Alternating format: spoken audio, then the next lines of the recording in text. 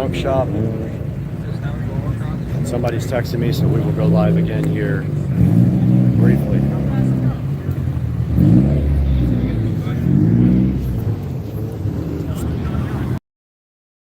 Hey everybody, welcome to the channel, Supercar Street Racing. We got a whole new look, and today we're taking a look at the Sunjoe SPX 3001 pressure washer. Stay with us.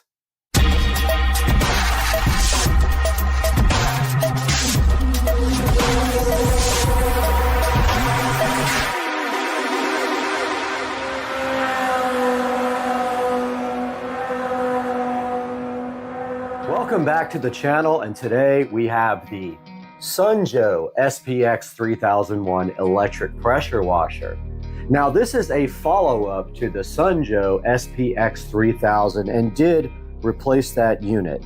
This went on sale for Cyber Monday, and I decided to go ahead and pull the trigger and get this awesome pressure washer after reading all the reviews. Now, some of the things we can look at on this pressure washer, some of the features here in the listing, it says that it has a powerful 14.5 amp, 1800 watt motor that can generate up to 2030 PSI or 1.76 gallons per minute for maximum cleaning power. It does have a built-in onboard hose reel, which I thought was awesome.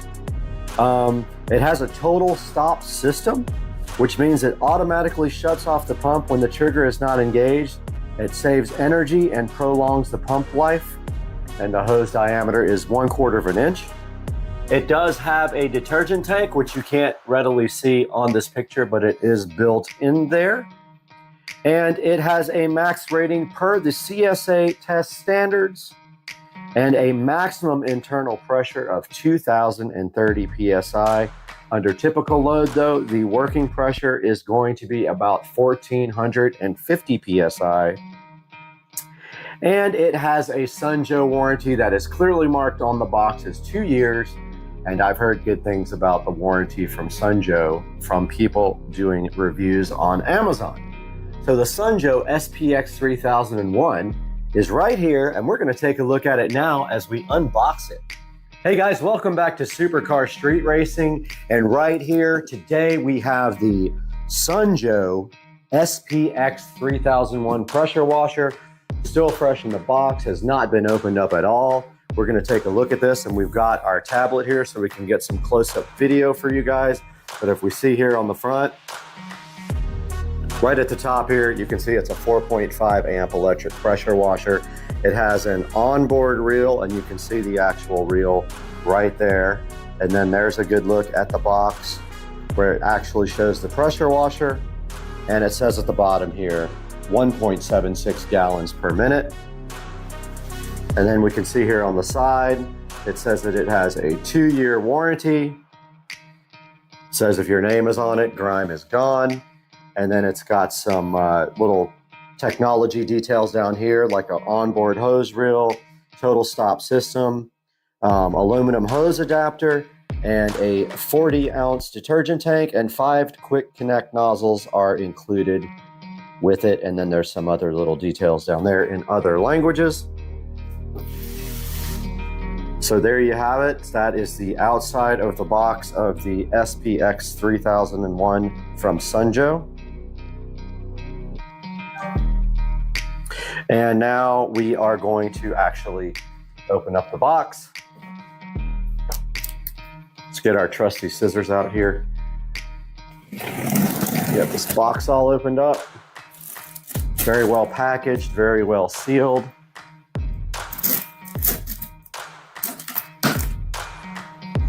And on the top of the box here, it says if you register today, you can get a 2-year warranty, 90-day bonus coverage, and it tells the URL here to register, and I will throw that up on the screen.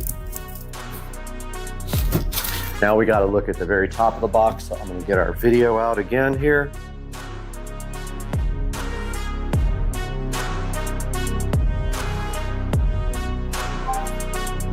Here we are on the top of the box of the Sunjoe. I'll tilt it a little bit that way for the other camera, but you can see right on top here, we do have some hose adapter nozzles. These are the actual spray nozzles that determine the pattern and the pressure. Those are right at the top here. We also have the adapter for the hose, it looks like, right here. I think that's what that is, and some various little pieces that go on the side of the device here, probably for just accessories and things like that. Put that to the side here. And then we have the actual unit is in the box after that. You guys can see it on the big camera, and I have it on the tablet right here. Let's get that opened up now.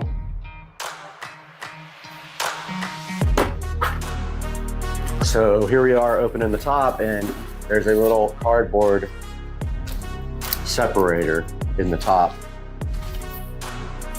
And directly after that, we have the Sunjoe actual pressure washer.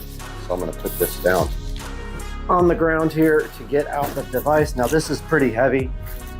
So yeah, you're probably gonna struggle a little bit, just like I did.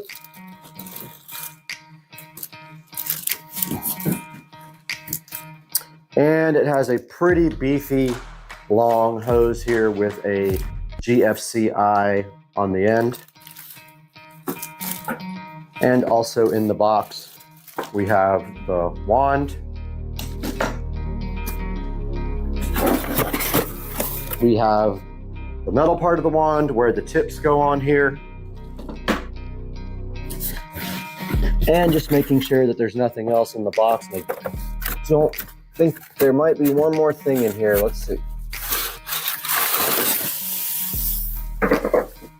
Okay. Yep, so that's it. There's nothing else in the box.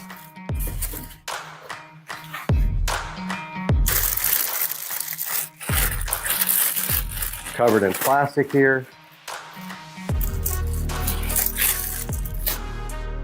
And you can see right there that you have a well-placed pressure washer condom right over your new Sunjoe SPX 3001 pressure washer.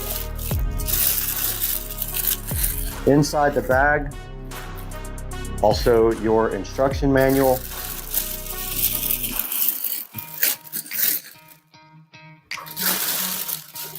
Pretty cool. The detergent bottle is on the back. Let me get out the actual tablet so we can take a look at this.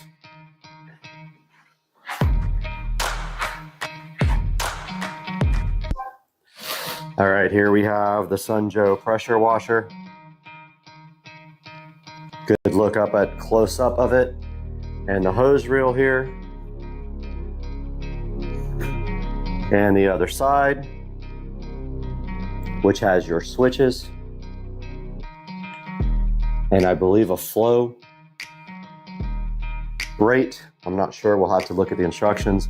And then on the back, there is a look at the back and your detergent tank.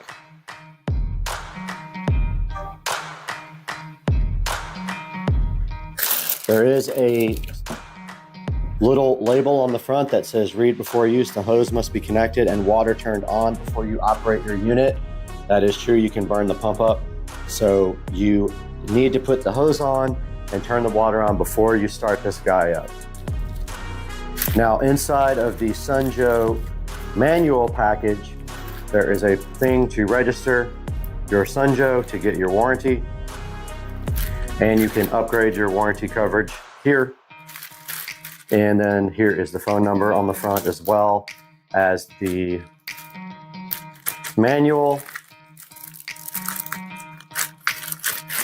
And so there is a good look at the Sunjoe right out of the box. Now let's take a look at the wand. Let's unbox this wand.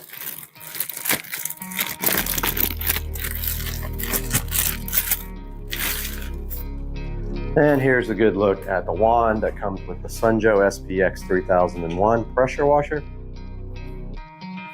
Feels kind of plasticky, but it does have good reviews. And then the hose actually screws on to the end of the wand right here. So that would be this hose. You literally just screw it on right there. And then you take your tip here.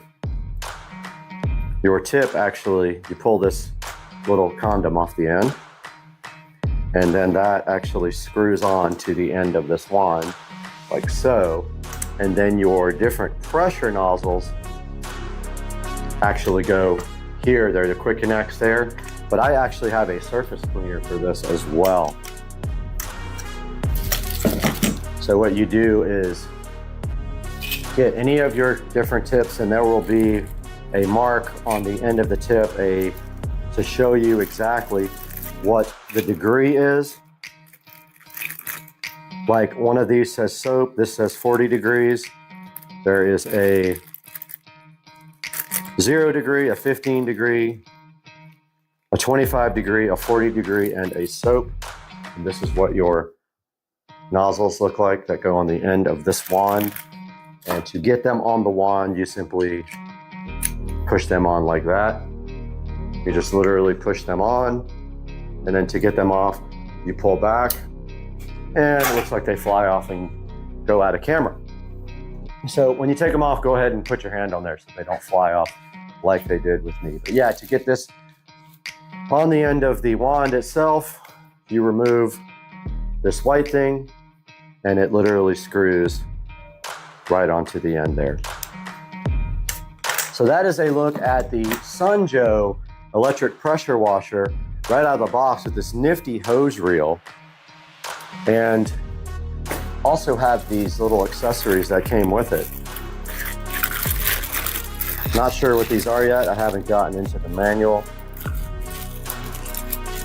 But these look like they go onto the actual device somewhere to store the hose and things like that. So we will break into that next.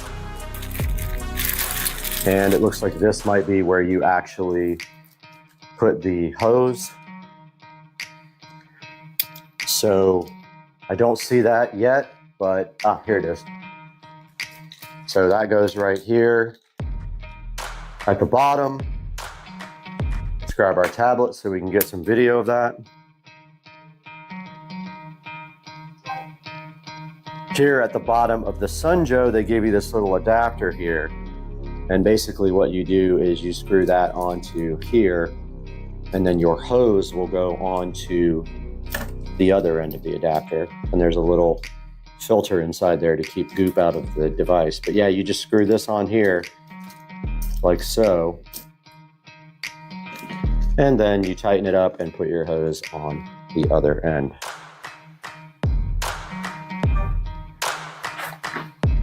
Next, we'll be taking a look at assembling the rest of this unit.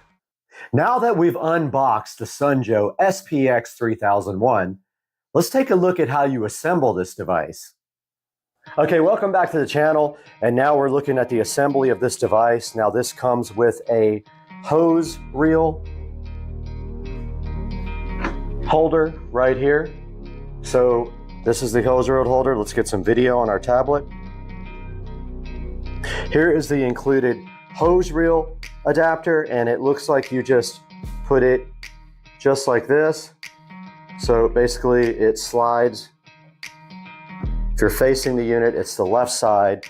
It slides right onto that, and then in the back side here, you actually put a screw. It comes with 2 included screws. So let's go ahead and get a screw into the back side of this hose reel holder now. So right on the back side here, you just put a screw into it like this. Pretty simple. Screw goes in pretty easy.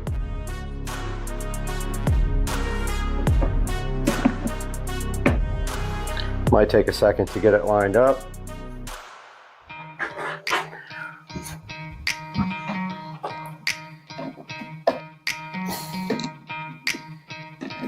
Just go ahead and drive that screw all the way in.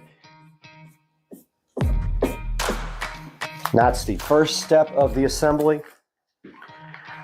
Now the second step is the spray wand protector, and it looks like it goes down here on the side. There are 2 little marks little like square holes. Well, they're not holes, they're squares, but they are on, if you're facing the unit, it is the left side down at the bottom. And let's go ahead and get some video of that now. Here is the spray wand protector, and it just goes into the side of the device like so. And then you are supposed to put a screw into that. So if you look at the manual here, it says that you put your screwdriver through the hole at the bottom here, and then you put your screw in right there. I know it's kind of difficult to see with this tablet, but there it is. Let's do that now.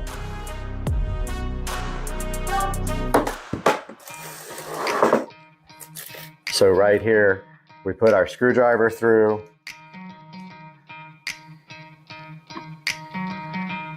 Well, it looks like you can't actually put the screw through the hole in the front, so you actually put your screwdriver through there, then put the screw on the end of the screwdriver. And then you can, well, okay, so it's not that easy. And it's hard to actually line up, but I think I got it. Yeah, they don't make that part easy, but it does go eventually.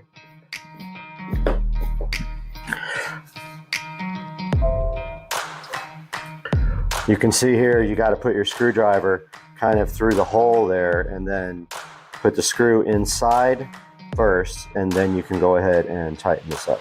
You don't have to go crazy. It's just going to be just like that, and you are actually done with that part.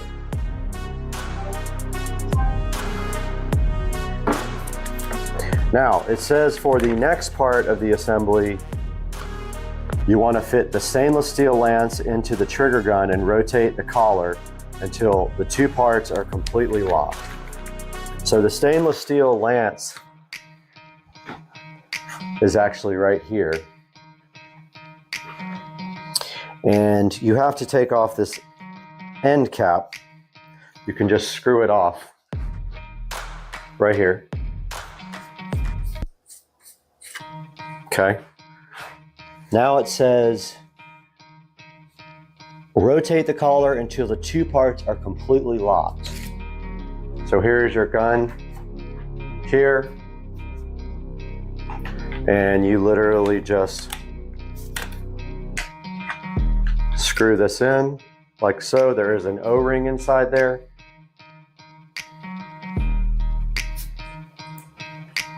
And tighten it up like this. It might need more tightening once you get outside, but that's pretty tight. If you have to, you can get your wrench right on the end there to tighten it up. That part is done. Now the next part of the assembly instructions are saying that they want you to go ahead and hook the hose up, I think. So let's see, 5. Connect the high pressure hose to the trigger gun. That is, of course, if you want to store it with this connected. You don't have to, but if you see right here, our little wand goes directly in like that, and then the protector is at the bottom. I'm not going to put the hose on yet, but you just screw this hose reel the same way you did it before. You screw the hose reel to the bottom of the gun, the wand. And that's how it stores the wand, which is pretty nifty, or you can store it backwards like that. Either way, does the same thing.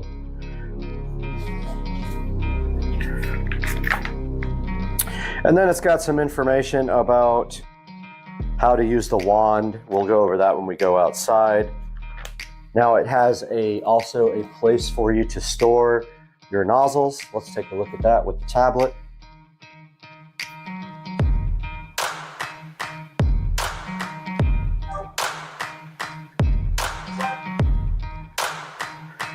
So some of that might not have gotten recorded with the tablet, it looks like, but first you take your nozzles here And I'm trying to figure out how they actually, yeah, they just actually just clip right on like that. And it's a good storage spot for your nozzles.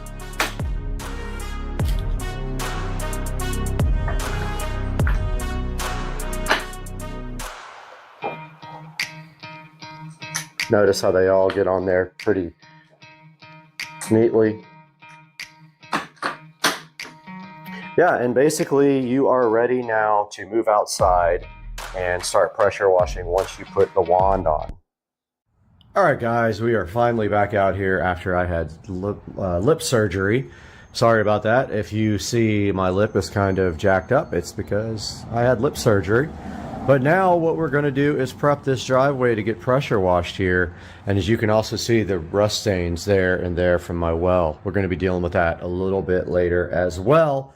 But for right now, we are going to get these leaves off of the driveway and get that garbage can out of the way.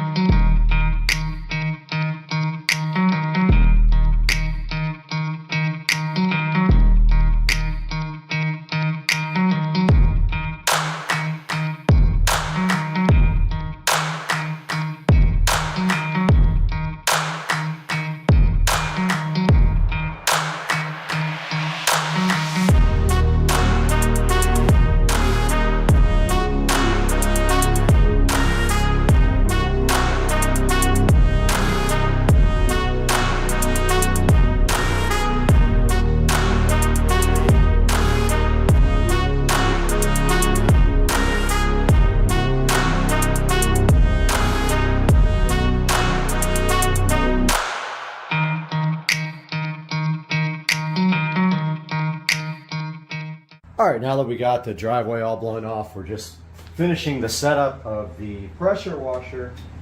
There's a little zip tie on the hose. And looks like the pool guy is here as well. But the next step is to put the wand onto the hose. Looks like there's a little O-ring connector right here,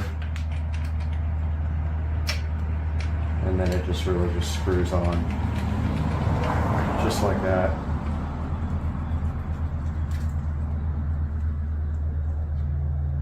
And that is that. Got a little tag here.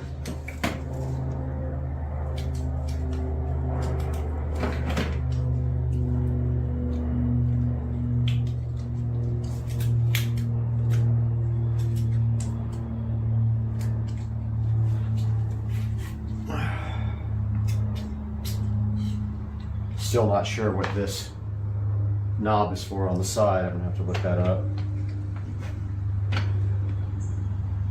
All right, that part's done. I'm gonna break out the manual.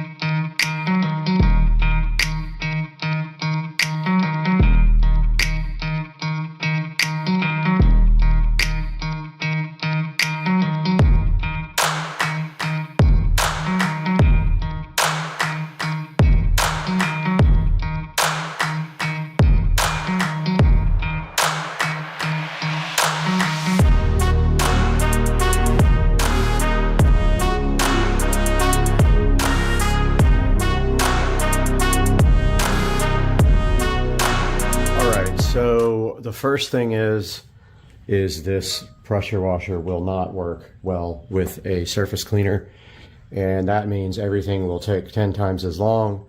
So I'm going to grab the gas pressure washer from the neighbor's house and give that a shot.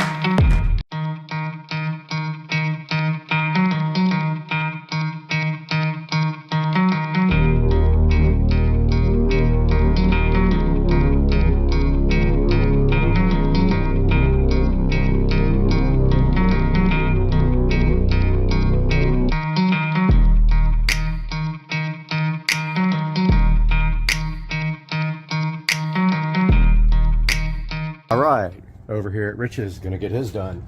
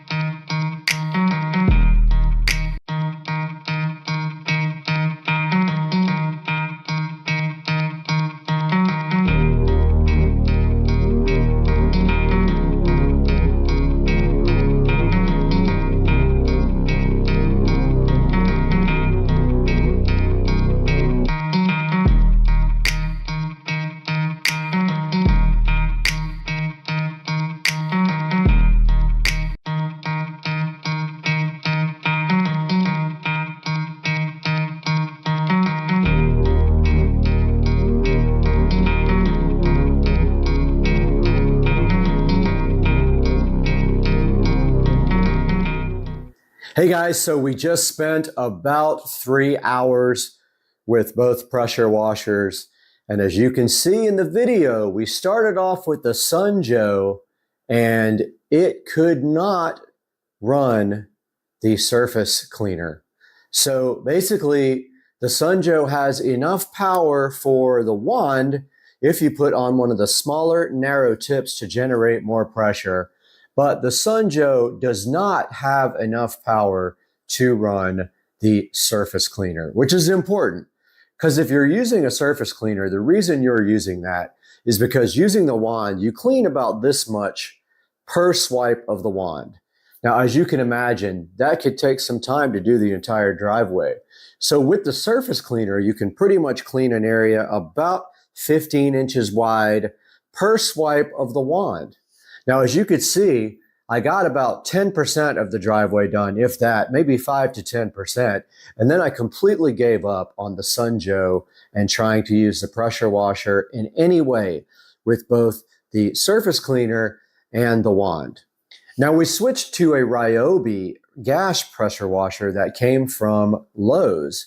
And I can't give you that model number because it is discontinued. Basically, this is what it boils down to. In the battle of pressure washers between electric and gas, the gas pressure washer is always going to win. Will the Sunjoe be okay for normal day-to-day uses? Can you pressure wash your deck? Can you pressure wash your bulkhead? Yes, you can do that. However, the pressure is barely adequate for the wand with a high pressure tip with a narrow angle. It will not run a rotary pressure washer tool. I'm returning the Sunjoe. As you can see right here on the screen, you'll see me clicking the return button now because it just doesn't work for me. I have a lot of area out here that needs to be pressure washed, and I can't use the wand. It would take me days to get all that done. Guys, I hope you enjoyed the video. If you have any questions, go ahead and drop them down in the comments section. Please like and subscribe as always, and we'll see you next time.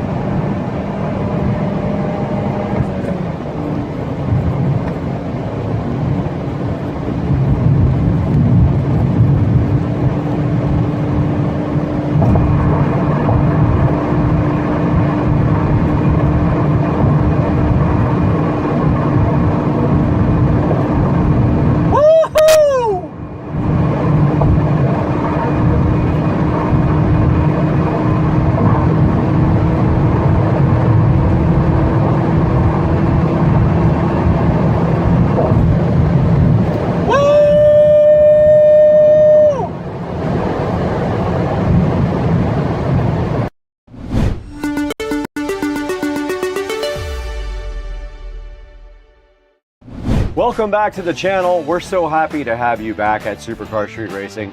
And you can see right here, we're out in Studio A. Our real studio where we do the most editing is right here behind me. And I'm so happy to have you guys back because we have another golf cart battery for you guys today. This time, Sysway reached out to Supercar Street Racing to see if we would be interested in installing their Sysway battery in a golf cart. And I said, of course, I would love to do that with you guys. They sponsored us, they sent us a battery. So today, we're gonna get that battery opened up completely, get it installed, and remove the lead acid batteries from a golf cart. Let's hang out today. I'm glad you're here.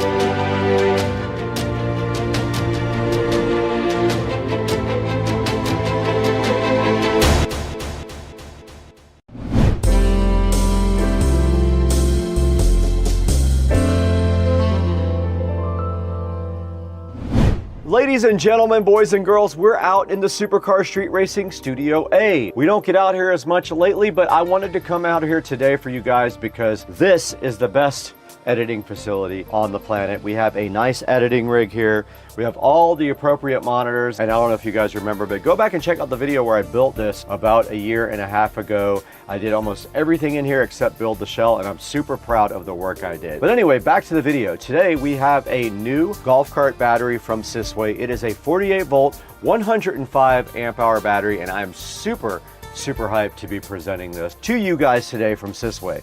Sysway did reach out to us at Supercar Street Racing to see if we wanted to work with them. And of course, I want to. So I want you guys to see this. I want you to have options on your batteries. You know we've installed batteries in the past. Today we're gonna go ahead and install a Sysway battery. Now this thing does come with an awesome charger that goes on board the golf cart. It comes with a nice display, and we're gonna get all that installed today. But first, there is one key element we have to do. We have to actually unbox it. Let's throw it over to Brad now, and Joe maybe. I don't know if Joe will actually make it, for the unboxing of the Sysway 48 volt, 105 amp hour battery.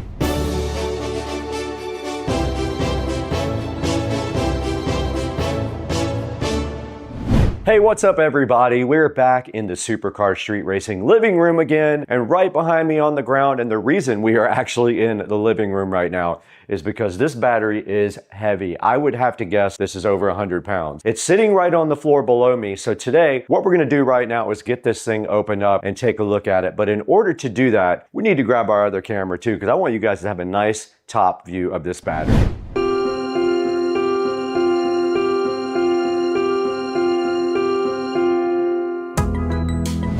All right, we're right in front of the Sysway 48 volt, 105 amp hour battery now. We're gonna go ahead and get this guy unboxed really quick. There's not gonna be a lot to the unboxing, but there is going to be a little bit of work here. The first thing we have on top is a nice user manual right here, as you guys can see. It is an envelope with some stuff inside of it, and directly inside of it we have a parts list, just like that. We do have a instruction manual right here as well that we will go through, but it is just like the other battery we did. Parts and instruction manual are in this envelope. Now right here next to that, we have a couple of battery post covers. There is a red and a black battery post cover right here. Here is a whole bag of hardware. So a bunch of miscellaneous nuts and bolts. Looks like some of these go to the actual battery posts. There's another box underneath that. I'm assuming this is the display. This is actually the display and the display cable in that box. And then this is going to be the charger. Here's our SCSR knife. And inside of this box is the charger. Now, unlike the other system, this charger does have a port. So it has a port and it does not use a regular extension cord. And then here's the business end of the Sysway battery right here. And it is damaged. It has been damaged in shipping. So we will have to let the manufacturer know that it is damaged. So hopefully it actually works. I'm actually gonna get it out and put it on the charger now to make sure that it does work.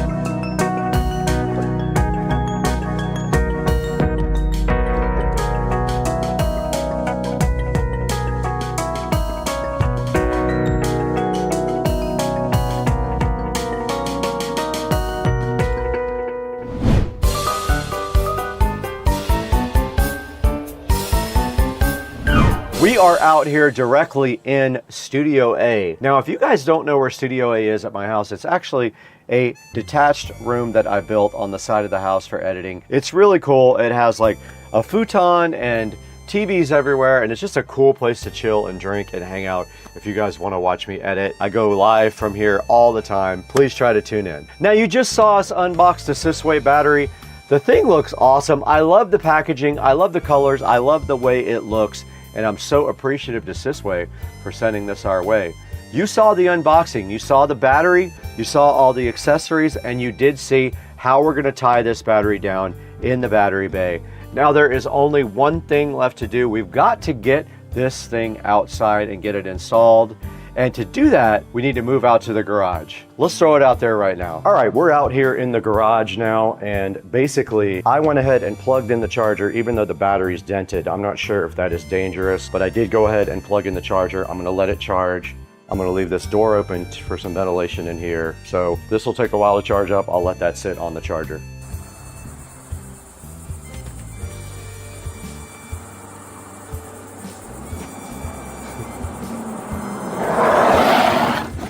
What's up, dog? Let's go get a car, baby. All right, let's go get a car. Smells like rubber now.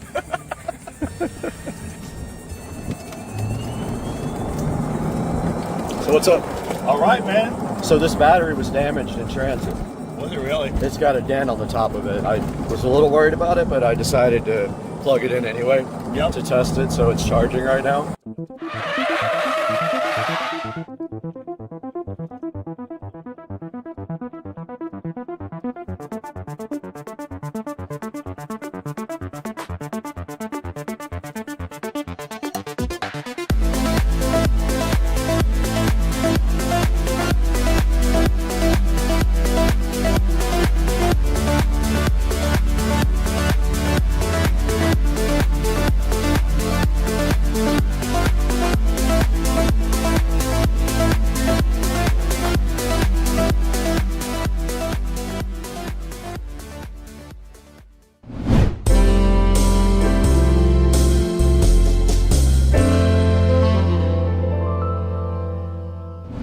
All right, we're back out here in the garage again with another golf cart battery. What do we have this time? Yeah, so we found a great sponsor of Sysway that brought us a nice 48-volt lithium battery. Right.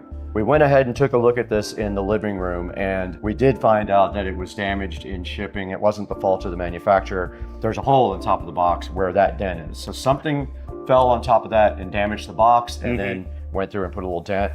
We went ahead and opened the app up and checked all the cells. They're all charging, so we don't have an issue there. Yeah, you're always at the mercy of the transit people and how they're delivering this stuff. So unfortunately, it just happens sometimes. But I will say a testament to the actual build of the box, because it's made out of metal and very well built, and it took a pretty good dent, no problem. I imagine maybe other batteries wouldn't have survived something of that nature, because it was a pretty good impact. Also, I did see the FedEx driver drop the battery off of his hand truck too. So it did take a spill directly off the truck. So there's that as well. Yep. So we don't have a whole lot to do today with this because it's a pretty simple install, but a lot of cutting. So what's our next step? So we found my buddy Mark that was looking to replace some of his older batteries with the new style lithium. So he's given us this cart. It's a 2013 Club Cart Precedent. We've done a couple of these, so I think that this is going to go very smooth and very easy. This is a great product, great setup. We're familiar with something similar to this. Yeah. So I think it'll go really, really fast. So the first thing we're going to have to do is get all the old batteries out of there, all these lead acid, dirty, nasty batteries. And that's one thing we want to show you, because that's the important thing about switching to lithium. These batteries that he has in here have not been in there very long, but like when you look at it, it's disgusting, because the overflow of the acid and all the fluid that comes out of these batteries, it just attracts dirt. I know as someone that has a lithium battery that my bay stays beautiful. It's perfect because there's no dirt coming in there. There's nothing to stick to. So that's the first thing, is get it out of there. We're going to clean it, prep it to make sure that it's ready to take this beautiful battery, and then we'll start the process of installing. Okay, cool. We got to get some tools together. We're going to do that, and then we're going to get these batteries directly out of there. Sounds good. Okay, you guys just saw the cart that this is going in. We are installing this for one of my friends, and now the very next step in this is obviously we got to get those lead acid batteries directly out of this cart. Now the lead acid batteries are coming out because they are old technology, and now the new lithium ion is so much better. It doesn't leave stuff all over your garage floor. It doesn't require you filling it up with water. They just work great. They have more power output. They last longer, and they are eventually way cheaper than lead acid. Let's go ahead and get those lead acid batteries removed right now from the cart in the garage. All right, so one of the first steps that we have to do anytime that we're changing out the batteries is obviously get into the battery bay and take out all the old batteries. So we're gonna go ahead and remove the seat here. to expose the battery bay itself. And I wanted to kind of talk a little bit about why everyone is so excited about moving over to lithium. There's a lot of benefits to lithium, but this is the one benefit is the cleanliness that you get with it. This is a great example of a golf cart that is taken well care of. As you look at the outside, it's in nice shape, it's clean. These batteries, they're called flooded batteries. When they're charging, they exude a liquid that comes out of it that's part acid, part water, and it just attracts just dirt everywhere. If you look at this, the other thing is that there's a lot of corrosion that's built up on these battery terminals. And that's the other big thing that drives me nuts, because anytime you're dealing with that, you're gonna have problems with connectivity, or with contact, I should say, and it causes all kinds of issues. So doing this upgrade is really gonna make life a lot easier for him for so many ways, but the most important is how clean it's gonna be and how nice and easy it is to deal with. What we're gonna get started on is getting all these batteries out. It's a little bit of a process. They have these here that are basically tie downs, we'll call them. These have to come out. They're a little bit of a pain because there's a long through bolt that goes all the way through. We'll remove those out of the way, and then we'll start taking out each one of these individually. Okay, we're back out in the garage now, ready to remove these batteries. So Joe is looking for the appropriate socket here. We've got the impact driver here ready to go. Basically those come out. Here's a bag for all the stuff that comes out.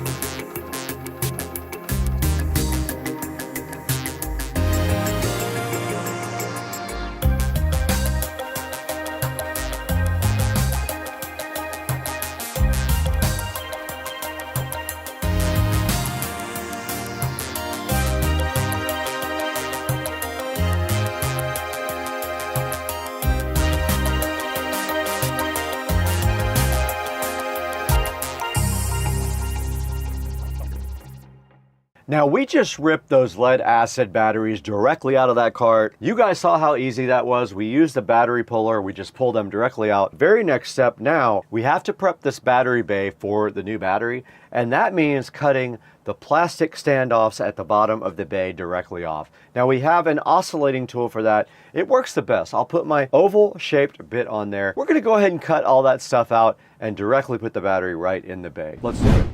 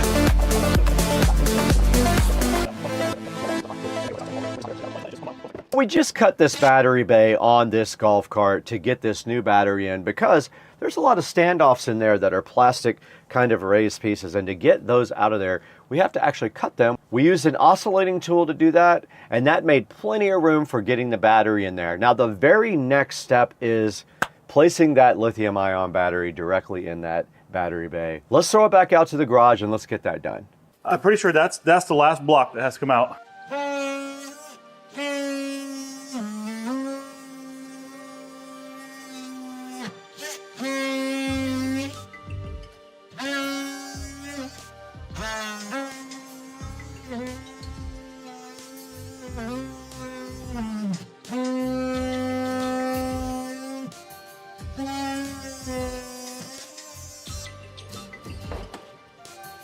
Go for it.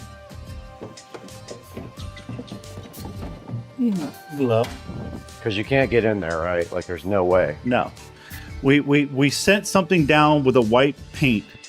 Get a couple washers. Bigger washers, Yep. flat washers for the back at least, because it's fine on the front because these will be tight as long as the head's the same. All right, guys, it is very hot out here, but I am about to start the process of putting in the wiring. So basically, I think the blue was negative here for the lights on the golf cart. So I'm gonna go ahead and connect to the positive. I'll come back through after that and do some wire management. Battery is off.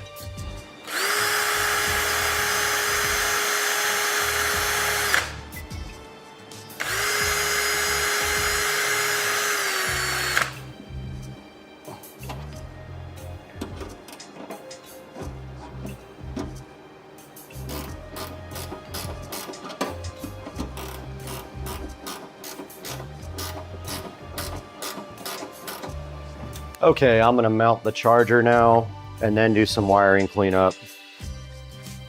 But there's gonna be a lot of extra wires in here that we're not using, but I've got some screws here for this.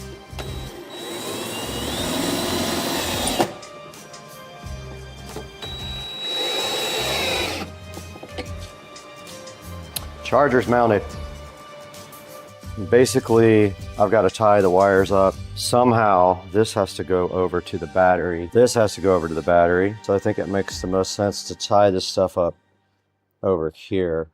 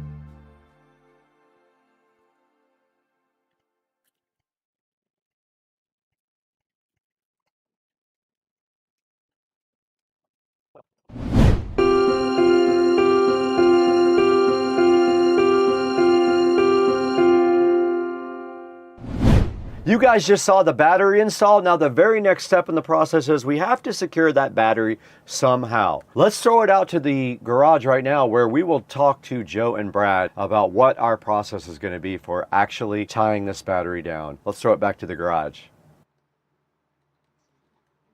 All right. Yep.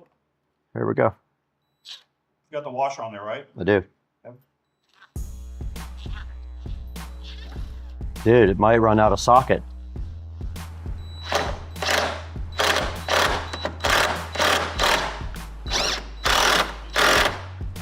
good? That's it. It ain't going no more. Is it tight? Tight as. The other side should be easier for you.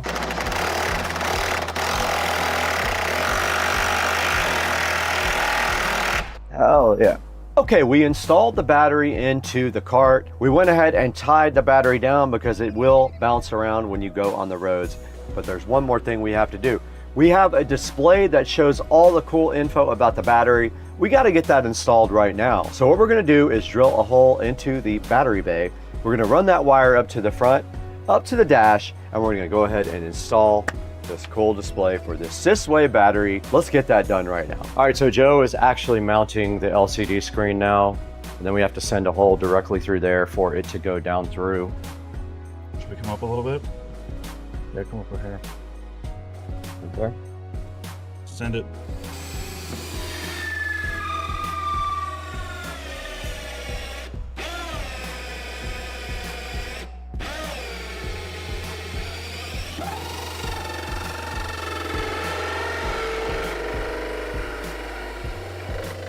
It melted the plastic. It definitely did. But it doesn't have to be like super strong. I don't think mine went through the plastic. It's been totally fine.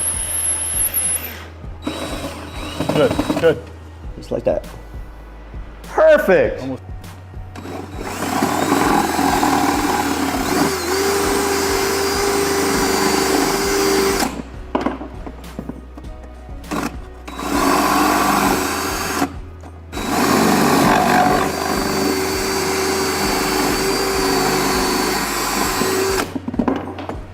Pull it, pull it. Hold on. A hammer? Did you find my hammer? Yeah.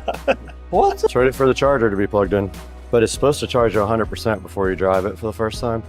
All right, test the port. And charging. Perfect. Let's top it off. It'll only take like 10 minutes. Let it top off before we go.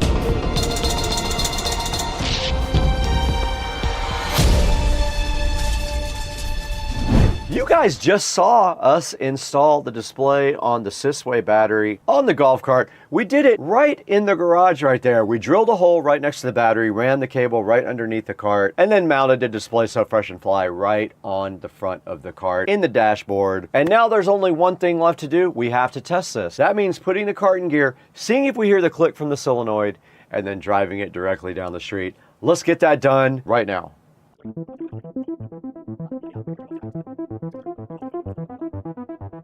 Oh, What's up, dogs? What's happening? We hooked you guys up with something special for your golf cart. You want to see? You want to see the new? You want to see the new? Yeah, it's from our YouTube. Subscribe to me. Oh, If you guys subscribe to me, I'll subscribe to you. This is gonna get 100,000 views, easy, maybe more. All right, you ready? Come check it out. Look at your new lithium. Look at your old batteries, and then Old look at junky this nasty lithium. batteries. And now we're on to that. Lithium. Yeah. Is that cool? Well, that's for you guys to rip, and it has more power, and it'll go further. Nice. And then you guys are gonna be on my channel. Well, it's not that popular, so you have to put like the @ symbol. Then. Oh, Fishing Crew 20. okay. All right. All right, man. We Yeah, got it. Get that on there. Okay, I had a whole plan to show you guys the app and all the batteries that are in the app, but the app stopped working for me. It is called Zeozang Electric app right here, the elephant one. And when you do go in it, it shows you your battery charge state, your voltage, your current, your power. And then at the very bottom, it actually will show you all of the cells in the battery and what their charge state currently is. For some reason, after I used it one time, it kept saying my user information didn't exist. And then of course, my recording was a black screen the whole time. So I wanted to quickly come on the app here with you guys and show you the basic app. Yeah, that's about it. It has a history thing. You can go back and look at your capacity, your amp hourage, your temperature, and things like that for your battery. There's nothing you can really do in here to change things on the battery. It doesn't allow you to do that. So you're very limited to just basic information like charge and things like that with the battery. Sorry I couldn't get the actual footage. It did record in black, but hopefully this is a good enough overview of the Zeozang Electric app. And remember, when you're looking for it, it is the little blue elephant icon.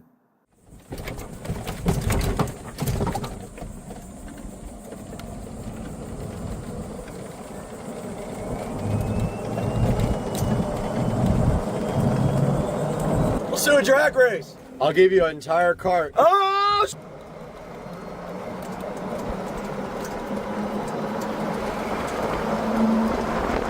Smoke that bull! Hey, what's up?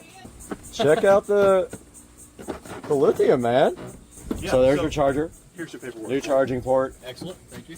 Very simple, I like it. So easy, man. And I leave mine typically. That does look good. And then your display's right there. So the battery's on 92%. Check out the new battery. Like, it was crazy. Isn't it cool?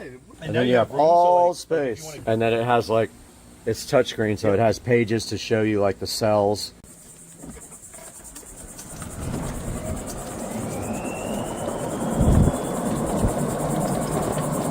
Acceleration was that fast? No, it's way faster. It seems better. Way faster. I drove it before. I think it's a lot better. It was not that good. Yeah.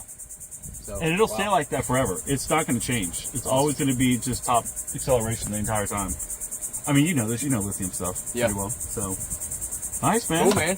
Guys, thank you very much. Yeah, yeah. Y'all have a good day. Absolutely, Appreciate it, man. man. You're All right, I'm welcome. outta here. Later, brother.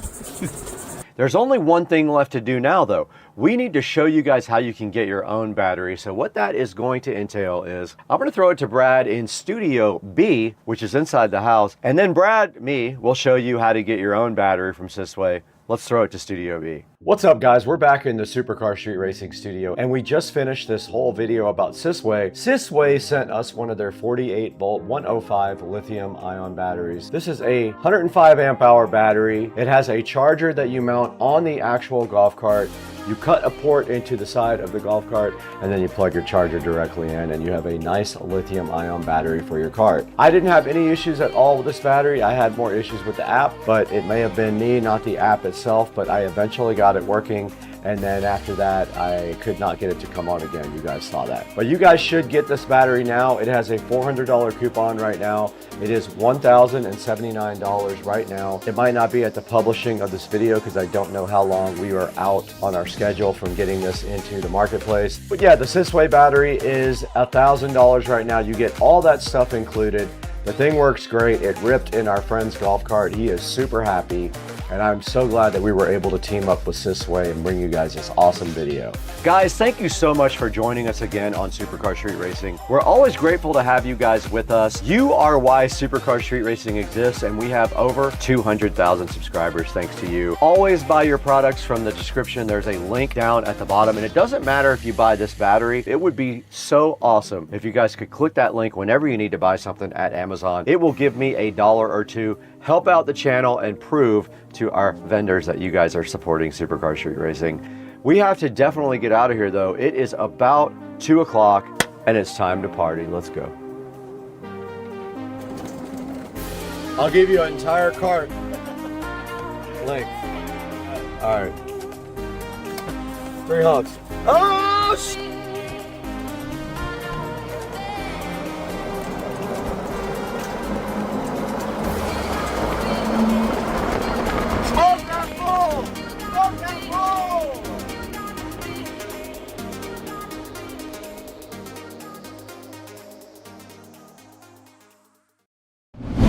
we're back in the Supercar Street Racing office right now in front of the M audio keyboard and the Supercar Street Racing channel here, and you can see that we have 1,200 videos exactly, and that is amazing. Probably a little over 1,200.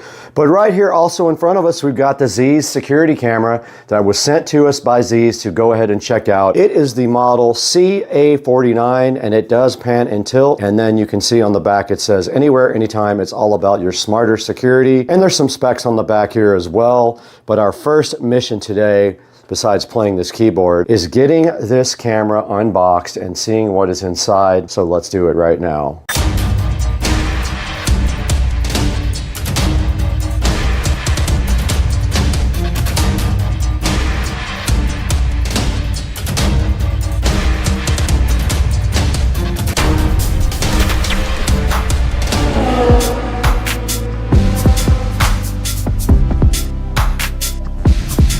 Welcome back, guys, to Supercar Street Racing. Again, we are standing in the Supercar Street Racing office with the M audio keyboard in front of us and the Supercar Street Racing channel to our left here. But our mission is very focused today on this Z's smart security camera. And you can see right here that it uses the app, and there is a barcode right here on the side for you to scan the Z's home app.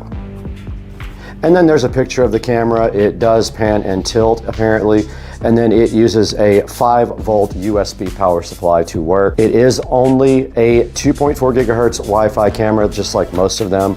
I don't know when they're going to start coming out with 5 gigahertz cameras and other devices, but they are not yet. And it does use USB Type-C, which is awesome. So this is the CA49. If you're looking for it, I will put a link in the description. But now let's go ahead and get this opened up.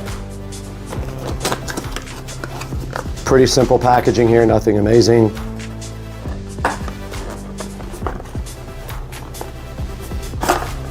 And that is probably the power wire there.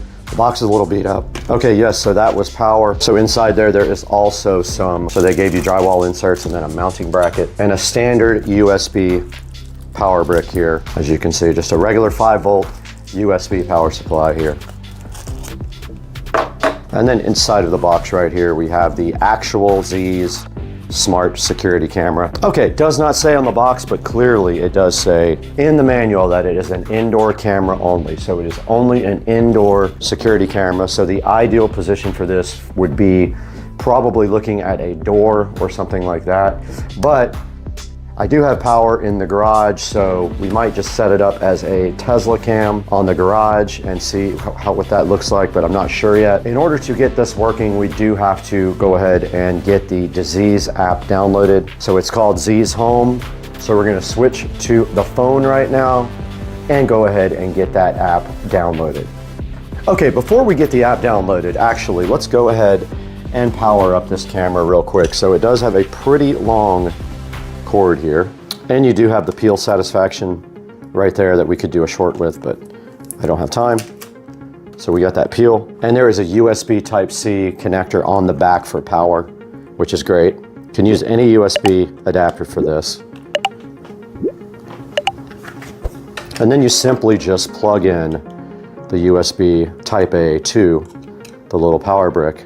Or I could power it with this laptop if I really wanted to. All right, I did apply power to the camera, and there goes the camera spinning around and making a lovely sound there as it initializes. And it did go ahead and tilt up and down and spin around to prove that it does work. Now let's get this app. Nice. It's making noises. All right, we're in the Z's app, and we're gonna add a camera now. It says new device found. There's a serial number. Now we have to go ahead and put in the Wi-Fi information.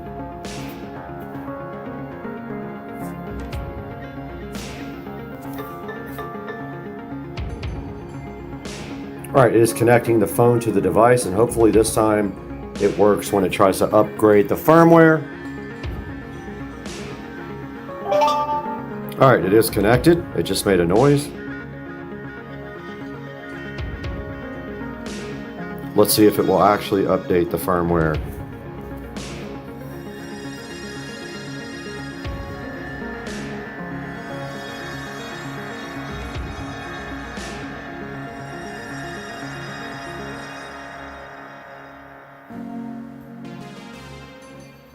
All right, it says update. Let's see. Let's see if it's going to update. Okay, it's flashing blue. Firmware is upgrading. Looks like the camera is restarting now. Let's see if it actually comes back up. And it is blue again. And the camera looks like it is back online. And yes, it is. And here is me on the camera.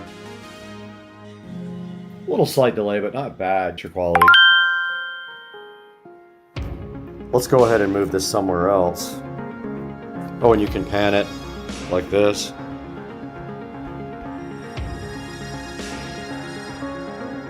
Tilt it like this. And it's at 2K resolution now. And here I am on the Z's camera. Looking so fresh and so fly, dog. Let's move it somewhere else. I'm gonna mount it up in the corner there where there's already power and you can see the entire garage from this side.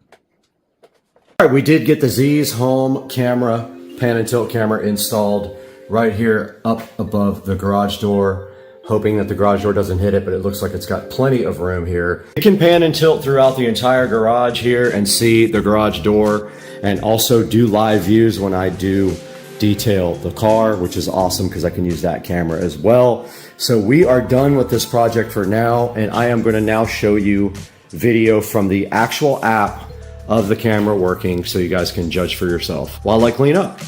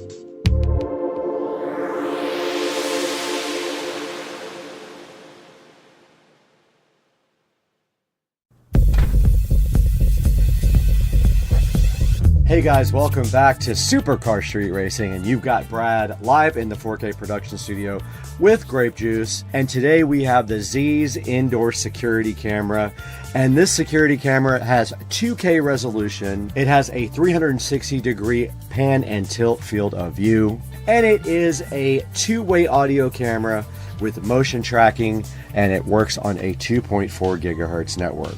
Now, if you do get this camera, just be aware you probably should get an SD card so that you can go ahead and record to the camera. The only other way you can record is with the app directly to your phone. So pick up a 256 or a 128 gig SD card for use in the Z's pan and tilt camera. Now you can see right here in front of me, it has 209 ratings with a total of 4.2 stars. Now I did have some freezing up in the video, and you did see in the video there that it was up converted from 2K, which is the camera native resolution, to my timeline resolution of 4K. So just be aware that was all blown up a lot. The freezing in my video was just from my Wi-Fi problem, so I didn't have any problems with the actual camera. And you can see right here and right now, if I open the Z's app and I hit play on the camera, we have a live view right now of the SCSR compound, and we can go ahead and pan and tilt all around there also if we want to. And this camera is $19. It is very cheap right now for the next 3 hours. I will put a link in the description. I'm going to publish this video ASAP so you guys get this deal. It's 50% off right now. Check out my description and go ahead and buy the Z's pan and tilt camera. We can't stay here anymore. We got to go to the garage. Somebody broke in.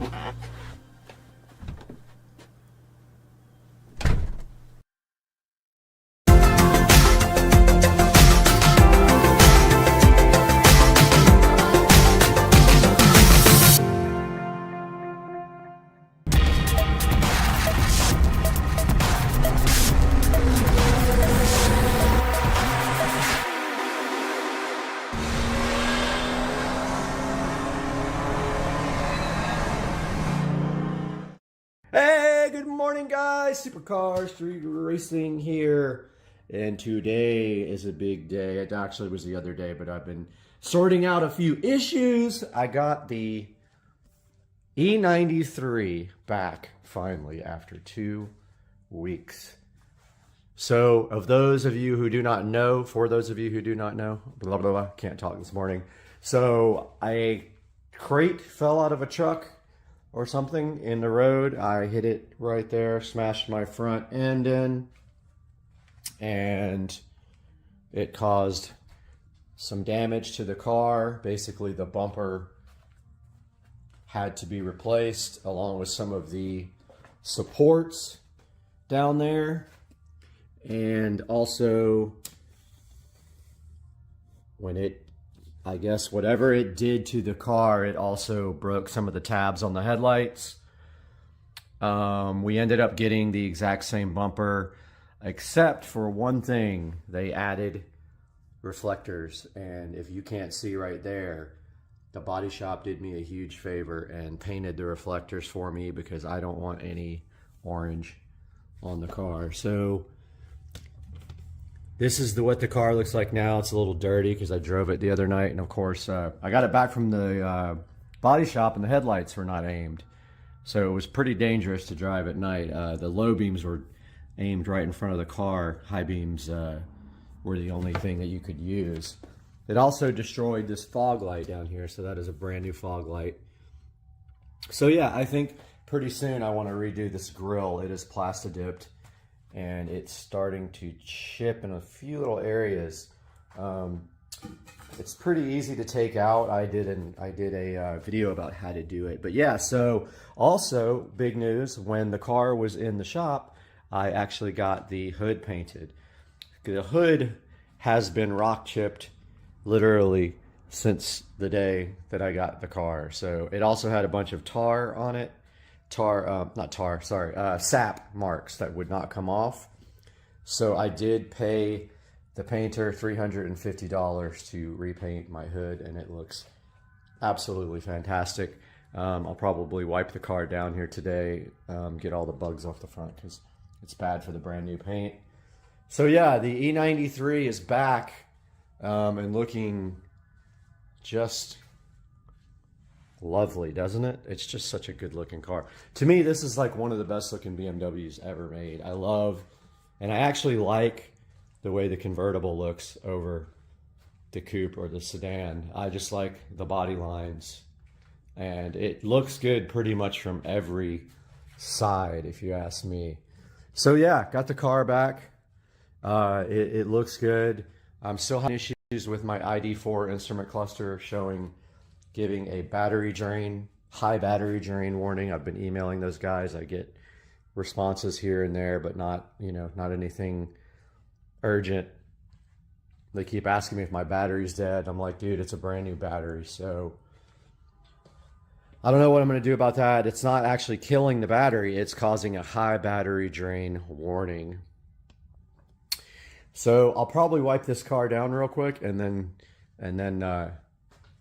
give you guys another look at it. I think I'm going to do that now.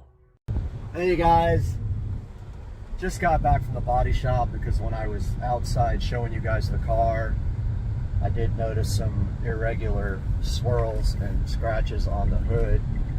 Took it back to the body shop only to realize that what I asked to be done was not done. I thought we were stripping the hood down to the metal and painting it. We didn't. They didn't.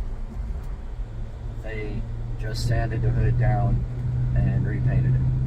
So for what I thought was a good deal for $350, really wasn't that good of a deal. We could have just gotten a brand new hood and painted it, or a used hood and painted that. It probably cost, double, but it would have been perfect. There are some irregularities in the paint. There's some dimples and a few little specks of dirt, but at this point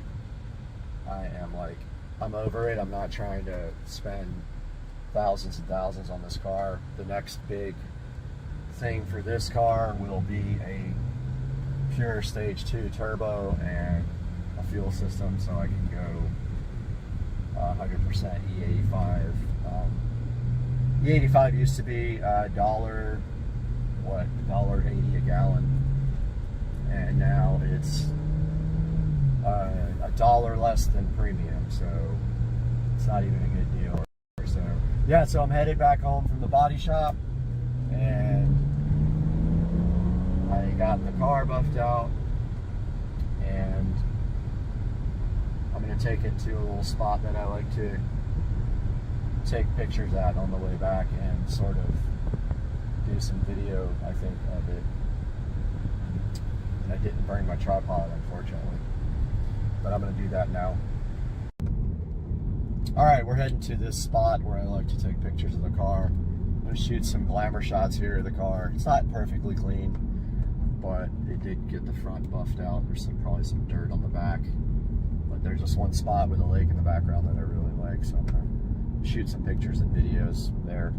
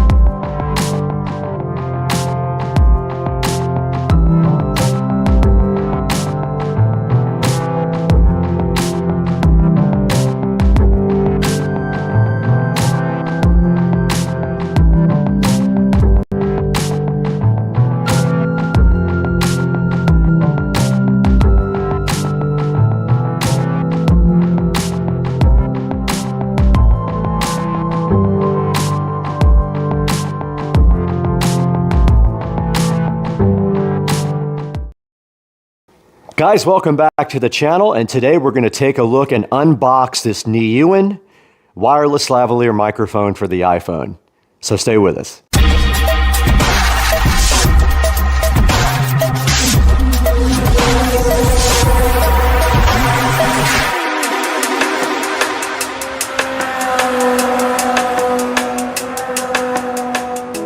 Welcome to Supercar Street Racing. If you're new to the channel, thanks for joining us.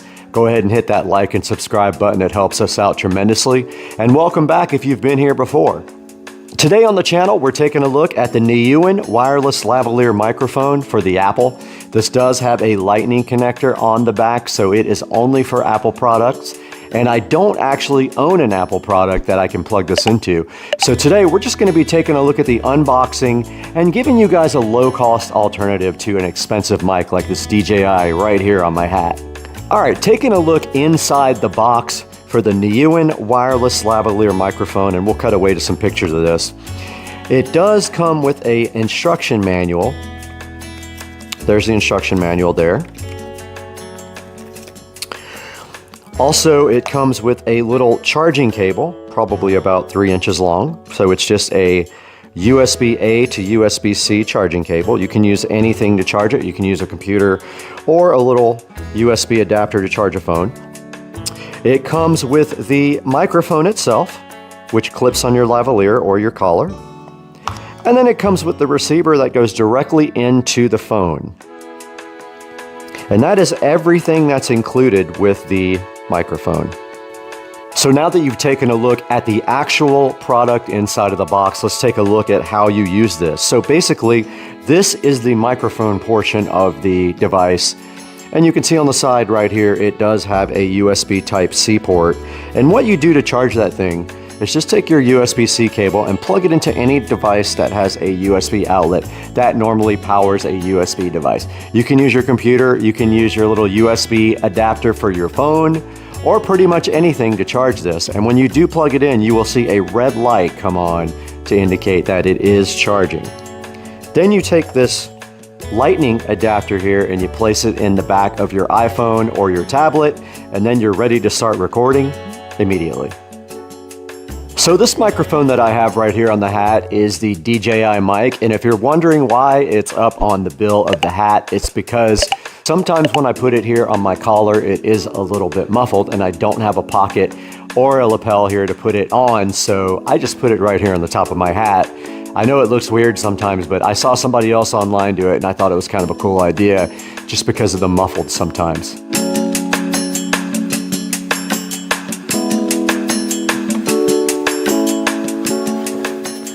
Welcome back to Supercar Street Racing. We are here in the beautiful 4K production studio once again to be with you guys to talk to you a little bit about this wireless microphone from Nylon.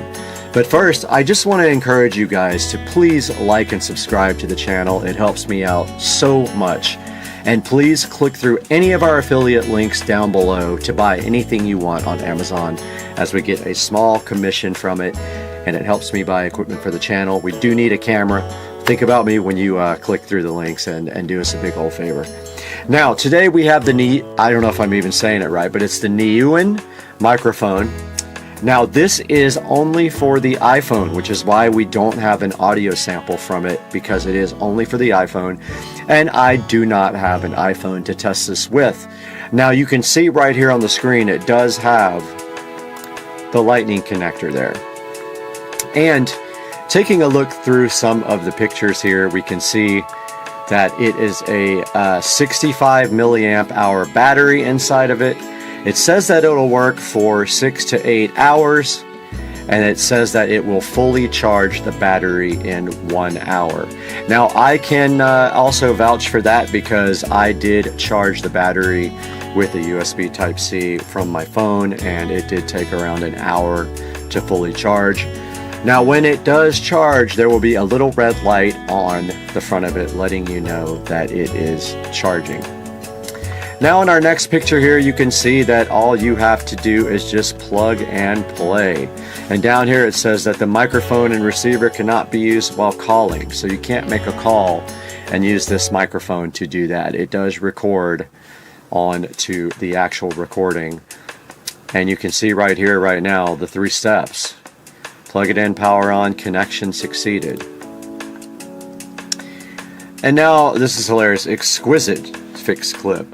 Yes, it is a built-in windproof. It has built-in windproof, it says. All-round recording, so meaning it can record pretty much anything. Full and rich sound. It holds to your collar firmly. It is fixed but not rigid. And it has a flexible position on it.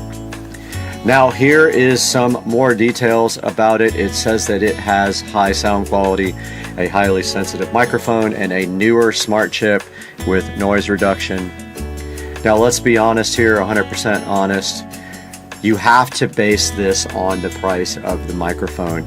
You cannot for a second think that this microphone is going to sound like the DJI mic. This is an $11 microphone. The DJI is around $300 if I remember correctly. So you're going to get exactly what you pay for in this case, and I'm sure you know that. Now, this thing has 14 reviews, and they are all 5-star reviews, so that says something about it. But down here it does say that it's a new upgraded microphone, unrivaled audio quality, automatic noise reduction, built-in windshield. I think it's supposed to mean windscreen or not a windshield. That's on a car. Wireless freedom, so I mean, you're totally free with this, right? I mean, you're free anyway with your phone, but this gives you a wireless mic to walk away from your phone with.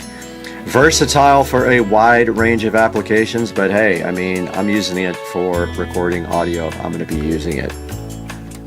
Now, looking at the reviews here, all 5-star reviews. Great little mic. I think they meant mic. It says mix for just over $10. Nice and easy to set up and use. Great value for the price, and they did put a picture of it in there. Worked within a second, simple to set up, literally plug and play, which is definitely what it should be. Awesome, fast shipping, and great quality. Microphone is amazing, works well. More pictures here on this one. This guy says excellent, and it's in Espanol, I think.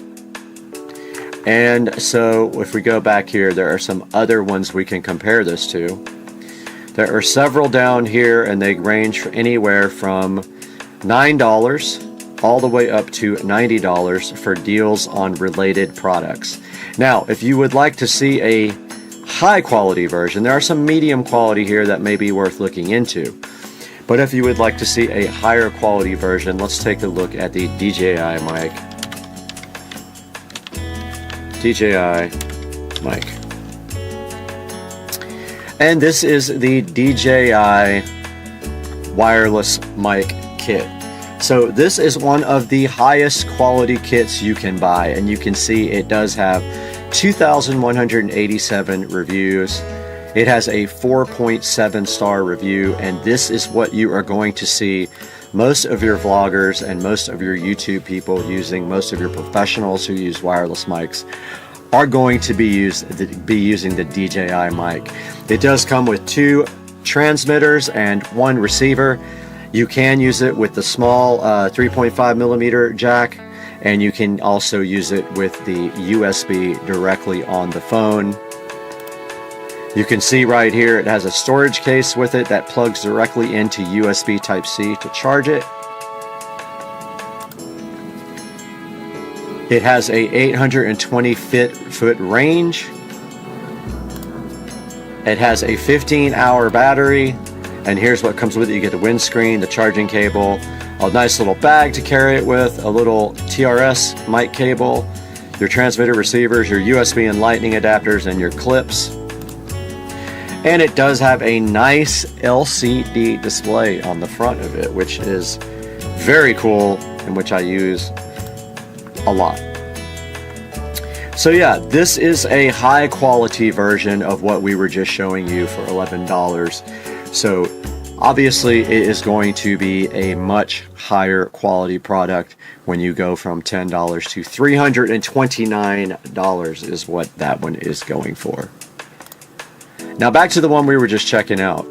There are no videos for this yet, so I was going to play a video for you and thinking maybe they might have someone that has a video review, but there is not one. So at some point we will take and get an iPhone and we will make a better review for you guys, but as of right now, this is all we have on this because we can't actually plug it in and listen to the sound quality.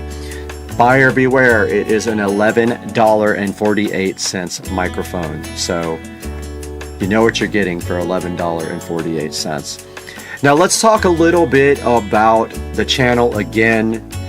Supercar Street Racing is a channel. We do video reviews, we do house stuff, we do power sports, golf cart, mini bike, Tesla, everything. And we so much appreciate you coming to the channel and supporting us. And please, once again, like and subscribe and click through our product links. Even if you're not buying this microphone, I'll have a link to it in the description. But even if you're not buying this, go ahead and click through that link and purchase anything on Amazon, and we will get a credit and we will get a small amount of money to put back into the channel because, as you guys know, we do lose money on the channel. Thanks again for tuning in. We'll see you next time with some more content on Supercar Street Racing. See you guys later.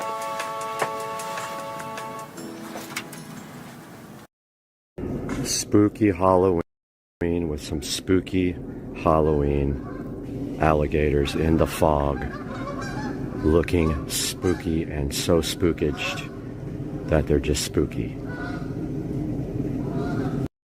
Welcome back to Street Racing, and you've got Brad here, and it is a beautiful day in northern Florida and a perfect time to talk about the summertime coming your way and a product that not only is inexpensive but high quality, and we will show you guys that today on Supercar Street Racing.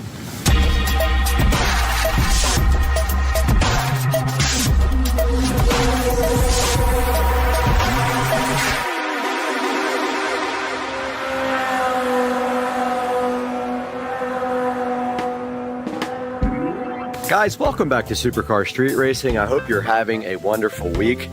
I know I am, because look at that view and look at that pool, and it is about 85 degrees out here today. It's going to be the high, and it is absolutely beautiful. And I did get all this concrete, this pool deck, and the fence, and the soffits and gutters all washed and sparkly clean yesterday. About 4 hours worth of work. But today we are here to tell you about this ABC canopy umbrella that I just purchased from Walmart.com. My other umbrella went somewhere else in the wind. I don't know where, but like an idiot, I left it open and it is gone. So this is the ABC canopy umbrella. Now this sells from Walmart.com for the unbelievable price of just $35 delivered right to your door. Now, I won't ever make money off of Walmart selling their products because I don't get any kind of affiliate. I only get it from Amazon, but I'll put some comparable Amazon products down in the description. But what I wanted you guys to see is that I already had a base here. It does not come with a base, but I used my old base, and I replaced my Mary Poppins Gone with the Wind umbrella with this lovely umbrella from ABC Canopy. And yes, my clock is wrong back there. I have to fix it. But I wanted to kind of give you guys an idea of how this looks and how it operates. And so I have it actually folded in right now because we have some lovely wind going. As you can see, it's actually really nice out here and it's cooling me off greatly. So next I'll show you guys how this thing operates. Alright guys, we are back with the ABC Canopy umbrella from Walmart.com. And the first thing you can see on this umbrella is that it comes with a tie strap so that when you have it in the down position, wind won't get under it and start Mary Poppinsing it away like what happened to my old umbrella. So I have this tied up right now because it's pretty windy, but I'm going to show you guys the operation here. Pretty straightforward. Unlike my other umbrella though, it does have a way to tilt it, which I don't think I will ever use here. But if you just pull up on this and then you can reach the ratchet just enough for you guys to get under here, and I can show you. So basically there's the ratchet and there's the pull string underneath it. This will give you an idea of how the thickness of the fabric is because you can kind of see through it. I wouldn't say it's the thickest fabric in the world, but it looks like a pretty good amount. And this guy does have really good reviews on Walmart.com. So judging by its reviews, it might be a product that would last. And that is debatable because nothing lasts in Florida over a few years. Everything gets moldy and mildewed and things just tear down in the humidity, the heat, and the rain of sunny Florida. There is the tilting mechanism, which I have not exercised yet because I don't need it at this point, but I have heard that it works pretty good. There is the mechanism for the drawstring, and you can see already that it's trying to fly away from us. And here is a good look at the top of the umbrella. And you can see it has a nice brown ball thing at the top. Overall, pretty nice quality. We'll step back here for you to take a better look at it open. And there it is, wide open, looking beautiful above the extra patio table. And you can see now why I'm going to be retracting it, because the wind is pretty high today. So to retract it, you just go the opposite way until it's down enough for you to then just kind of squeeze it together like that. For storage, you go back to your drawstring, wherever that went, right there, and then you just tie around it, which is impossible with one hand, and I don't have my tripod out here, but maybe I can manage to show you. So that's all there is to it right there. Pull the string right through and tie that thing up, and that is going to secure it, which I'm going to do now. 10 seconds later, this umbrella is secured and ready to go, and the wind is not in danger of taking it. And under here in the actual table, that little crank is what secures the umbrella to the table and the base. So this guy is ready to be safe and not blow away in the wind. And now we will go inside and take a look at this on the Walmart.com website. We are right here in front of the computer again on Supercar Street Racing. My name is Brad, and I'm so happy that you joined us today, and we can take a look at this ABC Canopy umbrella from Walmart.com. Now, this is the actual Walmart.com site with the umbrella up, and I did order the 9-foot umbrella, which is pretty big. You can see outside there that it actually covers the table and then some, which I'm really super happy about because I didn't know how good or bad this umbrella was going to be. But if you look right here, it has 4.8 stars, which is solid. If you go into some of the Amazon umbrella orders, you're going to see that they have a lot less, and especially the solar like LED light umbrella that I was thinking about ordering from Amazon.com. Now here's some of the pictures of the umbrella. This is the exact color that I got. Notice here that it tilts. I did not demonstrate that tilting on mine, but it does tilt right there, which is nice. My old umbrella did not. Here are the dimensions of this umbrella. Here is a couple of fun people on the beach chilling out under the umbrella. And here it is on someone's deck and looks really good with this little table and 4 chairs around it at their house. Looks better out here with the pool though, honestly. It says right here it's waterproof and UV protection, so we'll see when it rains exactly how waterproof this is. Auto tilt, I think that might not be auto tilting because you have to actually do it yourself. It doesn't automatically tilt. And you crank this to open and close it. Here is a good shot of the umbrella in the closed position. Back to the actual listing here on Walmart.com. You can see there's some other ones down here for even cheaper, but they don't have the ratings that this guy has, and they have one down here that is kind of broken up into sections that looks a little different. And then it talks about down here all the features of the umbrella. Like it says it's 100% polyester, water, UV, and fade resistant. I will keep you guys posted whether it is actually fade resistant in the long run. The pole's 1.5 inches, so make sure that with your table and your base, this pole is good enough to work with your system at home. 12 colors available, and here are the colors. This says 11, one of them is not available at all, and that is the super light blue. That is actually the color that I have. It must have sold out after I bought it. It has 8 ribs in the actual umbrella that keeps it sturdy and supposedly gives it longer life and is able to deal with weather better. It says excellent fabric. I don't know what that actually means, but it is excellent fabric, and sure enough, it is sold out now. I must have bought one of the last ones available. It says you need a 50-pound weight is what they're recommending for this. There's an air gap at the top, and what that does is lets the wind blow through it, and it doesn't pick up on the umbrella, because I can tell you for sure that mine went bye-bye.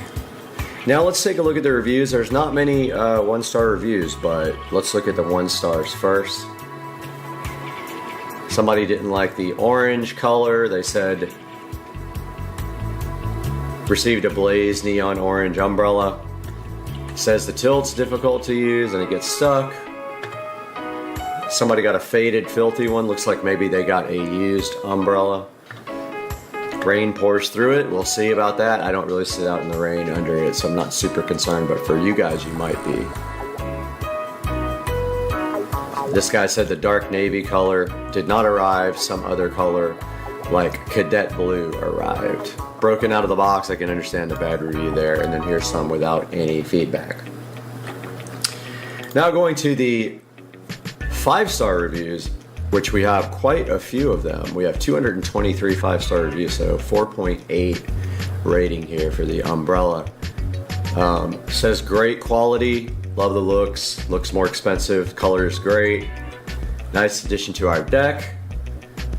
Patio umbrella is built with great quality assembly, very easy, just push the tube in and that's about it. Great value, love the bright color, focal point in my backyard. Umbrella steady, went through a few storms. Fabric is well made, no single drip under the umbrella. So that guy says that it is waterproof. So I don't know who's actually telling the truth here, but we're gonna find out on our own. Great crank handle here. Good quality for the price. Nice large size umbrella. It is bigger than the last one that I had. That is 100% true. This guy says it's high quality, much better than expected. And use the handle to open and close, very convenient. 9 is big enough, and I agree, it's a nice size. Should keep the shade good, especially on a big table like that with 4 chairs. Great water repellent and good color. They seem to think that this thing does repel water. Blocks sun well, came packaged with no damage, quick setup. Easily fits the center of our patio table, that's great. It works out great. I bought this umbrella for my newly built patio. It fits great with my existing table and base. Now if we go back to the actual guy and we go to some of the competitors, this is the same company here, and they have another high quality product here with 243 ratings and a great rating. Here's one a bit more cheaper, only 10 reviews, but with good ratings. And here is one about the same price with 60 reviews. So by far, the only ones that have a lot of reviews are the ABC Canopy and the Mainstays. And we've had bad luck with some Mainstays things lately. But here are some other choices down here.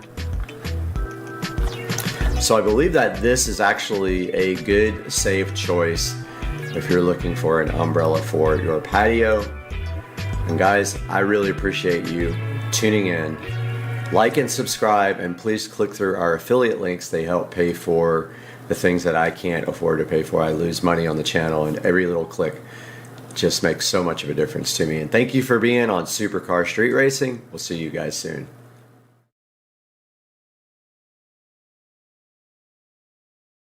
All right. Oh, yes! This is you if you break in! Yes! All right. Okay, so I don't know what happened. These two came over and then this happened. Oh my God! What? What did you do? I don't know. What is all this? What? Crazy. What are you guys doing with Cat TV? Bubba? That's a squirrel. And it's bigger than you. Bubba, get it. Cooper, get it.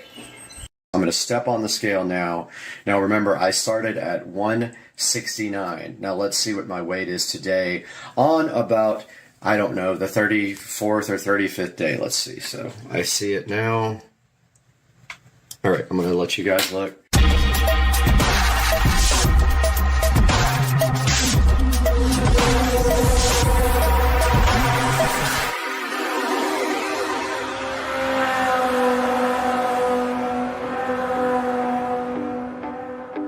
Hey guys, welcome back to the channel, and today we have kind of a different video on Supercar Street Racing. Today we're going to be talking about weight loss and what kind of weight loss plans can help you on your goals. I started on my weight loss plan on the 1st of January. Here we are over a month into that plan, and I'm gonna update you guys here on how I did it and then weigh in live for you so you can see the results here on week 5 of my weight loss journey. We'll talk a lot about the diet, what you have to do for your lifestyle, what's going to actually make a difference in your weight loss and your fitness plan, and then hopefully you can get started on yours. So let's get right into it.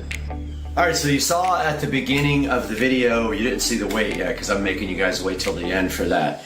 But you saw at the beginning of the video me stepping on a scale, and that is a Bluetooth scale that has an app for the phone. I will put a link down in the description for the scale if you're interested in tracking your weight loss and your body fat results. I highly recommend it. Now let's talk about what we are doing to lose weight. So let's talk about my fitness first so you guys can see what I do every day to stay in shape.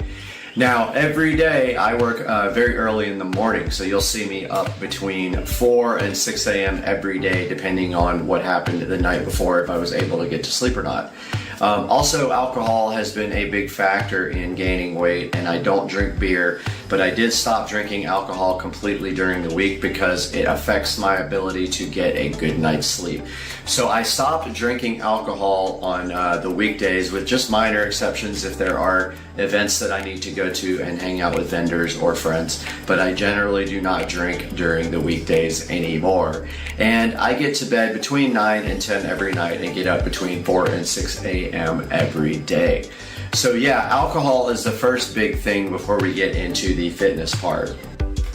Okay, what is my workout regimen like? Well, it's pretty intense, I would say. I was looking for the correct word for it. It's pretty intense. I am up, like I said before, between 4 and 6 a.m. every day, and the first thing I do is check emails at work and make sure there's nothing happening at work, and then I am straight on to the treadmill that is out in the sunroom, and I will show you guys that here momentarily. But I do get on that treadmill and I have it on a slight incline, and I do 3 to 3.2 miles per hour on the treadmill, and I do 60 minutes every day of the week, even Saturday and Sunday while I'm on this. And I was doing it before the weight loss journey, but now I am doing it because of the weight loss journey, and it is actually taking some good effect on my fitness. And so that is the first thing I do. Then directly after the treadmill, I am on these weights right here, which are next to me. I no longer go to the gym, as I sold my car and I don't have a vehicle at this point except for the golf cart and the mini bike, and there is no local gym that I can ride that to. So I do all my workouts at home directly after I get on the treadmill. And while I am doing my workouts, I am also working between sets. I'm doing work for the actual job. So my workout here on these weights consists of about 30 minutes. I do work out every part of the body every day mostly. I skip 1 or 2 different body parts on every other day. But on Monday, Wednesday, and Friday, I do legs along with every other body part. On every other day besides that, in the weekends, I don't do legs. I just do every upper body part, and I do that on a daily basis. So like I said, it takes me about 30 minutes, and I will put that workout routine up on the screen right now. Guys, here is my workout routine on the screen right now. I do work out 7 days a week, but on Monday, Wednesday, and Friday, those are my hardest workouts. And you can see right here, Monday, Wednesday, and Friday, I do biceps, I do triceps, I do shoulders, traps, legs, chest, back, and abs. It's a pretty thorough workout, and it's every part of my body on Monday, Wednesday, and Friday.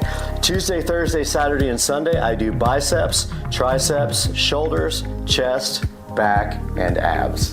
All right, guys, so now I'm gonna show you where I do my daily workouts. So this is my sunroom.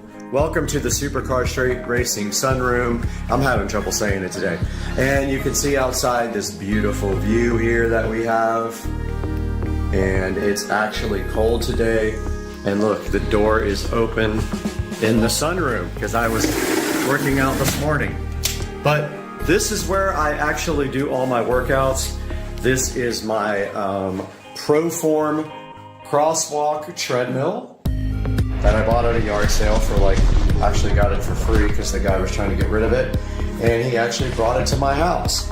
So every morning I am on this treadmill. It is set to this particular incline here, and then I do 1 hour on the treadmill, and I have my Bluetooth headphones here. They're over-the-ear headphones. And then I watch this television here where I watch Supercar Street Racing every single day. 30 minutes on this treadmill at the incline that it's sitting at now. Usually says about 350 calories. I don't know if that's accurate or not, but let's go with that. Let's say I burn 350 calories on this lovely treadmill watching this lovely television with this amazing view right here. So let's talk about the diet plan. And yes, my diet plan is low carb and keto. So it may even lean more towards only meat, the carnivore diet, but I actually do have some carbs, not a whole lot. I have some keto-friendly tortillas that I use. They are low net carb, and net carb is what you're looking for when you're doing keto. You want to ingest no more than like 25 net carbs per day. I think my intake is way lower than that. I do have, like I said, I have some keto-friendly tortillas, and I do have keto bread, and then I concentrate mostly on veggies and meat. I do salads for sure every other 2-3 days, or I get a big salad from a to-go restaurant and I eat that over several days. But I do eat a lot of chicken, I do eat some fish, I eat a lot of beef, and that is my current diet plan. So I do not eat breakfast. I skip breakfast while I'm on my weight loss plan. I have been doing that for about 30 days. I have a small lunch. Portion control is another big thing for me. Trying not to eat a lot is a big deal for me. So at lunch, I will have cold cuts and cheese or some kind of meat or a salad. And then for dinner, I will have meat, maybe a tortilla and some bread with my stuff if I do a sandwich. But I generally try to keep that portion control on, and that is a big part of doing this diet. But the diet is keto, and that is a pretty big deal, and there is an app out there called Carb Manager that will help you with your keto diet if you guys want to go ahead and try this. Now, how long does it take to start losing weight? We'll talk about that next. So how long does it take to start losing weight if you try the plan that I'm on, which is the keto plan?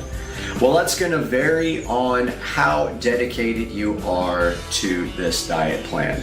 I am currently trying to get my neighbors across the street, Rich and Trish, to do this diet as well. And they have definitely stepped up a little bit, and they are doing some of the things that I'm doing. They're trying to anyway.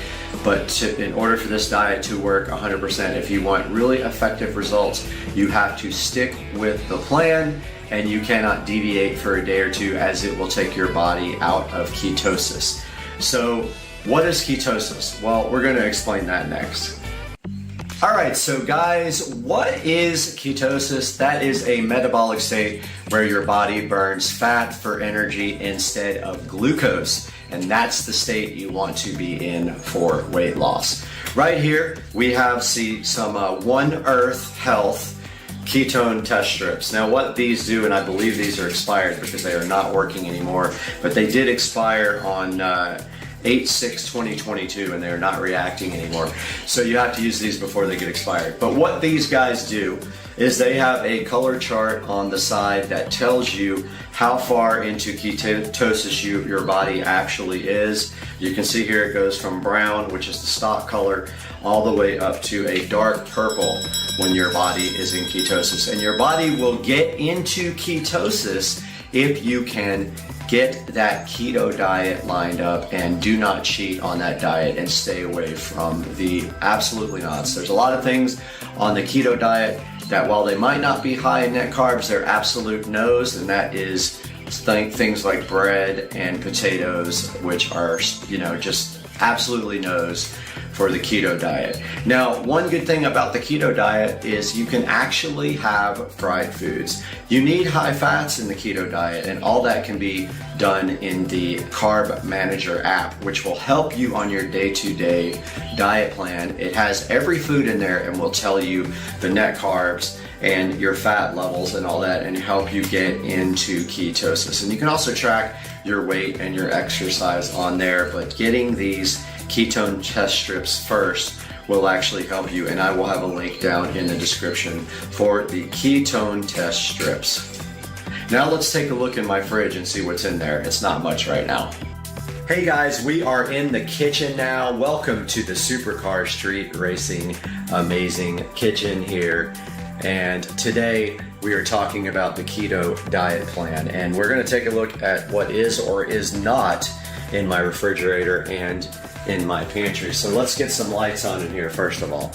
So here is my pantry, and there are not a lot of things in here, but there's also not a lot of things in here for a reason, because I have thrown away most everything that would be not good for keto, except some of my soups and veggies and I try to only eat keto-friendly veggies like green beans, broccoli, and zucchini. I threw away all the chips that were in here, and now I have what's left over here. It's kind of messy right now, but there is some keto-friendly tortillas, and there is the keto-friendly bread from Arnold's, which I don't eat a lot of. I eat more of the tortillas. Those are 60 calories and 5 net carbs.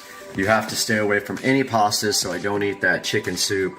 I don't eat the peas. I only eat the green beans, and all the other things are not keto friendly.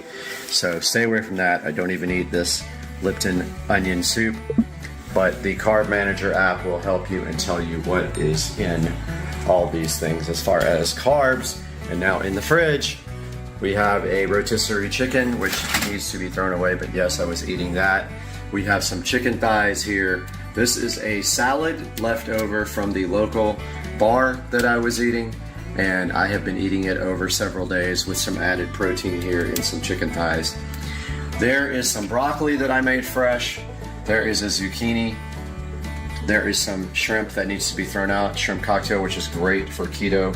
Mayo is good for your keto diet as well. So is ranch. Anything with fats is good, just no sugars. And here is the cold cuts drawer. You can have all these cold cuts, you can have hot dogs, and you can have cheese. So you can have all that for lunch if you want to snack right on a plate. You also can have canned tuna, and canned chicken is fantastic for you, but low sugars. Which brings us to the condiment drawer. So I do eat Eggsters, which are egg product substitute. Let me close this so it'll stop complaining for a moment. I do not eat regular ketchup anymore. It is high in sugar. I eat this ketchup now. This is Heinz, no sugar added tomato ketchup. Regular ketchup is super, super high in sugar. You need ranch. You can have butter as well. And I use this butter spray, and I can't believe it's not butter. This doesn't have any calories or anything in it. This does, but I use both. So that's a look into my fridge on Supercar Street Racing and the Supercar Street Racing kitchen. So I'm gonna step on the scale now. Now remember, I started at 169. Now let's see what my weight is today on about, I don't know, the 34th or 35th day. Let's see, so I see it now. All right, I'm gonna let you guys look. Oh, it didn't lock in. Let's try it again.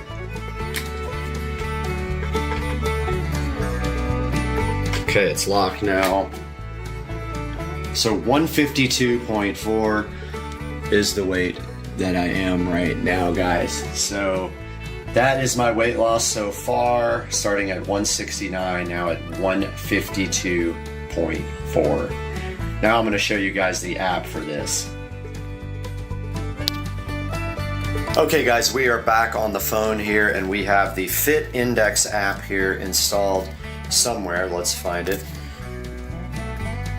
There it is, and you can see on February 3rd, 2021, I was actually at 147 pounds. Wow, so I gained 22 pounds in about a 10-month period from my lack of diet. Now let's get back on the scale with the app and see what we have now.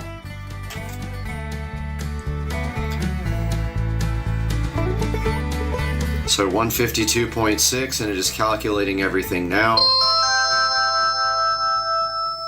So there we go, guys. 14% body fat, 152.6 pounds. So I'm still 5 pounds over what I was this time last year. We have to get that back though. Okay guys, that's gonna do it for today's video on Supercar Street Racing.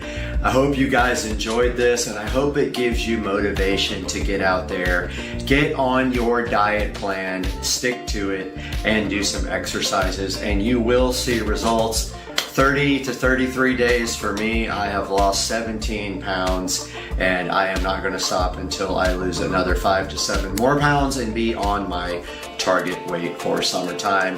I have to be out there in that pool this summer, and I want to look good doing it.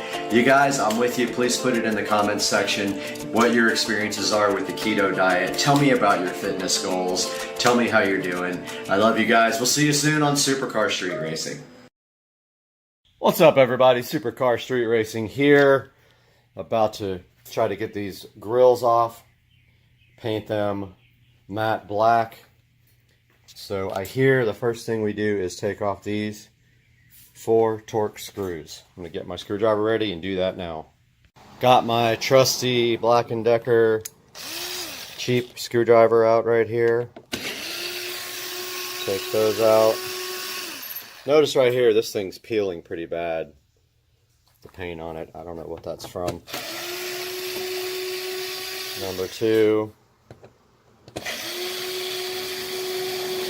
Number 3. And number 4. Got that out.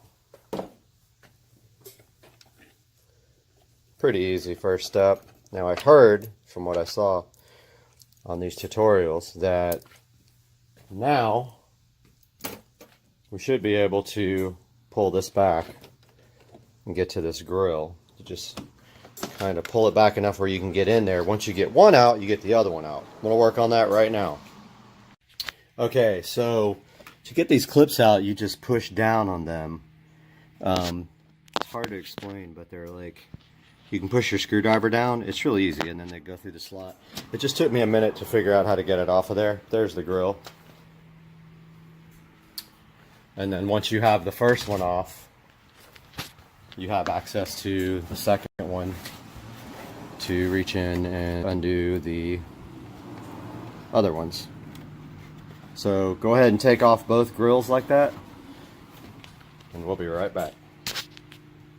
Got both grills off the car here, as you can see, ugly chrome. And just got back from getting downpipes done. So there's the stock N55 335i catalytic converter, but here's the most important part: plastic dip. So we're gonna set up a little makeshift paint booth out here with this box. Just a normal, you know, whatever box. We're gonna throw these out here in the sun. They'll dry really fast. Throw this box right here. If you want to pre-heat the plastic dip can, you can do that as well. It helps the plastic dip flow better. Always make sure you spray a little bit out before you start spraying your object, because it has a tendency to splatter on the first spray. So take your beautiful chrome BMW grills, and I highly advise putting plastic around this because it will get on your driveway. So I'm going to grab some right now. One thing also, notice that these grills are dirty. Make sure you get something and wipe the grills down completely. I'm just going to use Windex. Beware of this plastic also flying up and getting onto your fresh painted grill. So put stuff around the plastic here to keep it held down. I'm going to start the cleaning process now. Got the grills all nice and polished with Windex here. And the next step is going to be paint. This stuff is shook up really good. Get the cap off real quick. So make sure when you do this, spray a little bit out first. Your first coat's going to be light. There's a lot of coverage though. You got to go from every side. It's going to take quite a bit of time for these grills to make sure that you get everything.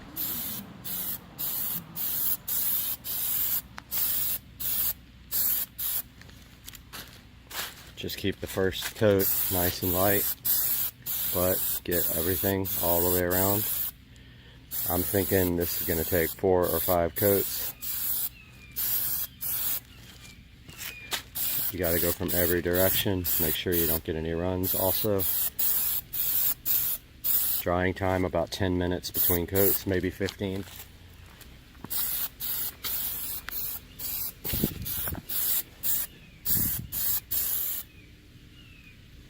That's first coat. So anytime you have the opportunity and you have pieces out of your car, you always want to take the time to clean. These are places that you can't normally get to. So for example, inside here, I'm going to take this.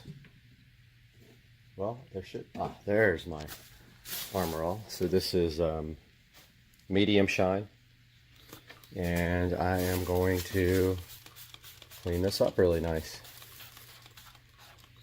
All in here. Spray that all down really good. Grab yourself a towel. Notice all that wax and stuff that you could never get to is gone. And if you do like to wax your car, you can take this opportunity to wax inside this area that you will never be able to get to otherwise. Look how nice and shiny that Armor All. Look at that. Would you look at it? Just look at it. Now that looks 1000% better. So I'm a stickler about keeping the car clean, even though it is dirty today. I'm going to wipe it down in a bit when I get done with all these projects that I'm doing. But do you see how nice that looks in there now? And up here around the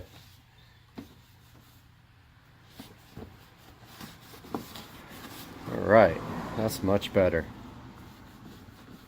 Much better. Nice and clean in there.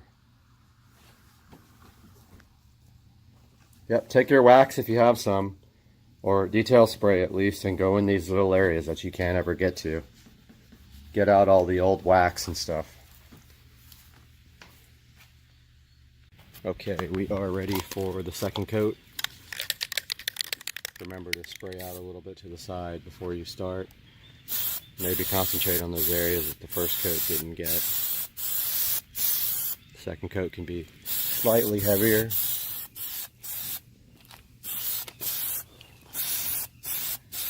Remember to get this from all sides.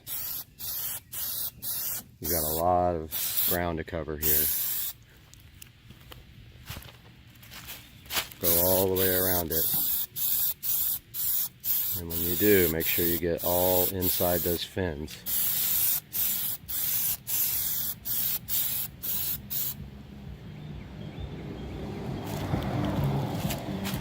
Sorry about the music blasting in the background, folks. So there is coat number 2.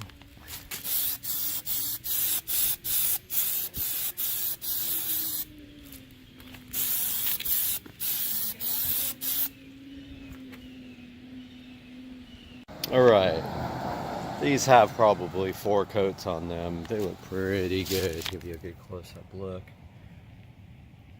I think they're good to go. I don't see any spots.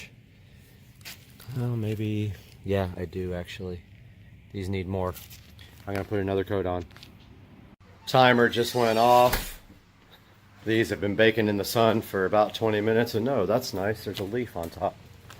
That's what happens when you go underneath a tree. But thank goodness those look to be dry. I'm going to install them now. They should just clip right back in. Got the grill right here. This thing should just clip right back in.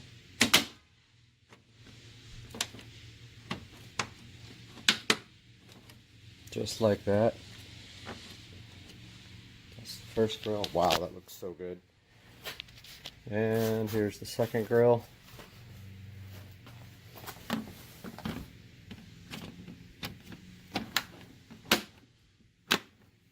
Back in there.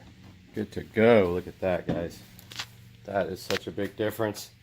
I'm going to get these 3 screws installed now. 4 screws.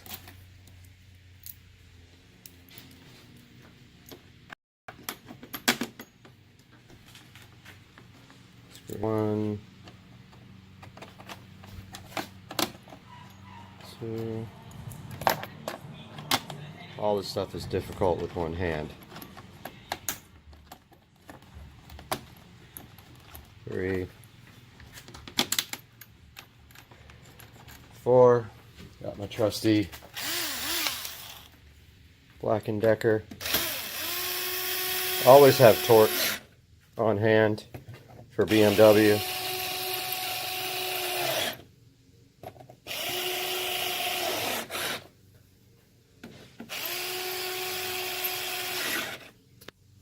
There you have it, sir. There is the black, matte black Plastidip grill, ready to rock. Looks so good, so much better than stock. Now the only thing left on the car is these side markers, which I ordered, these reflectors, which I ordered, and these trims, which can be Plastidipped if you really want to. So there you have it, how to convert your grill to matte black with Plastidip on your 335i. What's up, everybody? It is Tuesday morning. I'm over here at S&S Custom Exhaust, waiting for these guys to get here. Gonna get some brakes put on finally. Gonna get some lowering links put on. That's gonna be awesome. Wheels and tires will be here on Friday probably. I'll give you some more updates on this later. Wait for these guys to get here. Come on, bro. Let me in. Just picked up the car from S&S Exhaust. And first impressions are, I actually watched the technician drive the car, and they are extremely noisy at first. So you can expect them to be squeaky and noisy when you first get them. They do take some bedding in. Gonna take quite a few really hard stops from like 80 to 20 or 60 to 20 to get that pad worn in. I did call the manufacturer and verify that. So don't be surprised if when you first get these rotors, they are pretty noisy. When I get back to the house, I'll shoot some pictures of the rotors on the car.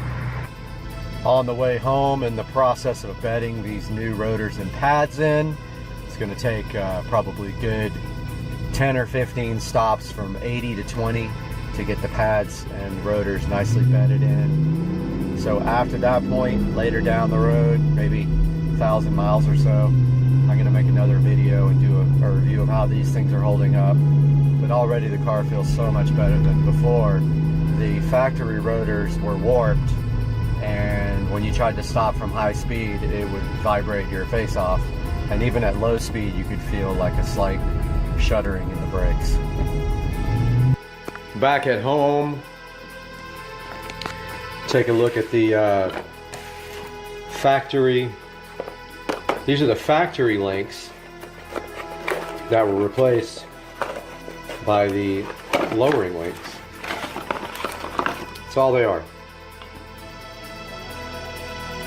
There's the key for size comparison. They're tiny. Walk out here and take a look at the car.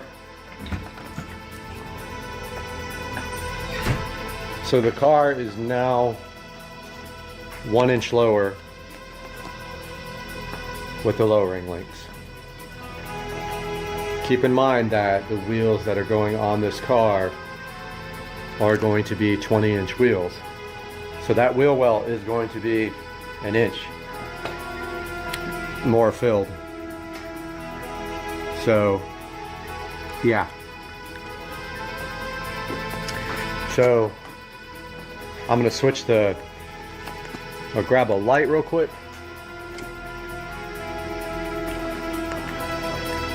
So these are the new racing brakes, rotors, and pads on the factory Mercedes-Benz calipers. There's a little RB logo right there. I was on the phone with these guys today a couple of times, back and forth. They were very cooperative, great customer service. I was asking them about bedding in the rotors and pads, how to do that. And there's that rear pad and rotor.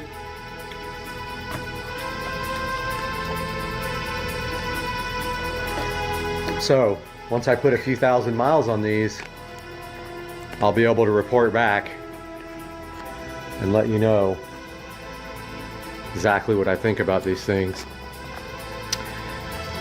So, like I said, I did order wheels and tires. I'm not going to reveal which wheels I got yet, but I will reveal that they are matte black. So now you see my reason for blacking out the side markers there and the emblems in the side and in the back of the car.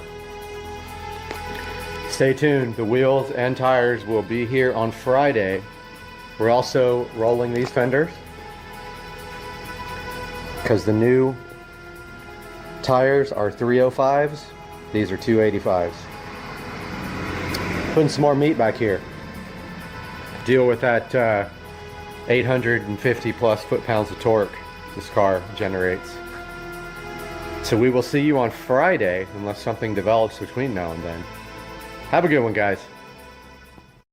What do you know about Van Halen? Do you see it? Van Halen! It's literally Van Halen. You don't have it. I'm gonna count down from 5. Alright, ready? 5, 4, 3.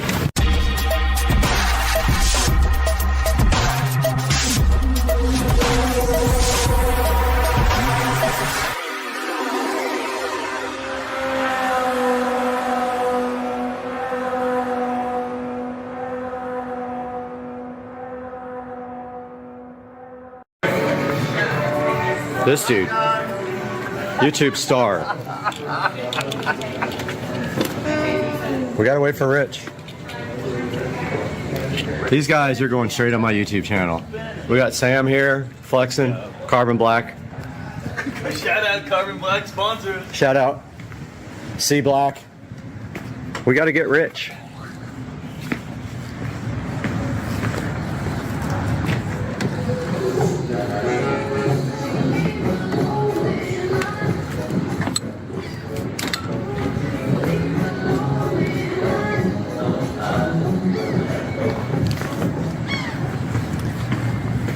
All right, while we wait for Rich.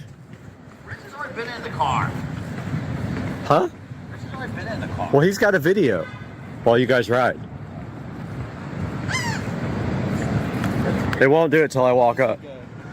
I've got it trained not to let you guys in.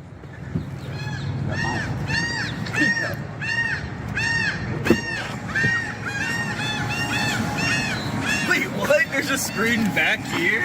Wait, what? Record this for me. It's on. It's running. Another screen. Why is there a screen down here? That's for the rear passengers. That's so extra. Is this brand new? Brand new. 2023? 2023. Dude, that steering wheel looks crazy. It's a yoke? Yep. Alright, so you just slide it forward to drive. Alright? Yep. So it's ready to go.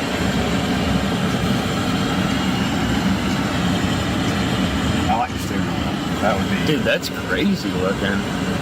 Like what? Yep. The yoke. Like what? So the regen's insane on this thing.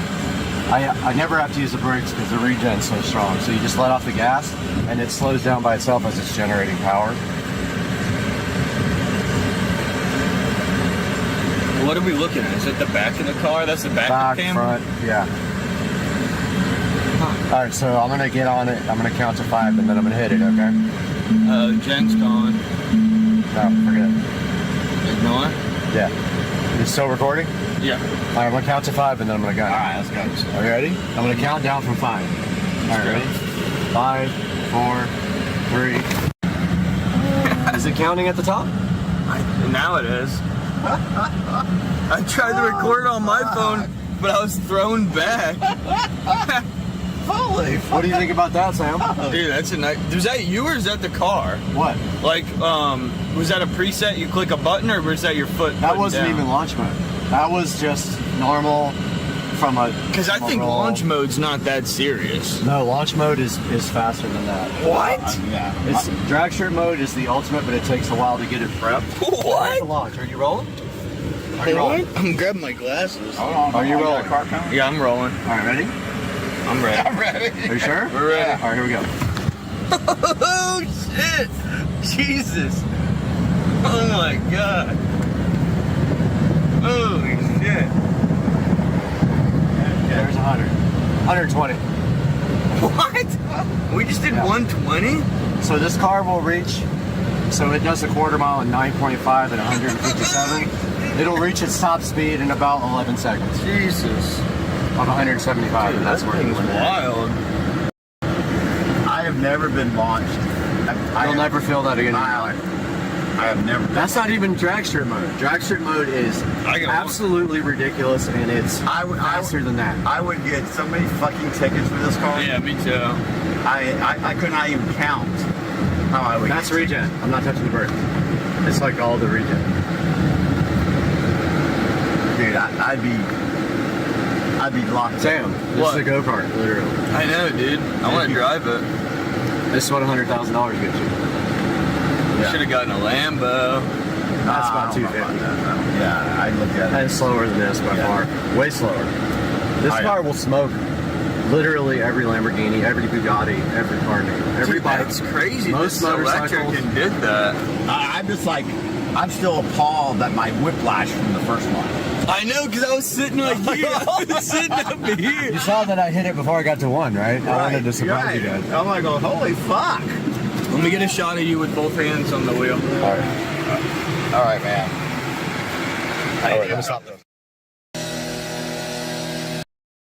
I think this is how you make your neighbors really mad. I love that he's blowing the dust like right over into the neighbor's yard.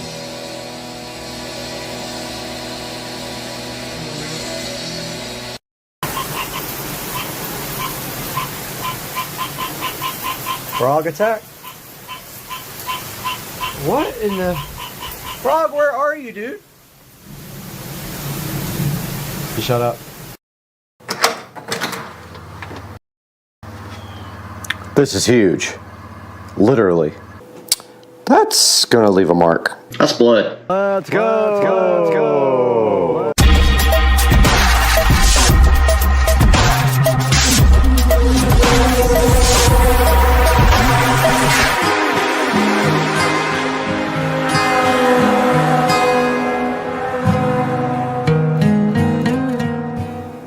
This huge box is something amazing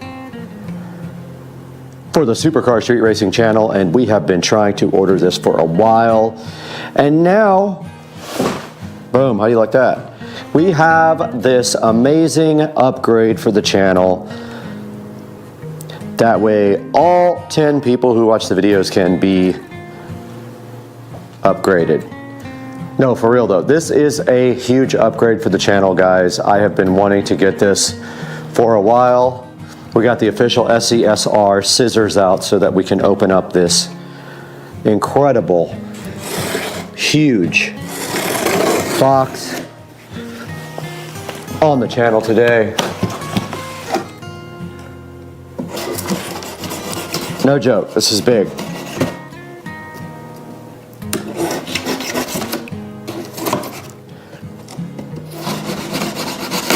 Suspense is killing me, guys. This is probably one of the biggest upgrades for the channel yet. The only thing that I haven't bought yet that I really want to get that is coming is a camera. And that will be in the next month or so. Guys, I'm hyped for this. Half the box is empty. Where's my other half of my... I got gypped.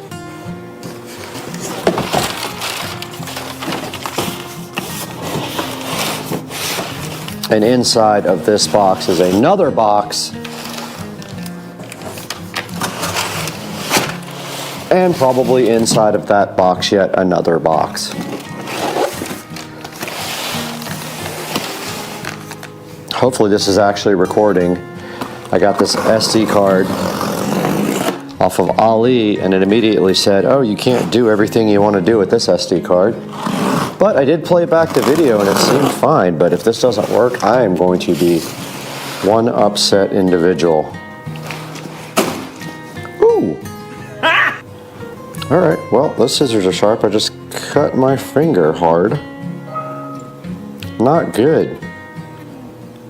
I just sliced myself open.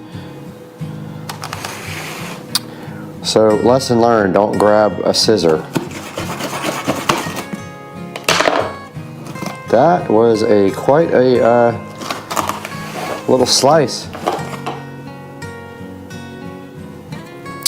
That's gonna leave a mark.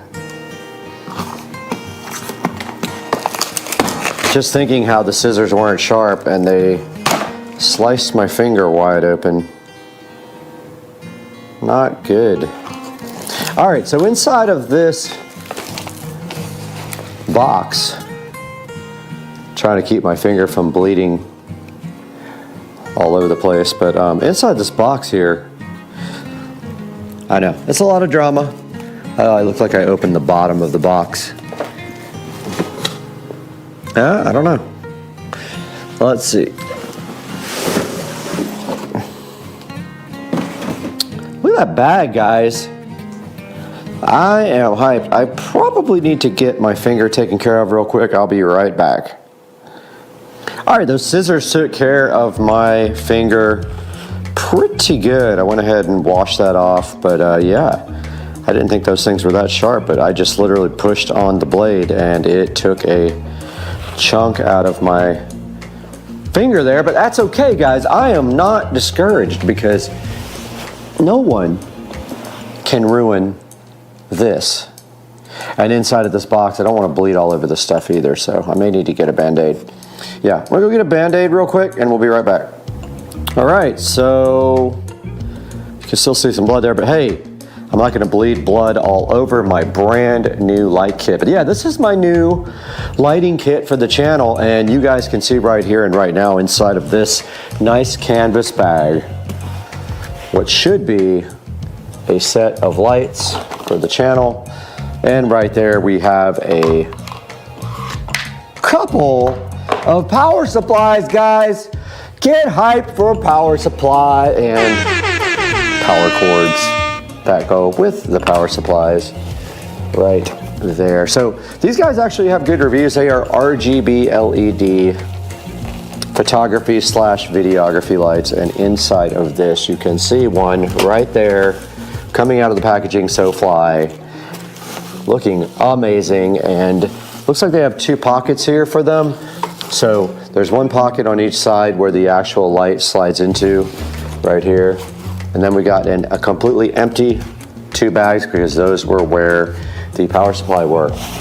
And then we should have two tripods. It looks like we have 1 and 2 tripod assemblies right here. And what a nice bag this is, guys. So cool to have something for the channel decent.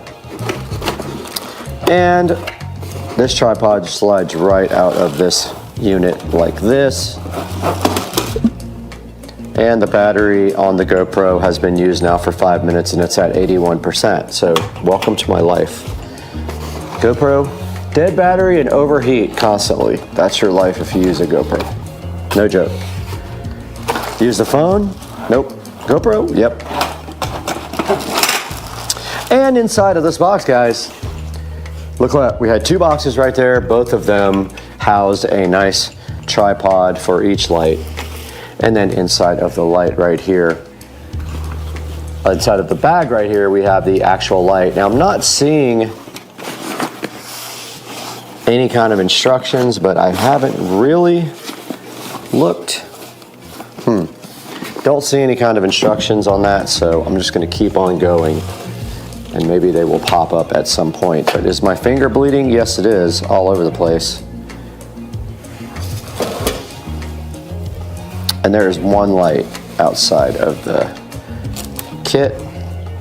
These guys right here are now scary to me, so I'm being careful.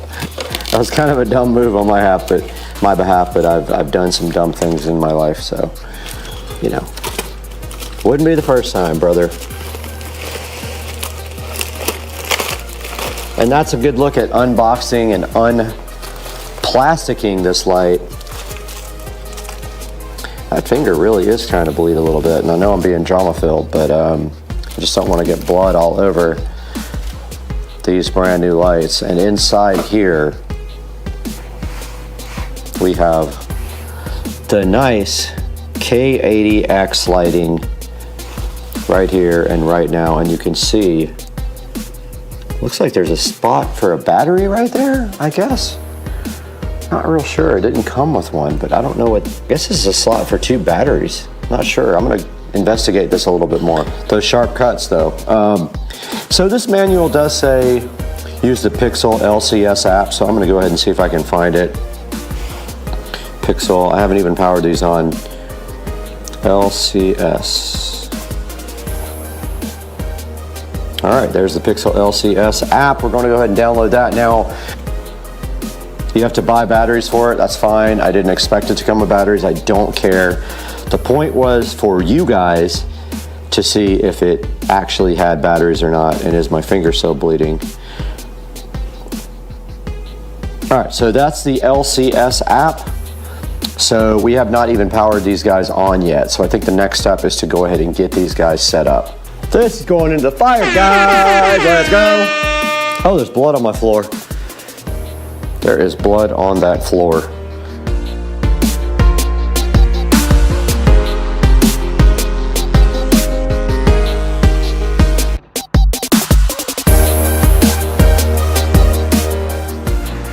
All right, blood and all, we are back in full effect on Supercar Street Racing, and we have our lights set up left to right style here. They do have barn doors, and you can see right here and right now, when you make an adjustment to the back controls, it does affect both lights, which is pretty cool. These things are like joined. Very cool. This is 45% brightness. You guys can already see how much a difference this makes on a production. Like, I have nothing set up here except my Echo Show 15, and look at the nice stage we have here set up. I'm gonna need to grab my tripod real quick so I can get you guys on a tripod and we can go in front and do a little presentation. All right, I was able to open the app and add the devices to the app, no problem. And yeah, look, it says devices added, and they are right there now. So I don't know how to use the app yet. I don't know if I will use it, but there is the K80 lights. Definitely working in the app, even though some people said the app does not work with the lights. I beg to differ. The app is right there, and if you hit power, one light went off and 2 lights went off, so it does work. Guys, we are back in the Supercar Street Racing. Wonderful compound here, as you can see. Hurt finger and all, bleeding all over the place. There's blood on the floor, and who cares, because today the channel got a serious upgrade, and we have these wonderful lights now for productions, and it's so intimidating to actually do production with lighting. If you've never been in front of lights, these are very bright. This is 30% actually, so you can imagine what this would be like on full blast. Perfect for night shots, I would think. And right here in my hand, I do have the carrying case that came with the light, so you guys can get a good look at this. Now inside of this, there's 2 nice pockets right here for the lights to go into. They come off the tripods and they slide right into here and here. And then the actual tripods themselves can slide right into the bottom of this. And as you can see right here, right now, we have the Supercar Street Racing channel called up right here, if we can ever get it to work. And of course, it does not want to work for us, but this is our beautiful Echo Show 15. But yeah, so I just wanted something for you guys to look at while I was presenting with the new lights. And this is what they look like, guys. I mean, this is gonna be huge for us. The only other thing we have to figure out now is getting a good camera. We're on the GoPro now. The GoPro is set to 5.3K. We usually downsample that or down-res that to 4K and get it to you guys on YouTube that way. But we're looking at a really good camera, a Canon R5C, which shoots in 8K, no problem. And this is just the start of what I wanted to show you with these guys. We'll take off the camera off the tripod now and see if we can show you guys some more stuff with the actual lights. All right, we're right behind one of these lights now. As you can see, we have one light lighting up the other. It is incredibly bright. So I'm gonna go ahead and crank down the brightness a little bit. And also, there is a bit of a glare on it because it's only lit from one side, but that might be better. But as you can see right here, right now, here are the controls on the back of the lights. We have 2 slots here for lithium-ion batteries right there, which we have to order. It uses Sony lithium-ion batteries, so we need to order 4 of those. And then, of course, your controls are right here. You can see we are at 3000K, and to adjust the 3000K, you just go to the mode where you see the color temperature, and then you move, that's the brightness, so you go like this. You hit this multifunction button, and then as you raise it, the color temperature does raise. You can see that clearly on the other light. 2600K is more towards yellow. 2900 is warm white, which is where I want to be for what I'm shooting today. And then of course these guys also do RGB, so they have plenty of RGB settings as well that I haven't even gotten into yet. We're going to look into that now.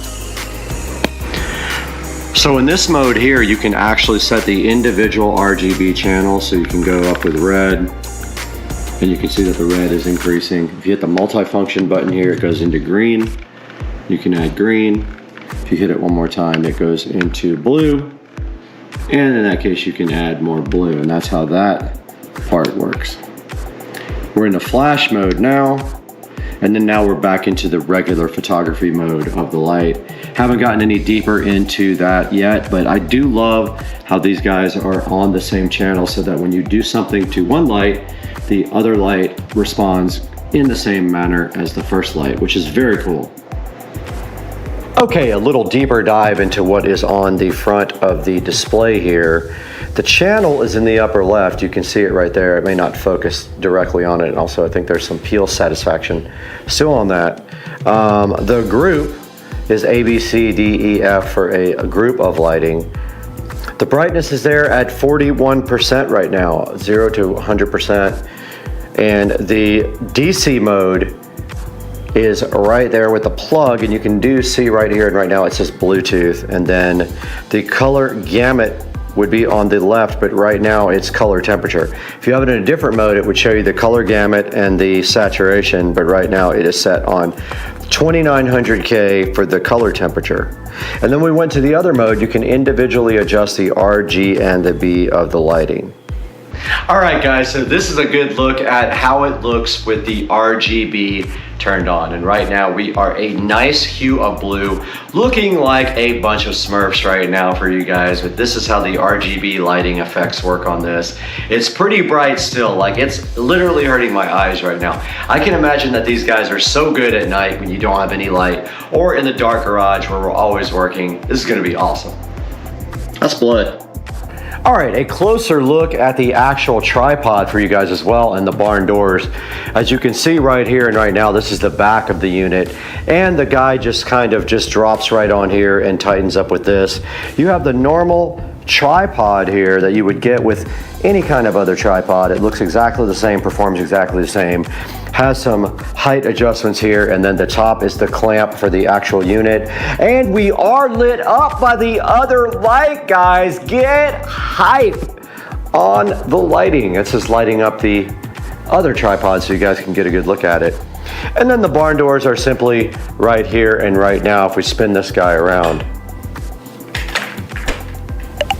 this is a good look at the front, and the barn doors just do open and close like so. And there is a plastic diffuser in there. And this thing tightens up just like that, and that is how it looked coming from the shipping. So to pack it back up, you loosen up this bolt right here, and then place it right back into its place right here. There's one for one light, one for the other light right there, and then the tripods go right there. And then here's a look at the light from the front. I want you guys to see that before we go have some fun.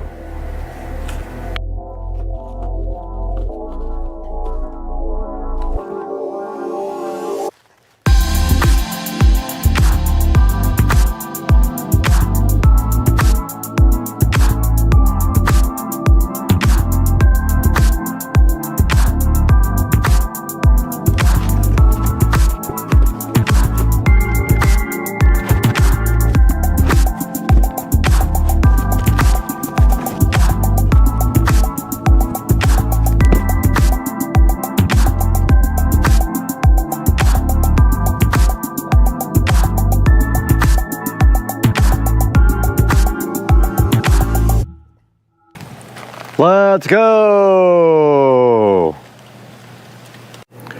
And we have the light successfully packed back into the carrying bag. And you can see right here, the way you do it is you put one light head right there, one light head right there. The tripods go in the center here, and I put the power supplies in this zippable bag right here.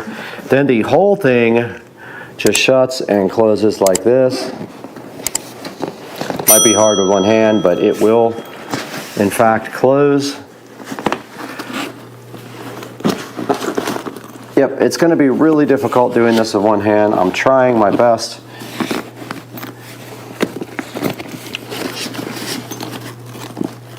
And yeah, not going to be able to do it one hand. Let me get that zipped up. I'll show you guys. All right, this guy is all packaged up and ready. Let's see how much it weighs. I would say maybe 15 pounds max. It's very light. Super easy to transport. As we go here into the Supercar Street Racing closet, it will sit just like that, where the tripods sit right behind it, and that will be in storage there. Just like we planned for the closet here, it is perfect. And actually, we could move that to the back and put the tripods in the front, and it'll fit kind of better. We don't need this light anymore, so we're going to have to retire that or put it in the studio. But let's take it to Supercar Street Racing Studios with Brad and look at this on Amazon.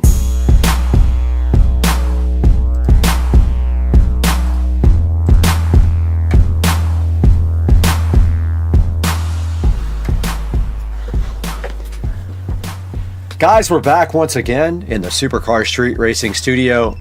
I'm Brad, and I'm so glad you're with us here today to take a look at these lights that we got for the channel. So let's get going by checking out the actual listing here on Amazon. Now, these are the Pixel K80 photography lights. You can see they have a 4.6 star rating there, so not bad at all. They are 2600K to 10,000K adjustable for the warm to cool lighting on them, and also they do RGB as well. You saw that in the video. You can adjust the individual R, G, and B channels, and when they are working, they are actually locked together, so when you make a change on one, it is changing it on the other one as well. They are $297 right now. I just purchased them. They are not given to me. I am not sponsored by Pixel, but you can see they have 4.6 stars here, and not bad. They do come with 2 power supplies, 2 tripods, a nice bag, and then the 2 lights, and they do not come with batteries. I wanted to make sure that you guys saw that. They do not come with batteries. And the batteries were up when we first started broadcasting here, and you can see that they are an added expense. You can get 4 batteries and a charger for $139 right here on Amazon. I'm going to put a link in the description to these. The app does work. Some people said it doesn't. It actually does work. I'm going to put a link in the description to both the light kit and the battery kit. And please, when you guys are buying anything off of Amazon, it doesn't matter what you buy. Even if you buy something different than what is in the actual link, if you could please click on our link, I would be grateful. We get a little bit of money from any time someone buys from my affiliate links, even if it's not what I'm featured. Amazon understands and still gives me a little bit of tiny bit of money to keep the channel going here. And as you can see, it's not cheap to run the channel. We lose probably about $300 or $400 a month on the channel, but anything you can do would be great. And I'm gonna leave links. Like I said, go ahead and click and subscribe and like the video, guys, and we will see you next time on Supercar Street Racing. I'm peace out.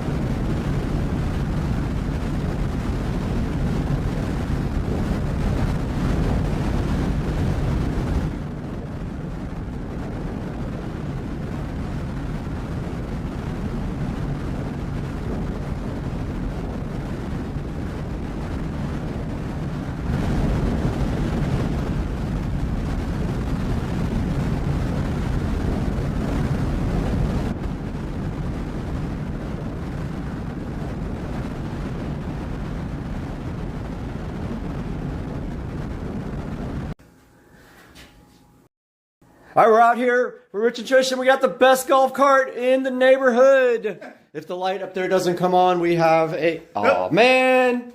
Ruined my short, but look at all this. Oh, damn it. This strand right.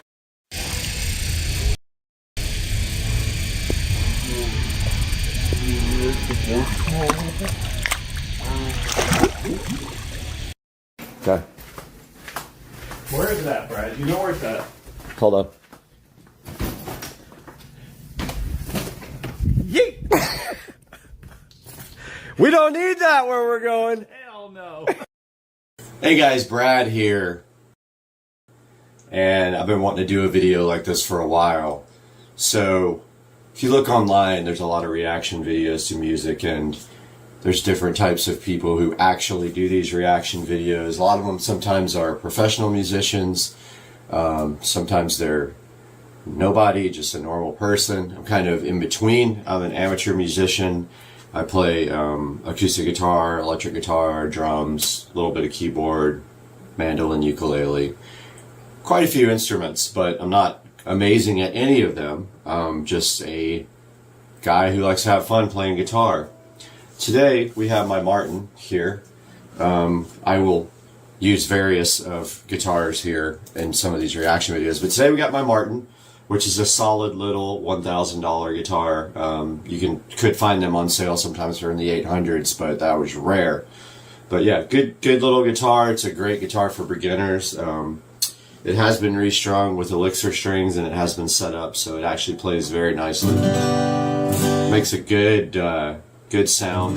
Fits pretty good on my lap here. But yeah, today we're going to take a look at one that's really popular online because of, I think, a few things. And I haven't quite nailed down whether this video was post-produced and mixed, or if it is actually this good directly off of the stage. It's so good that it almost sounds produced in a studio. Now you have to understand, back at this time, Queensryche was at their peak, and they were all in their prime.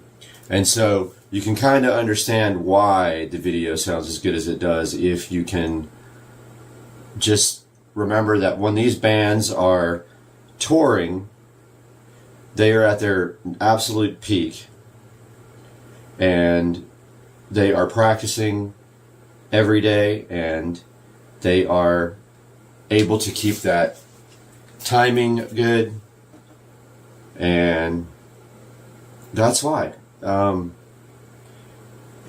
If you don't play every day, it's kind of hard to keep your timing and keep your ears trained for the chords.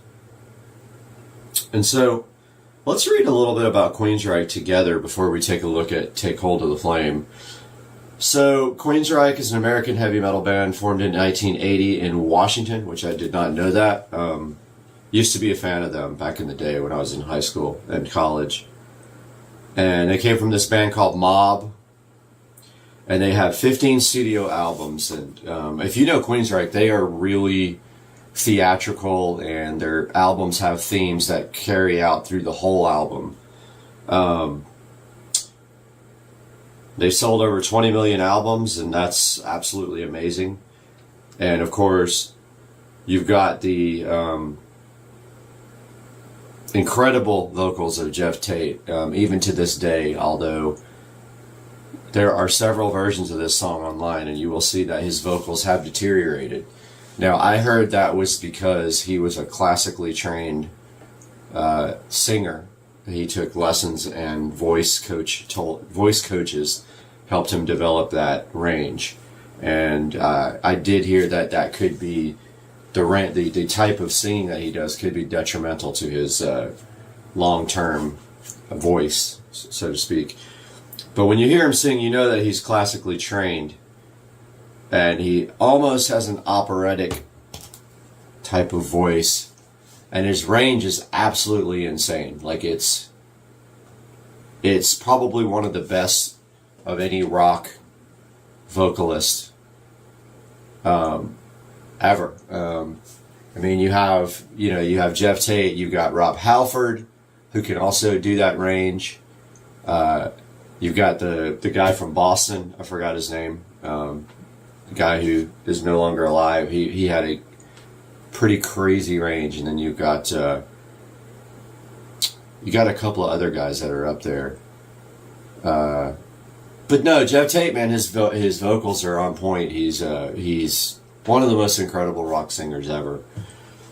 So Take Hold of the Flame. I've got the chords up here on Ultimate Guitar. I don't know if it's going to be in the right key.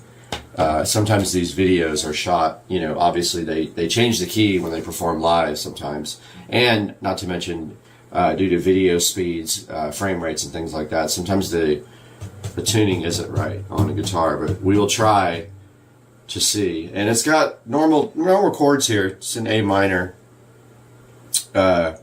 Chords are A suspended 2, A minor, F7, G/E, F7, G/E, A minor.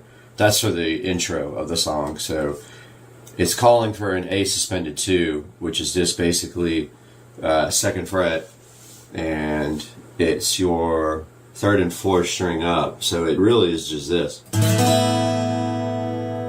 And that does sound correct for the song.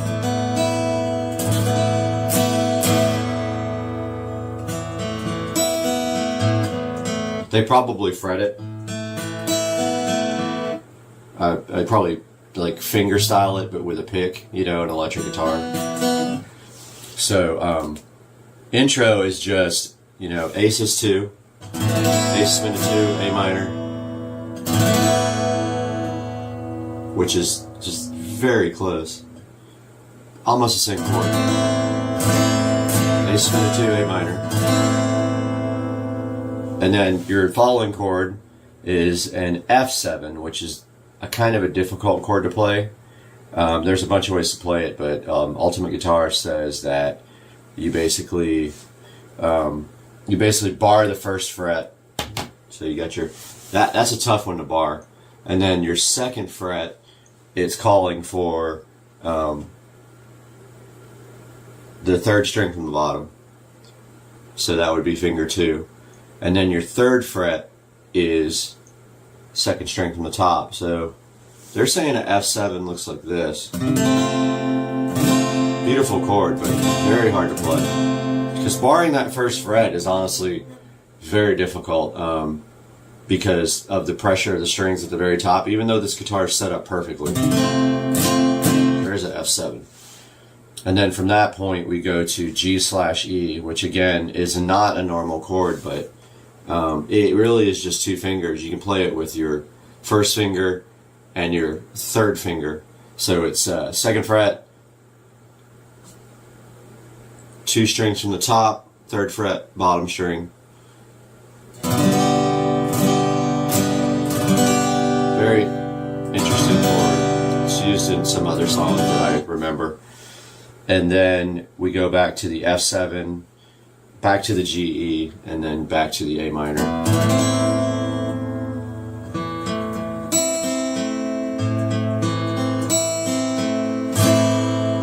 So so Take Hold of the Flame. Let's take a look and see what this is all about. Now just remember this is from a bootleg, and so this is the most popular one online. So let's take a look at Take Hold of the Flame. The song of hope, it's called Take Hold of the Flame. There's that 1st chord, there's that A suspended 2. There's your A minor. There's your G/E. F7, G/E, A minor again.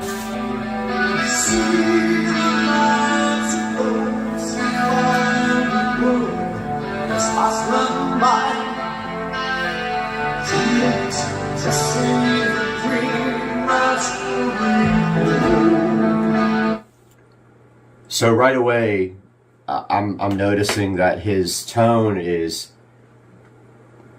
better in this version than I've seen him lately. There's a concert of just Jeff Tate who left Queensryche a while back. They had disputes, and his ability to stay on the notes is gone now. It is good, but it's not this. It's definitely deteriorated, and you can see that in his newest video from 2021 where he was playing live with his new band.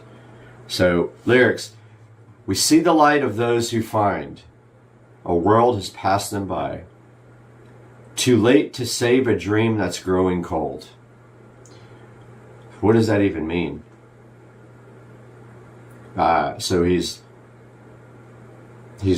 watching somebody. He calls it light. He's watching somebody's light. And someone who has, I guess, wasted time because it says a world passed them by. Too late to save a dream that's growing cold. So they've wasted their time in life, and he is viewing this from the outside. But yeah, it's like, it's A minor first, so it's like, see the light of those who find. And then it's world is F. World has passed them by. Too late to save a dream that's growing cold. And of course, I'm not a great singer, so, you know, criticizing Jeff Tate is probably dangerous territory because I can't sing myself, so I can get by, but I'm not. So it's just...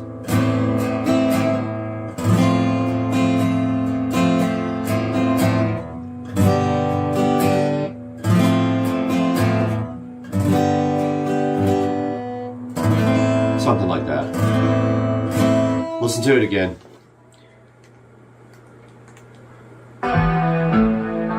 There's the individual strings.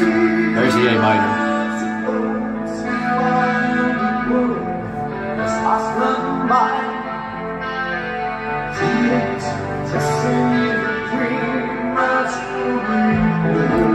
He's going to repeat the same chords.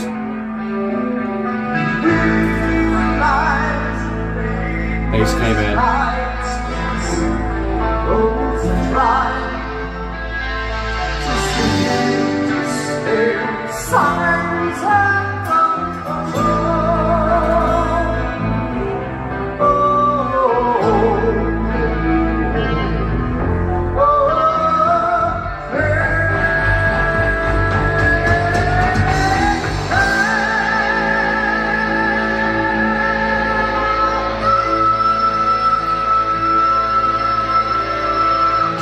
All right, so I think that is Jeff's highest note that he can hit, and that is, I don't know, it's called an F here on the actual chords, so, you know.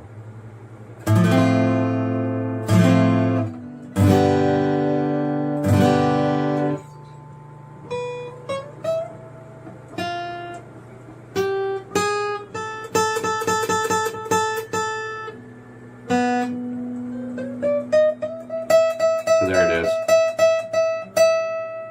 I don't know what note that is. That's up there. As you can see, that's way, way, way up the scale here. Well, I heard somebody say I think it was an A5. I'm not sure. I'm not great with the actual notes, so that's his limit though. I believe his vocal limit is right there. But he nails it, and it's dead on. There's no vibrato. It's just a straight sing.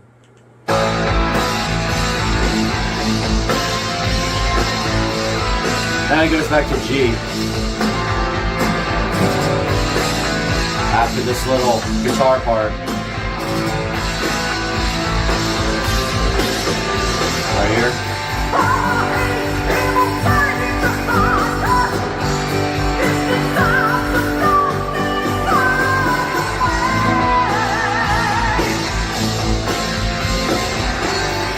From a haze came a rage of thunder. Distant signs of darkness on the way. That's just literally a G. It's like, from a haze came a rage of thunder. Distant signs of darkness on the way.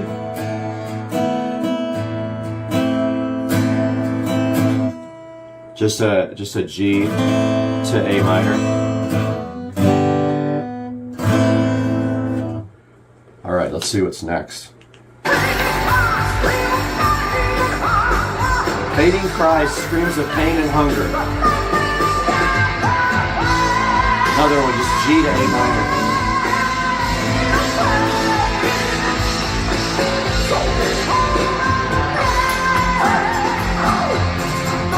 So there he did the G to A minor again. So just a straight up G to A minor.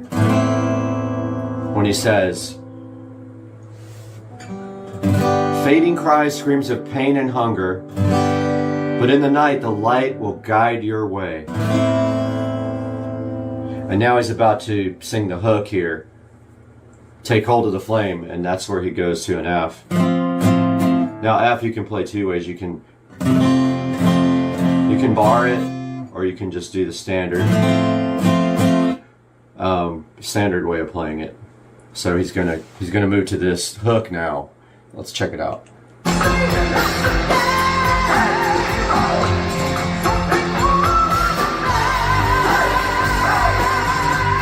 Back to the G, to the F, G, A minor. So he's saying, take hold of the flame. Don't you see life's a game? Take hold of the flame, you got nothing to lose but everything to gain. So kind of a positive, go get it kind of message there, that you're letting life pass you by. And then the next verse, he goes back to the A minor. And the F, and then back to the A minor. Let's take a listen to that.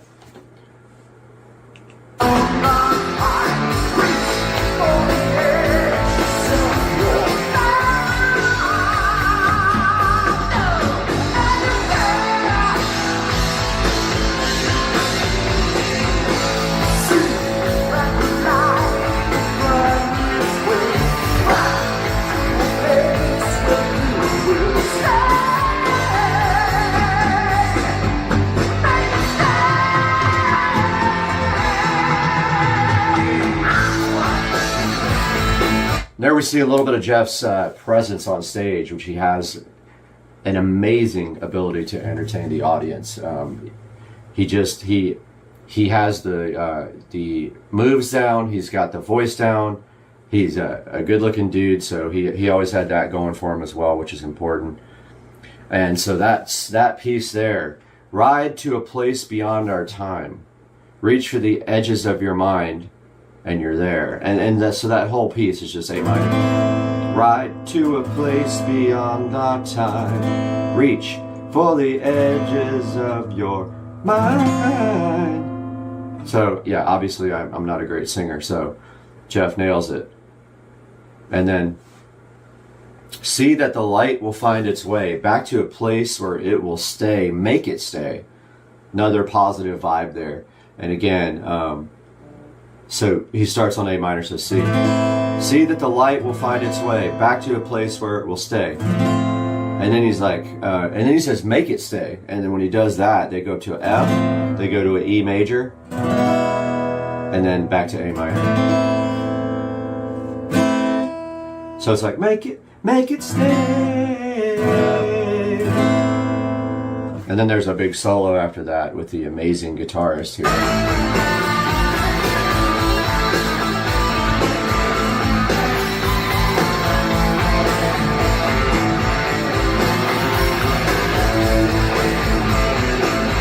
Everything, the timing and everything is perfect in the song. You can tell that they played this every day on tour. It doesn't sound live, honestly. So he's going to go back to the F here.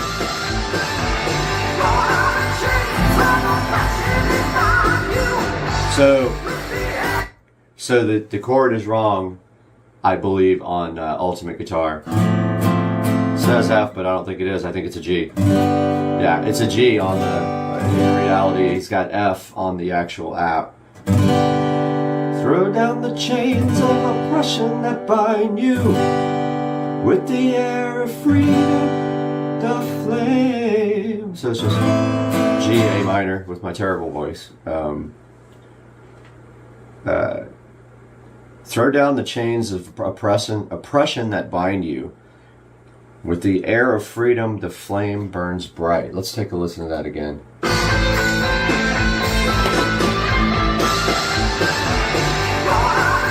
That's a G, it's marked as an F, that's wrong.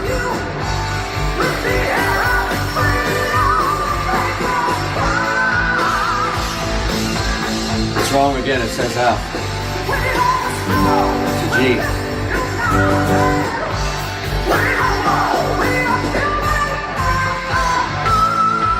I think that's an A5. I have to look it up. But there's that note again. Now we're back to F. That's an F. Back to G here.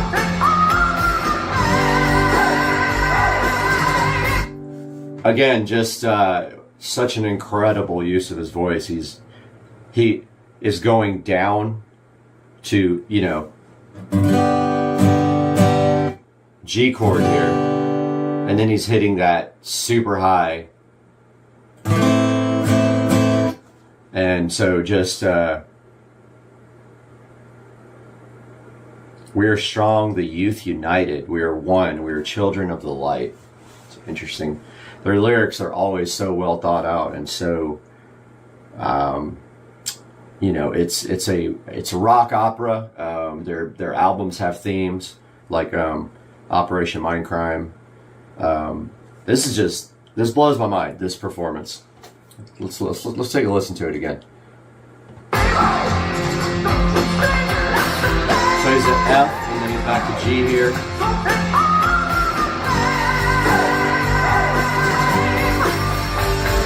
Now to F.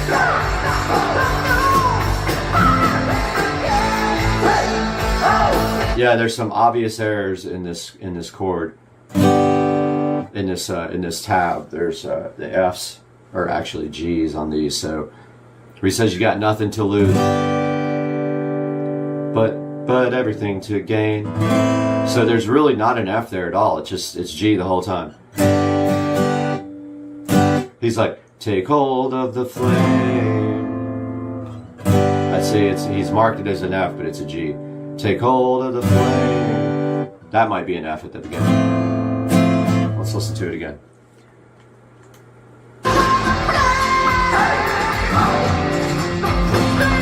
That's an F at the top of that one. Then it's a G. Stays a G.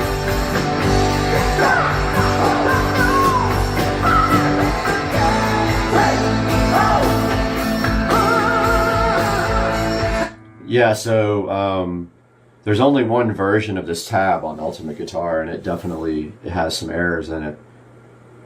But overall, it's fairly accurate. But just be aware that some of the Fs are actually Gs. So if you go to play this and it sounds like a G, and it says F, you'll know. He's like, come on.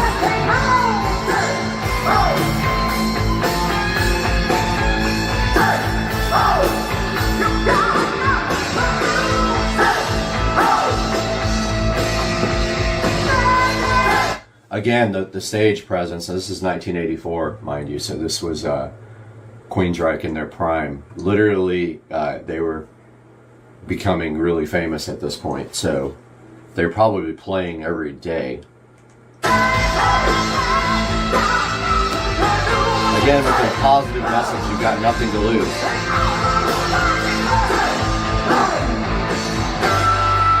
There's that note again.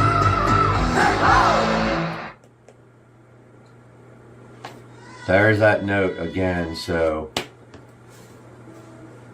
it's up here. I think it's an A5 is what I want to say. I don't know tabs, but yeah, so Queensryche, Take Hold of the Flame. Pretty easy. I'll show you the chords here as we go. I will put those up on the screen while he's while he's actually singing them. So hope you guys enjoyed this reaction video. I want to do more of these, but wow.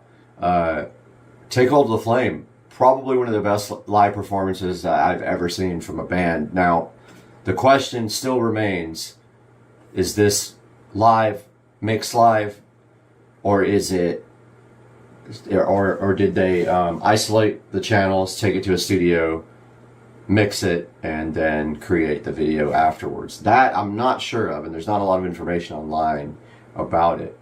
But I encourage you to take a look at Take Hold of the Flame then, and then find one of the newer concerts from Queensryche, and then listen to Jeff Tate from last year when he was performing live with his band. And let me know what you guys think of Take Hold of the Flame by Queensryche.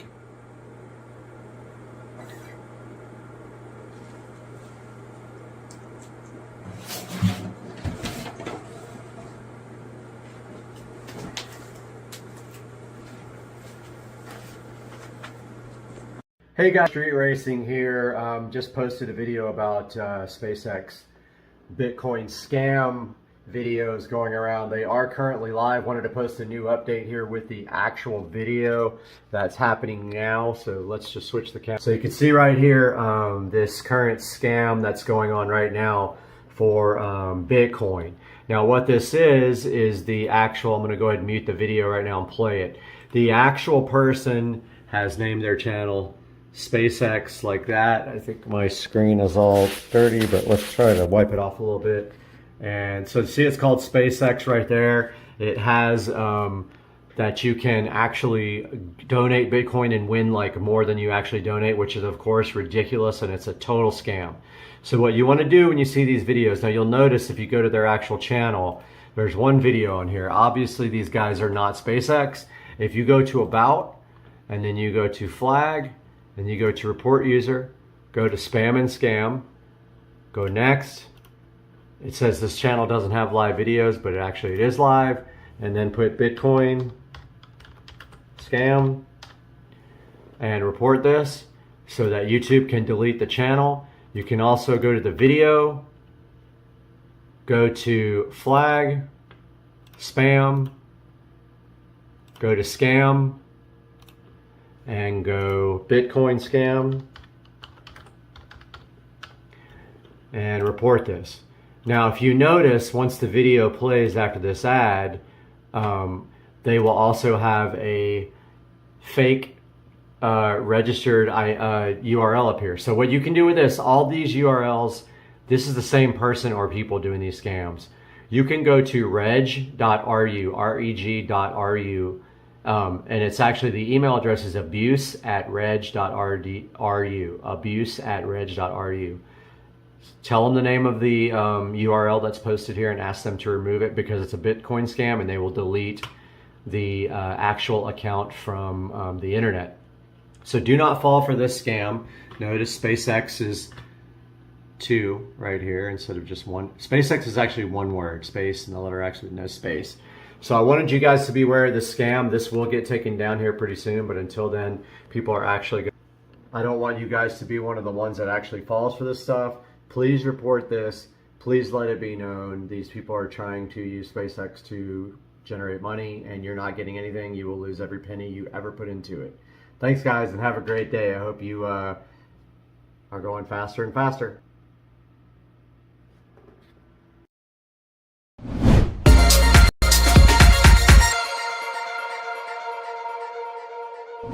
Welcome back to the channel, and today we got something special for you from Oukatel. Now Oukatel sent us the WP55 Ultra phone, and this phone is designed for people who live life on the go. It's a rugged military grade phone with a 6.6-inch display, a huge 11,000 milliamp hour battery, 16 gigs of RAM and 512 gigs of RAM with storage, and a fast, efficient processor. And the coolest thing about it is it has an advanced imaging thermal sensor. Now let's get this thing open today. It's right here next to me, and take a look at it on Supercar Street Racing.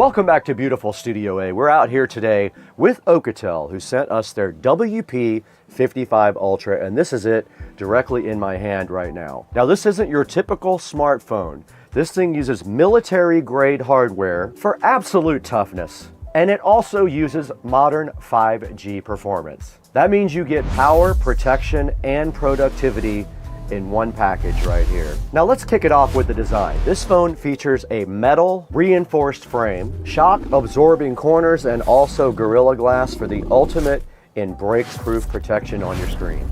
Now this guy is also IP68 and IP69K certified. That means it's waterproof, dustproof, and can even handle high pressure water jets. Now under the hood, this guy is powered by the MediaTek Dimensity 5G chipset. And that is plenty of muscle for gaming and other productivity. The screen on this phone is 6.6 inches, full HD plus, and it offers sharp and vibrant colors. It's perfect for streaming or navigation, or even checking your drone footage on the go. And then there's the battery. This thing has an 11,000 milliamp battery. That's a huge battery. Now for photography, the WP55 Ultra has a triple lens system. It also has an ultra wide lens and a night mode that holds up well in the darkness. Now it does feature NFC for contactless payments. It has face unlock, a fingerprint scanner, and customizable side keys. And it does run on Android 15 as well. Now I want you to hang around because the next thing we're gonna do is go ahead and check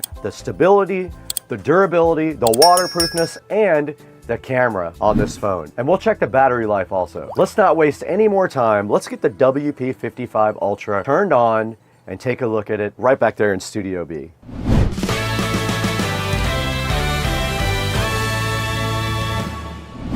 We have the Alcatel WP55 Ultra in front of me. So let's go ahead and get this thing out of the box and see what's inside.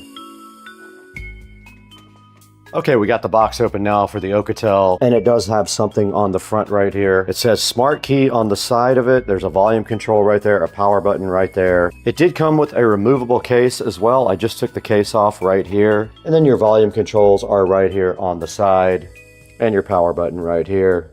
And then on the back, you can see the triple camera system right there, and kind of a texture-ish background there on the back. You can actually feel the texture on that. Underneath that, we have the user manual, a warranty certificate, a USB Type-C cable, an orange USB Type-C cable, and a power brick right there. And that's all that's inside of the Alcatel WP55 Ultra. Let's get this thing on the charger so it can go ahead and get charged up.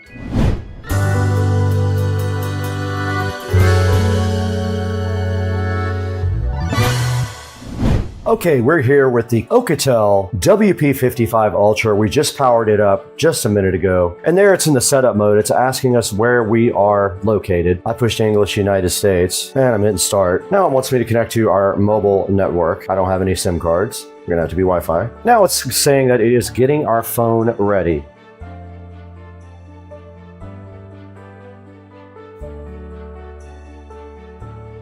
And I'm not gonna transfer anything over to this phone.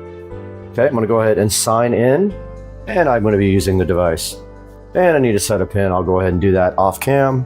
And it wants me to go ahead and do a fingerprint. There is a fingerprint sensor on the power button. So I am doing this now. And I'm gonna go face unlock too. And we're gonna tell it it's okay to use location services. All right, we are at the front screen, and that was very fast. And look, it is showing me all the apps that are installed on the phone now.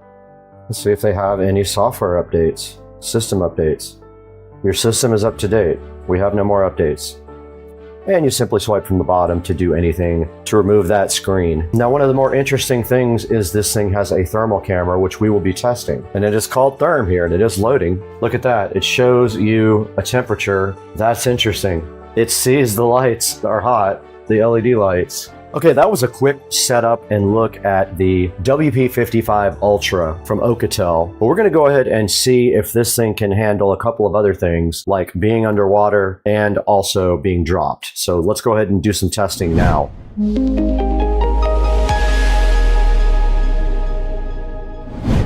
All right, you just saw us fire up the WP55 Ultra from Alcatel and go through some of the menu systems with you guys. Let's take it into the sink and see if this guy actually is waterproof. What do you guys think? We're gonna try it out right now.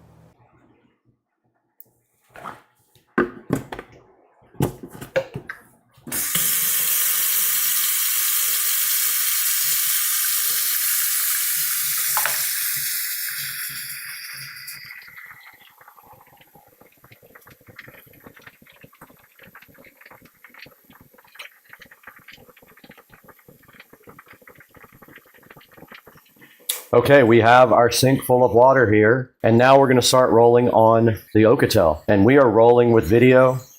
Just waiting for this to cool off a little bit. It's a little warm still. Don't want to put this in hot water. But let's go ahead and see what happens. I made sure the USB-C door was closed. And let's just do it.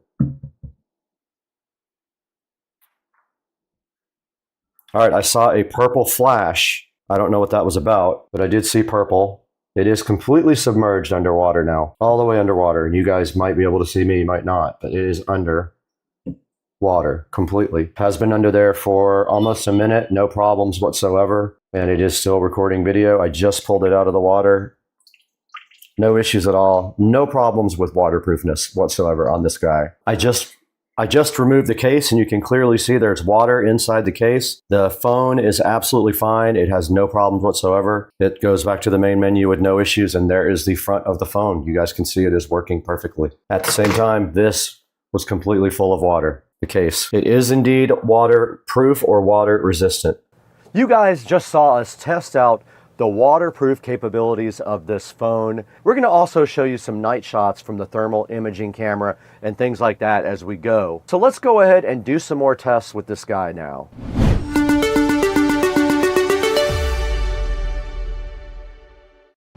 All right, here is how it looks on the Alcatel in complete darkness. Check it out, guys. There's no light in here except a couple of LEDs. And we're also rolling on the Insta360 X5.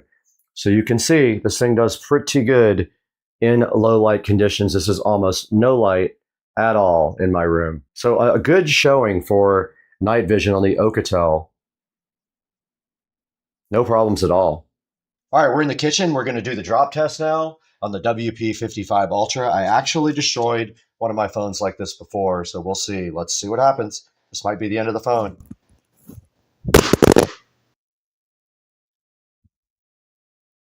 And I don't see any issues. So it survived a 3 or 4 foot fall onto tile there with no issues whatsoever. So that's a successful drop test. It did fall on the face, I think, and I'll do it one more time just in case.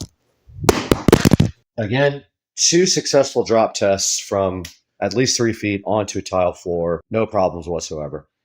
All right, you guys just saw the drop test. This phone had 0 problems. Now we're going to show you some benchmarks from the WP55 Ultra. And this is going to be Geekbench on your left, and it's going to be 3D Mark on your right. You can take those and compare them online and see what you think about the performance. I had no issues with the performance at all. It is definitely going to be a little slower than your mainstream super expensive phone like the S24 Ultra, but it is designed for a different type of customer than that. Take a look at these benchmarks and let me know what you think.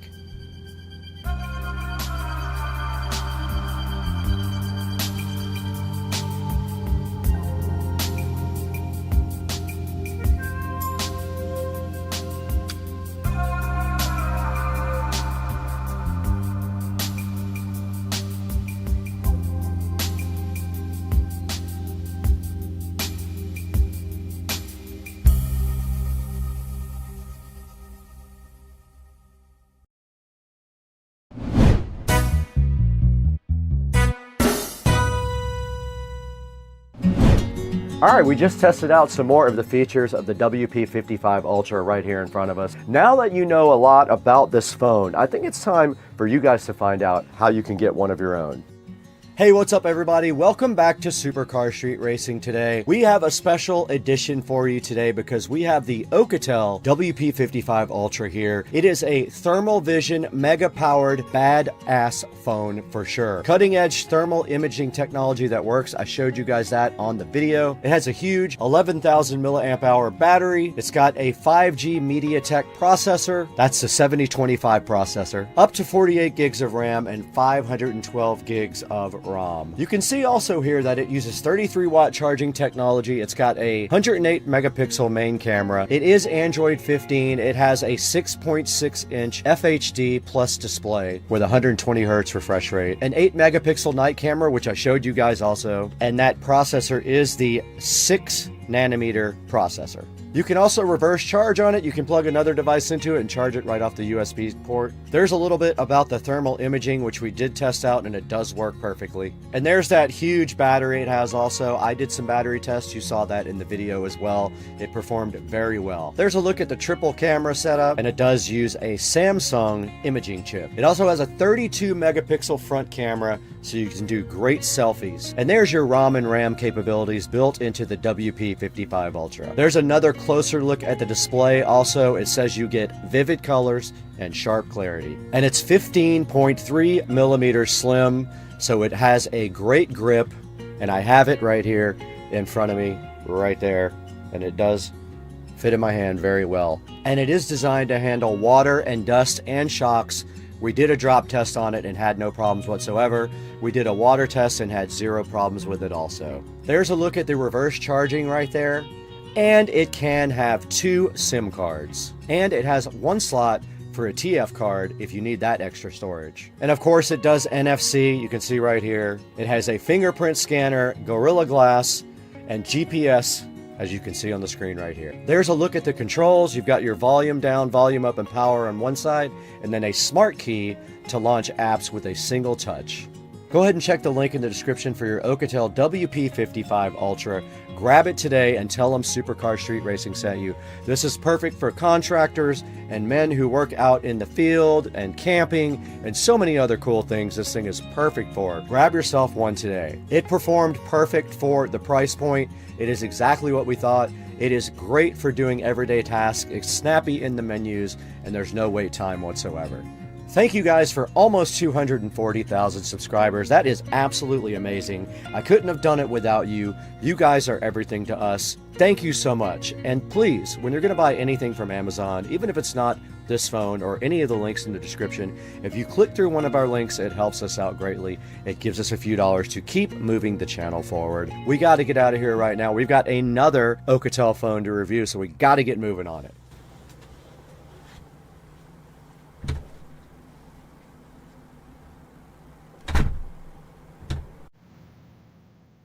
Okay, we're looking at video and audio quality now of the WP55 Ultra right here in the Supercar Street Racing studio. This is indoors with low lighting conditions, I would say moderate to low lighting conditions.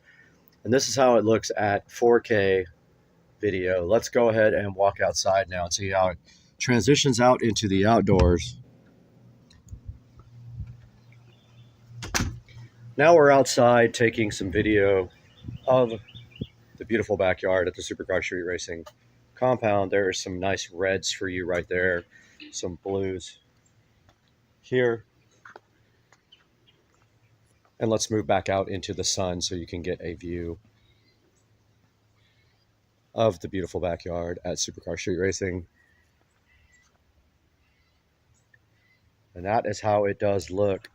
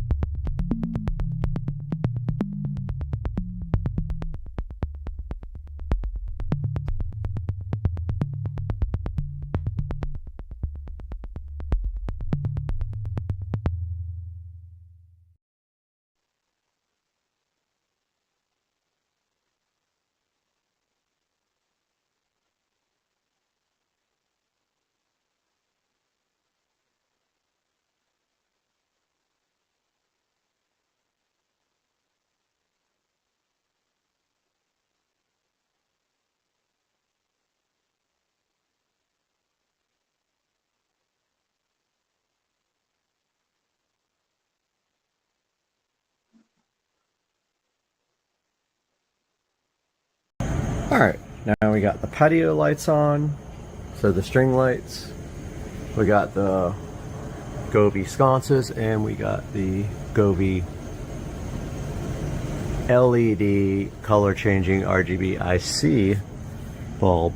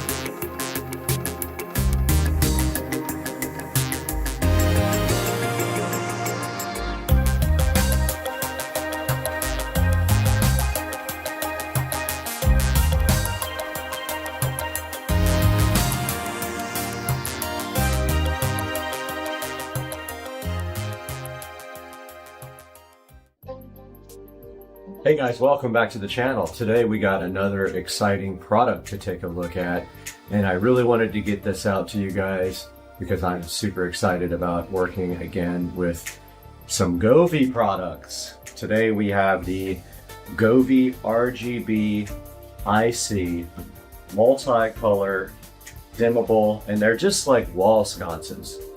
Now, every time I see someone set these up, I always am kind of amazed that they're just kind of strung on a wall with all the lights showing.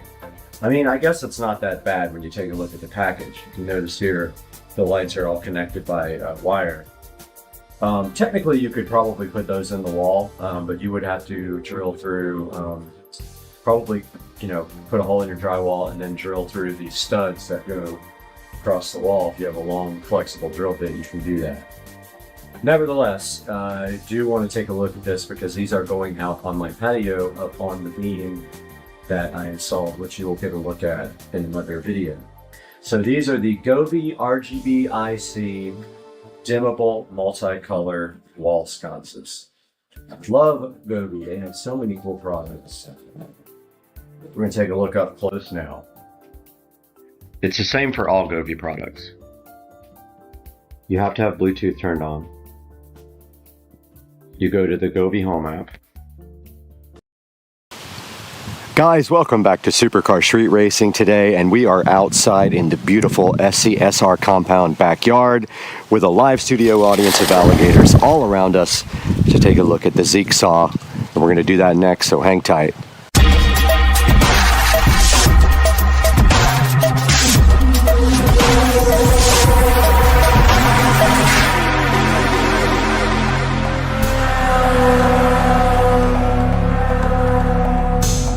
Welcome back again to the channel, and we are out here on the dock with the Zeek saw that was provided to us from the manufacturer, which we're going to be taking a look at this today, and then this is going to be going over to Rich and Trish as a Christmas present.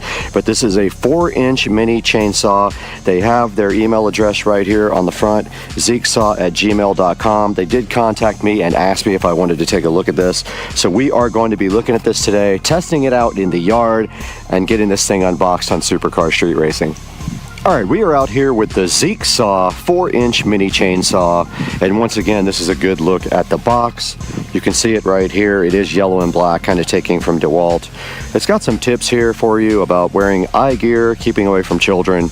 When it's used for the first time, it needs to be fully charged.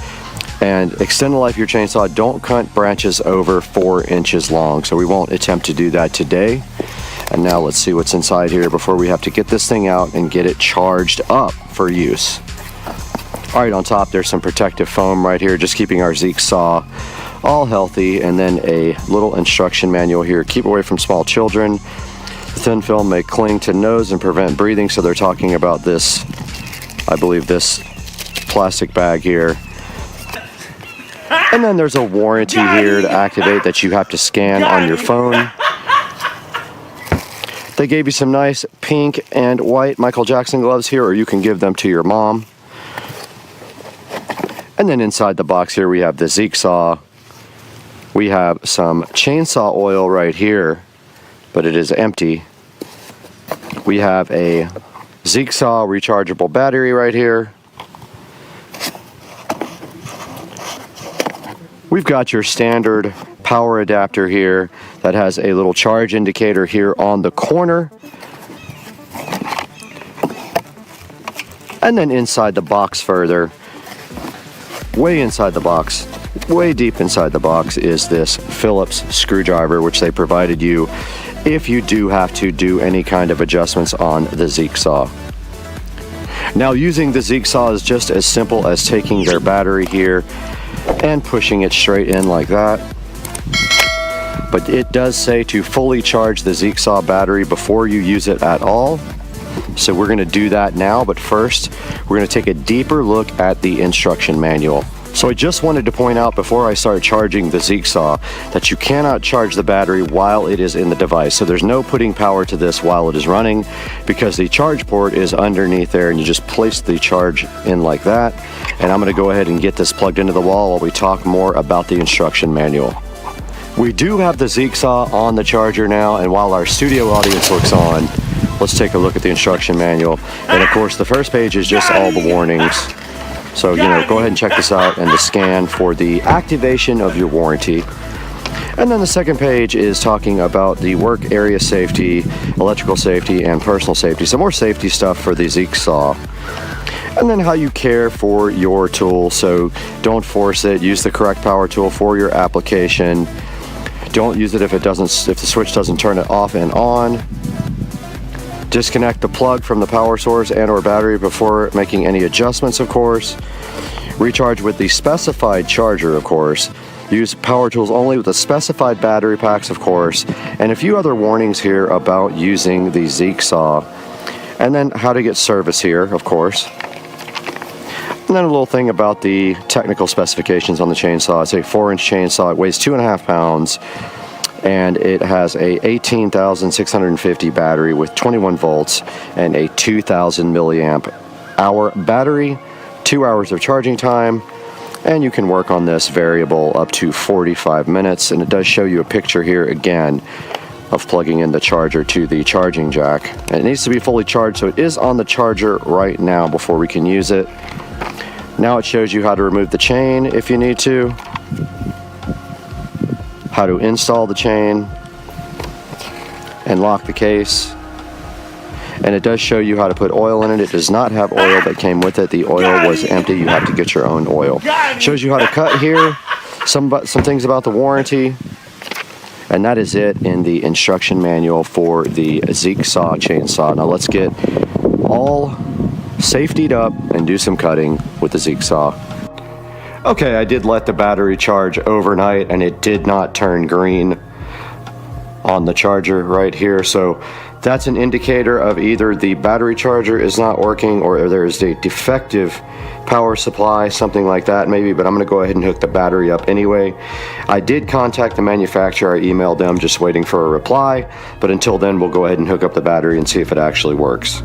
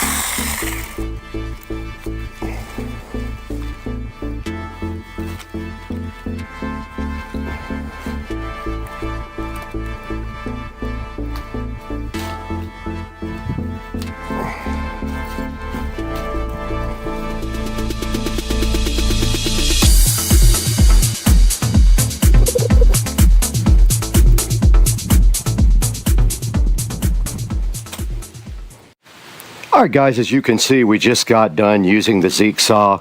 No problem whatsoever. The battery worked fine, so I don't know what's up with the charger, but I'm going to get this thing cleaned up now, and then we're going to throw it to Brad in the Supercar Street Racing 4K production studio to wrap this up and take a look at this guy online.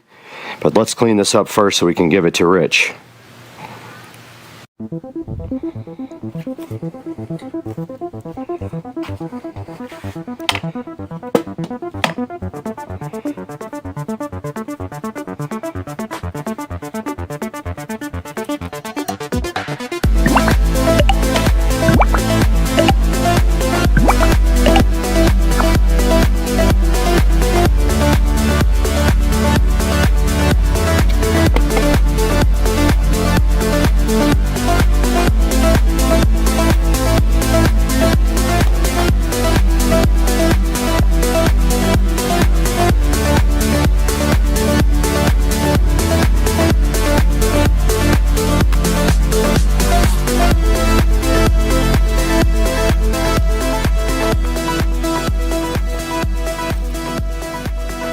Now that you guys saw what this thing can do in the yard, we're going to go ahead and throw it back to Brad in the Supercar Street Racing 4K production studio to talk about this Zeek saw and how you can get one too.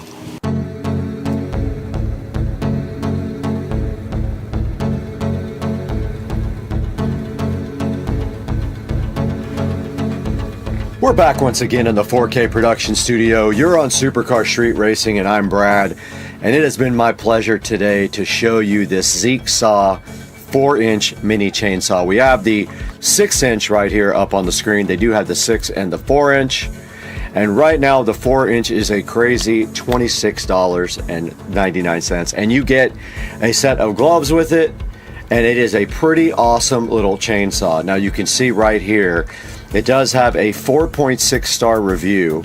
Lots of good reviews here, and the company was so kind to send me one to show you guys. And this is actually going to be Rich and Trish's Christmas present. So I am going to give that to them after this. But if we take a look at here at the pictures, you can see right here, oiling pretty easy there. 22 foot per second chain speed. It is a 4-inch chainsaw, and they recommend that the maximum that you cut with it is a 4-inch log. Right here, it's showing you how easy it is to use. All you have to do is charge the battery, pop it in there, push the safety, and go ahead and pull the trigger, and you can cut with the Zeek saw chainsaw. And here's a lovely person in the yard using her Zeek saw. And there it shows you that is a 21 volt power supply, and it charges in 2 to 3 hours, and it's supposed to have a long life. And then here's a little video on how to replace the chain.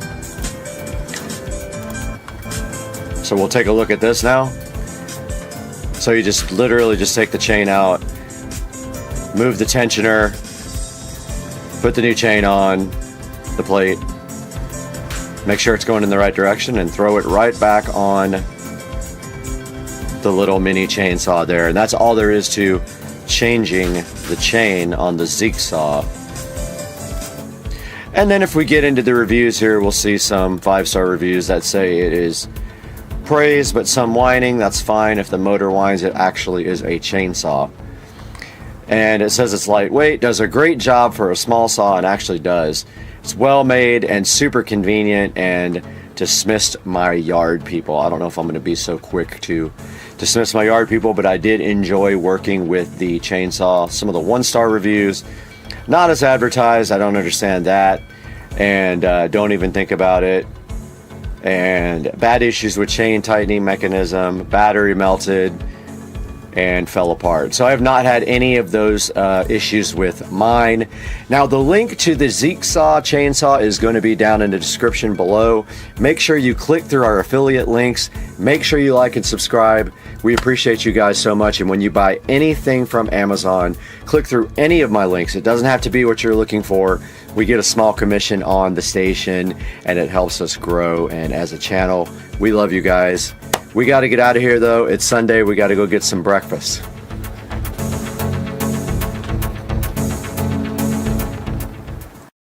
Guys, today we have gotten rid of the furniture on the porch, and we have this whole entire load of IKEA furniture to put together today, right out here in the beautiful Florida sunshine. I'm so happy to have you guys with us today, but we got a lot of work to do, so let's get busy and stop talking on Supercar Straight Racing. Let's go.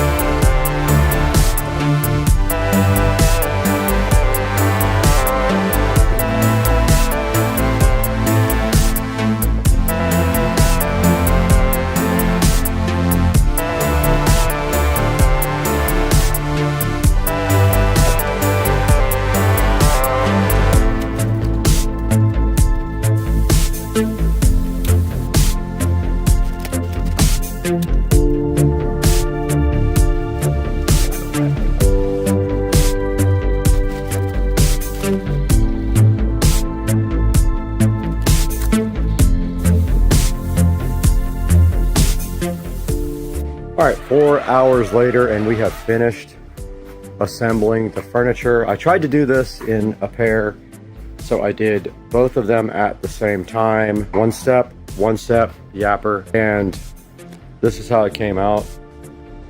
So these are mirror images, and I think this looks fire, dog. I'm just gonna move everything over like an inch or two to fit on the carpet here. That.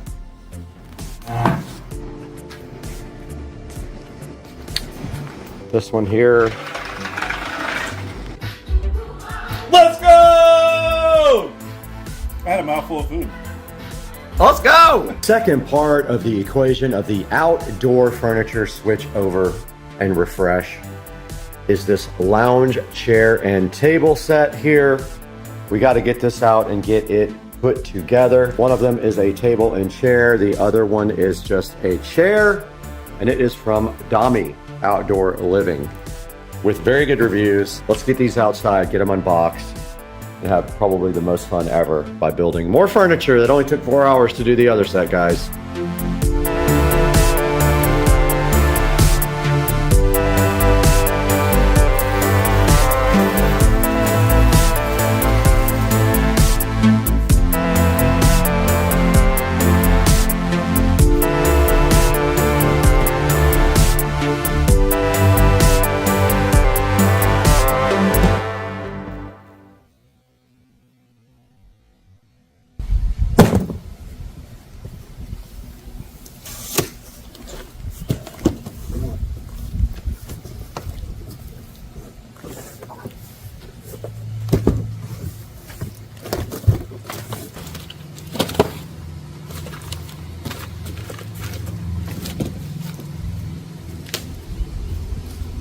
Okay, they gave us this nice toolkit with the accessories, but I went ahead and got my bit for these Allen head right here, and now let's go ahead and get this thing opened up and put together.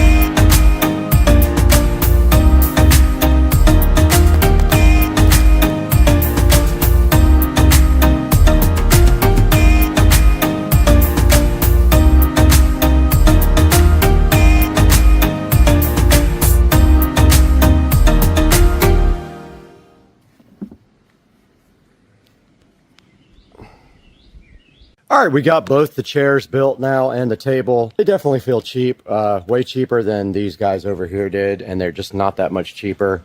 I kind of wish I would have gotten metal ones instead. They have some metal, but it's mostly plastic. And, you know, I had a few issues getting them together, but nothing big. But yeah, these are the new chairs there. That rounded off the new patio furniture there. And now let's throw it into Supercar Street Racing and Brad to see how you can get both of your sets of these on Amazon and IKEA.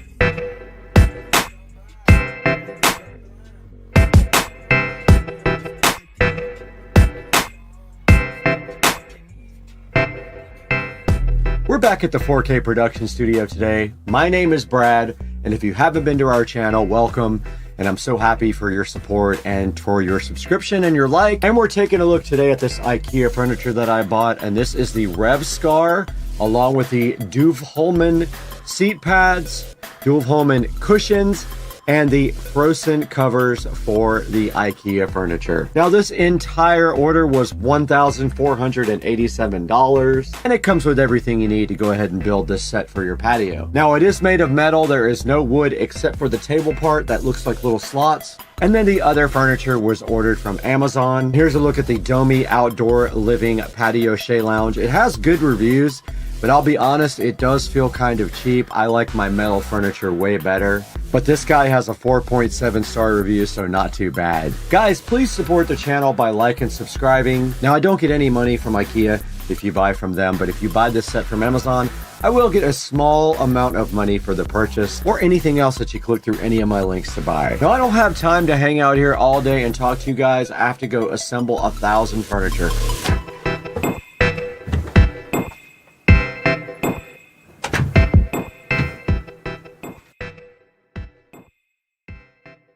That video with Joe and his kids and the K100 Max. Navi was so kind, they sent Joe's kids 2 K100 Max scooters. You can see them sitting right here on the screen in front of you. Those things are so cool. They do 12.4 miles per hour. They are foldable. They have RGB lights, a smart app, and also a Bluetooth speaker. Very freaking cool, man. Now the ones they got are just like this one. They are that multicolored thing right there, which looks really awesome for kids. Now you saw the kids go ahead and take the scooters out. One is 9, one is 11, so it was perfect for them.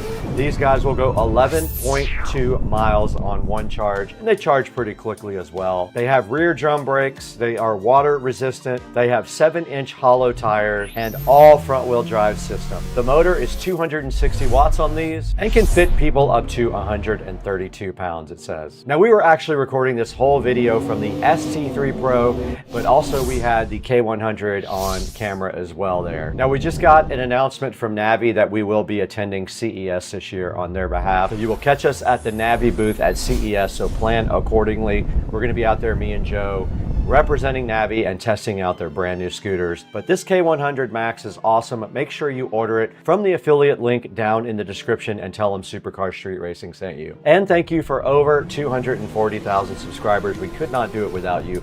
But make sure you like and subscribe and order everything from our affiliate links. But we got to get out of here right now. We're testing as we speak, and we have to go ride that thing.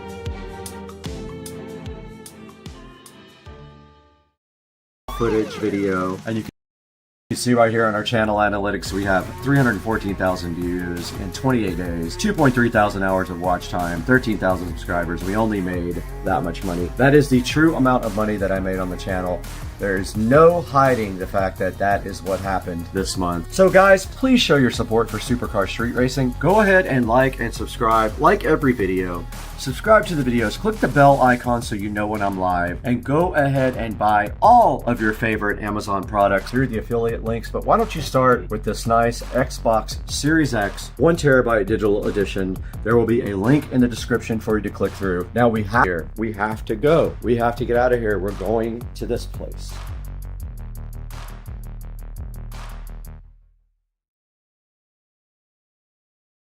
Hey guys, we want to welcome SoFern to the channel with their HS22 rechargeable headlamp. Now directly on my head right here, you can see this headlamp, so fly and so fresh. And SoFern wanted you guys to check it out because this thing is perfect for camping, running, outdoor use. But I plan to use it directly up in the attic every time I go up there. I do a lot of stuff up there and I always need a headlamp. And this thing is so cool because it's detachable from the strap here. You literally just pull it out directly like this.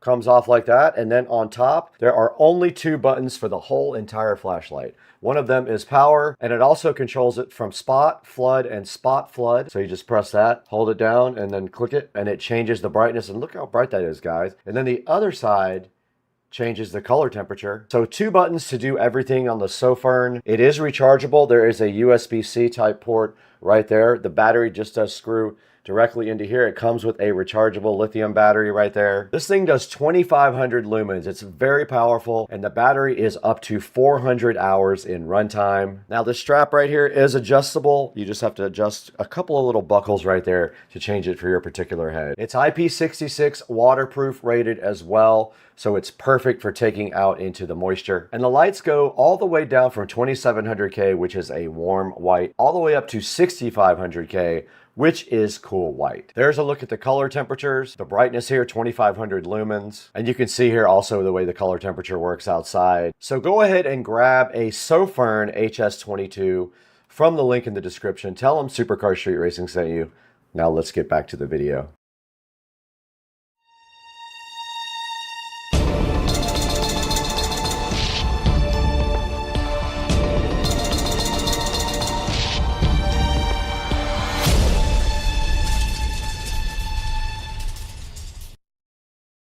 We are back on Supercar Street Racing, and once again taking a look at the 2023 Tesla Model S Plaid out in the garage. And we have our next piece of carbon fiber we're going to be applying today on the station. So hang out and let's have some fun.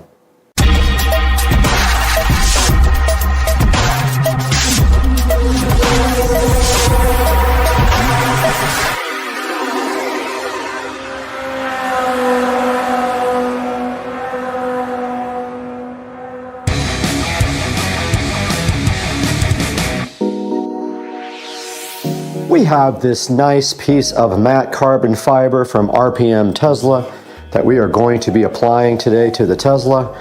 And this piece right here fits right over the stock around the charging pads.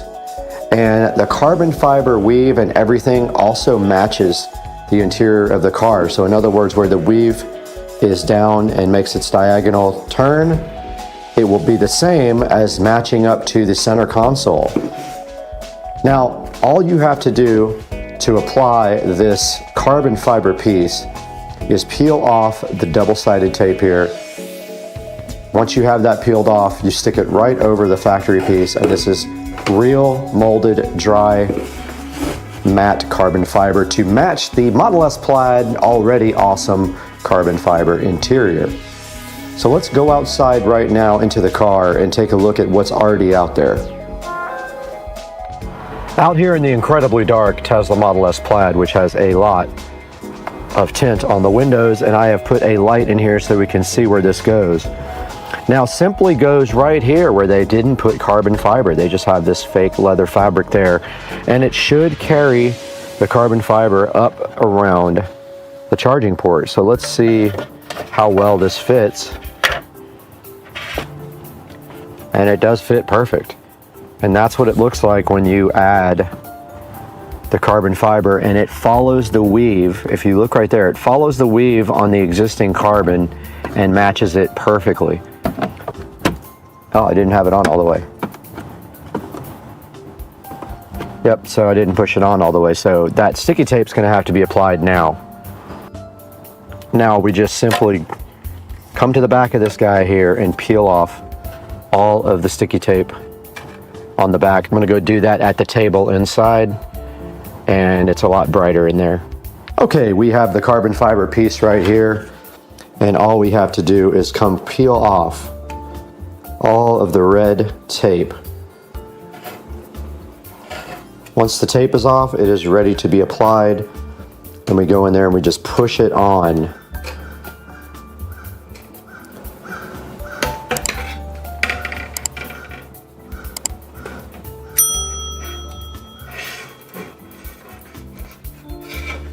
Kind of a pain, but this is what's going to keep it on the car.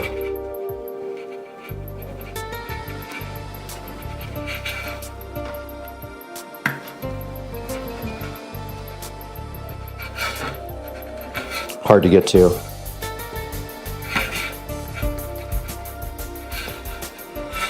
Fortunately, there's some long pieces here. Otherwise, it would be a huge pain. Switch to a wider angle.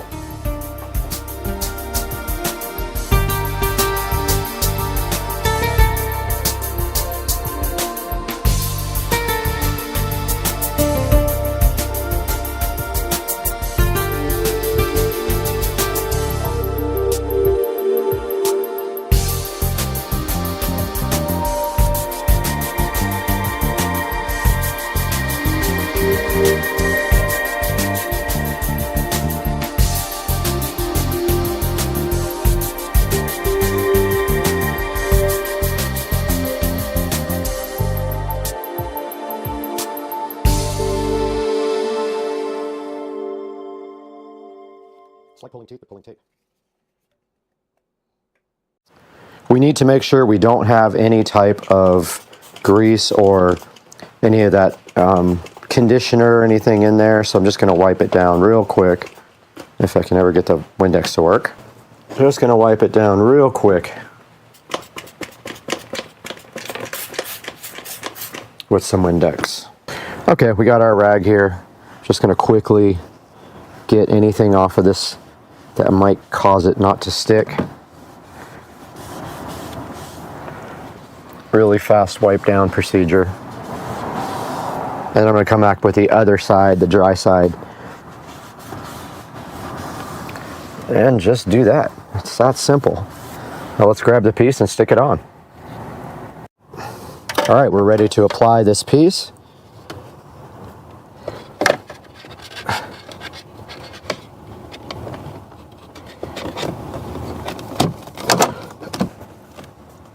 So what I am doing is putting a lot of pressure on this because it needs to sit flush all the way around.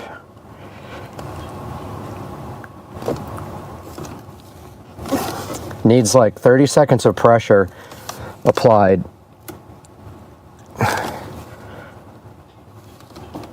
Let's see if this thing still opens right. Oh, it does. Okay. I was worried for a second that that thing wasn't going to open anymore because this pushes right up against it, but I guess they have the design right.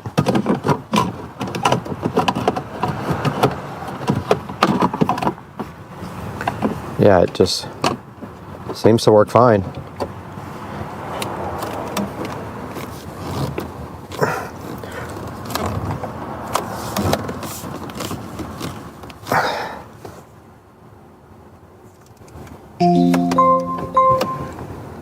Okay.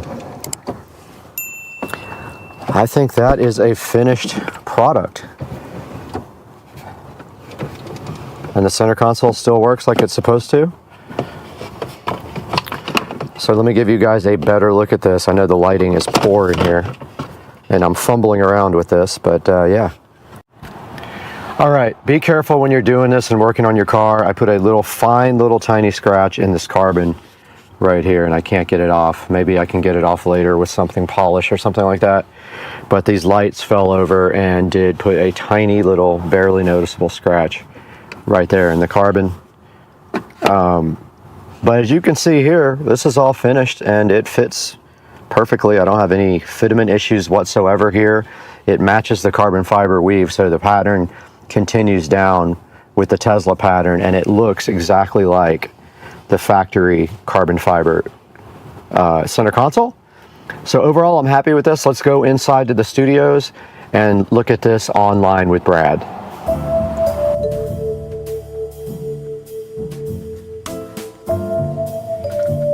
Welcome back to Supercar Street Racing, and we are back in the 4K production studio, and our light did burn out, so we have to figure out getting a new light.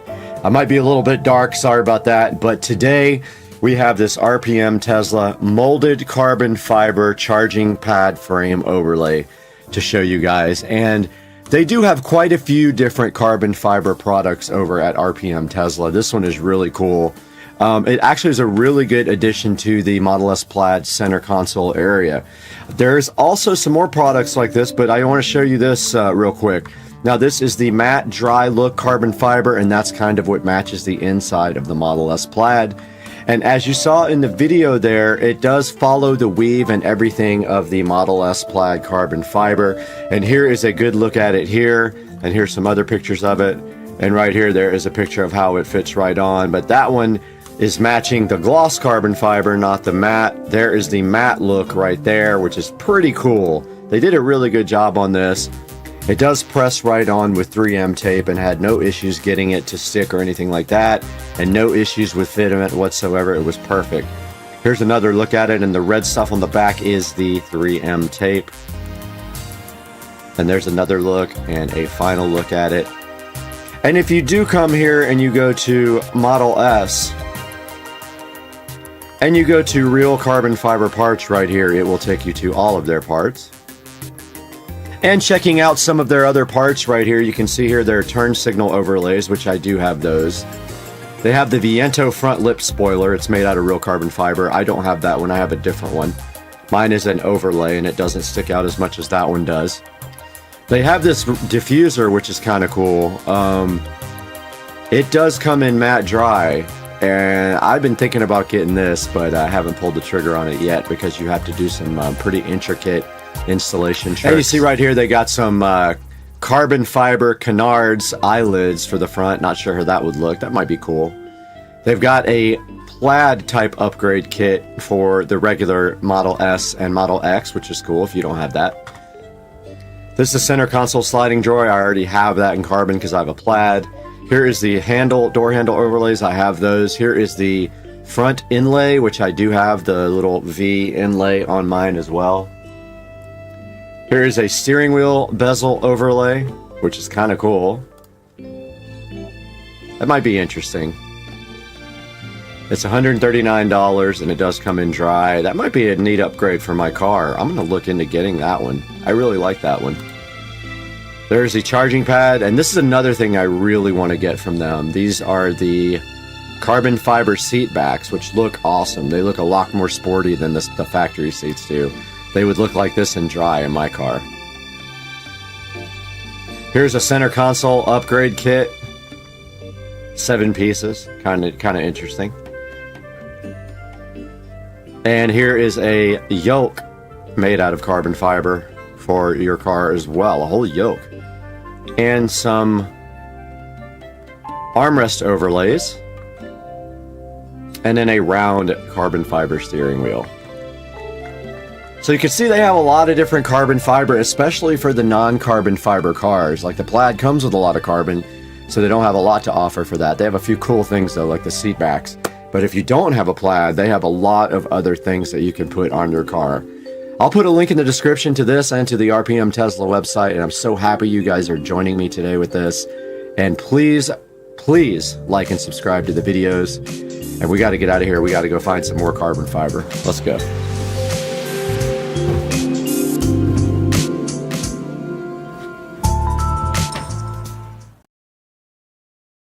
Got my multi-tool. We're gonna have to do a little bit more cutting. On to overheat, initiated.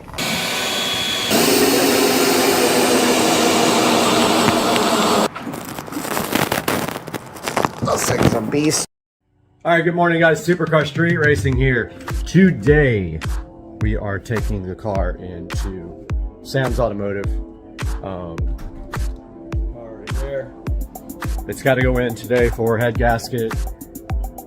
Head gasket. I keep getting that wrong.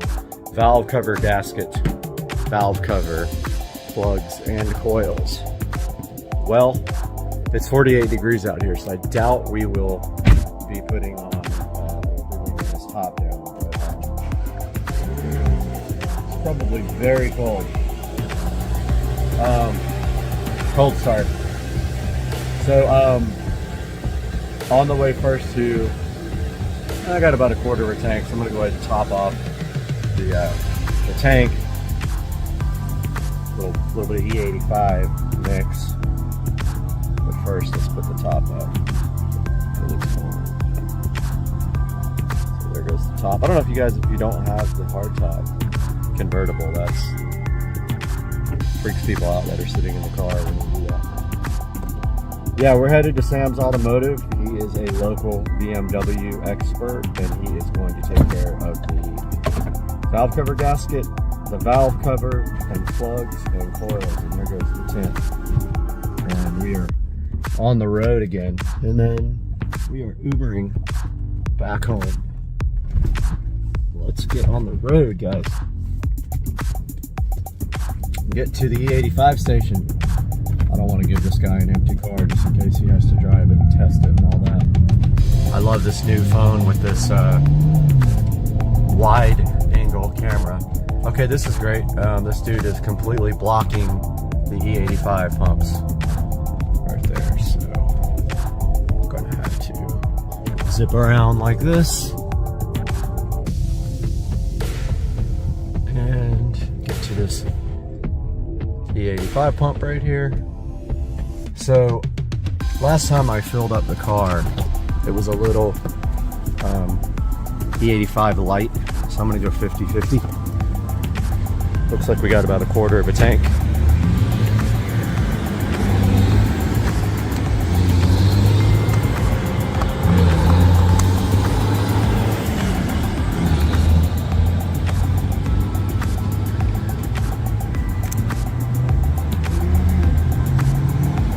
Gotta put my card in there.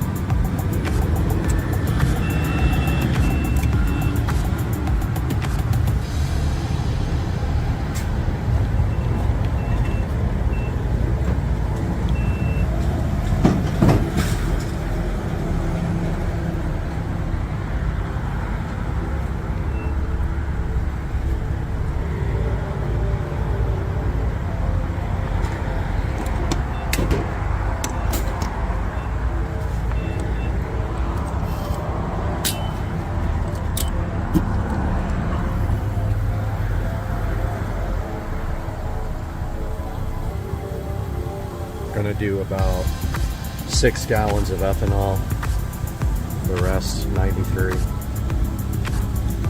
See if that fills the car up. Probably about, I'll probably do about, yeah, about 6.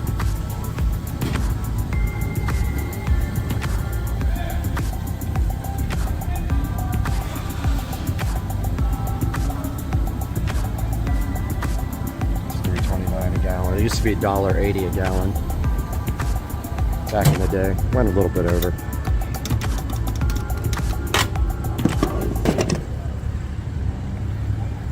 Do this again now with 93. Hopefully I didn't show my credit card earlier. I don't have to blur it out. Alright, so put my card back in for 93. I got to do this every time I get gas.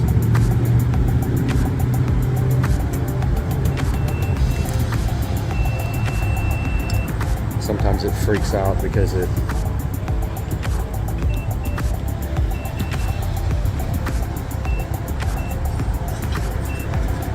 it's 2 transactions in a row, but hopefully it's good. Let's get to 93.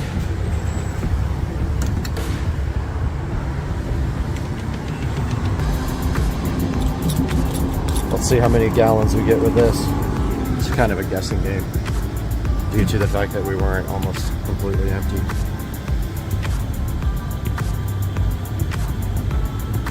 Then we got to get the car over to the shop. I'm guessing it's going to hit maybe 6, maybe 7, which is fine. It's a good mix.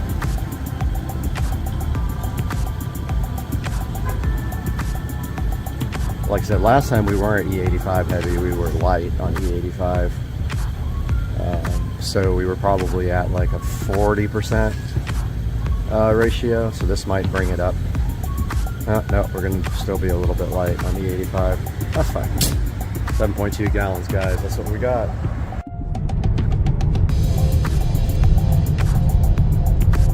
Alright guys, I don't know why One UI keeps crashing on the phone, it's annoying. Happens when I do videos, but we're on the way now to get the car washed because I don't want to give the guy a dirty car.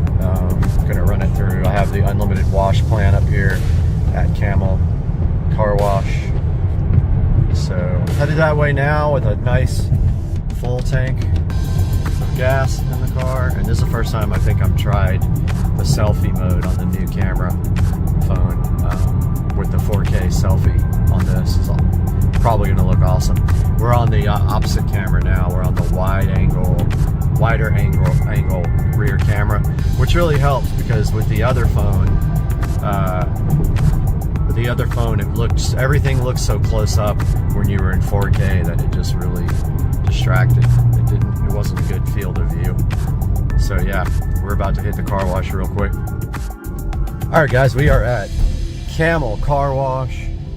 I have the unlimited wash plan here, so I come here about every other day. These guys are like, "Why are you here so much?" I'm like, "Well, it is called the unlimited plan, is it not?"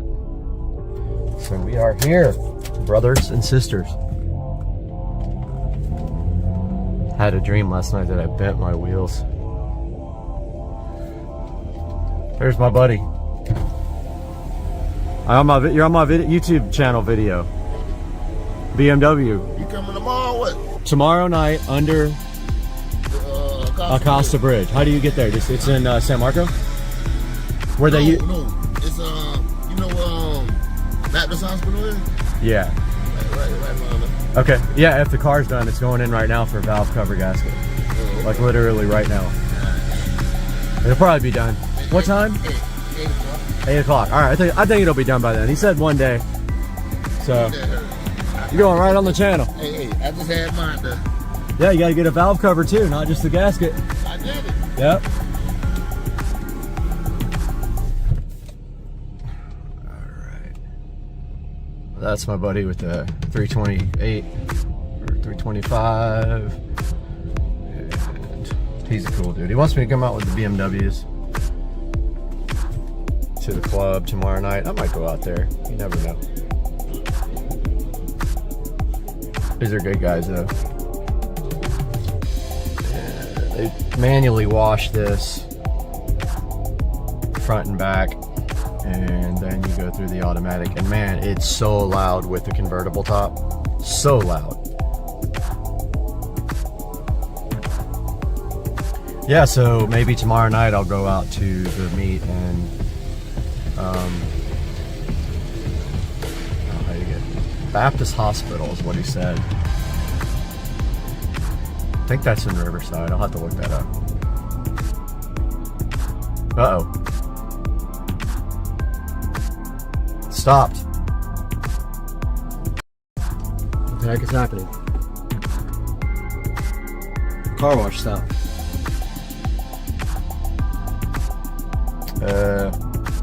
Hello? Well, we're sitting here stopped. I don't know what's going on. I'm gonna pause this until we go again.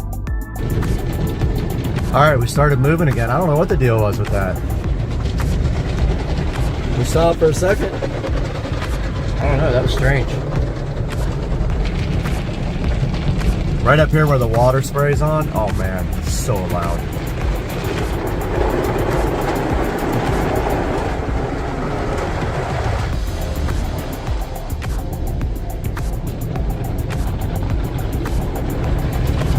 Right here. I have to hold my ears during this part.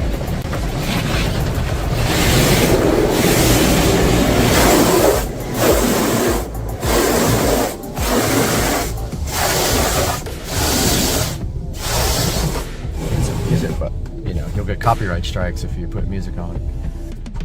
Yeah, it looks like we're doing good on time. It's about 20 minutes from here. It's about 8:35 right now. Comes to satisfying whatever the heck that is going on there.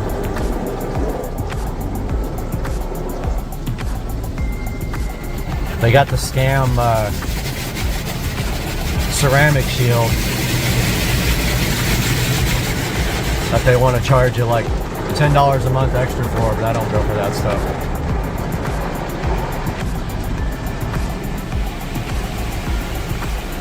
Satisfying.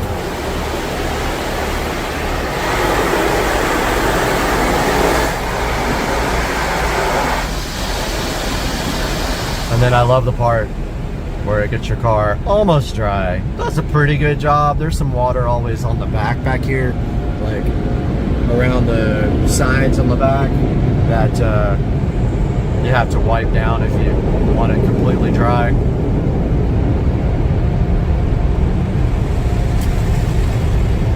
Dude up here is blowing off the thing. Oh, this is where it puts the tire shine on. The LEDs are broken.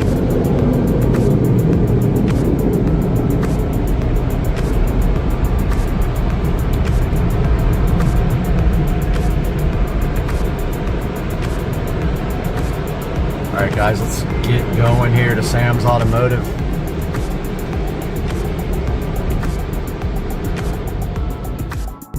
Alright guys, we're almost pulling up to Sam's Automotive. It's about 8:48, so we're on time. Wanted to show you guys this place as we pull in. It's got a crazy amount of BMWs in the front, like an insane amount. When I first saw this place, I was like, how is this possible? This is it, Sam's Automotive in Jacksonville, Florida, Duval County. And we are here. I'm going to show you guys the parking lot here real quick. They're not open yet. Do have to get everything out of here. I really don't have anything in here that I need, honestly. Yeah, I don't have anything. We are here at Sam's Automotive. Beautiful day. Car looks good. Just got washed, but you can see where it leaves the streaks in the back. This is Sam's Automotive. Tiny little sign sitting on parental home. There's all the BMWs, but it gets even better. You can go down on this side. The entire back is filled with BMWs. Back here, where they do the actual work, and a cat. And so let's see if it's open yet. And I'll ask for permission to film a video in here. Let's see. It's open. Let's see. They let me. No, there's nobody there yet. But here is the lobby area heading into Sam's Automotive. So take a walk back here while we are waiting for them to get here, and we'll get a little interview. Man, they got a few cats back here. This is the back area where they have, I think, 2 or 3 different kitty. They got kitties for sure. Right here. Kitty. Cute cat. Hi, kitty. Cat's like, nope. Check out all their BMWs back here. I found the BMW graveyard. That's going to be what the title of this video is. Look at all there's probably 150 different BMWs back here. Check this out. Oh, there's a 335i. Convertible? Dang, those wheels look exactly like mine. That's not a convertible. That's an IS. DCT. Looks like it's been here for a minute. 335 IS. That's a rare find. And then of course we got this Jaguar back here. Dude, some interesting cars. Look at this Rolls Royce Silver Spur. 540i. And there's an auto refinishing and restoration that doesn't look like it's open anymore. But check it out, guys. It's just crazy. Oh, this is actually a British car shop, and I forgot the name of it. But look at, I think that's an MG. There's some Mini Coopers here. Yeah, that's a British car shop there that uses that bay. Because there's a Jaguar here, Rolls there.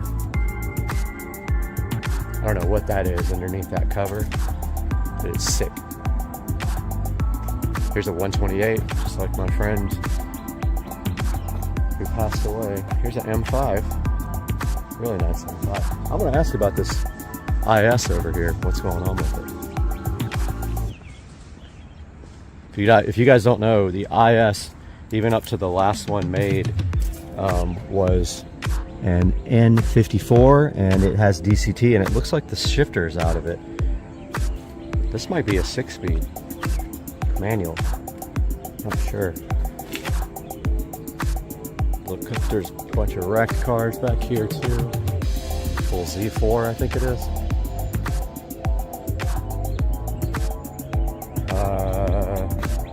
I don't know what that is. Is that a CSI? I don't know what that is. It just says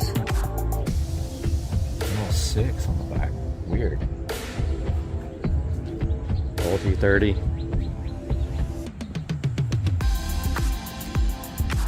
Bunch of E46s over here. Old 525s.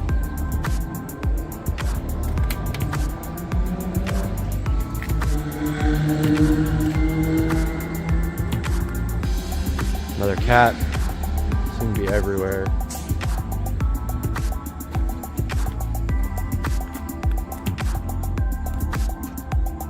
Here's a wrecked, I don't know what it is, 5 Series? 535i. Some more. Kitty cat right here. Lots of kitty cats. There's cats everywhere. Cats and BMWs. Old 320i over there. Cat. Mini Cooper. 528. Here's an old 325 IS. Old E30 325, I guess. Like a newer model X3. There's a E46 3 Series convertible. Don't know which one. There's a cool wagon X-Drive. It's a 328i X-Drive.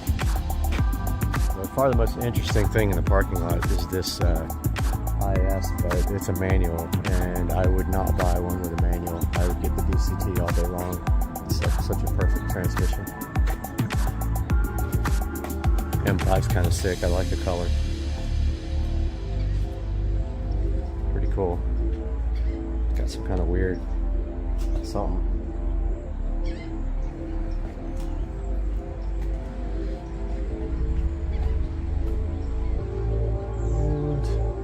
Cats literally everywhere. Look at this old Jaguar. Oh, there's a Bentley. There's a few guys back here in the back. In the woods, there's a few completely wrecked vehicles. Yeah, I wonder what Finish Line auto refinishing and restoration used to be, because it was always closed when I came last time. That thing is just crazy.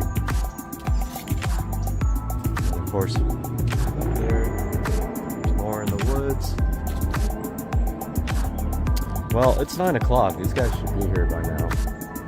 I gotta remind them. Boy, those wheels look just like my wheels.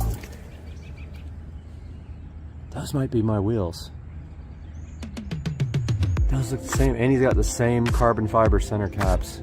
Good grief.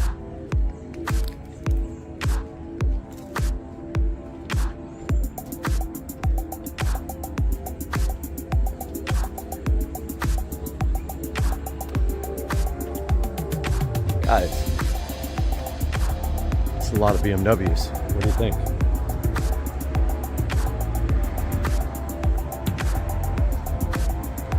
I found the BMW graveyard and the cat graveyard. Kitty, kitty, kitty, kitty, kitty. Cat's not gonna let me anywhere near it. All right, let's head back up and see if they are here.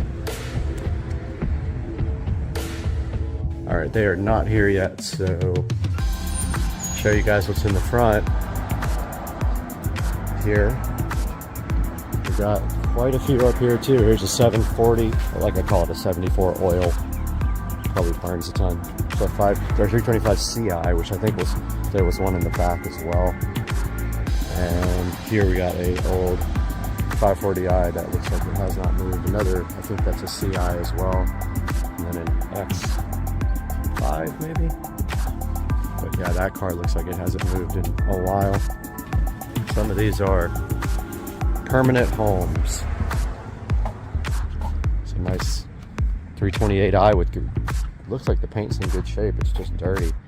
Here's a 325 CI again. And a little look at the front of all these. Now these are in the front. I don't know if they are getting repaired or if they're, look at this. There's the 335i getting suspension, bushing, some kind of suspension things are worn out in the front. We're getting valve cover and valve cover gasket and plugs and coils. Sam's Automotive. Voice is okay, right? All right, this is Sam's Automotive office. And they're going to be working on the car. And she doesn't want to be on camera, but if you come in, you can meet her. So, that's what the office looks like. All right, got the car dropped off here, waiting for my Lyft ride. They were a little nervous about me filming, but I don't think it's going to be a big deal. So I'm going to go ahead and put it in. All right, guys, just got back from Sam's Automotive. Took my Lyft home. Going to go ahead and put this video together for you guys. And then when I pick the car up, shouldn't be anything major to see, really. Just getting the valve cover gasket, and the front suspension bushings done. But talk to you guys here shortly.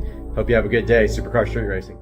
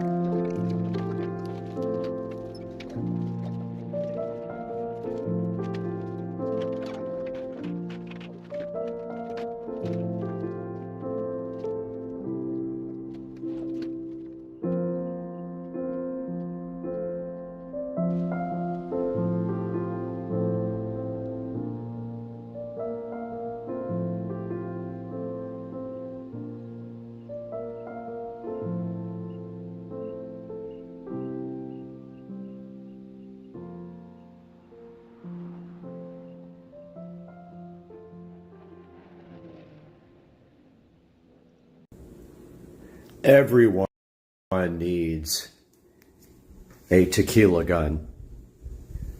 I don't care if it costs $144. You need a tequila gun in your life.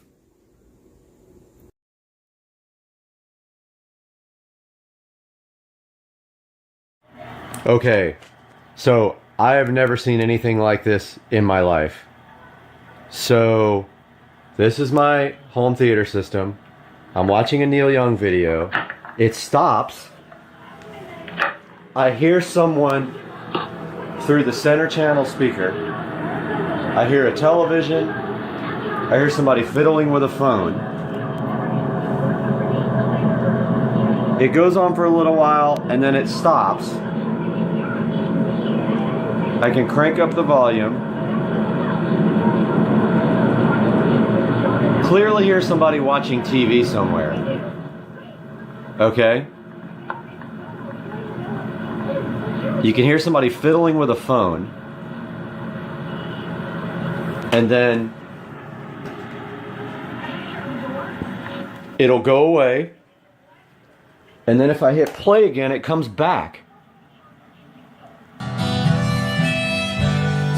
Okay, it's gone. It's back.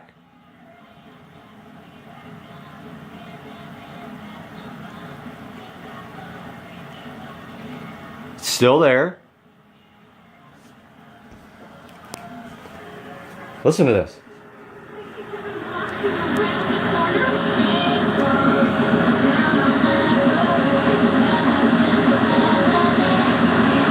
It sounds like a kid's television show. And then every once in a while you hear somebody fiddle with a phone.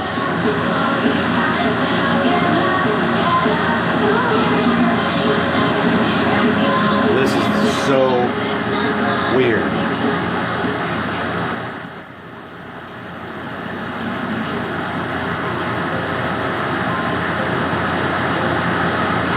What in the hell is going on here? Listen to this.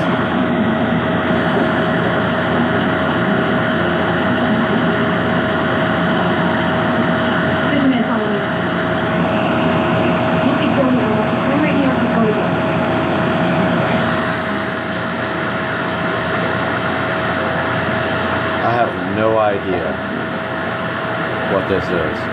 I can only...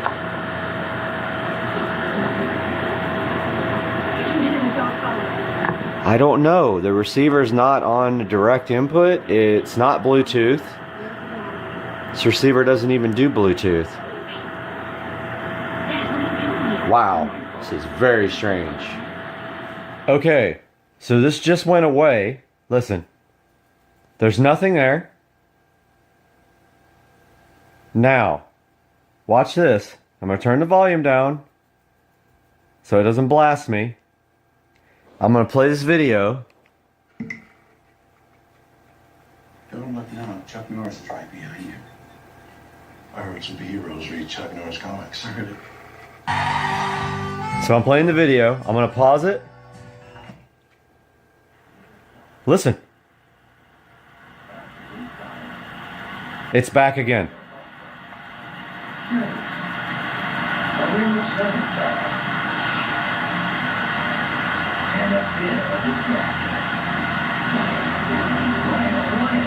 This is by far the weirdest thing I've ever seen in my life.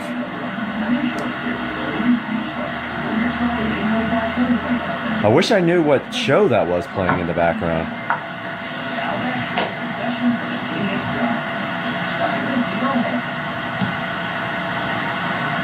Someone please tell me what that is in the comments. How this is happening.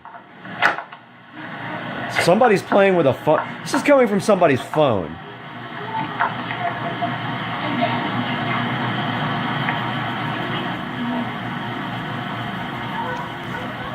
Weird. Okay, let's repeat this weird experiment again. Okay, so nothing on the screen. Volume turned up wide open. Nothing. Hear that? Totally silent. Alright, so I'm going to play the video now. I'm turning it down so we don't blast ourselves. Here we go, watch this. It pauses by itself.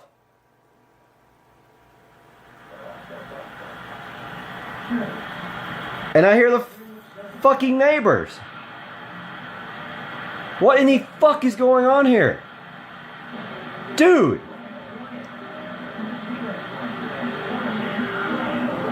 My house is haunted. I don't get it. Someone help me. Amazon decided to disable a certain feature of another device I have, and inside this box might be the flagship of all of the devices that Amazon sells. But we're going to open it up today and let you know, because it doesn't have a screen on it, but it does have some other cool features, and inside this box hopefully is the answer to a problem that we have, and I didn't even know it was a problem until a couple of days ago when I got my new 65-inch 4K TV outside on the patio. So what do you guys think? Is this thing going to solve my problems or just create more and get returned? And also, this is a refurb, so this is from the Amazon refurbished store. Let's get right into it today, guys, on Supercar Street Racing and get this product unboxed and out on the table and have a look at it.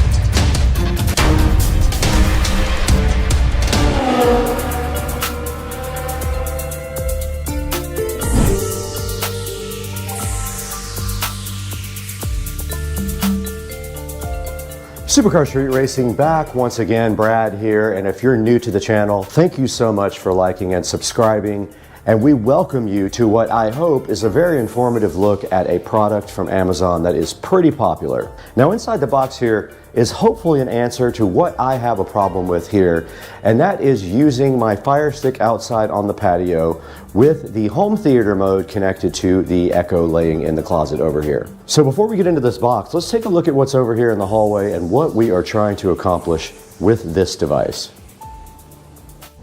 We're right here in the Supercar Street Racing audio closet, where you can see a monitor up here, you can see a switch box, and you can also see my Pioneer amplifier right here, and right above that is my very cool Behringer Ultra Bass Pro EX1200 bass processor. Now this system does feed the entire house audio, and also zone 2 of this device here feeds out to the patio for the pool music. Now running this whole system is this Echo Dot right here. Now this was working fine until about 6 or 7 months ago, and I could never figure out why home theater mode was not working. So what's home theater mode exactly? So that's when you have a Fire Stick that you connect to another device like this Dot, and then you actually play music from the Fire Stick through this Dot, and then on the back of this Dot there is a audio output jack that feeds my whole home audio system. Now that will go out to both zones 1 and 2, or you can play something different on zone 1 than zone 2 using this actual receiver. So Amazon decided to disable the ability to play out of the audio output jack on this Echo Dot. Now from what I read online, the Echo Studio will do that, so we might have an Echo Studio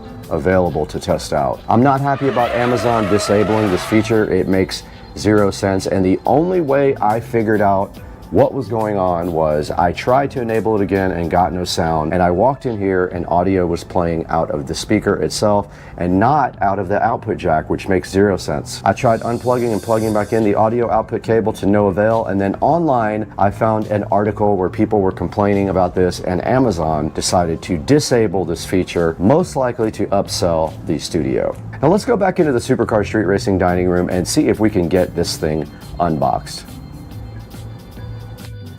Now that you guys understand exactly what I'm talking about and why this product might help us, let's go ahead and get this thing unboxed and take a look at what's inside. And we won't be using half the features, but let's get it out anyway. That's what we're here for, right? And inside this box, of course, you can see the familiar packaging of the Amazon refurbishment. First of all, it's pretty heavy. You guys will see that here momentarily. And I can tell already I underestimated the size of this guy. I thought it was very small, but I can tell right now it is not small. And we have our SCSR branded scissors to go ahead and take a look at what's inside the box here. And I don't know if we were right side up or upside down. I think we are upside down.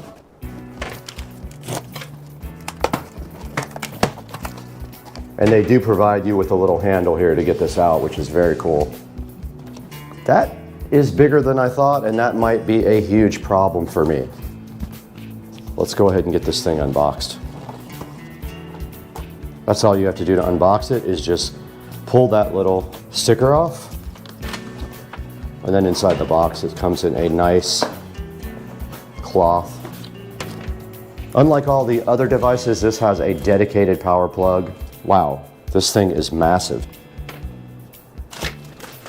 Okay guys, so right in front of us here, we do have the Echo Studio. Now, I'm not even going to be using this for most of the features. This is more or less just going to be used for the audio output, if it actually works for that. Now, I do have a problem already that I see. This is absolutely huge. I thought it was a small device. This may not be able to be used, but as you can see here on the back, we do have the proprietary power plug with that appliance looking connector. We do have an audio output jack, and we do have a USB port, which is not used except for maintenance. Now inside of this, supposedly there are two speakers, one subwoofer down here and a regular speaker up top here. And on the top you can see what looks like maybe lights, and then you can see the power button, the plus and minus button, and the mute button sitting right on top here. And this right here is the port for the subwoofer, and then on top you can see the smaller speaker there, which would probably throw audio up for higher frequencies. Now I'm putting the scissors next to this so you can see kind of how big this is. It's about as tall as my pair of standard scissors and about 3/4 as wide as a pair of standard scissors. Now they did also give us this instruction manual with it, and on the first page it shows you exactly what's on top. There is a light ring, there's an action button, volume up, volume down, and microphone off and on right around the top, right there. So you will need to go ahead and download, gonna wake up everything in my house, but works off the Alexa app. So there's not much else to do at this point except go ahead and get the power cable out. Here's the included power cable. Again, the packaging is done really nicely. And if we look on the back there, it does just have a standard appliance type connector. I forgot what the name of that connector is, what that is called. Okay, we're back in front of the audio closet here, and we have very limited space. It will most likely not fit right here. We can try it. We can try to slide over the receiver, but I don't think that's gonna work. I think we're gonna end up having to put it down here. It also needs its own power plug. So let's move some stuff around in here and get this thing in here and see if it actually does what we bought it to do.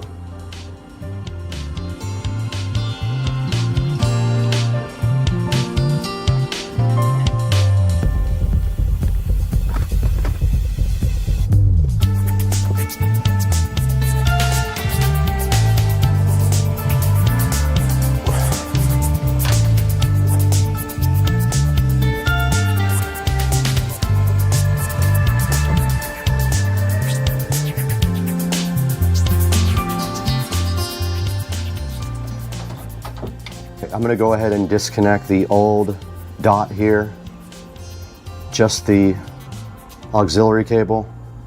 Actually, I'll go ahead and just unpower that completely. And there is the audio output cable there. Look at the size comparison here. Pretty crazy. And now this thing is tied up, so we're going to have to cut that zip tie off right there. Okay, I'm just going to route this directly through the grating here down to the new studio and plug it in just to see if it's actually going to work. So we have the studio plugged in, the auxiliary jack there. Now we got to get some power to this guy.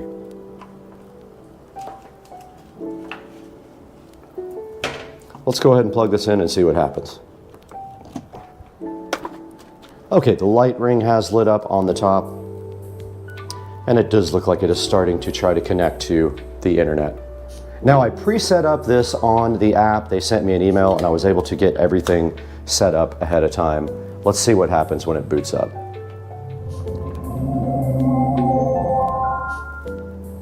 There is now a yellow light spinning. Your device is ready for setup. Just follow the instructions in your Alexa app, bringing your device online. Just a moment. To continue setup, go to your Alexa app. Okay, it is asking me to open that up, so let me get the phone out now and start recording on my phone so you have that as well. All right, we did lose the audio for that part of the shot there, so I wanted to go ahead and go over some of the settings inside of the device when you put it into the app, which I can't say because it'll wake up the one behind me. But here in front of me, we see a picture of the player settings here for the Echo Studio. And at the top, I already changed the name to Audio Player because it was defaulting to Brad's Echo Studio, so I already got that changed. Now, these are the speaker settings here, so you can select to connect multiple speakers at the same time or any of the Echo devices. You can see a list of all mine right there on the screen right now. And right here, you can actually set up a regular remote to use with your Echo Studio. It shows you how to pair it right here in the instructions. So right here is the sounds menu. This is where you can actually just use the regular volume control up at the very top to control the volume. So it also has things like alarms and notifications. And if we go in right here to the settings, this is where you can actually set up tones. Now, it didn't work the very first time I went in. I had to back out of the app setting and then go right back into it, and they were actually there. So there's the regular tones, and then there are premium ones, but they all said free when I clicked on them. So I guess you can just add those at no charge. See there, they're all free, so you don't have to pay for those. And this is just the kid parental control settings here, and it is disabled on mine, as you can see. So this is Do Not Disturb. It just lets you pick a schedule or either turn on Do Not Disturb so that the thing doesn't bother you at a certain time of night. And there we got the time zone and the wake word. Now here's where you can choose the voice, so that you can have your pick of American, Australian, British, Canadian, or Indian right there. So you can set your voice however you prefer it. And then you can see adaptive listening and local voice control right below that, English, and then the measurement units. And that's about it for the settings in the Echo Studio. All right, we have gone into complete and absolute fail mode. Apparently this is an audio input. Even though I did my research before, there were conflicting results as to whether that would output audio, and absolutely not, does not output audio whatsoever. So this will not work for my possibilities either. So this is going back to the Amazon refurbished store, and I have to look for something else. And I did just wake it up just now. Now let's go ahead and test the sound quality.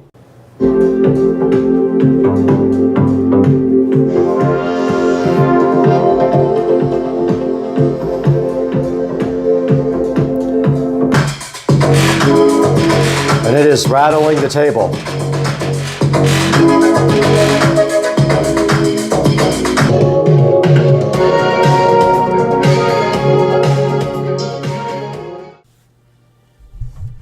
All right, we're back in front of the Echo Studio here, and just some closing thoughts on this before we go any further. This is going back to the manufacturer because it does not have audio outputs. Now, what did I really like about this? I definitely liked the fact that it had pretty good sound.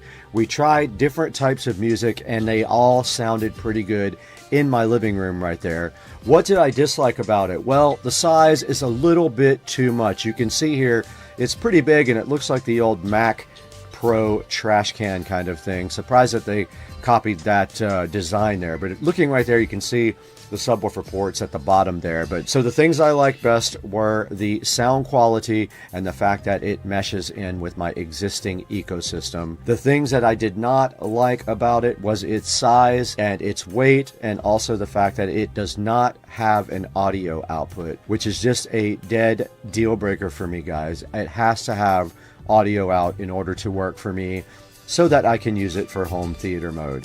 It did not work for me. It is going back to Amazon, and we'll be packaging this up briefly and getting it back on the road with UPS, guys. And we want to thank you for supporting this channel and watching the reviews and paying attention and buying things through our affiliate links. It really helps us out a lot if you do that. We really appreciate you guys.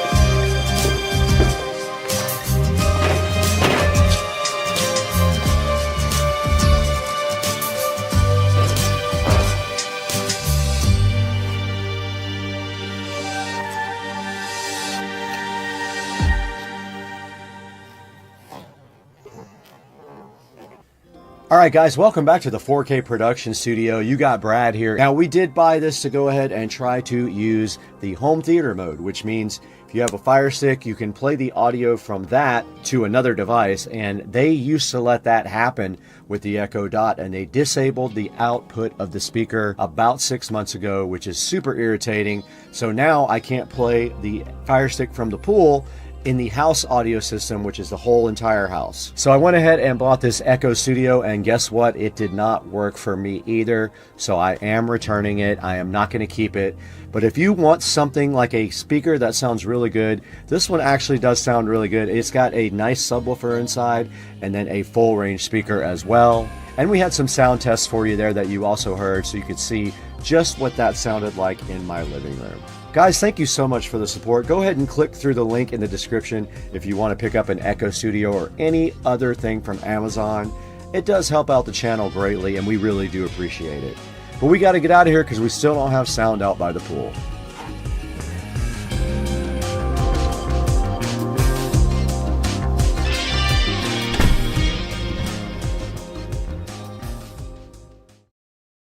What's going on, everybody? Supercar Street Racing here with a little update. I did sell my Lexus IS300 to my friend Philip in Hawaii. The car did leave on Saturday, and I do have some video of that. I'll be posting, or I might have already posted that. And here is my new car. This is a 2011 BMW 335i convertible. Purchased it in Florida. Drove it up from Jupiter to Jacksonville yesterday. It is 52,000 miles, and it is black sapphire over saddle brown. In really, really good condition. Really love this car. This is my second 335i. I do like the auto transmission over the manual in these cars. So this car has the MHD Stage 1 flash. I'm waiting for some hardware parts to come in before I flash it to a higher stage. Ordered full bolt-ons for it. It also has the XHP transmission flash in it. And so that should help out as well. It's really cool that they finally were able to crack the 6-speed transmission on this car.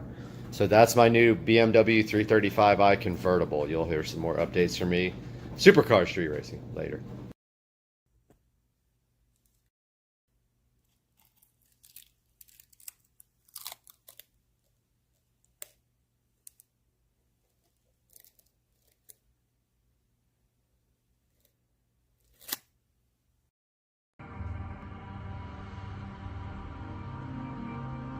There he is. He's tiny though. I think he's a baby. Little guy.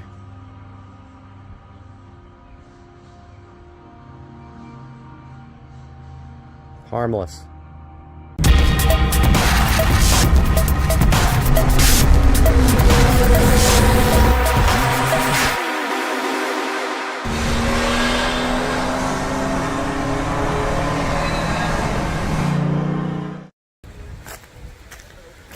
Trish went fishing and caught a monster. Oh my God, that is crazy. Yeah. That is insane. That's a snapping turtle too, by the way. Come here, dude. How the hell are we gonna do this? I'm just gonna freaking bring him over here and grab it. You wanna grab him? I'll grab him by the back. Here, baby, got this. Yeah, it's caught in his jaw. It is. Yeah. Yeah, we might have to cut it. I don't want to lose your hook though. I don't care about. I don't want to. I hate to see him. Yeah, I'm trying to help him out. Yeah. Come on, buddy. Shoot him! Shoot him! Wait, where's our knives? Hey, you got stuff in here, baby? I do. He pretty much like is giving up. Yep. I'd like to get that hook out of him, but You want scissors? You want? I mean, if he gets a hold of us, he's going to do some damage. I'm not getting my hand near him. He'll carry you up. Here, let me cut it. Right. Well, can you cut it under the hook? I'll do it. You want to get it close to his mouth? Yeah, hell yeah. As long as you video it. All right. You video. Okay, it's already on. Okay. Is that another snapper? It's turtle season. No, that's a soft shell. Oh, yeah. We can grab him and take it off. All right. He's a snout nose. Come here, dude. Come here, buddy. We can't. You want to film this? I'm trying to get it up there where you can get it. This is crazy. He's barely. Whoa! Right? Look, he's got paddle arms. Oh wow! I know, that's a soft shell. That's pretty cool looking. See if we can get it off of him. Hang on, let me go around this way. Hold on. I'll grab him.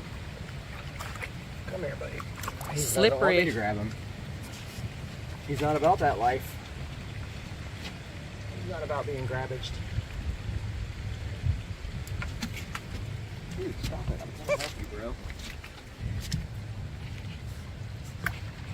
This guy I'm not scared of. I say that and he bites my hand off. I'm trying to get him in here and a little more leverage for you. Yeah. All right, come here, brother. We're trying to help you.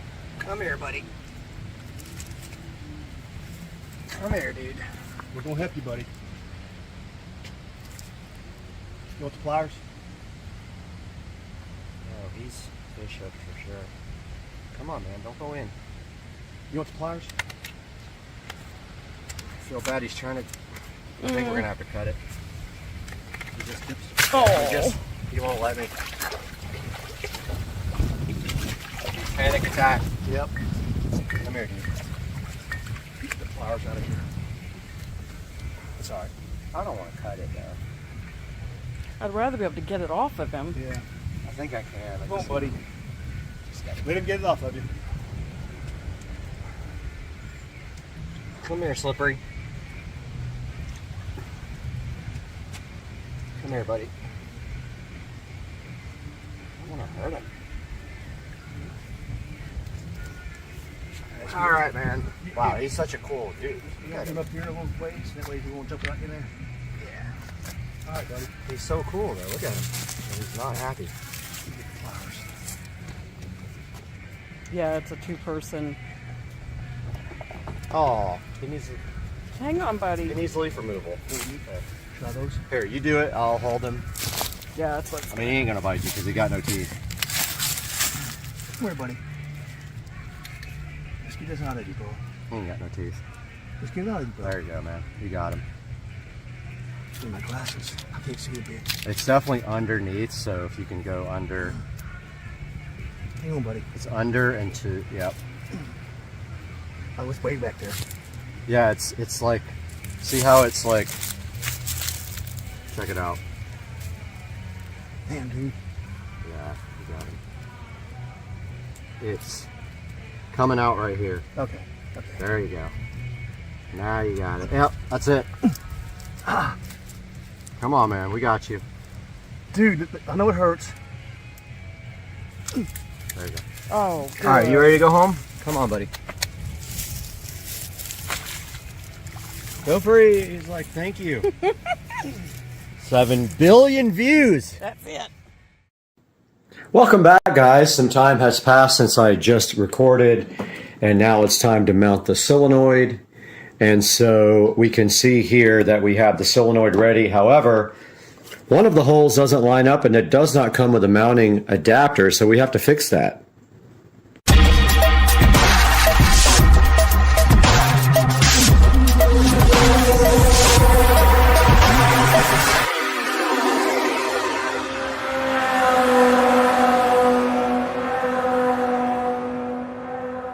What we need to do right here, right now, is we can either just live with one bolt, or we can go ahead and tap a second one. And I think we will tap a second one. So I'm kind of lining it up as best I can here to be straight. And it does kind of hang off a little bit that way, but that is fine. So all we need to do right here and right now is get a drill bit that's big enough to go through that hole. And that will work right there. Go ahead and make a mark.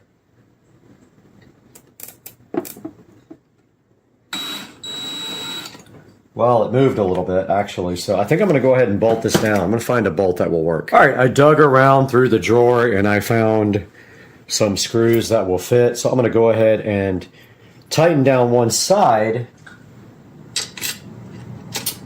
Oh, that one does not fit. It is just too big. Maybe it'll go on anyway. This one will not. Might have to drill that out. Let's see if I can get that driven through there.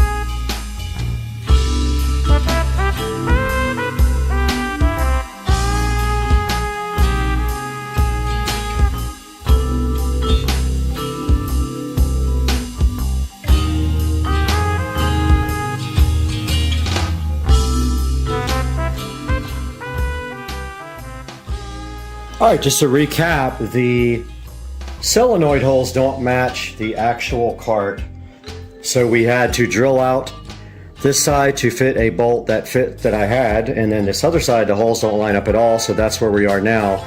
The solenoid is done and looking toasty, so let's move on to the next step.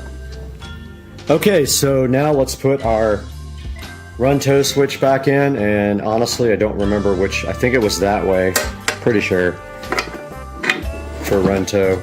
Doesn't matter, we'll make our own label.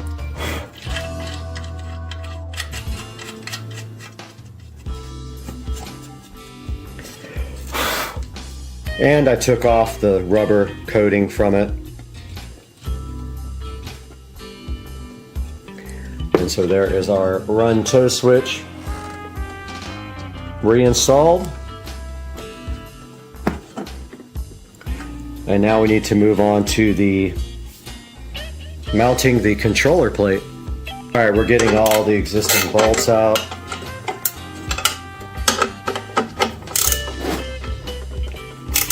None of these are used anymore.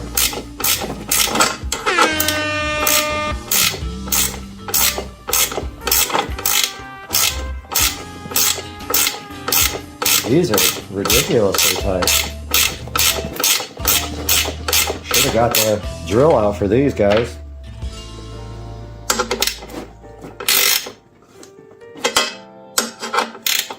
Might still do that, which is crazy.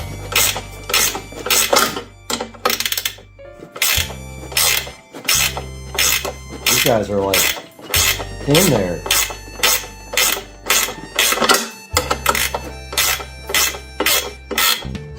Man, those things are freaking tight.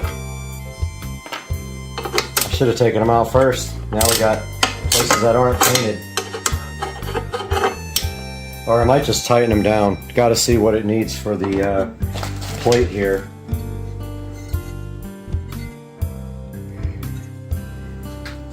Alright, we'll be right back. I'm going to figure this out. Alright, we're going to go ahead and put the controller plate on, and it's basically just these tapered screws. And it can really only go one way. There's a screw hole there, a screw hole there, and a screw hole there, and none of the other ones line up. Has to be them. Let's go ahead and tighten those down.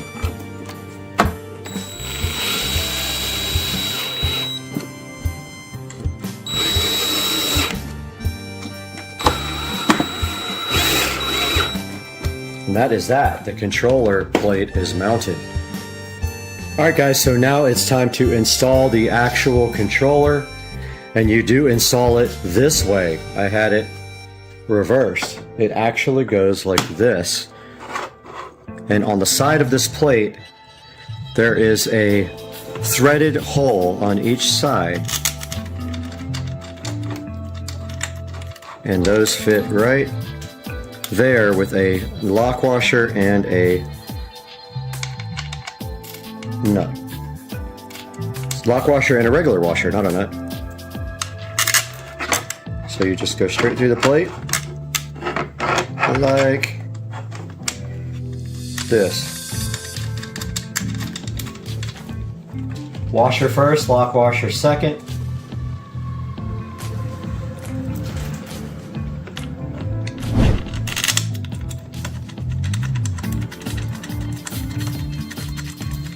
And there are 4 of them. Washer first, onto the bolt, lock washer second. So lock washer will be the bottom thing that goes on.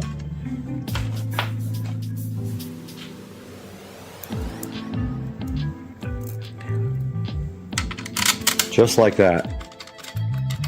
And I don't believe I have a wrench small enough for this. I might have to get... Oh, wait a minute. Oh, I do. Okay. Probably be easier with power tools, but at this point, I'm just like, whatever. Will my wrench go on there? Barely.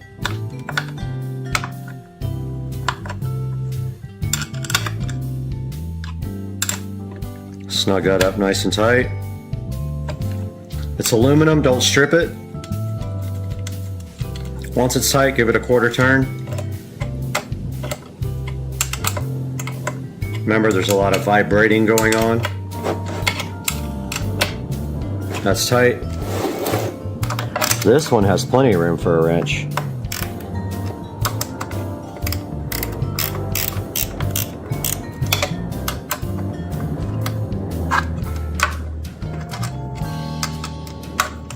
That one's just way loose.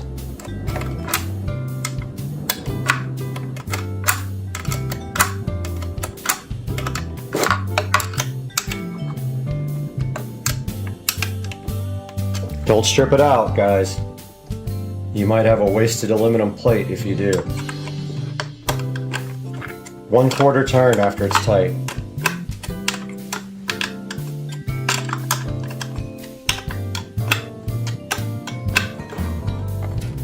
That thing's not going anywhere. The controller's done.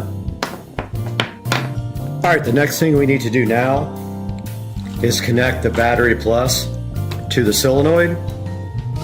And if you notice, from Golf Carts Modified, they did pre-drill this wire for us so we know which way it goes. So that's what we're going to do next. Alright, we're ready to attach our battery plus. Now this is a 5/16 here. So I got my 5/16 ratchet wrench. I went ahead and undid it. Just remember, there's more things that got to go here. So, you know, you can just put this. This is just a mock-up for now. So if you put it on there, don't tighten it up all the way. Just run it down like that. And then here you have your other side, which is a 10mm, which I've already loosened with this 10mm ratchet wrench. This side can be tightened down.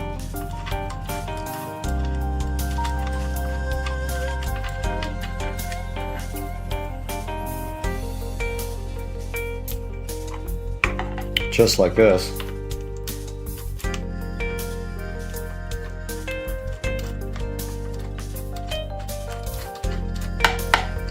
Don't over tighten it.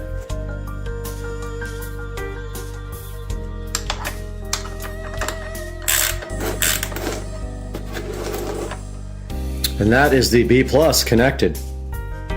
Just a reminder here, the B minus goes to the battery pack. So that is the next connection that will be made from here.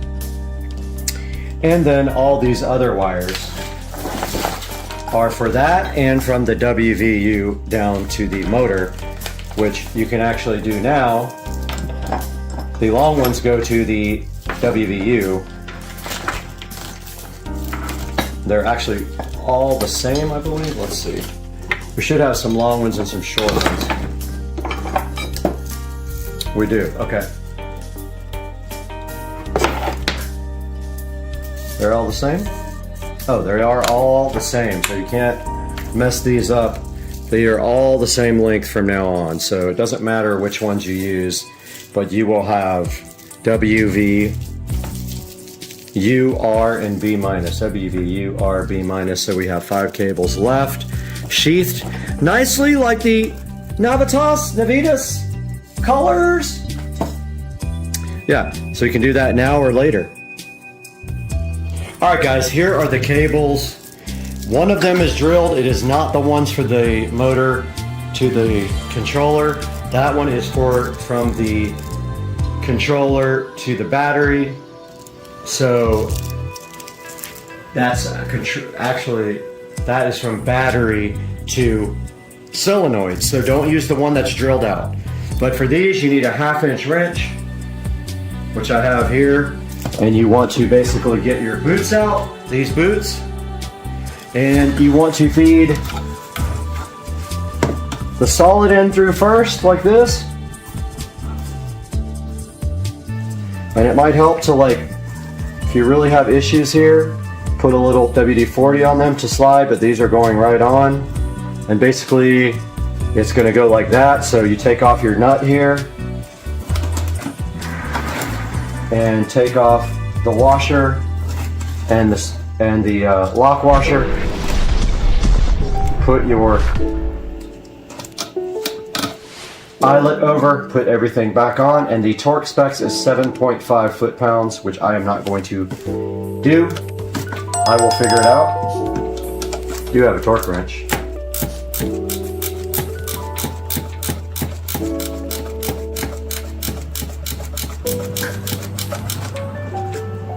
Not tight. Guess I could break my torque wrench out, huh?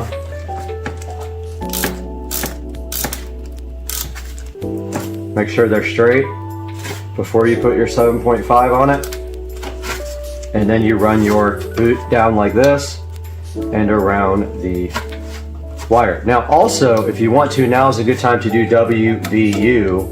So W here, W is already here, but W on the other end, and let's do that now.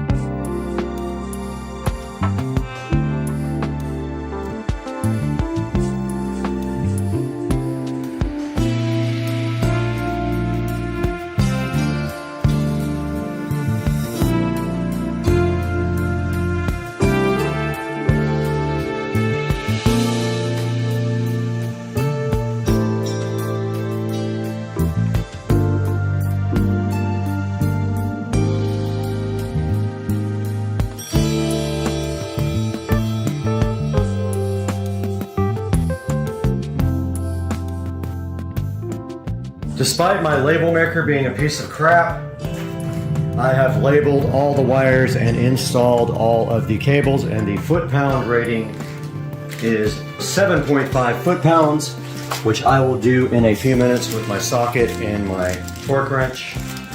That part is done. This motor is ready to be installed on the cart.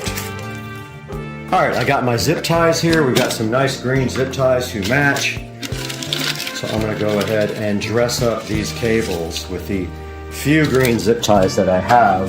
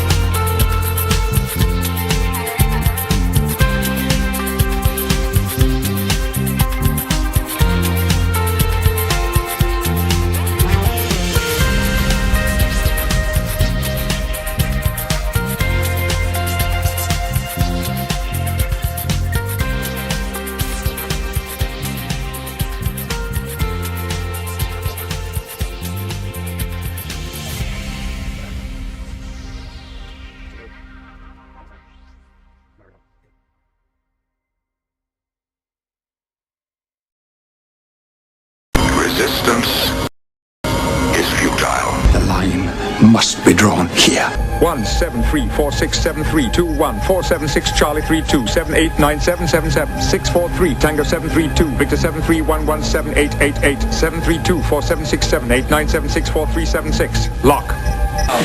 Oh, yes! I hate this! It is revolting!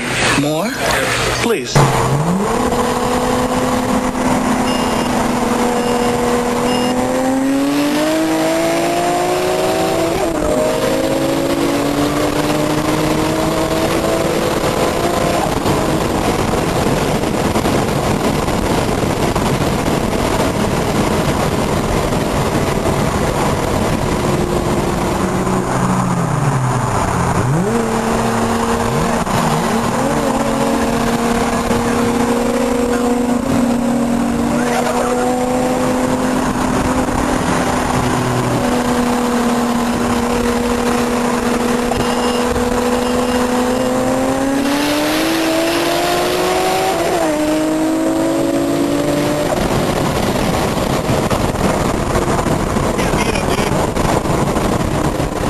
Judging by the pollution content of the atmosphere, I believe we have arrived at the latter half of the 20th century. Good kitty. So we have this switch here that we're going to be taking a look at, and we have our kitty cat as well.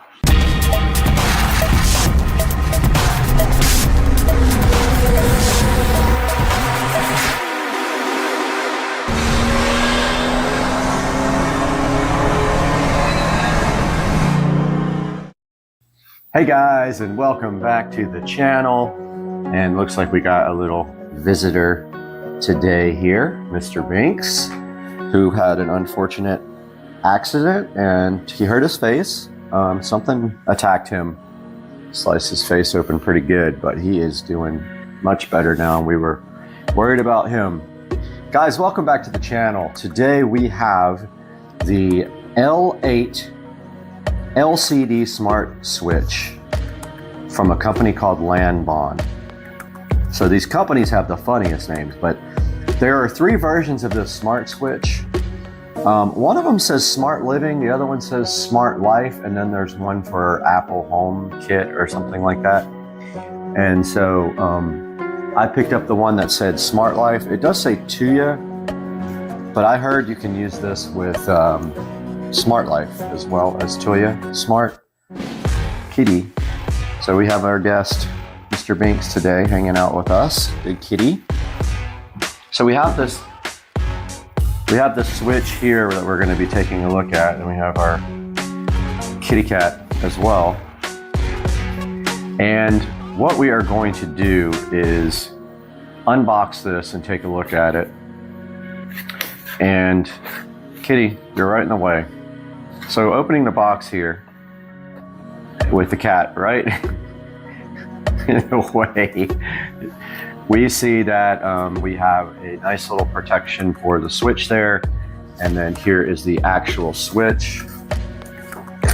And taking a look at this closer, which we will do in a minute when we wire it up.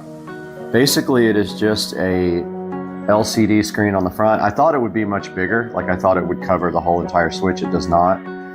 It's got like 1, 2, 3, 4, 5, 6 in the back wiring places. It looks like they're a little tiny flathead, so I'm gonna have to get a different screwdriver.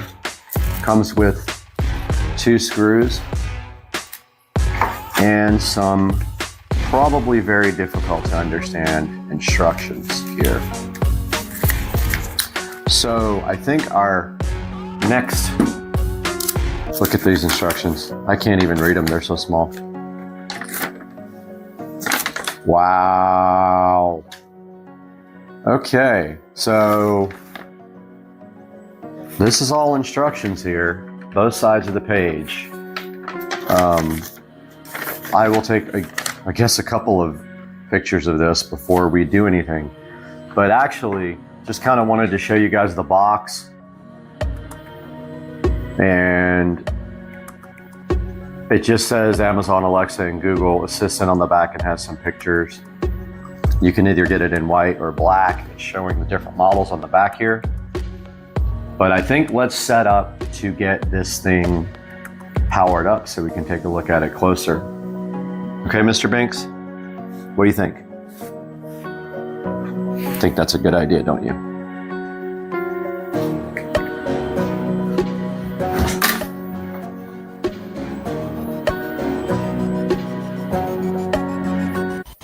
All right, guys, we are back here with the LCD smart switch from Nylon.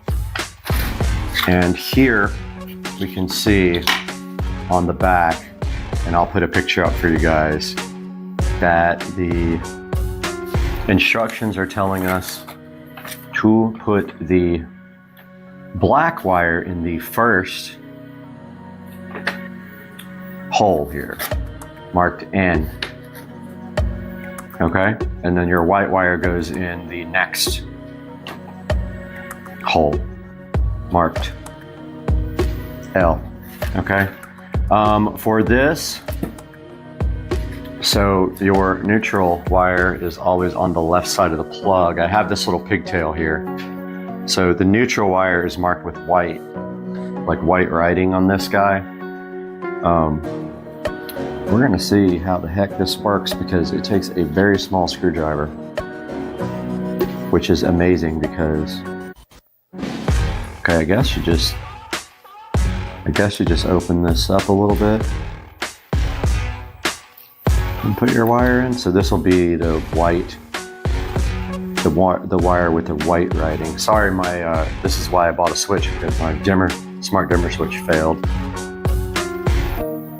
And I guess, does it go like that? Or does it go on the bottom?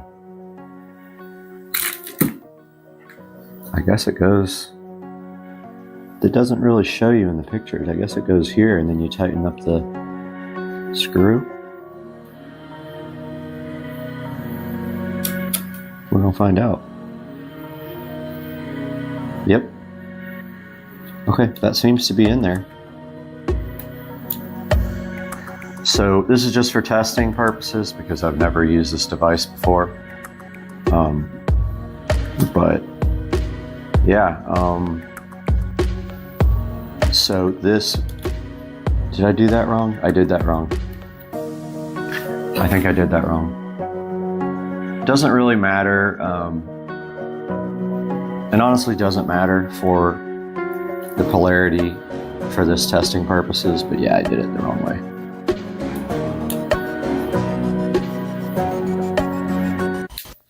So here we go, putting the white wire in the correct place. The black wire goes into the first position.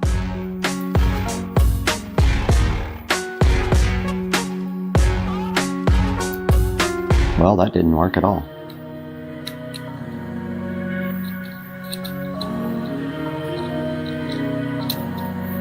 Kind of evaluating these to see if I want to put them in more places. I really want to see what they're all about. Because they're as much as, or just a little bit more than a good smart dimmer switch. Okay, that worked a lot better. Okay, so now that we have the power in the back and there's no chance of a short,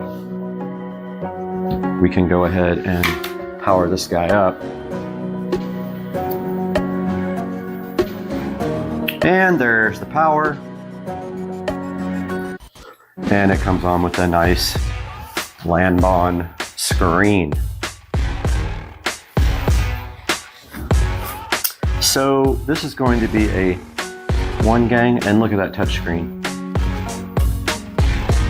Okay, so here is the edge lighting setting. I'm going to zoom in a little bit more on this for you guys.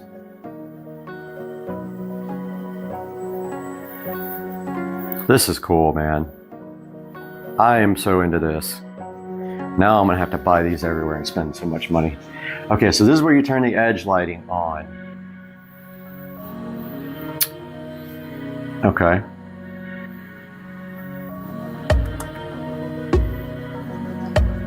Confirm. Okay, it went back. Confirm. Skip. Tuya network. I'm guessing we're gonna have to get the tablet for this. The computer's over there. Please open the Tuya app and add manually electrical, switch, Wi-Fi. All right, let's grab the tab. So it says Tuya Life, but I'm gonna try Smart Life because people said you can use that. So we got our tablet here. And let's zoom out a little bit. Well, let's go ahead and record on the tablet just so we have a good thing you guys can watch. And we're on the tablet now. We're looking for Smart Life. Where is it? Do I not have it on here? There it is. Okay, opening Smart Life on the tablet. The switch says pending connection. Smart Life is still opening up on the tablet. Still opening. Maybe it's not working. It's taking a while.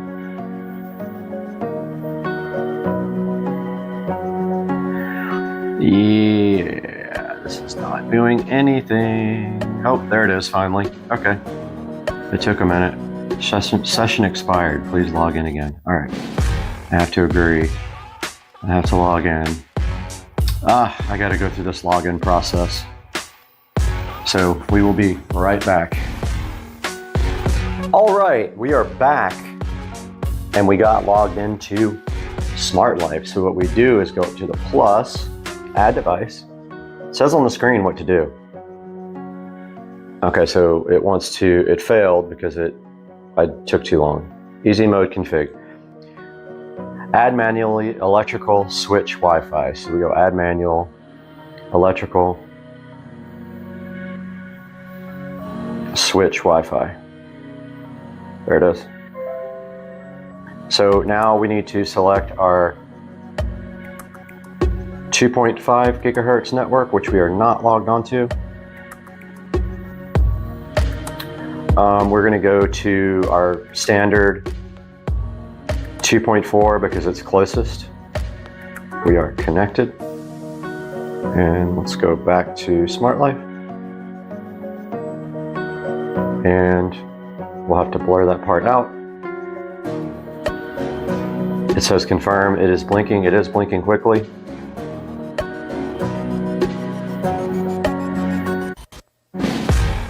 Here we go. It is trying to add now.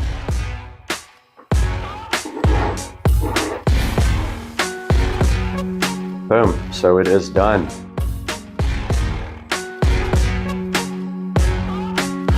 Oh, this is the coolest thing ever. We have to hit plus to add it. Let's edit the name.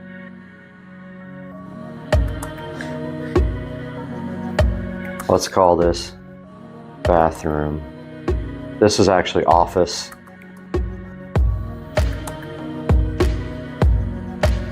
Bathroom.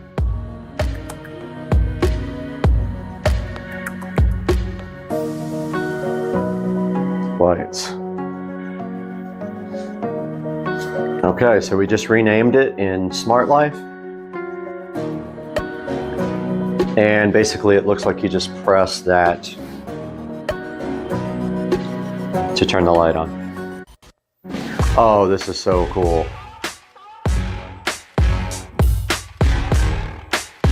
This is awesome.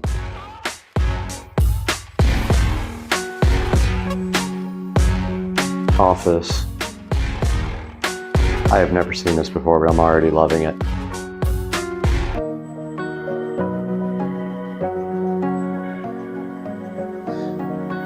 This is so great.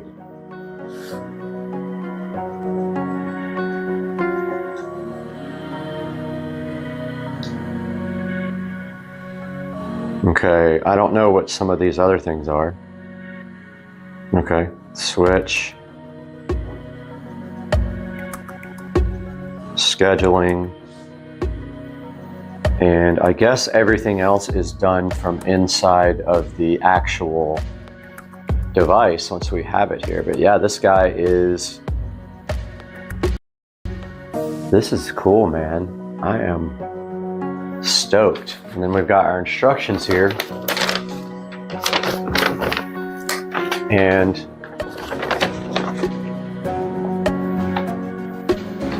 configure. Okay, we already did the configuration. How to choose the type of switch. We've done that, I believe. But it looks like you can press, let's get you zoomed in again. Looks like you can press up here. Let's see. Okay, there's your menu. And it says how to choose the type of switch. Long press, and go setting, system config, device type 1 gang, that's all we need. You can actually control multiple devices from this one switch, which is sweet. The thing is that it's a single gang mount. So in order to use this in other places where you have a double gang, you'll have to get pretty creative. It would just leave half of a box open. Or even better, you could put another box in, like next to your regular box with this guy, a single, and then just run the wiring through the wall. This is cool though. Love this. Electricity and power. Electric parameter display. Power or electric sum. Let's see what power does. Shows you watts. Okay, it's up here in the corner right there. How to change the style of the switch to match your decoration style. We go back to, so we're going to change the way it looks now. Display effect. You can set the brightness here.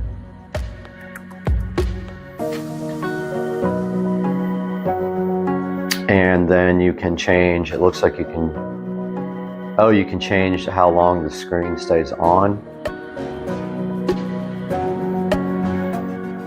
Oh, you can mount it horizontal or vertical too. That's kind of cool.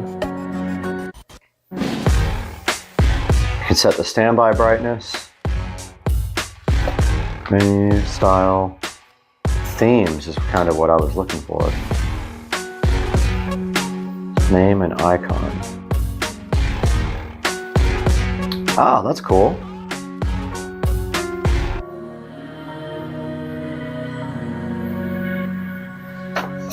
This is awesome. Check this out. Just call it bathroom.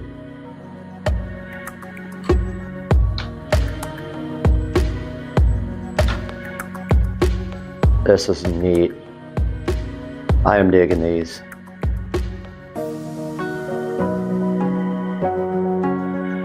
This is awesome. I get so excited about this stuff. Setting, system config, wait. Setting, themes, and, okay, let's try to change the theme. Display effect. Theme and style, here we go. Okay, so you can change to their pre-selected little things, but you can't add your own, which is kind of a bummer, but I get it. That would be pretty crazy if you could. Let's see what that one does. Oh God, now I'm gonna have to have a bunch of these switches because they're badass. Modern style, classic style. Oh, let's see if there's an upgrade.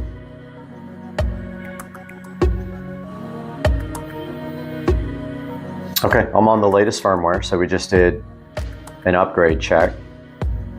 Let's see what our theme didn't really change the background. Let's see why. Theme and style. Oh, no, it didn't. Let's see, confirm.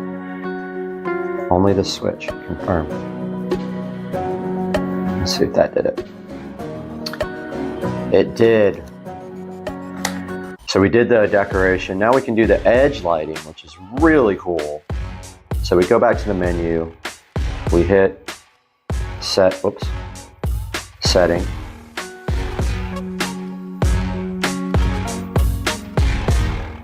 Wait a minute, menu.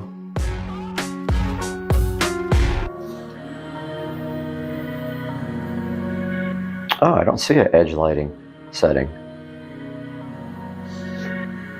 Long press. Okay, so it's under linkage config now. Look at this, this is cool. Only on during what? That doesn't do anything. This guy, okay. You can set a timer for the edge lighting. Oh, this is so cool.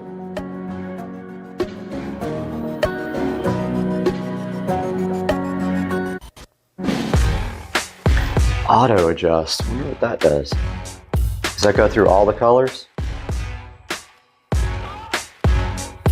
Color set auto. So it's on auto.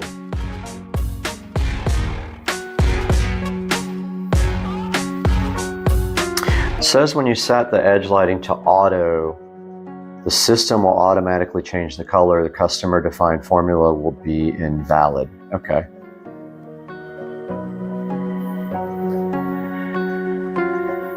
Okay, so then it tells you how to change the background, which we did that already.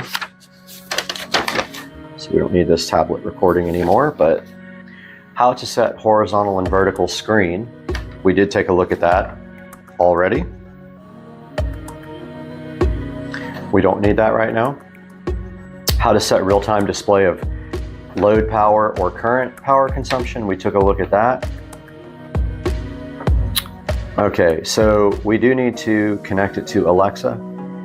So we have to, I wonder if we have to discover it in Alexa. Oh, now I just fired off everybody's device and mine. Yep. Let's see, this has some issues with that app. Let's see.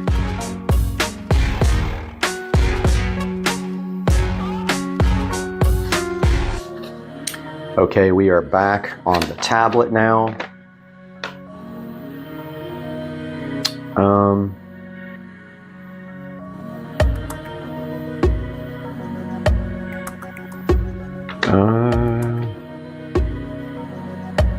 It's really hard to read this, guys. I think we just can discover device if it's not already there.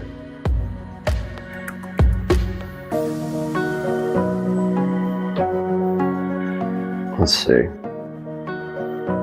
41 devices.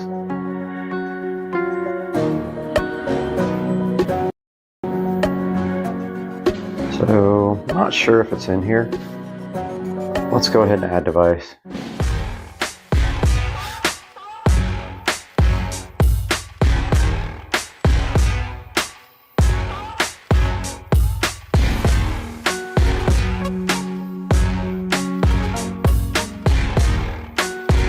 Other.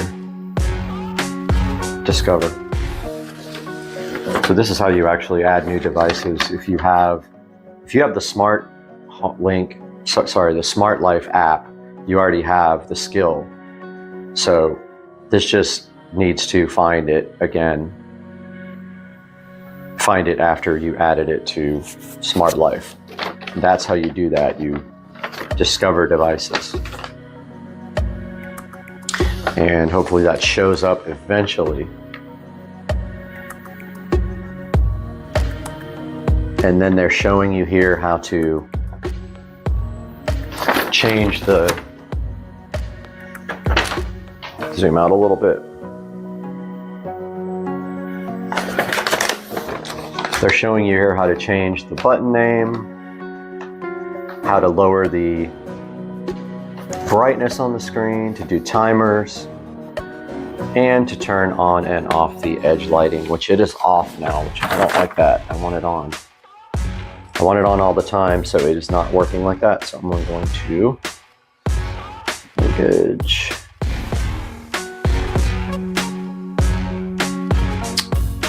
I want it on all the time.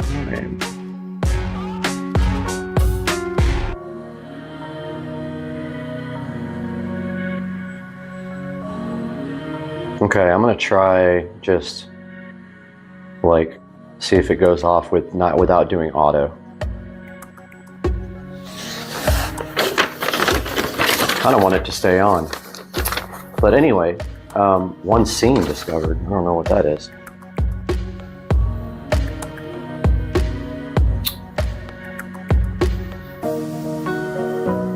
Well, let's see if we see it in here again. So it says, let's see if we have it. Yeah, it's right here. All right, well, we're gonna figure it out and eventually. And we are going to go install this thing now.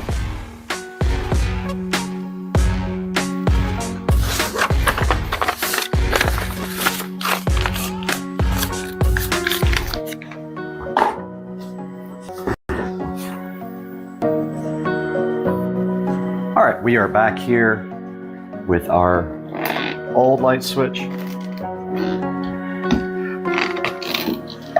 This one is going here. This switch from this one is going over there to replace the one that does not work anymore. Let's get this switch out and determine whether I'm going to be brave and not turn the power off like an idiot. That's how easy these switches are to come out. This one has a wood screw for some reason. Apparently the box must be stripped. I don't recall why I did that. I guess we could actually turn lights on. So the same switch is broken.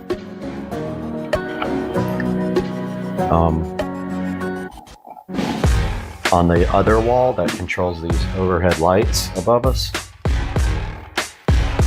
Okay, so right away I can see that we are going to probably need a couple of jumper wires here. Yep, we're gonna need to get a few little jumper wires to make this connection. So I am going to go get that now. I'm just gonna get a piece of Romex and jump right off of it. Guys, always turn the power off before you do this. Don't be like me.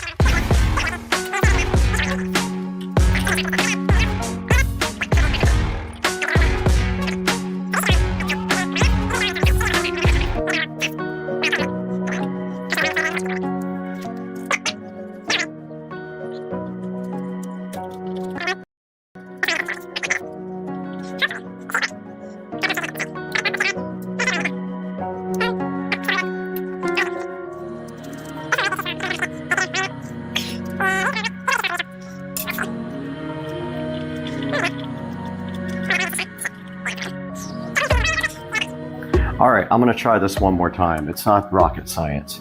It just says, make sure the pins aren't bent. And this goes from the top. If you can see here, there's a plug there. And this plate just literally is supposed to push on. But wow, it does not want to go. What am I doing wrong? It should just push down. Let's see what I'm doing wrong. Pins are not bent. Oh, wonder if the screw is in the way. I bet that screw head is too big. It's not allowing it to go.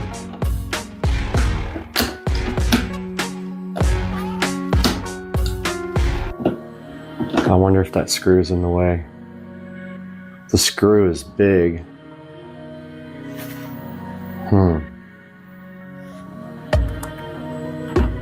I think the screw head is preventing it from sliding.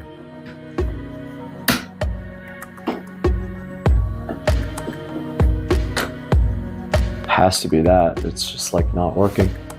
There's no bent pins. I don't think it's allowing it to go.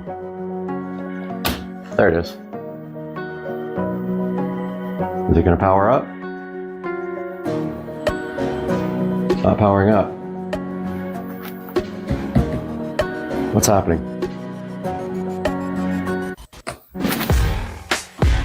It's not working. What the heck?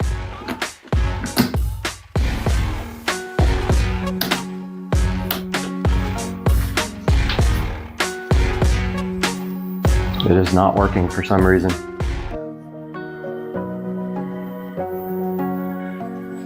Maybe I have the two loads reversed.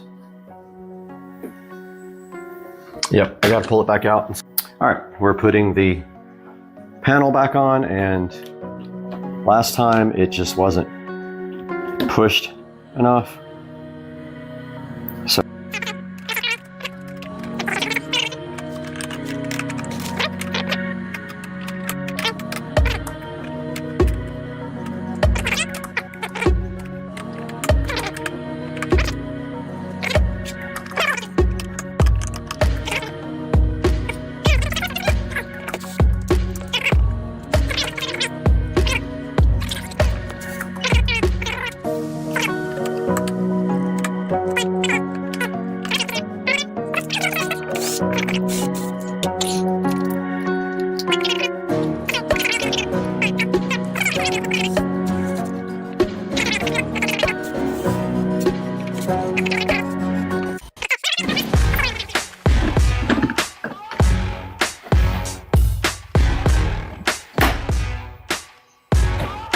there it is.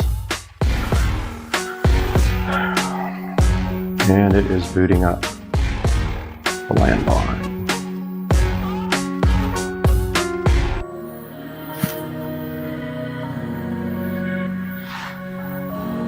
All right, let's see if it actually switches the lights on. It doesn't switch the lights on.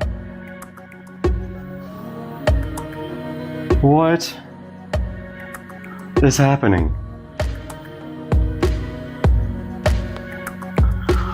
What?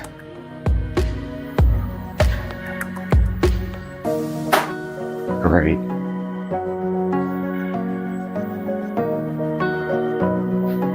Did I wire this up wrong?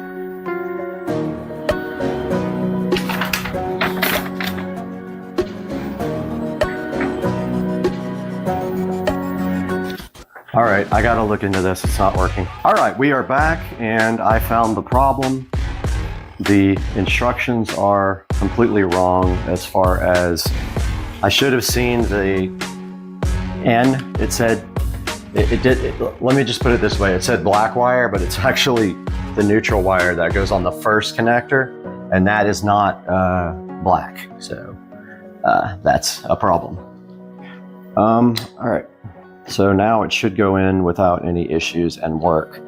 I had to swap around one of the load wires with the neutral wire. This one's kind of hard to put on the top part. Doesn't like to. Yeah. Something's not lining up again to allow the top.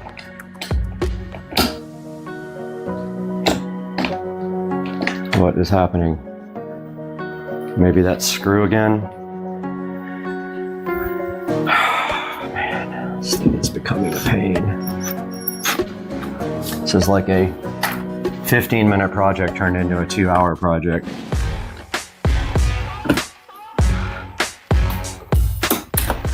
There it goes. Okay. Complete satisfaction coming up now as we peel off the condom. Boom. There she is. So I wonder if there's a way to adapt a double gang box to a single gang with a switch in the center. I'm gonna look that up. I bet you something exists for that. And I might have to post on some electrical forums or something, but I have this set on 3 switches because I was trying everything. But you see now, light 1 does work. It just lit up in the bathroom. And those lights are trying to pair because they're Wi-Fi bulbs. But Wi-Fi says disconnected. But setting, system config. Let's change it to 1 gang. Confirm. And it looks like Wi-Fi is not working. Huh, that's interesting. Wi-Fi.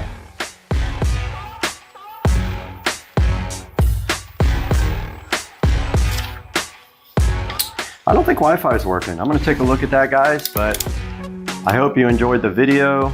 Let's go back to the main screen here to our single gang switch. But yeah, it looks like Wi-Fi is not working for whatever reason. It may have become unconfigured when I disconnected the power, or maybe I put the power to it too quickly and now it needs to be reset. But still, yeah, it lost all the setups. It did. Okay, I'm gonna have to go through the setup again, but I'll do that offline. Hope you guys enjoyed the video. Have a good day, guys.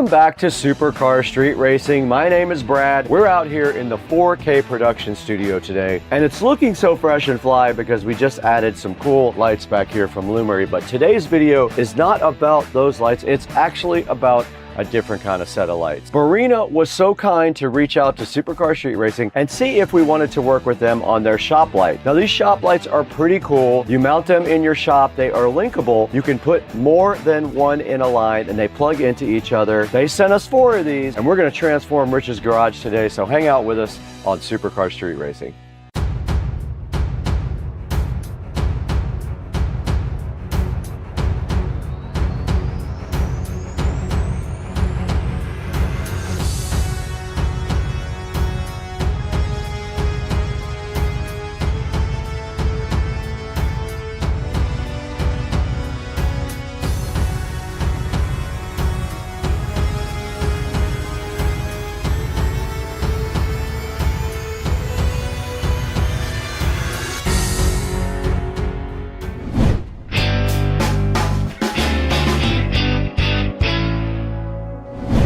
Today on Supercar Street Racing, we have a very cool project lined up. Barina was so kind to reach out to us. They wanted to know if you guys would be interested in their shop lights, and I think you will find a use for these. So I told them I would love to work with them. Now, it won't work for my garage because I don't have enough power in my garage. My power is at the limit. Can't add them there, and I already have cool lights above the Tesla. I have those hexagonal lights out in the garage. But I did have an idea for Rich's house because Rich needs better lighting in his garage. So Barina was so kind, they sent us 4 of these awesome lights to check out. These lights are each 4 feet long, hanging up from your shop or on your ceiling if you want to mount them there. They are 5000 K color temperature. Now what that means exactly is when you get into the 5000s, you're into more of a bluish color temperature. 3000 is more of a warm white, so that is kind of typical for indoor light. 2000-ish K are very warm white. These are going to be approaching the cool blue spectrum of color on their Kelvin rating. 800 reviews,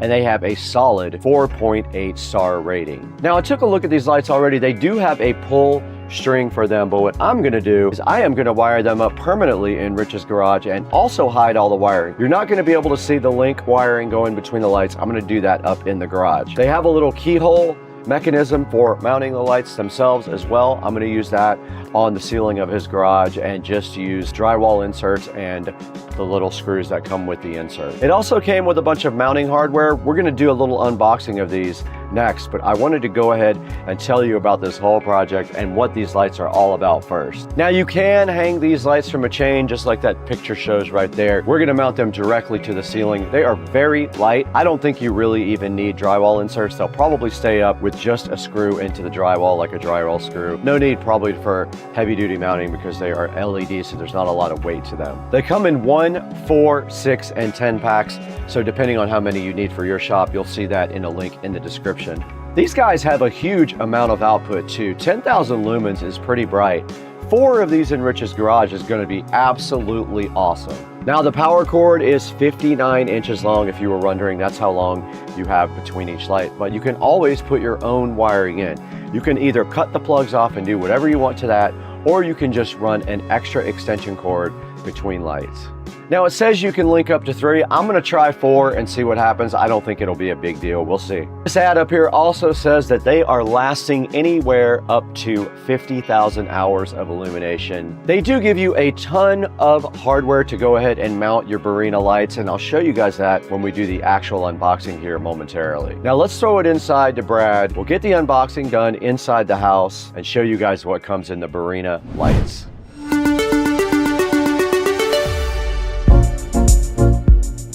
Guys, welcome back to the Supercar Street Racing dining room here, and I'm taking a look today at the Barina 4-foot shop light. Barina was so kind to send us 4 of these, and we're going to be installing them up in Rich's garage. I haven't gone over there and looked at it closely yet, so I don't have a definite plan, but I did order electrical wire to go ahead and install these the way that I think they should be installed. And I'm going to do it in a clean, nice way that they don't have in the actual manual or recommend to do, but I'm doing it a different way. Now, I already did crack open the box here of the Barina, and I have one open in the background. You probably already saw it, but I want to open this with you. So it just comes in a big cardboard box like this, and just well packaged and enclosed in a nice plastic condom here. They give you a bunch of accessories right there with it. You cut the cardboard off the end here. It comes right off. Use the knife right there, it comes right off. And then the whole entire light, we don't need that really going, is enclosed in plastic. And the cool part about lights is they have a plug on the end, and they also have a plug female on the other end. My only complaint about these lights are that they're only 5 feet on the power cable. So if you have more than 5 feet between your lights, these will not reach to the next light. And that's how bright it is. It's incredibly bright. And it's 6500K, so it's the upper level of bluish white. Look how bright that is, guys. You can see it is. I have 4 of these. That's going to be insane in Rich's house. There is a pull string right here that turns it off and on. We are not going to be using that. I'll probably just leave it there or remove it somehow. You can also use chains to hang these if you want to. I'll open up this package in one moment. So basically you can use anchors or screws or anything you want to install these. Or look at that, it's shining through the table to the ground, glass table. But you can see here there's a keyhole right here for the screws. So you basically put your screws in the ceiling the right length apart. You would slide the light either left or right to make the screw work there. Now they do give you all this extra hardware. They give you a bunch of hooks. They give you these type of ceiling hooks. They give you drywall inserts. Yeah, you can see we got all the hanging hooks. We got some drywall inserts. We got 2 screws. Those go into the key right here. I'm going to use these at Rich's house probably, or some long drywall screws. This is very light. It's not going to come off the ceiling. But that's a good look at the unboxing. Look how bright. The Barina shop light, 4 foot. Now all we have to do is get busy and install these.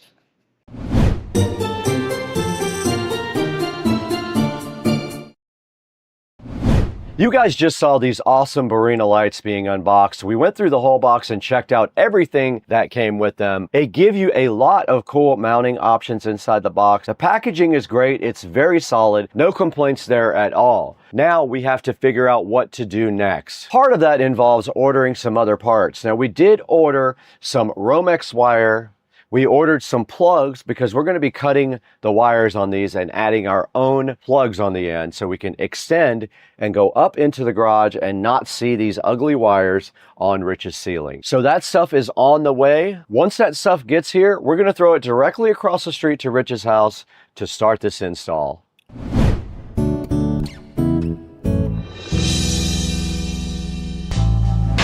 All right, what's up guys? We are out in Rich's garage right now, and you can see we have some portable AC units set up out here so we don't absolutely die. But we're about to start this project, and I just noticed up here, he has 2 different places where we can get power for the lights, and it would be switched. We can either do it there or there. This makes more sense because the lights will be in the center more than they will be back here. We're gonna go ahead and get set up for this, but we gotta figure out how to get the lights. My plan is I bought my laser level. I'm just gonna lay it on the ground and point it upwards, and hopefully I can align it with this straight pegboard right here, and that will give me a line. And then all I have to do is measure from the side of the wall in order to line up the lights. So I got all my tools here. I've got the lights right over here ready to go. So I guess the first thing we need to do is start figuring out a position for these. On the back here, they have keyholes. So what we have to do is we have to measure between the keyholes for where our screws go, and at the same time, we have to keep it straight as well. So we'll have to pull a measuring tape from there. Really what I am going to do is use my measuring tape.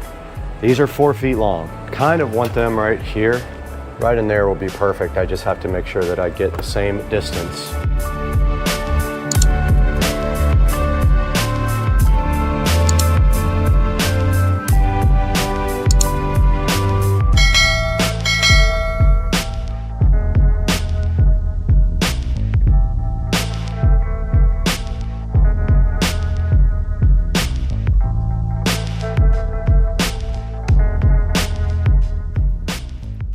So I'm just gonna aim for 3 feet. I'm gonna go right there.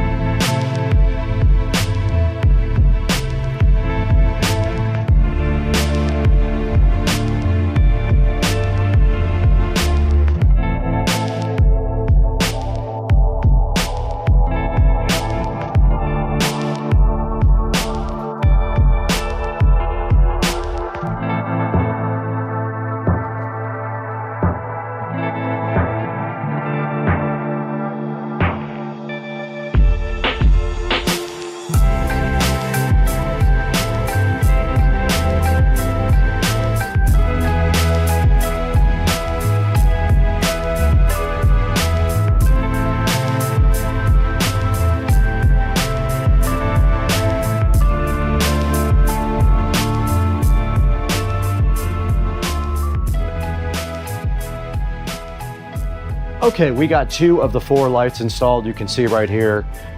I did pretty good on the measurements. I know that I have to be 3 feet from that wall, and then I have to be 47 inches from the wall in front. So what I'm gonna do now is try to get my laser level.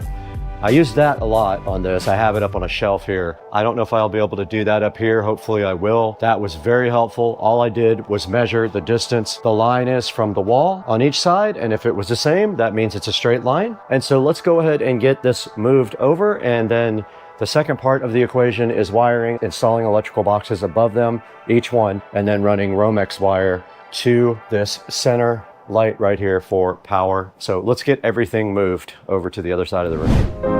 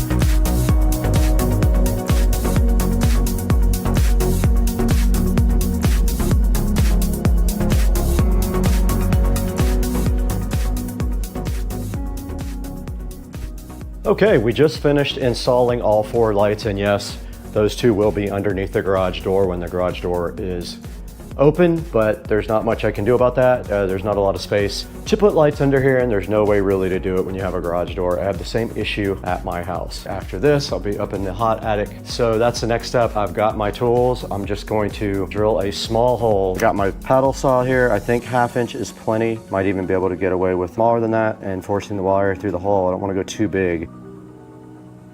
Perfect. Just like that. No. Oh.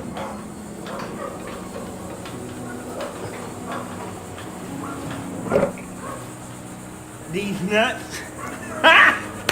Got him! Got him! Don't open.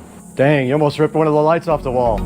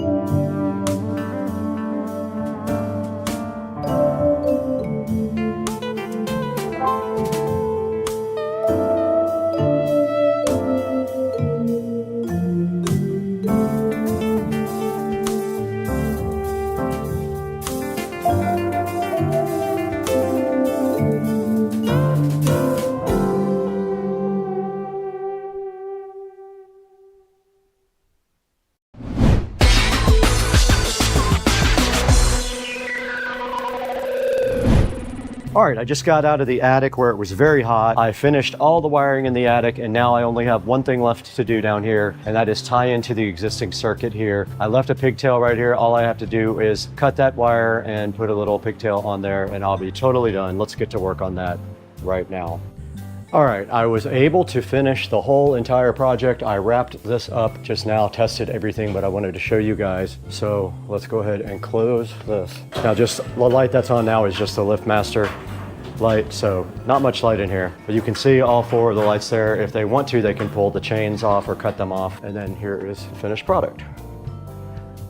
And that is nice. It is very, very bright, and it is perfect for Rich and Trish now. They are gonna love this, I think. Now, the only thing is, of course, when you open the garage, these are blocked. So that's the way it looks, and then all you have to do now is just let them check it out. You ready to check it out, man? Yeah, man. All right, I'm gonna let you do the honors.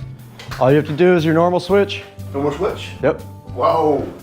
Whoa. Wow. Good, man. That's bright. Yeah, man. Woo. I'm gonna open the door so what it looks like. It came out good, man. I don't even need that one anymore right there. I was going to take this one out completely, but I just left it there. The little bulb one. Yeah. Yeah, it is. Still even get light over here on your workbench and all that. Yeah. Perfect, man. Yeah, man. Cool. Well, let Trish check it out sometime too. All right, cool. I'm going to go get in the shower. I don't blame you, man. I'm sweaty. Hell of a damn job.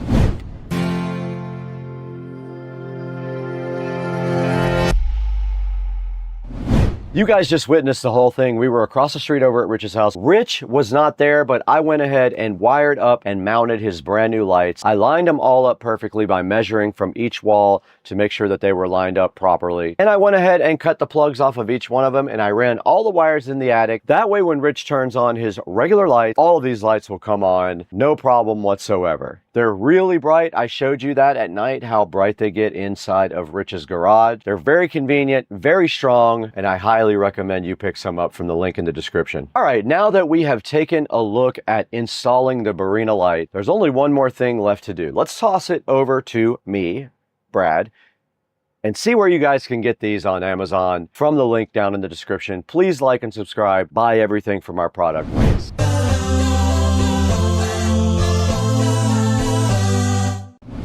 Hey, what's up guys? It's Supercar Street Racing once again. You got Brad here as usual, and we're in Studio B right now with a very cool project. I know you guys saw that. It was awesome. I went over to Rich's house directly across the street, and I did install 4 of the Barina hanging lights for him. I installed them directly on his ceiling, and then I wired them up so that when he flips the switch on, they do come directly on. It's really cool. It came out really good. They are super, super bright. Right in front of me, you can see the 6500K lights right here. That's what we got. They are 10,000 lumens each. So we have 40,000 lumens up inside of Rich's garage now. I love the fit and finish of the lights. All you have to do is plug them into each other in a daisy chain. If you can hide that wire up in the attic like I did, you can also do that to make it cleaner, or you don't have to. You could clamp it up to your ceiling as well so it doesn't hang down. But yeah, go ahead and check out Barina and get yourself some of these very cool shop lights. I have a discount code for you guys. If you go to the link in the description, Supercar Street R is the code, and that will save you money on the Barina lights. Or you can click through my affiliate link on Amazon as well. I'll give you 2 options down in the description to buy yourself Barina lights. Now they do have more than one kind. Check it out. They have also ones with motion sensor, so that's kind of cool. When you walk in your garage, it would just come right on, or your shop if you wanted to put them in your shop. So go ahead and check out Barina. I'm going to leave a link. Thank you for liking and subscribing as well. We have over 200,000 subscribers, which is very awesome, but I do need more, so keep up the good work, guys. Keep on watching the videos and liking and subscribing, and we will see you guys next time on Supercar Street Racing.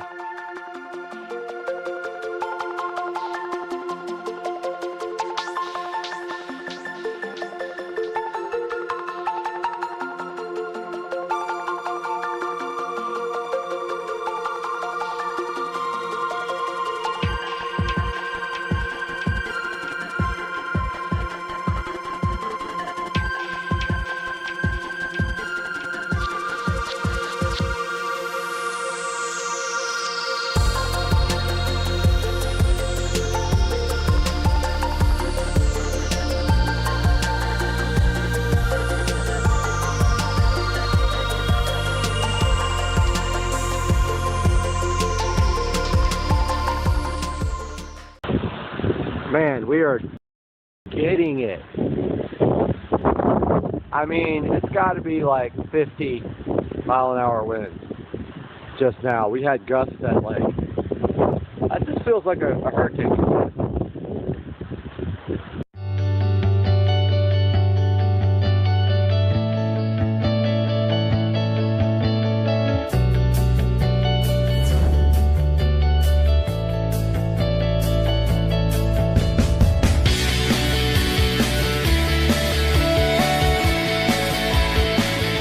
Alright guys, we're taking a look at the Barebones factory, wherever that may be, and yeah, so this is just a look at how they actually produce the mirrors.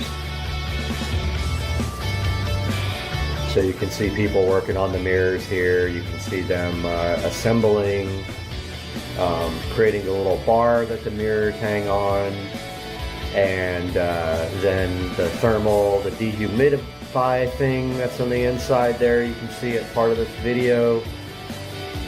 You can see them putting the frames on the mirrors too, doing all the assembly on the mirrors. Yeah, so I just thought it was kind of a cool little video to put at the front so you guys could see more about Barebones and the way that they create these mirrors.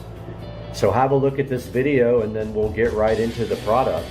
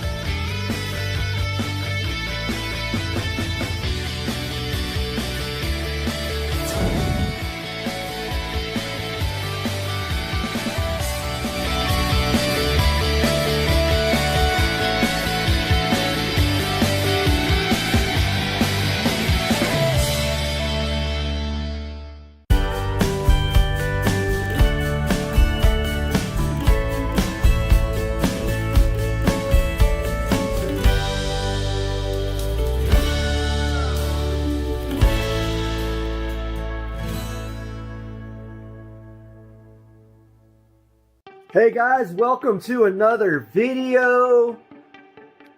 It's Wednesday. Got an update on my instrument cluster is coming in today from back from Germany or Switzerland or wherever it is.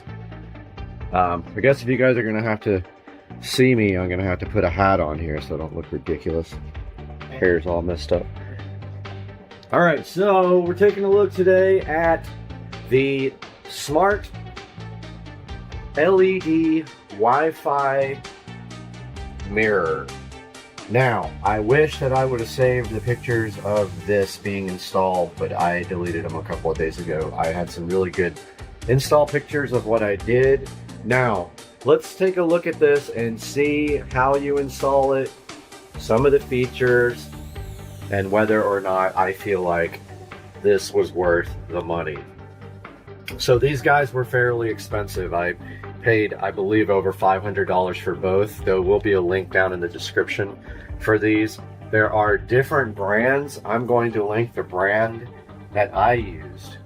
And yes, I know it's overkill to have these on both mirrors, but I wanted these things to match. Now, what came out of here was just a regular wooden framed mirror that I actually created myself. I actually made it. I framed it up and everything.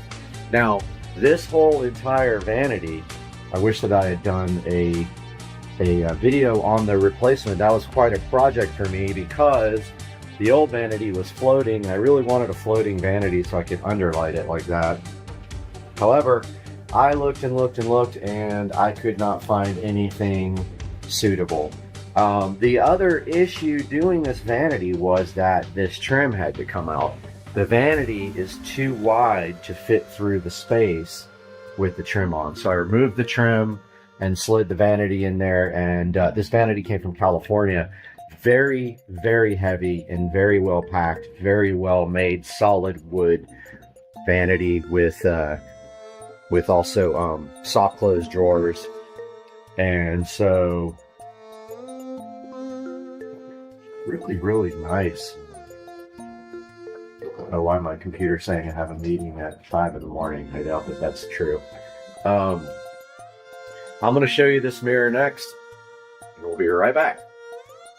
All right, we're back taking a look at the smart Wi-Fi LED mirror. Now let's make one thing clear on this guy here. This does not come with these color LED strips. So this does not come with those. That is an addition that I did. And if you look back there, we might be able to see. Yeah, you can kind of see what I did back there. So let's turn those off and get a look at what this looks like without my addition of the smart Govee RGB IC strips. Alexa, turn off the mirrors. Okay. Okay, so these lights are my own. So notice here, there's no light on here. So these mirrors actually come with this. Okay. Now, so that is the backlighting that is supplied with the mirror, which is actually pretty dang cool. Okay. It looks awesome. Let me turn off the regular lights here. So these guys look like this right out of the box. And that is backlit with a white LED strip. It is dimmable. You can change the color temperature. It's on warm right now because I just like the way warm looks, and it matches my warm LEDs in the ceiling and my warm smart LED bulbs there, which I don't even use the smart part of them. I just use the switch on those because I have a smart switch. So I was really wanting more out of these guys. So I added the Govee RGB IC smart LED strip to the back of each mirror. Now what I did was I hot glued that, and you're not going to be able to see it back there, I don't think, but like I said, I wish I would have taken more pictures, but I didn't. I don't have pictures of that, but I hot glued it all to the back of the mirror, the new LED strip around. You can see the current LED strip right there. It's kind of faces the side. Well, the Govee strip is actually on the inside of that frame, just next to it. There's also enough room back there. It's deep enough so that the Govee controls actually fit too.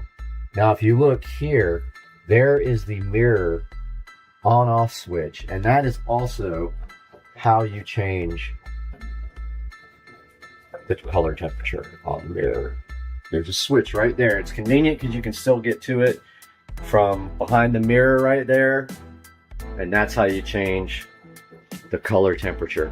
They also have a dehumidify function. You just, by holding down the button, you can dim and then change to dehumidify, and that's how you operate that part of it. Now, would you like to see it with the LEDs back on? Because that's easy. Alexa, turn on the mirrors. Okay. All right, so that is with both the Govee and the backlight, and it actually looks kind of freaking cool to me. I've never really run it like that, but it kind of looks awesome. Now, let's talk a little bit about the smart part of the mirror. So these mirrors are smart. They are connected to Wi-Fi, as you can see right there. Now, how does this work? Well, this has an app that comes with it, or it's actually a universal app that a lot of different mirrors use, and that's called Wi-Fi Clock. So what you do is, I think that it uses Bluetooth initially to set up, and then it connects to Wi-Fi, and you can change the settings on the mirror so that you can do metric or standard. And that's where you put your location in. And so now the mirror knows that we are in Jacksonville, Florida, and it knows that outside it's 82% humidity, 37 degrees. That's the low and the high, I believe. Yeah, well, it's supposed to be the low and the high for today, but obviously we're at 37 right now. This side shows you your indoor humidity and then your indoor temperature. So I'm going to throw up a screenshot now of the Wi-Fi clock app. I'm also going to throw up a screenshot of these actual mirrors on Amazon. I will link this in the description. Now let's talk a little bit about what it's going to take for you to complete this project, unless you invite me over and we do that together. So, I always wanted lit, LED lit mirrors. When I took off this vanity, when I took off the old vanity in order to, let me get some lights going in here again. When I removed the old vanity in order to put the new vanity in, I had a really good opportunity there to do some electrical.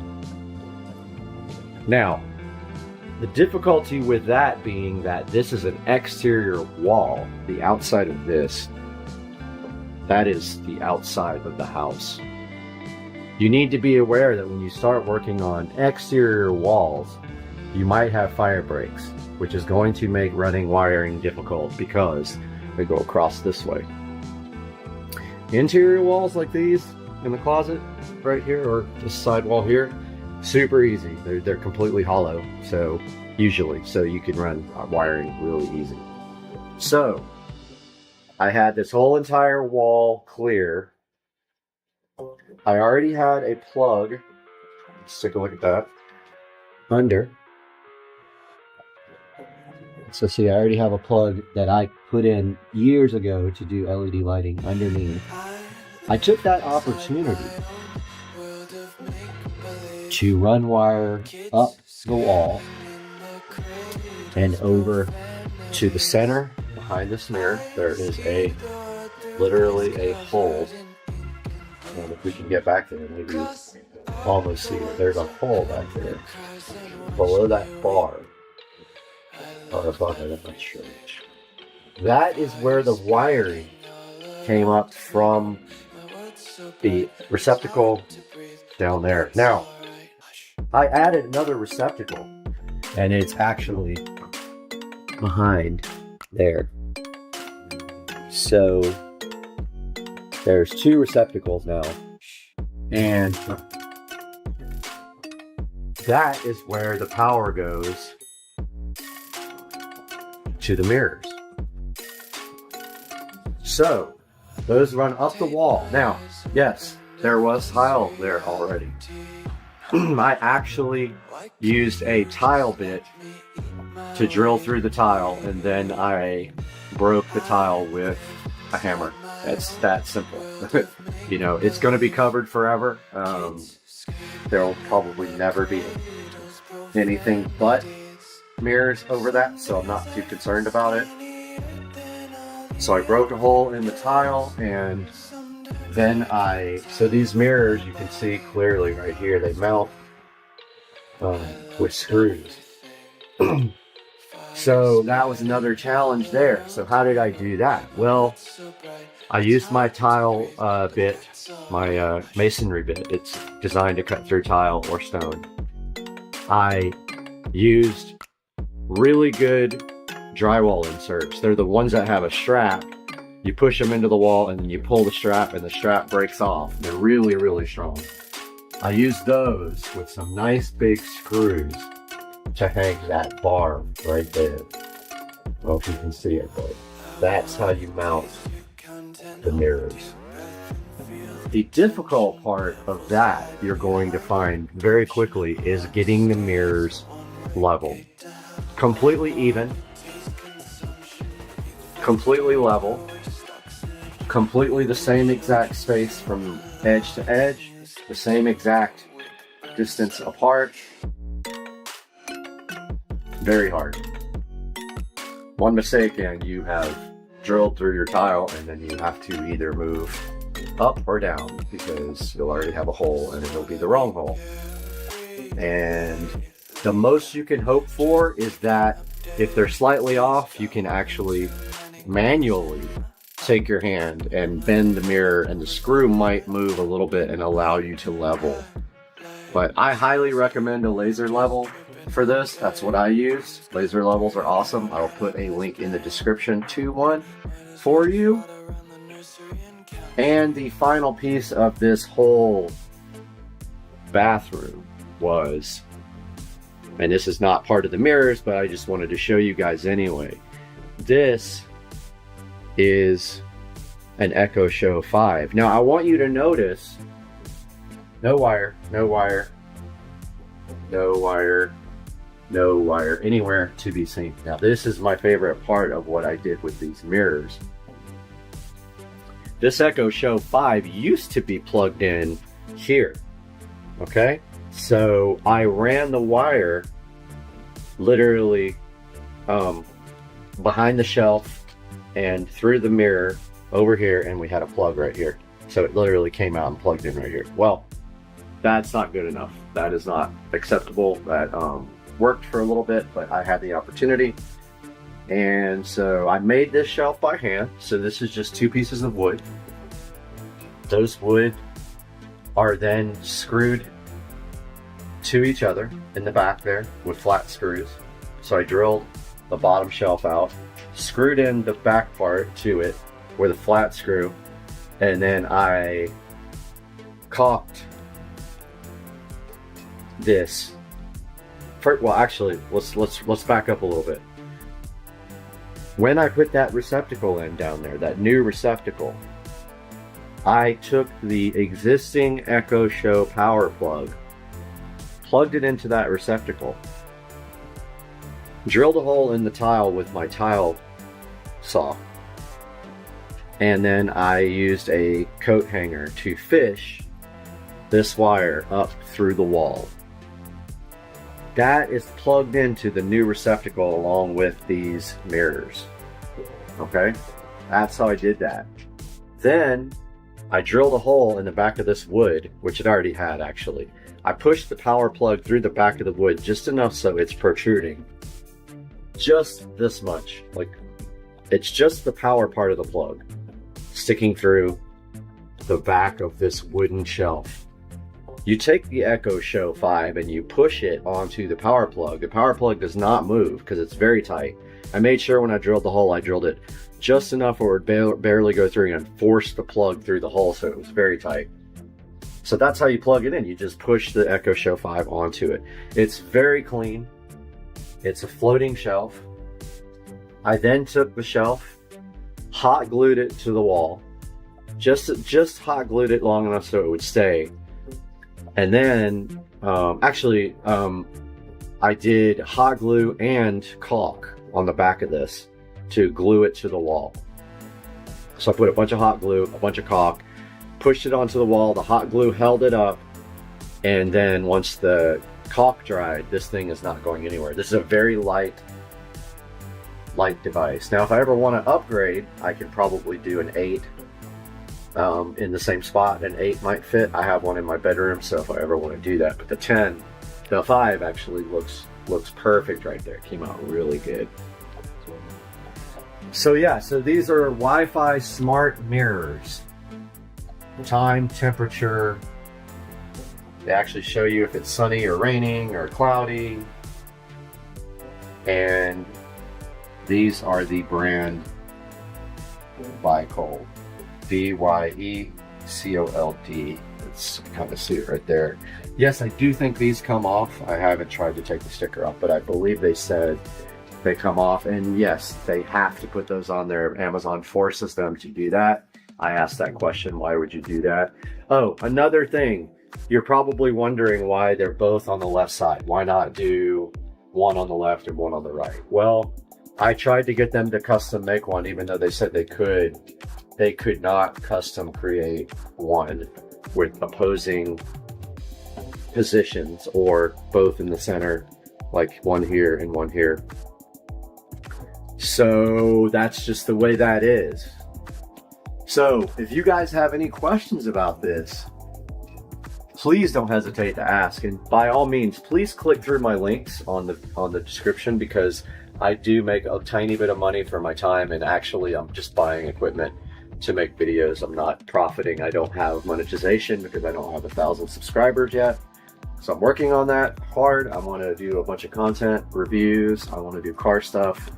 And later on today, we should be able to take a look at my instrument cluster reinstall. So I'll have something on that. I hope you guys have a great Wednesday. All right, guys, taking a look at the Wi-Fi clock app for the smart mirror. Just wanted to go through this real quick with you guys at the end of the video here, but or I might just drop this in right where we were talking about it. But basically here you can see both of the mirrors here, and if you click on the mirror, you got your basic settings here. So you can change the clock format, make it beep when you press the buttons. You can change the month of day format and make the degrees Celsius or Fahrenheit. And then you can change, I guess, the brightness to full normally. Or you can let it, I guess it can come on at a different brightness. I don't have any alarm set on the mirrors. That's how you set an alarms. Here's where you set where you are. So that's how it knows the weather. Not sure what sleep mode is. Here's your firmware version. And it looks like that the devices are on the latest firmware, and then you can remove your devices here. But yeah, you see you can choose between each mirror here, and you can see one of them thinks that the humidity is 24%, and the other one thinks it's 25%. That has a lot to do with the position where it is in the house. And then if we go to the little menu screen, it shows you the software version and all that. So this is how you configure the smart mirrors. Happy Saturday morning, guys. Do I look tired? Because I barely slept. So it's Saturday morning, and the Cars and Coffee meet is today. I'm up early editing last night's video about car detailing. I hope you get to take a look at that. We'll get some video rolling out to the car show later, and then some video from the actual car show, so that's coming up next. Good morning again. We are over at Winn-Dixie here on Bay Meadows Road. We were hoping that some people would show up and roll over to Cars and Coffee with us. No one has shown up at this point. I am waiting for my friend Ben to roll in here any second. And then he and I are gonna at least head over there, and I think there's one other guy coming. But apparently everybody else met at another location, which I had no clue. So just waiting on Ben to get here right now. So here's Ben.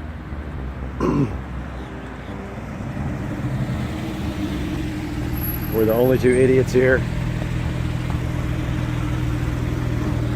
What's up, fool? Car looks good. Not bad. May have some streaks. I'm not sure. You want to talk about this car a little bit and tell me what it is? Sure. It's a 991 Model 1. So it's the 2014 Carrera S. Okay. Convertible. Right. So 400 horsepower base, rear engine. So tons of traction.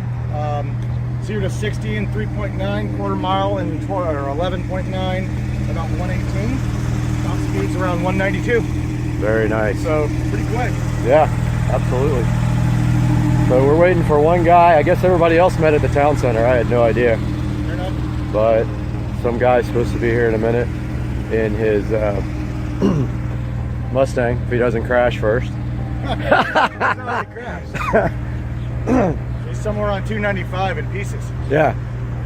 That'll be after Cars and Coffee when he leaves. On the way out. Yep. Call the paramedics on the way out. Yep. Okay, guys, we showed up at the meet, taking a look at some of the cars here. Parked over there with the Mercedes right here. Pretty sweet. There are a lot of cars here. So me and Ben are checking everything out, but as you can see, there are some sick cars here. There's Ben enjoying a cigar, but where's the Hennessy Venom? Where's that? Where's the Hennessy Venom?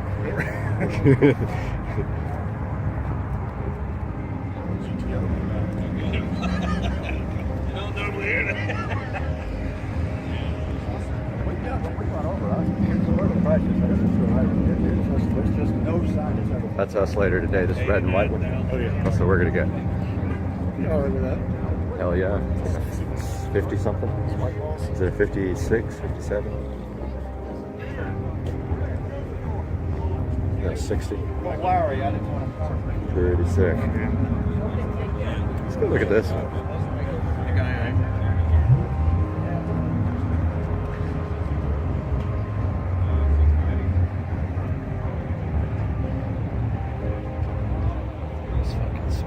Lambos are showing up. Are they? Where are they parked?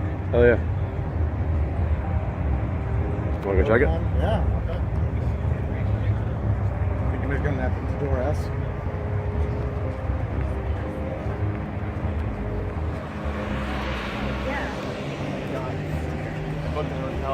For tonight.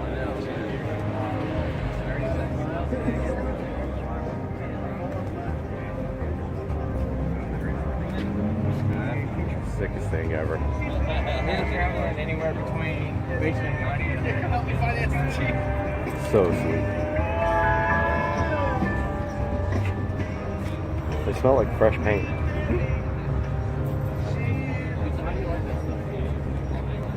So we had a really good turnout today at Cars and Coffee. I would estimate probably around 500 or 600 cars showed up. A lot of really expensive cars, some cool stuff like the AMG GTS, and just some things that I've never seen before. Really cool. A lot of BMWs, a lot of Porsches, some Supras, some Mercedes, and it was just a great time. Please subscribe to my videos and like this one, and I'll see you soon. Hey guys, welcome back to the channel. Supercar Street Racing, and here we have the 2014 Club Car Precedent. Today we're going to be doing our first mod. We're going to see what happens when we try this. If you take a look at these side skirts here, someone thought it was a good idea to put a ugly chrome diamond plate side skirt on here. We're going to be taking these off, and maybe, I don't think we can take this off. This is actually part of the, I don't know why every single thing on a golf cart has to have a logo on it. That's ugly. It wraps all the way around here like this. Can't get the Ingersoll Rand off of there, but we're going to take these side skirts off and attempt to paint them matte black. I've got the paint up here on the table, and I got it from that orange store, Home Depot, and it is Fusion all-in-one. And I did pick up new screws for the steering wheel. However, I thought they were tapered like this, but they actually are not. The ones that are in there are just regular old screws. So I bought the wrong screws, and I don't currently have a vehicle to get back to the hardware store. But yeah, that's what's happening today. Supercar Street Racing.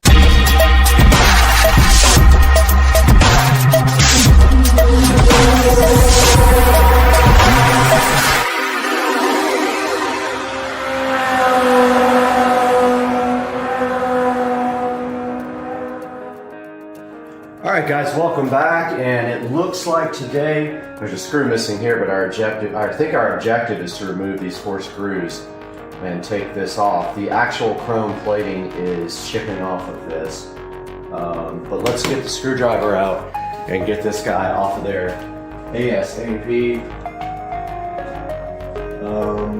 The screwdriver is in the shed, but I have old reliable Black & Decker here, so this guy has never let me down. I've had the screwdriver for years and years.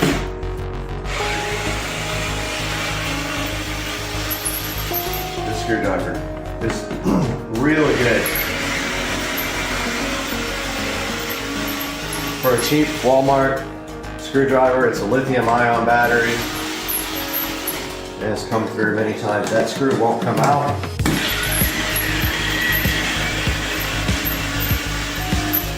I think this just slips off now. I don't feel any screws on the side at all. Feels like it's loose. And there is an ugly skirt under it, and they have screwed holes in this as well, which makes this unusable now. So what we're gonna do now, right here, right now, is take the other side off. Moving to the other side.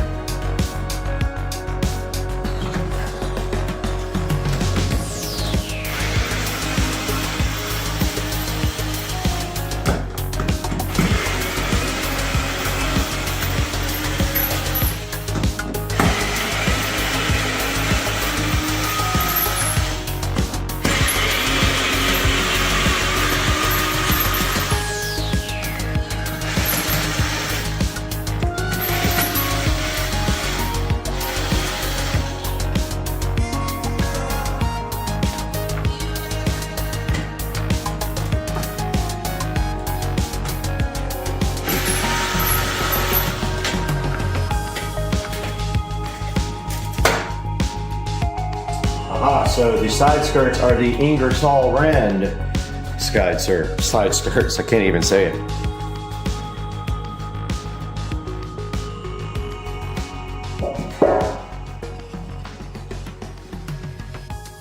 And moving on to the next step, we will prep, but first we will clean what we have here.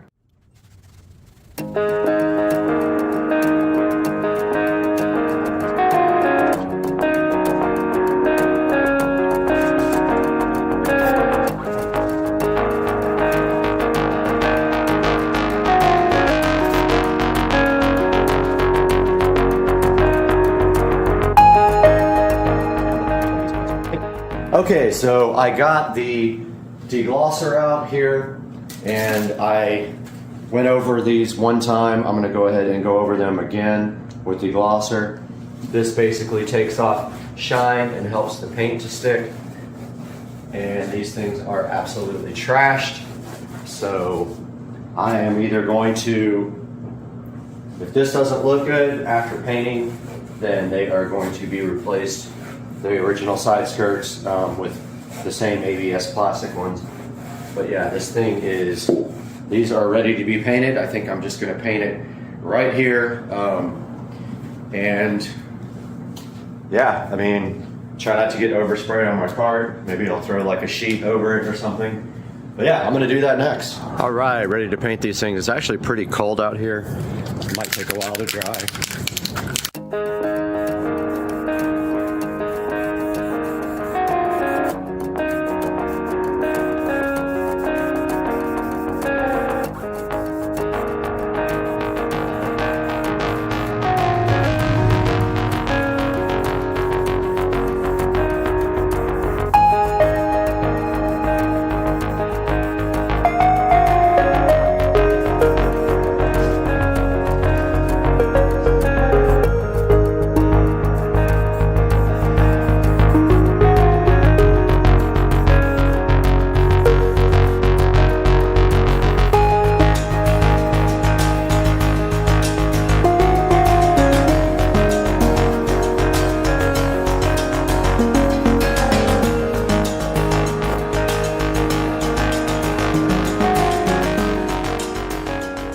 My yard guys got here. That would cause an absolute mess.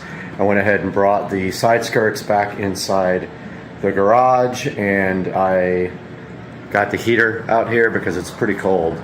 The only thing I don't have any black screws, so I don't know if I should paint these screws or what. I'll probably throw a little paint on the top of them. Maybe I could just like do a quick you know, like touch up of them when they're on the cart itself and kind of put a sheet around it so I don't get anything all over the cart. But yeah, so the first coat is on. I think it's sticking. Thought I saw a couple places where it might be bubbling, but the deglosser usually does pretty good. It's gonna need multiple coats for sure.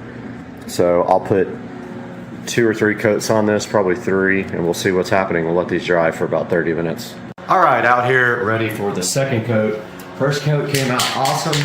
I do have the heater going in here. It feels nice. Let's do it.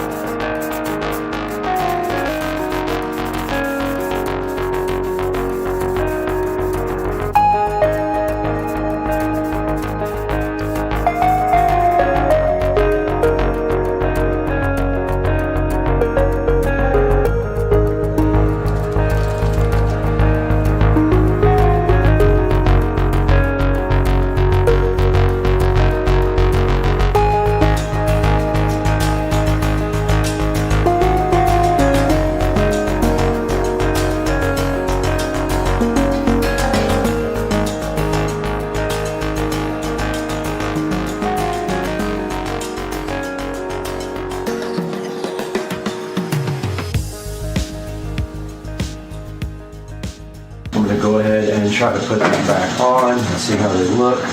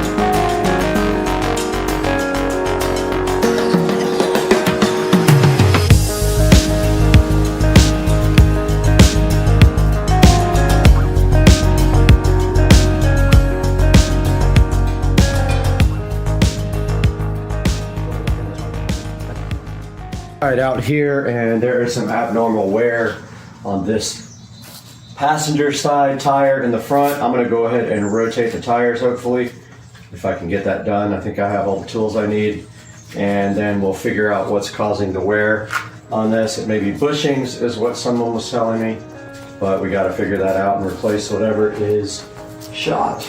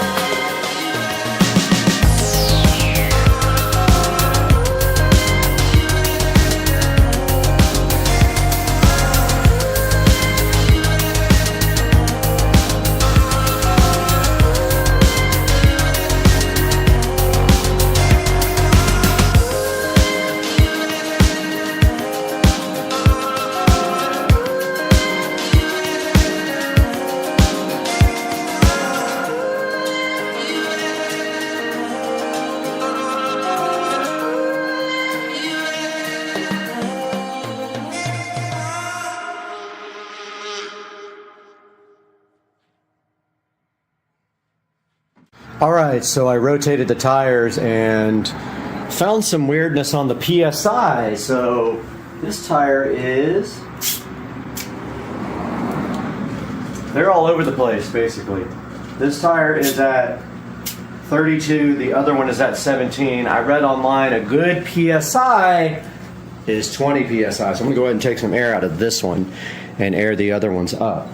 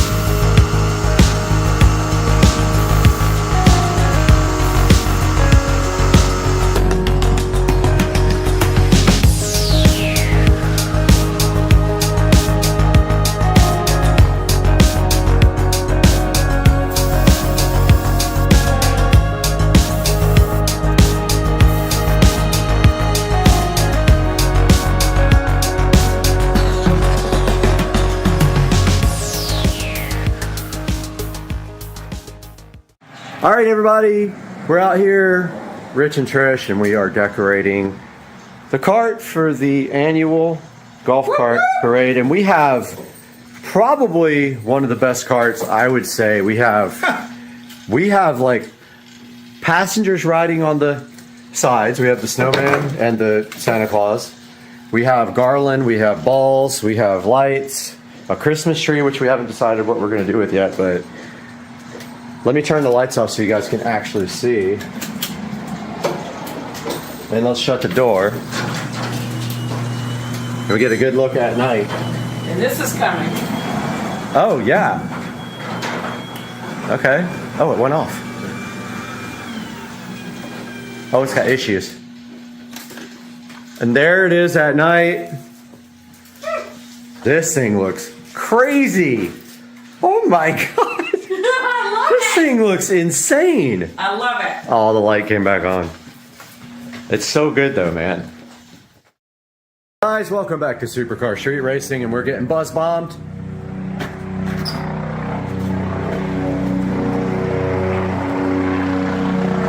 This dude won't stop.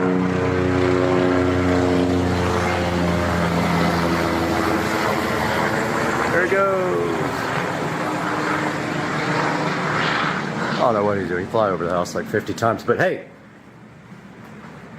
I sold the golf cart 3 days ago that used to be sitting right here. And I bought something else, but I can't tell you what it is yet. But I did break this out from up on top of the storage area up here. And this is my 4-channel, actually 5-channel power amplifier that I may or may not be using in a new vehicle pretty soon. Check it out, guys. 5-channel Rockville amplifier.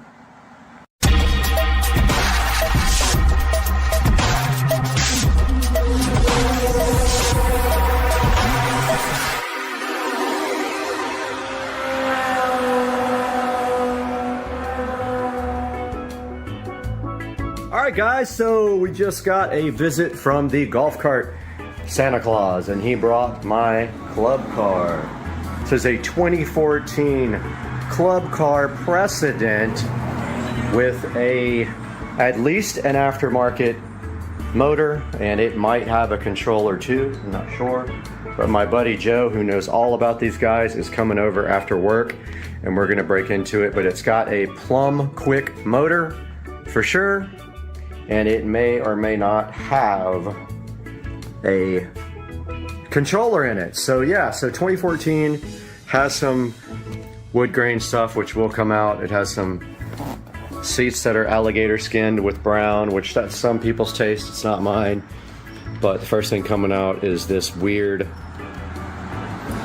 golf thing, this sticker here. So we're gonna get out our Goo Gone.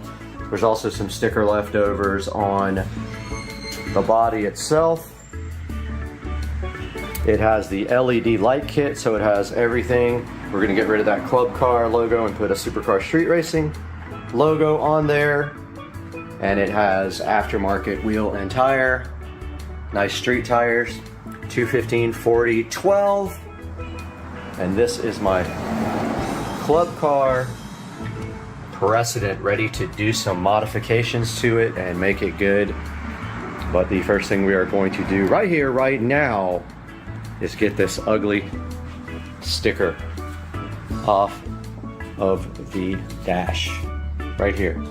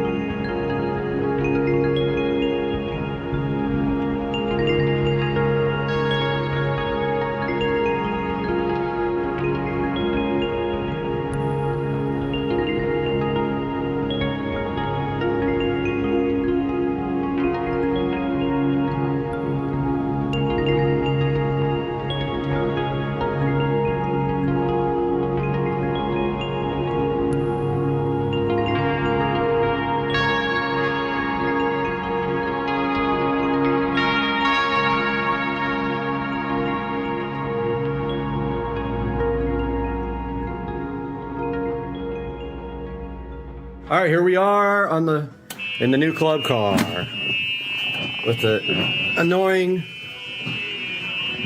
backup sound. So we found out it has a 10 horsepower motor. We don't know about the controller yet. Same lights as yours, I think. Same headlights. You think your neighbor will wreck it? Yeah. He comes over and destroys all my shit. Doesn't care. You tell me from the pickup. That's not bad. Okay, yeah, that does kind of feel like yours. Yeah. How's the steering? That's not bad. This thing rips, dude. It's actually not bad at all. This thing rips. Needs better lights. Yeah, I got the Amazon lights on me. Super bright. Right in the This is tinted. Yeah. This thing rips. Yeah, we definitely need to fix the tires a little bit. But it's not bad. It's not bad. It moves though, huh? Yeah. Hell yeah. Used to be in a loud car. This is so nice.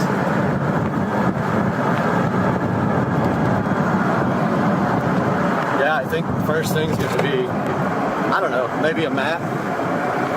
Maybe rip these side things off, paint them satin black, or they have powder coated on mine for like $70 black. Rips. And then like if there's any suspension parts that we can replace easily, like bushings or anything, let's just fucking do it. I mean,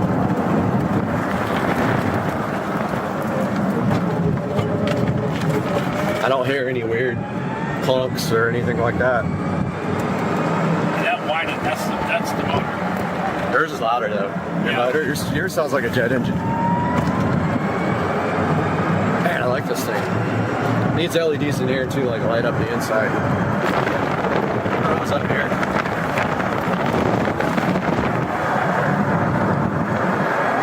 Yeah, those lights are not. One thing you always want to make sure is check the air pressure on the tires. Low air pressure on a single tire, man, it'll slow you down. Oh shit, you're moving now. It's all it is. Wait, look at you.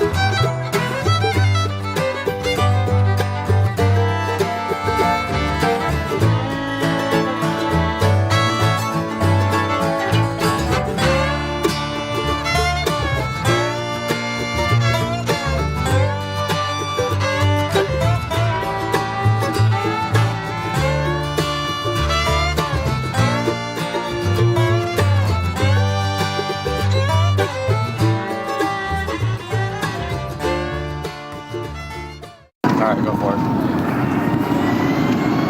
I'm recording the screen now. All right, here we go. Ripping it.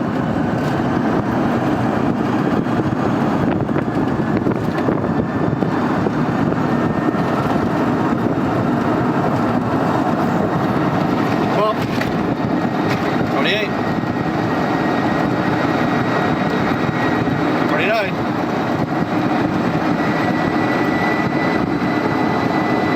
There's 30. That's what I wanted. 30. That's what I wanted. Nice, you got it 30. Sick. All right, Rich is driving the car. Like a bad hill. Ripping it. And so 78 miles an hour. 78. Doubled the speed. No, it does good, man. It's fun. It's plenty fast enough now. And it's clean.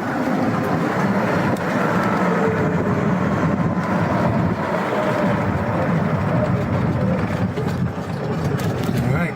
Let's see what it'll do. Let's do it. Here we go. See the floor?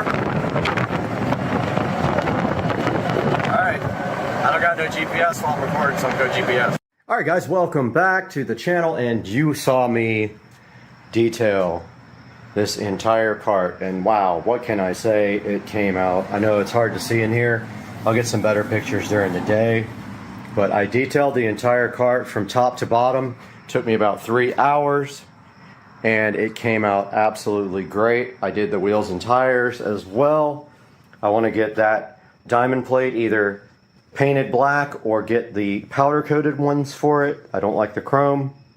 Want to get new wheels and tires. There is definitely some paint issues. I was thinking about maybe doing a wrap as well. So yeah, the cart came out absolutely fantastic. And I know you guys can't see all that, but like, I went through this whole thing, and I just saw something I missed under here. Right here. I missed all this underneath the gas pedal. Live cleaning happening now. That's better. All right, now it's good. I had sprayed some Armor All back there and didn't get it up, but I want to get the mat. I want to start modding this thing for the channel.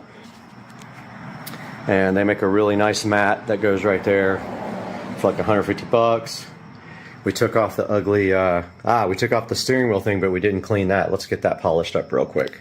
All right, now it is nice and polished up.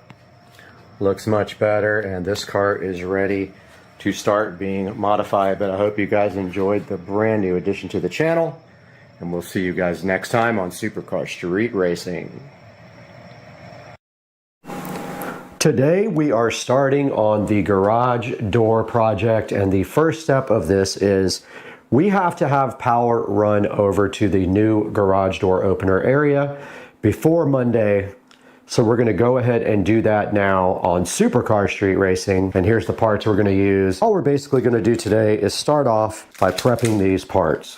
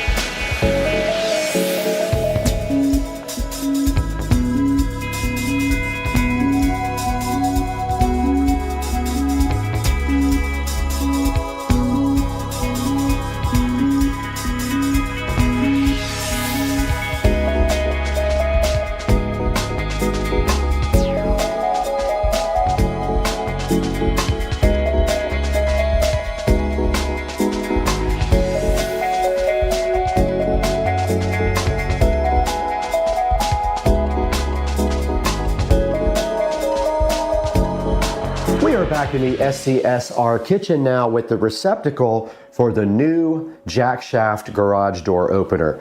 Now, as you can see, yesterday we did get the receptacle and the cover plate painted black. It does have a little tiny little white spot, no big deal. You won't be able to see that. But these are going up on the ceiling where we cut the hole yesterday and got super lucky, and we're like a billionth of a millimeter from the joist up in the ceiling. So first things first, all we have to do right here and right now is to get this pre-wired. And so to do that, we're going to go ahead and open up the back of the receptacle, whatever this is called, the wall box. And this is a type that screws in from like that. And then the tab goes around and holds it to the drywall. It's for just cutting a hole in the drywall. And now we just simply feed our brand new Romex wire. We got 25 feet of 14/2, which is 14 gauge Romex. We feed it right through the box like that, and the rest of which will go in the ceiling before we seal the hole up with the receptacle box. But first, we need to pre-wire this receptacle. Remember, when you do these receptacles, the white wire, the neutral wire, always goes to the left. You see the larger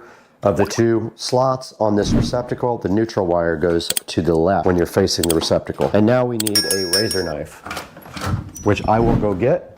Take this Romex wire and strip off enough. Strip off the Romex, strip the paper off the ground. Ground wire is the bare copper wire. Take your scissors. Now let's see if our wire strippers still work. These have been giving me fits lately, probably because I don't know how to operate them. Okay, we got our wire strip back, and we are going to use the back, the quick connector, where you just push through the back of the receptacle. And don't forget, white goes to the left, so white would be this side. So you either use the top or the bottom. You don't use one of each.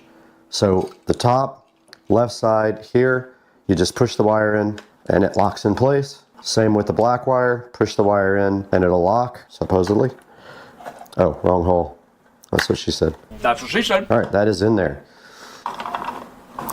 And it doesn't look like I stripped back the ground enough, but we'll make it work. Now remember, when you are doing your ground, any screw actually, when you make your loop, if you're gonna do the screw, your loop always goes in the direction to tighten the screw.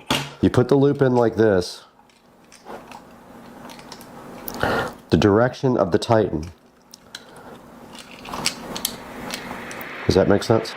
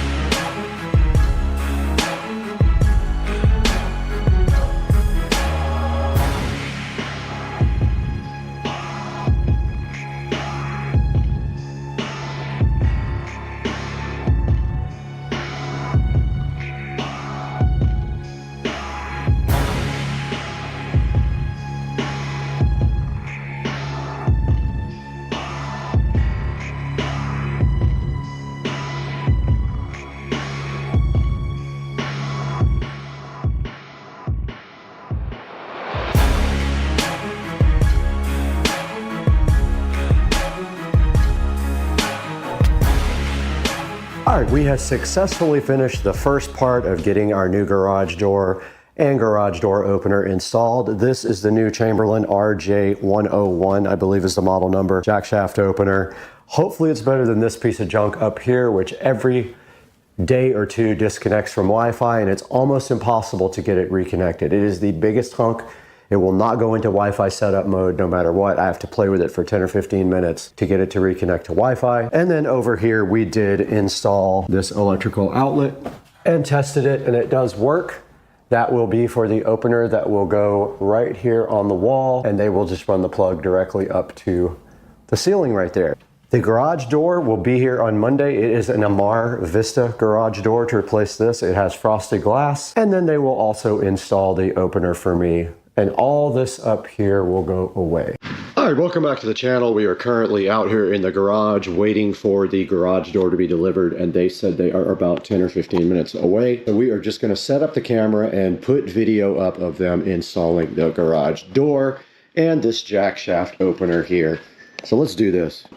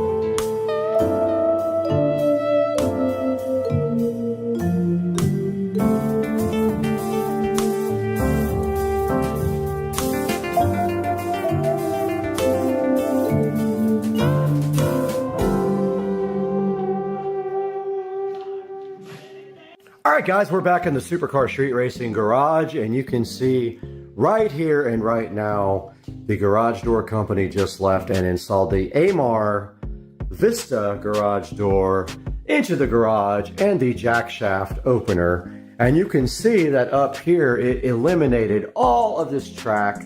And all we have to do now is just shorten this cord from my extension right here and paint that ceiling black.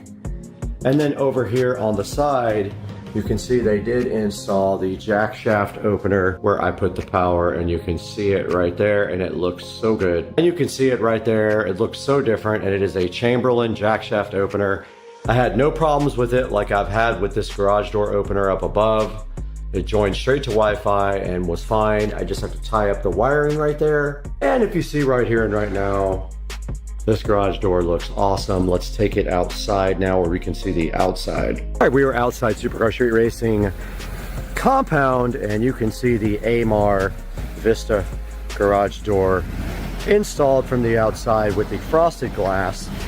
And of course you cannot see through this, but it is letting some light through, and you can see the hexagon lights here looking so fly and so fresh. And the sprinklers are going off, and I did tie the sprinklers into the city water so that it would not ruin my pavers with the rust. But stepping back, the house looks absolutely cool now with the new driveway and the new AMAR garage door with frosted glass. It's a Vista. I'll put a link in the description to this right now, but I'll step back here now. That is how the house looks from the street now.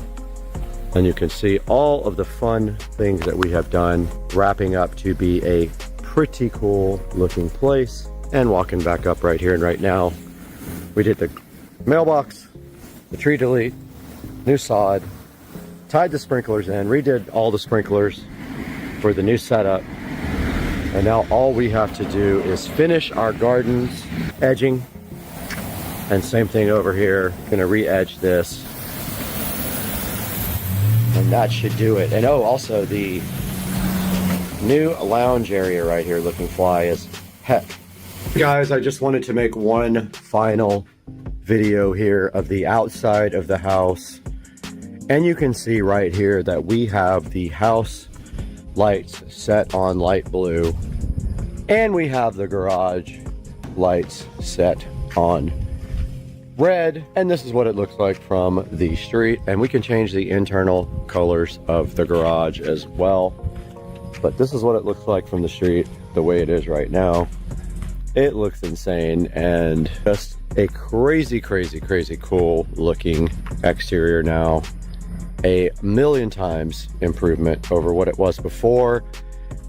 And I hope that you guys like this video, and if you're interested in any of this stuff, drop me a comment or an email, supercarstreetracing@gmail.com, and I can talk to you guys about how I did it. One more video here of the light blue, and this looks insane. Level 1000, guys. I love it.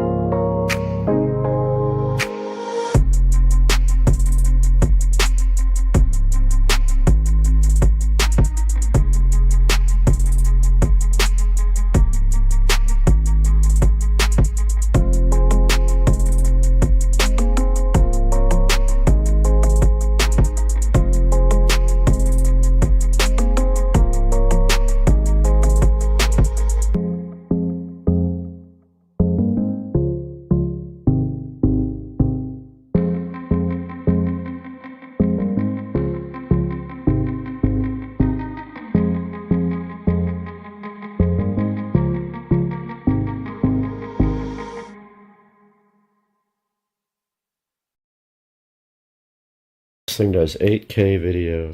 Whoa. What? Oh, so where you scrolling out of the attic? I thought we was going in there. Got him! Got him!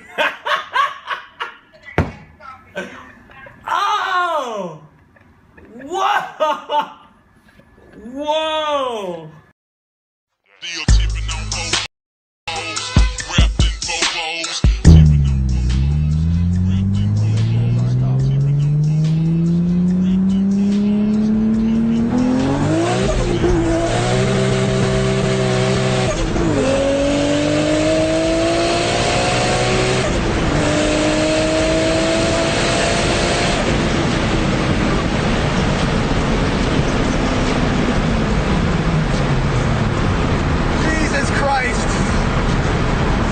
Awesome. Woo. First time I ever took it to 8,000. Oh my god. Took it all the way to 8,000. Second gear was worthless. I know they had to do that. Yes, we have something so special in front of us today. We have the best Ridge wallet you can possibly get, and there are a few reasons why. Because, as you can see right here, it is 24 karat gold RFID blocking wallet from Ridge. They are not a sponsor. I actually purchased this because I was interested in it. And today we're going to take a look at this, see exactly what the RFID blocking feature is. Open it up, see how nice it is for you guys. And then if you're interested in buying one, I will provide a link in the description, and maybe Ridge will work with us in the future. But for now, let's get this package opened up, take a look inside, and see how cool this 24 karat gold Ridge wallet is. On Supercar Street Racing.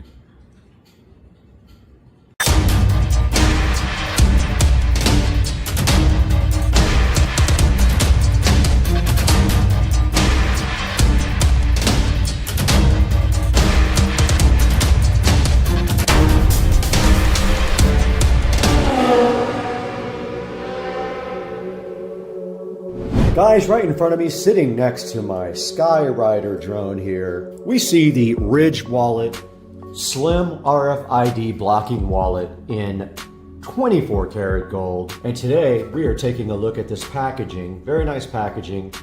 And it says the wallet redefined here on the side. And on the back, it says that it expands to hold 1 to 12 cards. It does block all RFIDs from your cards. It's a modular design and it has a lifetime warranty. It does have a cash strap and a money clip, both included with it on the wallet, and additional accessories for the option to interchange cash carrying style. Now, I am used to doing a money clip, so I will probably do that. And on the side there, we just see that it does say Ridge wallet, looking ever so fresh with their logo here. And that is all that is to the outside of the packaging here of the 24 karat gold Ridge wallet from Ridge. Let's get this thing opened up now and see what's inside.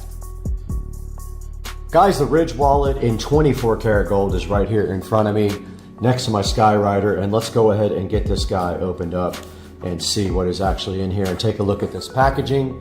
And right here, the first thing we do see is the Ridge right on top of it, just like that. And then underneath here, there is the wallet redefined on the side again. And lifting up the packaging here, we have a nice pamphlet right here, and it talks a little bit about getting started with your Ridge wallet, and then guaranteed for life, military grade materials, durability, and a wallet that will last a lifetime. This is a guaranteed for life wallet. They said if you visit them, they will make it right if anything happens to it.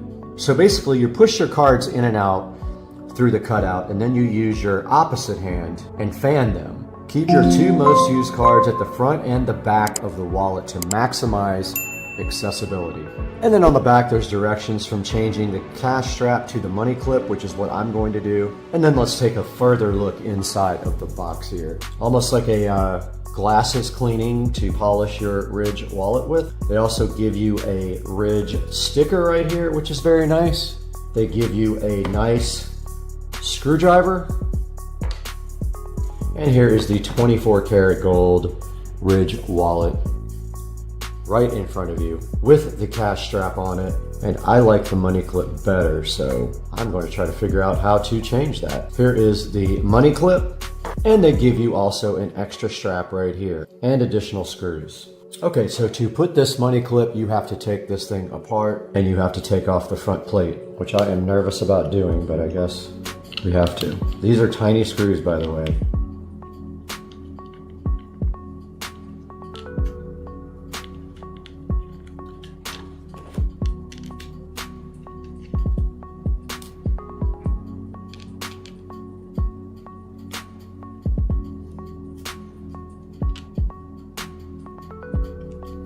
Okay, that is all of the screws now.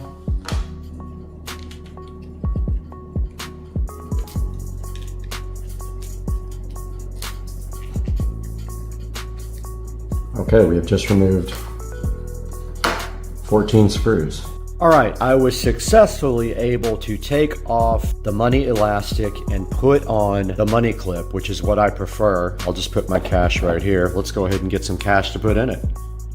This is my old carbon fiber Palo Alto gift, which is showing some signs of aging. It's nice, but it's time to throw it away. And let's go ahead and put some crispy 120s in here.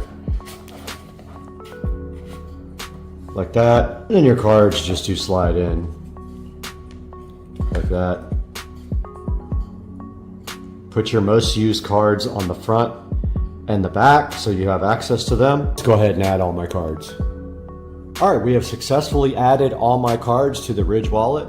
Super easy to do, looks awesome. I love the gold plating. I love the 24 karat gold. I love the fact that they give you the money clip with it and additional screws so that you can have that if you need it in the future. I'm gonna put the old clip back in there right there. Then we have this nice card that came with it that says that they build high quality products and shows you how to get to their site. Put that back in there, and they give you this nice polishing cloth to polish your gold plated 24 karat gold Ridge wallet with, and this nice sticker as well.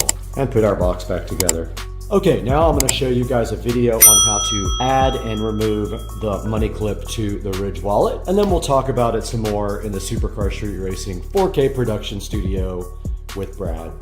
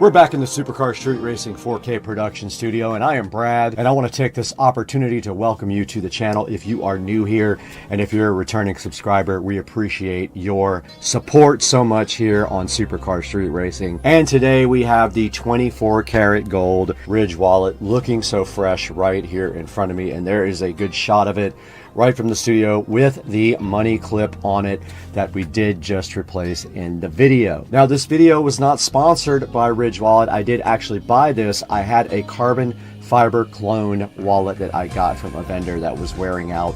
So it was time to get a new wallet, and I bought the Ridge 24 karat gold wallet, and it does come with both a strap and a clip, and you have to change out the strap to the clip because it comes with the strap, and if you want the clip, you have to put it on yourself.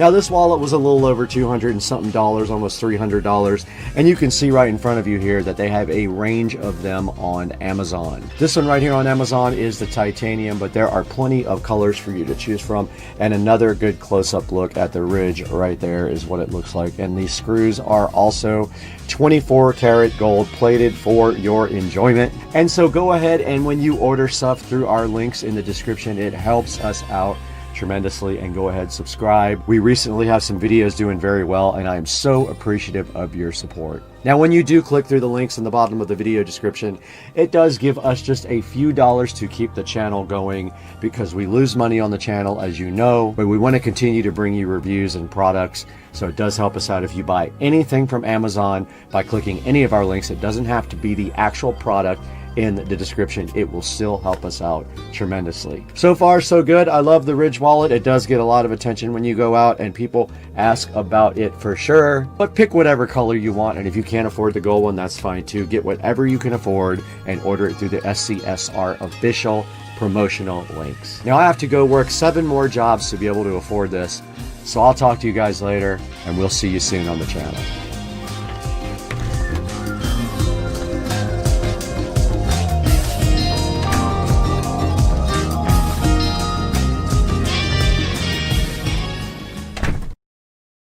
That new window peel set is so good in your life, and you love the new window peel set. That peel set feels so good on the new window when you peel it, and you get the satisfaction on the new window peel with the satisfaction and the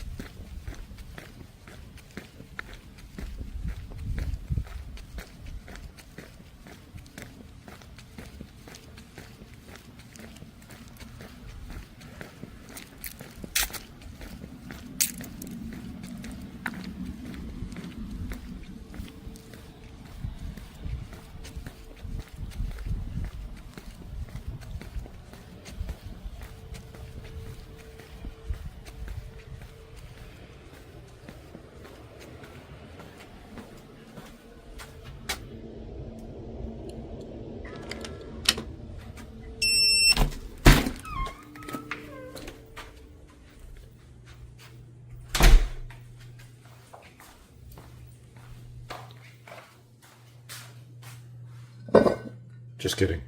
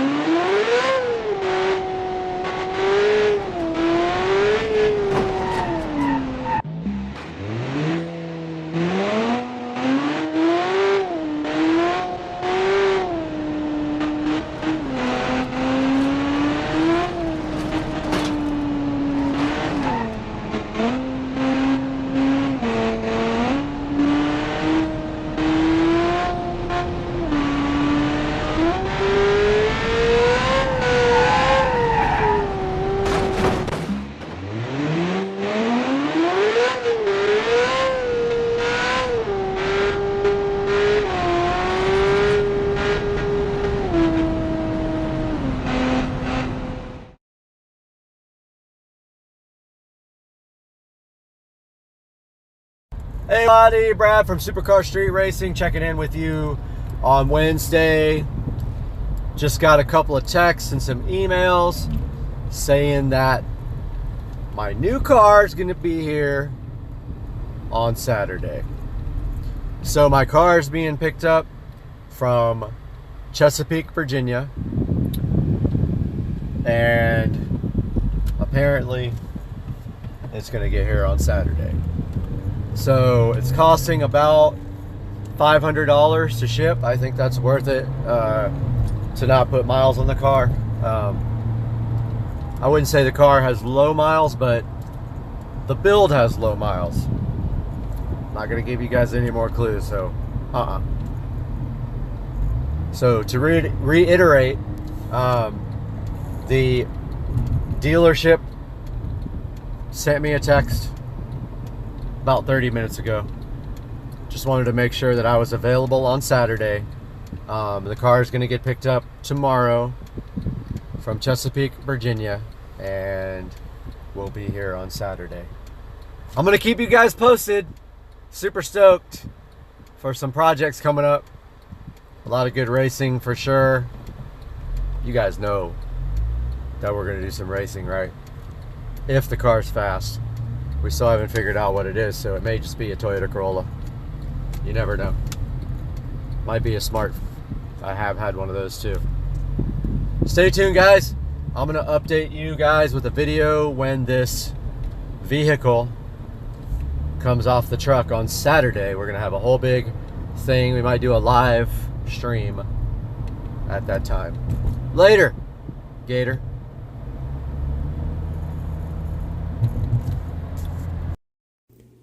We got the drone, we got the alien, we got the drone next to the alien, and we got the peel satisfaction with the alien and the peel and the satisfaction. And it's very hard to peel. And one is sitting right here, it looks so fresh. Let's get it out of the box. And the presentation is really nice inside of the ON bar. Check it out, guys. On top, we have a user manual, a quick start guide, and some here's how to stuff on these two cards. There's a video QR code right here for you guys to check out as well if you would like to. And inside of this, there is a full user manual here for the T1. And on this side of the box, a nicely packaged camera here. Very good packaging. This is not going to get damaged.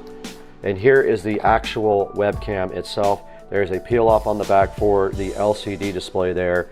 There is the rest of the ON bar 4K camera. There's also a peel right there. There's going to be one connector for power and the other one for the cable that does run to the back for the ON bar. Now this does look like the rear camera here for the ON bar. Check that out. It does have a 3M tape on it and a USB connector right here. It is the old school type of USB connector. They do that, I think, on purpose so you can't mix up the connectors from the front to the rear. That's all that's on this side. And then on this side, we do have a SD card with an SD card adapter here. We've got a bunch of mounting hardware here for the camera. We have a tool to use to get your interior out to run the wiring. We have a USB to lighter adapter. And then this is the actual rear camera connector that plugs into this part of the camera. This is the rear camera connector here that goes all the way to the back of the car. So that is everything that is included with the ON bar T1. That is the unboxing of the ON bar 4K dash cam. There's only one thing left to do now. We got to get outside to the Tesla Model S Plaid and go ahead and install the camera.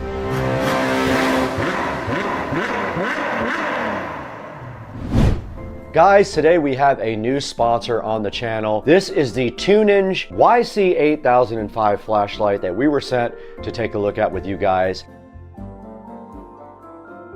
This thing is pretty cool. It's a multifunctional flashlight, outdoor emergency magnet light, and it does like 5 different things. It's really cool, all with some button presses right here. Now, the first thing I want to show you guys is the laser pointer. If I press this button on the side, I just blinded you guys with this cool laser pointer, but it also has 4 other controls right here on the front with just these little pads right here. So the first one is the 1500 lumen flashlight. So if I push this, you can see the flashlight right there at 1500 lumens. Press it again, it turns off. The next thing is the yellow light. If you press the second thing on the pad here, There is the yellow light on the YC8005. And then the third thing is a side light. You just press this button here, and then here comes the little side light so you have some safety. It's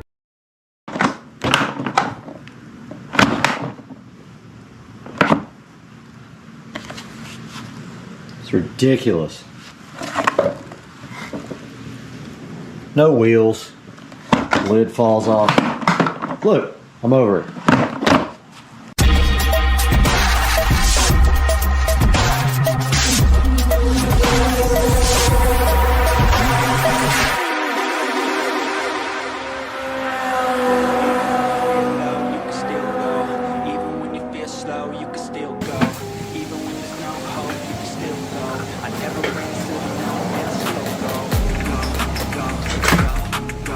Really?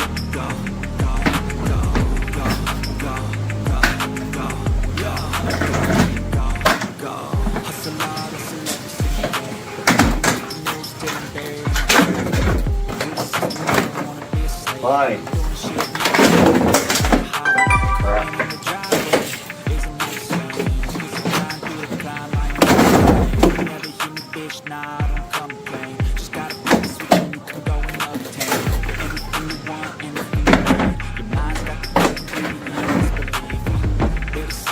Good riddance.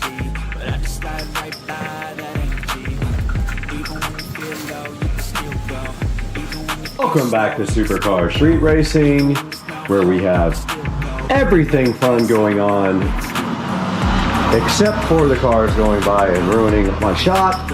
But today I have had enough of my crappy shop vac, and we have a brand new Craftsman shop vac right here, right now, to be opened on the channel. And this is the CMX EVB E17040, 5 horsepower, 4-gallon shop vac, and right here, right now,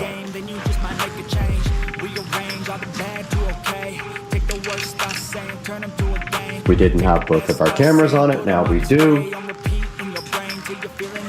And right here, right now, we take out our trusty Smith & Wesson to open this. And the lights went off. I am so unprepared. Let's get this thing open. What do you think? Bought from Ace Hardware. No sponsorship whatsoever, of course, involved in this. And we will open this box and see what is inside of this cardboard condom, waiting to be opened for my 10 or 15 fans that will actually watch this video. And inside the box we have this lovely Craftsman 5 horsepower shop vac sitting there, looking so good, ready for you guys to enjoy. Right on top of the box we already have a nice attachment hose here.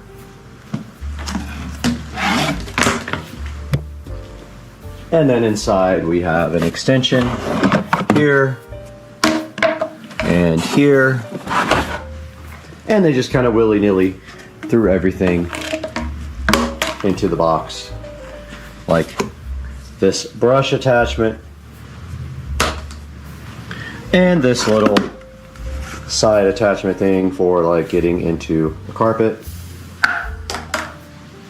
And then we have the literal Craftsman shop vac with nothing else in it, no kind of instructions, no nothing unless it's inside, which it very well could be inside of this unit. And taking the side off is as easy as this. Looks like we won't have the same problem that we did with my other stupid shop vac, and that is that the side would come off no matter what you did. It would come off if you didn't want it to come off. And inside of the box, I call it a box, it's actually the shop vac, we have this instruction manual here, and we have this other attachment right here. Now, Already noticing that there's not really a place to put the attachments, which is kind of annoying. I guess you can just keep them inside there, but like they'll get dirty. Oh, okay, they go on the back here. In here? They do, they go on the back. I didn't even see this little back pocket, but the attachments all go back here to sit in their wonderful little attachment condom. And next we will take a look at that attachment area.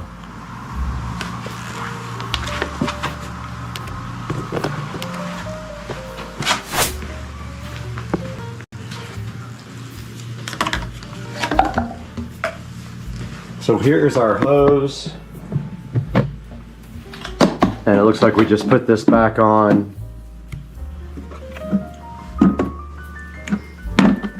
Like so.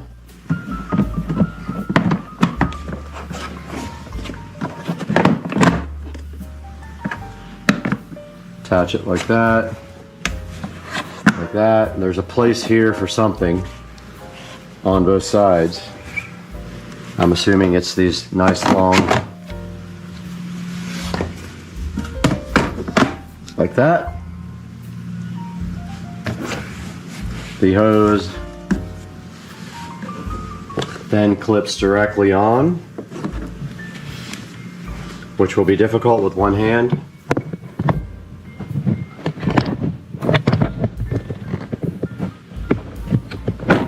But it looks like it is on there. I think that's where these go. I'm gonna break out the instruction manual. All right, I have these guys in the wrong place, of course. It says they go in the tool caddy. Can't go that way. I'm guessing they go this way. Like that is what it's showing in the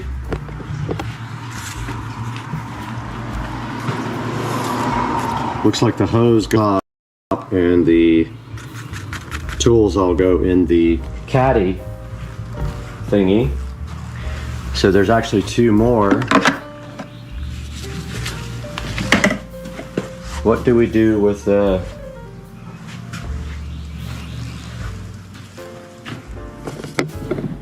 it's showing all the accessories in here.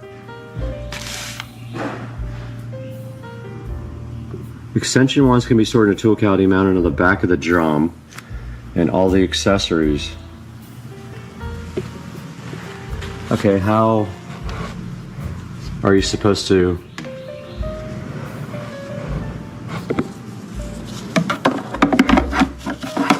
I guess you store this. Well, that's how I'm going to do it. I don't really care what they want, but that's how I decided to do it, even though it shows here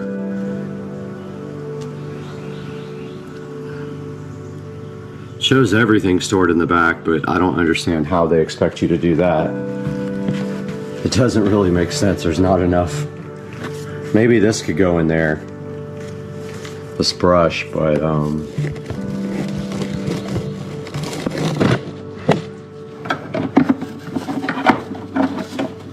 don't see how.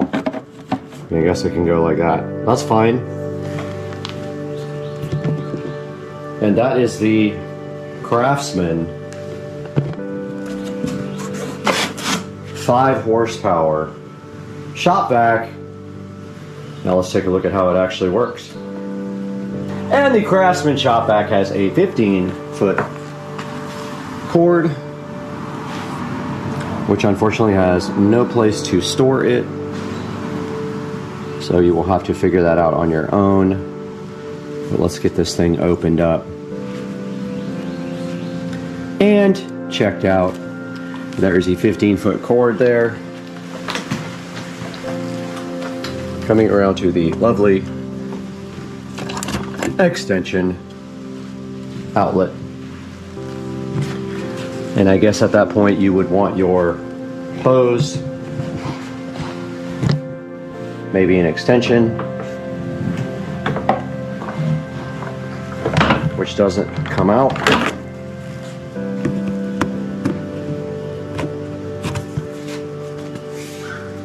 Like that. Yep.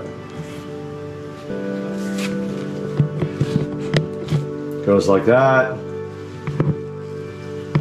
And then usually you probably use this thing. And let's see if this thing will pick up some dirt.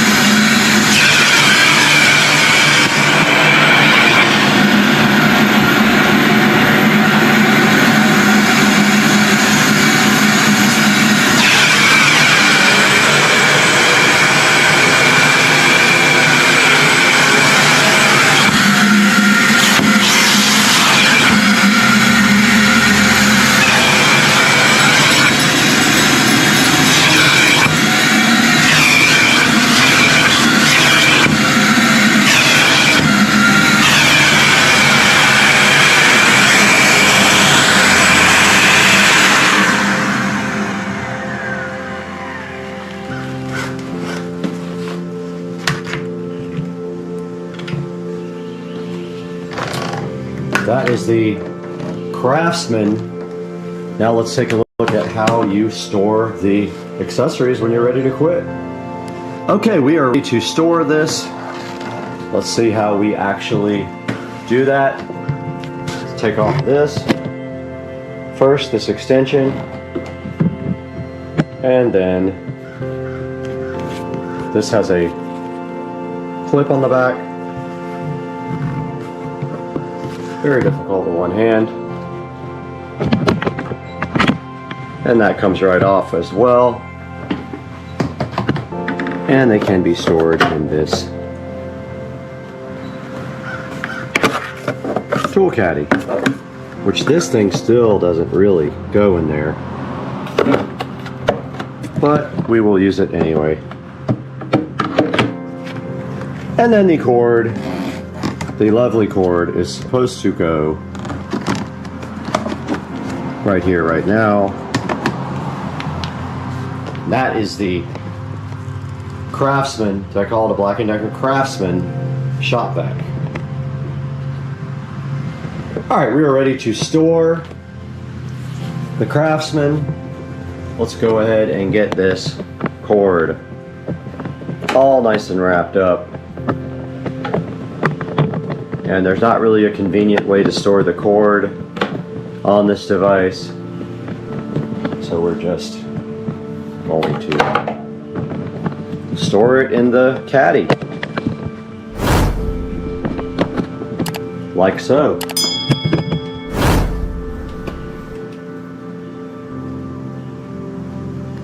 Just like this.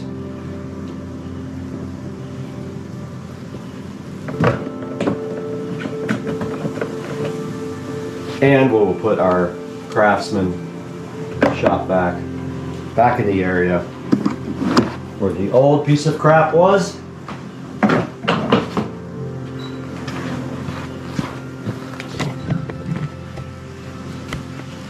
Our shop vac will live right here for the foreseeable future, and we could actually probably store the hose a little bit better.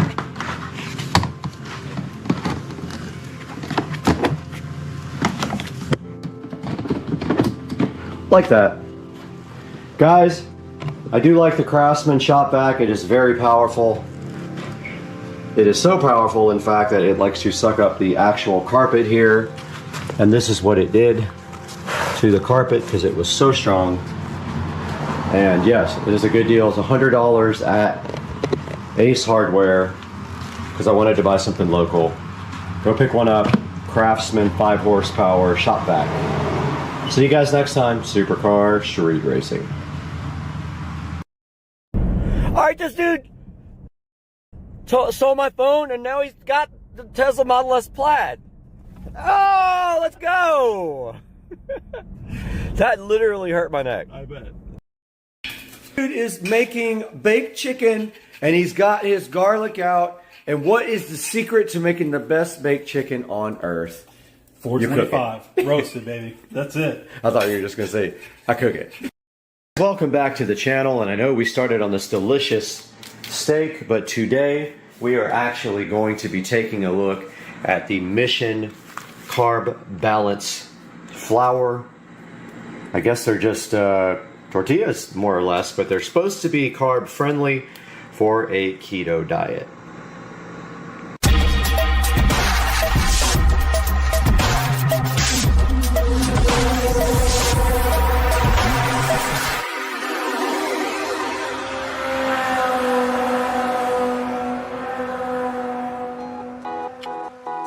Welcome back to Supercar Street Racing. I am Brad.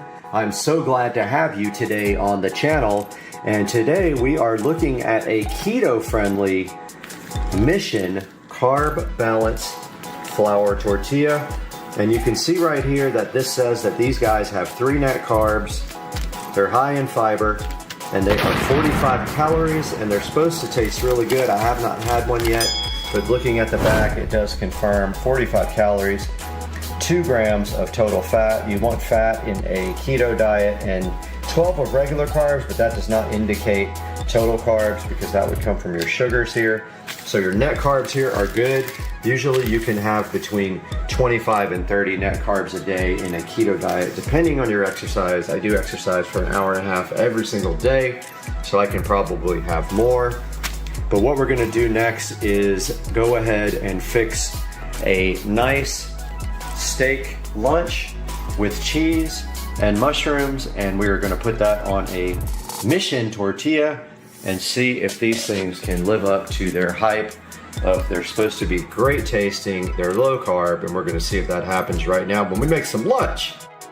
Alright, Supercar Street Racers, we have a grilled portobello mushroom here from last night over at Rich and Trish's. We made burgers and we threw 3 of these on the grill. I'm gonna go ahead and slice these up now and get them prepped for putting on the nice steak quesadilla.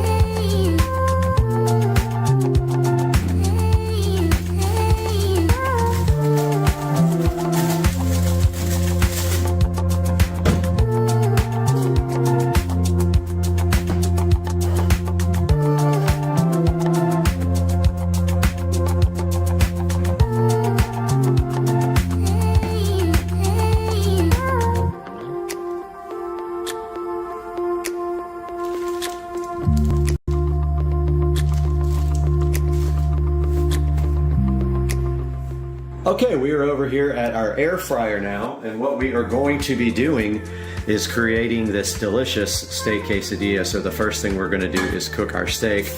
I'm gonna go ahead and spray our air fryer down. I have our chopped steak here, quick steak. We go ahead and throw it in the air fryer, spread it out real nice. Make sure you spray everything down. Air fryers need like something on the meat to let them cook well, so just put some fat-free stuff on there. I have some garlic salt here. I'm gonna go ahead and generously coat that with garlic salt. And I like these to be rare, so I am going to go 3 minutes.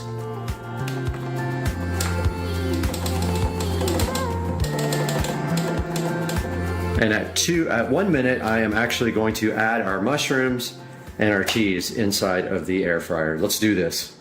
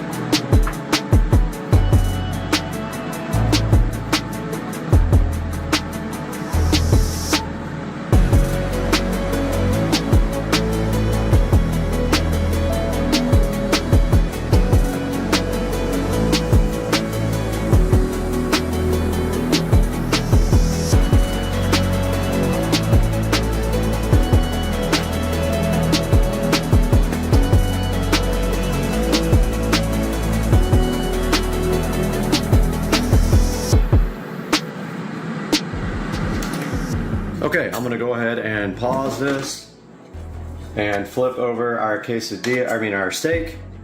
And that looks like it's going to need maybe 2 more minutes. So I'm gonna put this back in here for 3 minutes.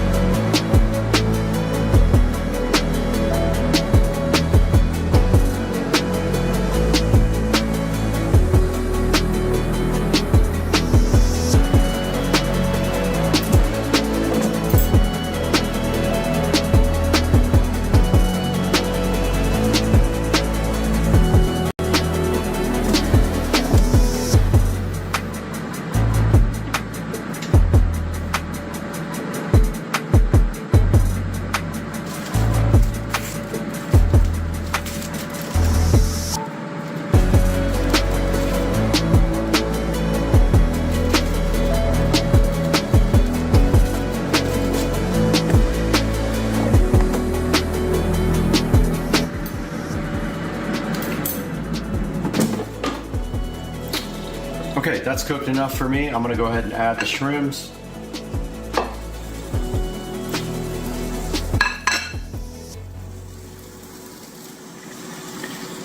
And put the cheese on top of the steak. Actually, I'm gonna add the cheese later to the actual quesadilla. That makes more sense.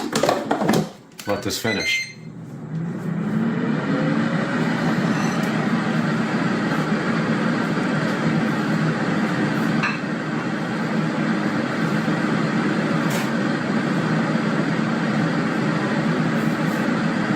While this is going, I'm gonna nuke this for, actually no, change my mind on that too. I'm gonna nuke it once we get everything on top of it. That might be better.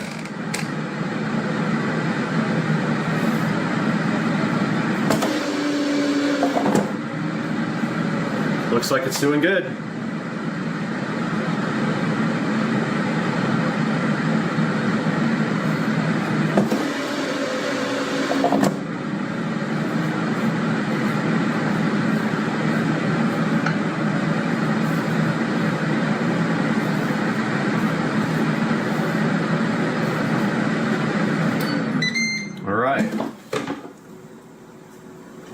So let's go back over here. Okay, we're back over here on the other side of the kitchen now where we're gonna prep our lunch. First we have our steak over here that we need to cut up. So we need a different plate for that.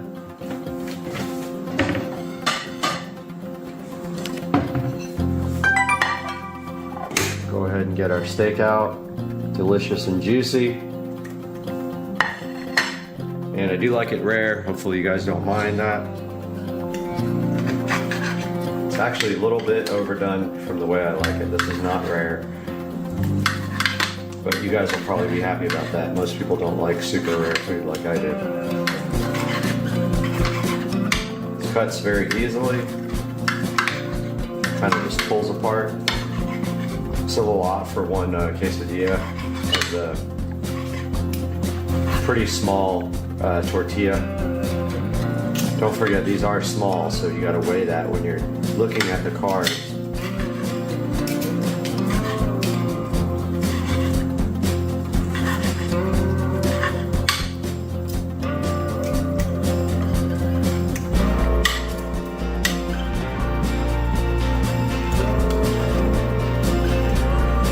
Okay, let's build our tortilla. That's just from the mushrooms, no big deal. First things we're going to put, there's our tortilla, our Mission carb tortilla. Let us throw some steak on there.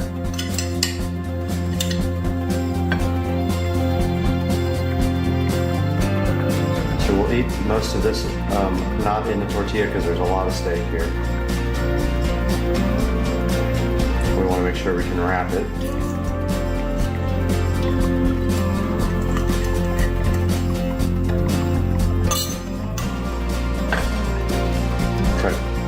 It's a lot of steak for that small shell, but we still got to put mushrooms and cheese. Let's try the steak. Yummy. Throw some mushrooms on there.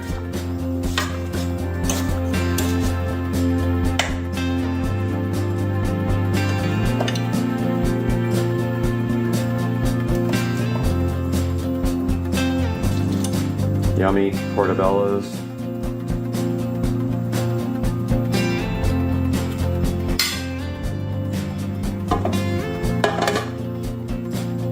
And our cheese, which kind of melted.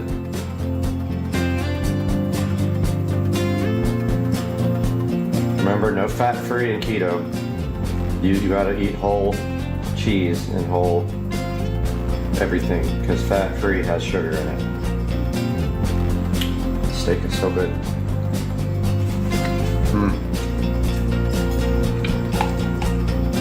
Some mayo. Mayo is important in a keto diet. It's fat.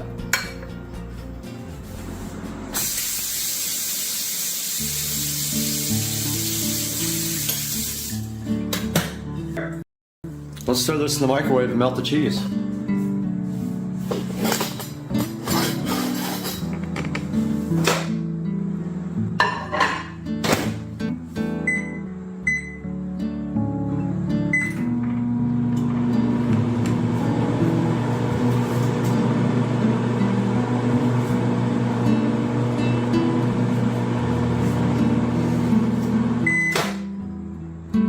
A little bit more.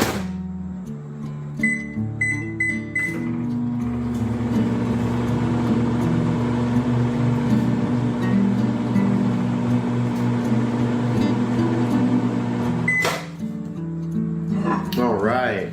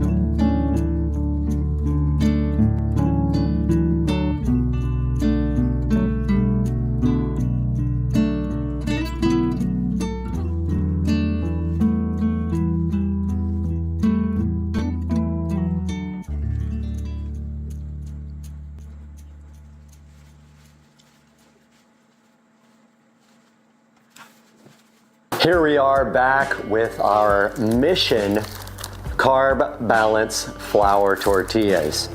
And as you saw in that last clip, we just sat down and had a delicious lunch with these guys.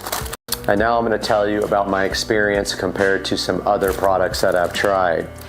So these guys are actually really, really good. I was surprised how good they were, honestly.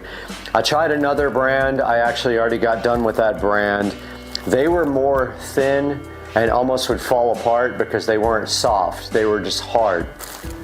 These guys actually look, feel, and taste like real non-carb balance flour tortillas, in my opinion. Now, if you have them side by side, you might be able to tell a difference, but I could not tell the difference at all, especially once you get that delicious food on there. We had steak, mushroom, and cheese and mayo on ours. Completely carb-friendly lunch for keto.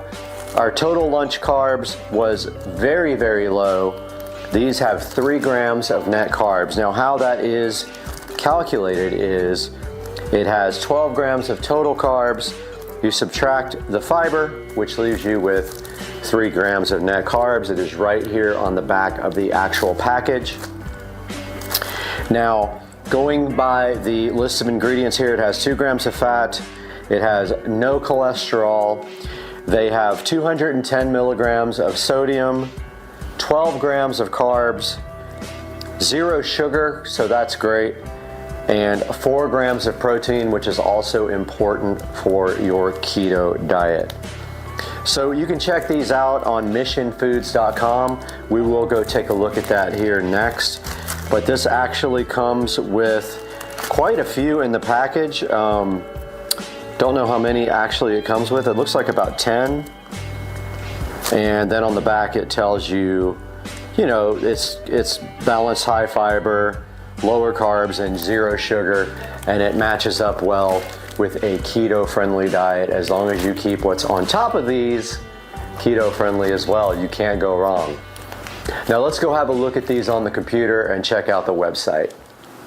Guys, here we are in front of the computer again, where we can take a good look at this product, these Mission tortillas that are carb balanced and only have 3 net carbs per tortilla. So here is the missionfoods.com website.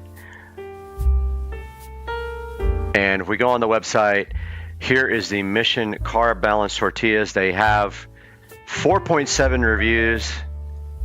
And I would love to see what the bad reviews are, because do not put this in your body because it has this, blah, blah, blah. Okay, I'm not concerned about that. I'm concerned about the taste.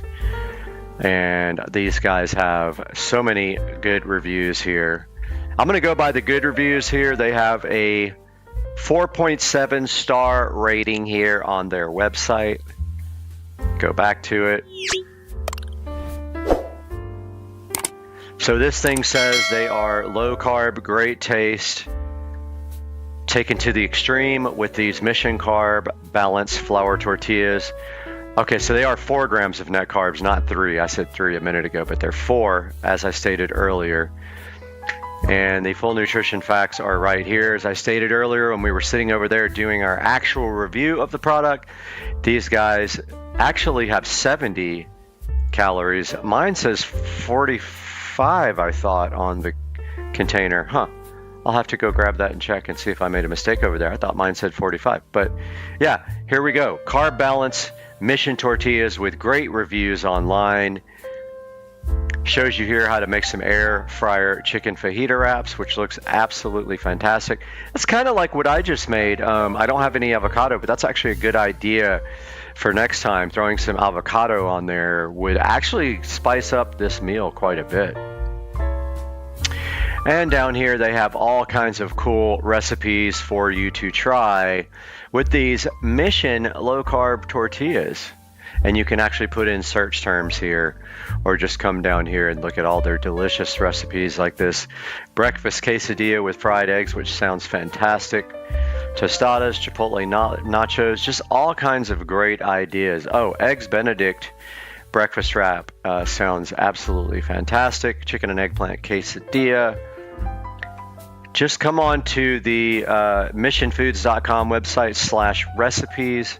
You can check out your own recipes and get some Mission balanced, carb balanced tortillas in your life, where you will cut down on your carbs and you'll be right keto friendly with all the rest of your low carb dieting needs. Guys, I really hope you enjoyed today's video. I love it that you guys come and check out all my videos. Leave me some comments. Make sure you like and subscribe. And also, make sure you check out The Incredible Universe, my other new channel, which has a lot of topics about the universe that I really enjoy doing some research on. The Incredible Universe. I'll have a link down below in the description. Please like and subscribe my new channel. We'll see you guys soon.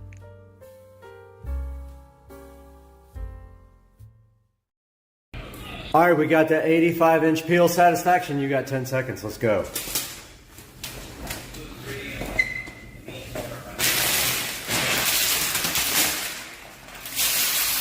Oh, that peel! What happened to my pool? Went to bed last night, everything was fine. I get up, and now it looks like this. And then I walk straight into this water, and I get typhoid fever, and I get... Back in the supercar street racing closet today, we got to do something with this guy. So this JBL Venue Sub 10 was bought in a thrift store. Back when I could get good things in the thrift store, I can no longer find stuff like this anymore, and I don't know why. This thing was in the closet in the hallway. It did eventually die. I'm assuming the amp was bad, so I have a replacement amp for this, and all we have to do today at Supercar Street Racing is go ahead, get this subwoofer out. It is heavy, it's a 10. Get it out of the closet, and then bring it into the office and fix it. So let's get busy today. We got to get this subwoofer working again so we can have 1,000 subwoofers in my house.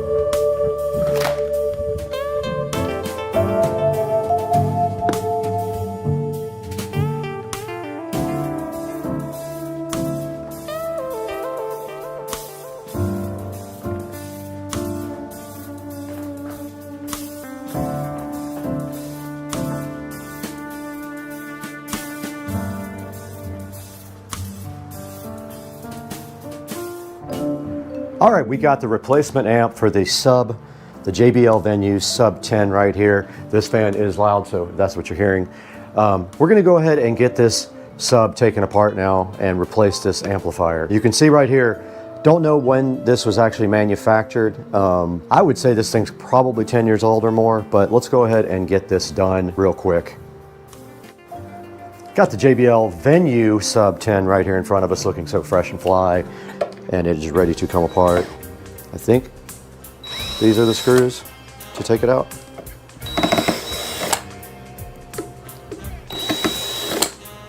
Pretty sure this amplifier is completely fried.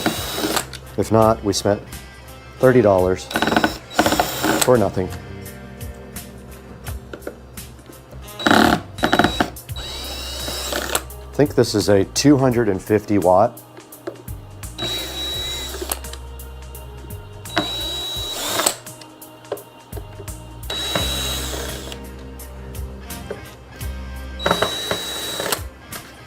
Okay, it's just sealed really well. There's a gasket. Yep. There's a gasket around it. Keep it airtight. Wow. That is a short, very difficult to get the wires off the sub. Now looking inside of the Venue, there is the sub. The wire is extremely short. And there's the new pigtail wire. Positive was on the right side. That was the one that was really hard to get off. It is so short. How in the world are you supposed to get that on there? I mean, I guess it will go. I can't get the black one to stay in. It's loose. It's broken. Got him! Got him! It broke. Oh! Whoa! And I have to repair it. Whoa! All right, well, the wire broke, the clip. Okay, I have to cut and splice because the clip broke. So I'm gonna take the black off of this one, and in the meanwhile, give myself a little bit more room.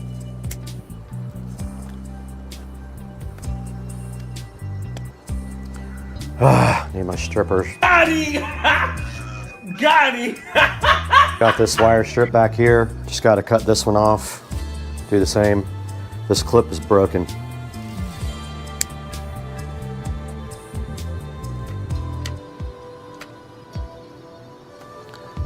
Okay, got it stripped back. Just gonna splice them together like that and zip some electrical tape around them.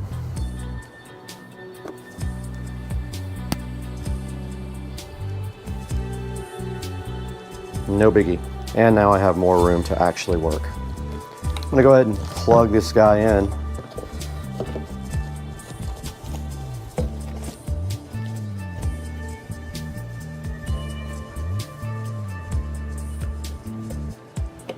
It's not exactly easy. All right, that was much easier. And then all we have to do is put our gasket back. Return our amplifier to working condition.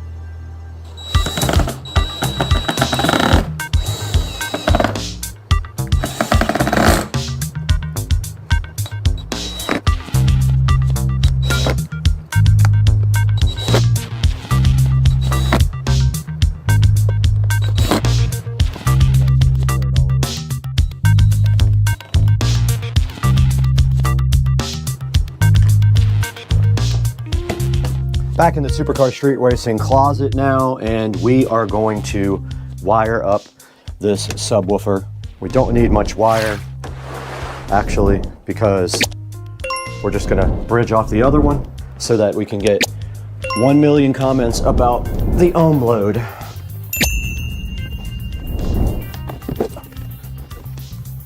I need my wire strippers, this is crazy.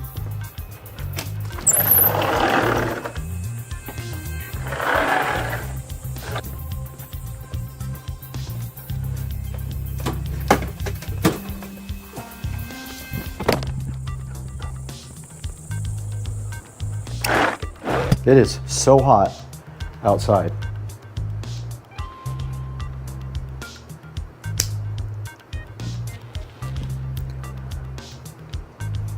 We got our wires all stripped back now, so all we have to do is connect this guy up. Should not be difficult, unless the wire won't fit inside of the terminals, but let's see. And we're gonna do positive is going to be the side with the writing on it. Okay, this might be harder than I thought. Got him! Got him!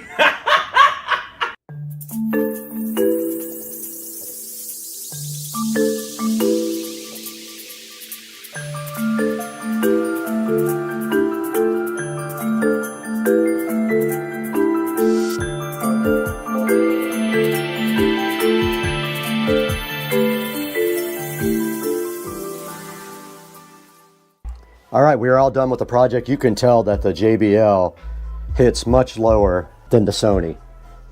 You can just feel the frequency response is lower and its output is so much better. So yeah, this is all done. This project is finished. We have successfully replaced the amplifier in the JBL Venue sub. And that is all for now. We'll see you guys next time. Hey guys, welcome back to Supercar Street Racing once again, and we are here in the 4K production studio, as you can see right behind me. And today we're talking about something that I have a lot of experience with, and that is powered subwoofers. And you know that I have quite a few. I probably have about 10 of them. There is one here in the studio and quite a few more inside the Supercar Street Racing compound. So today what we did was our old JBL powered subwoofer that I did get at a thrift store died for some reason. It was in the closet, in the audio closet in the house. We did pick up a amplifier for it for all the haters, because they said when I replaced my amp in my Cerwin Vega subwoofer, I wasn't really repairing it.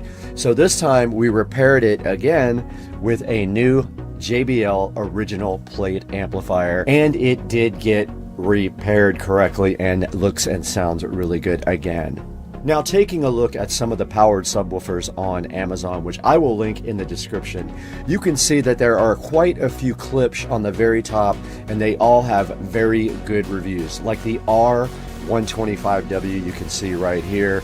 This one has a lot of good solid reviews. It is a 12-inch woofer, and looks like it's sitting at about a 4.8, which is very difficult in a speaker to get reviews that high. Now, looking back on the front page, there are a few other ones up here, like Audio Engines S8, the Soundtown Oberon, which actually looks like a Pro because it has this big kind of pro-looking grill on the front, or grate if you want to call it.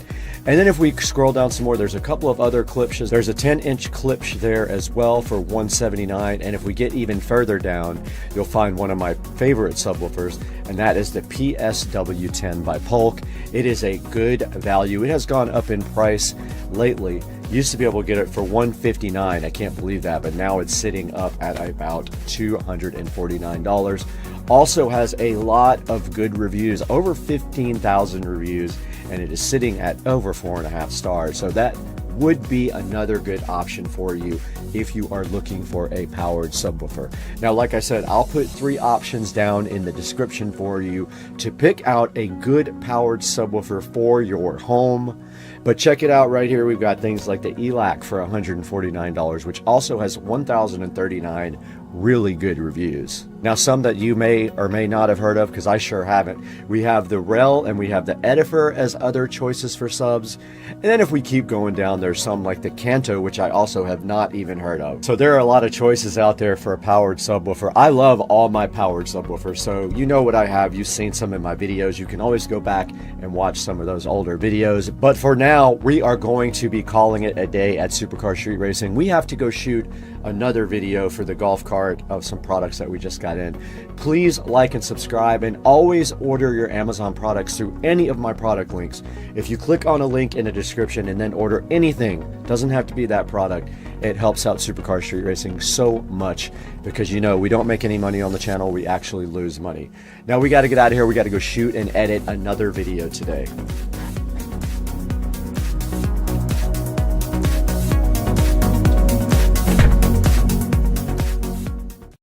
Hey guys, welcome back to the channel, Supercar Street Racing. I'm Brad, and what we are looking at today is part 4 of the golf cart audio install, and I am going to insert some clips over that to kind of explain what's going on in the clip this time, because there's not a lot of dialogue. It's just me working, and I didn't give a good explanation of it. So you'll see that now on Supercar Street Racing.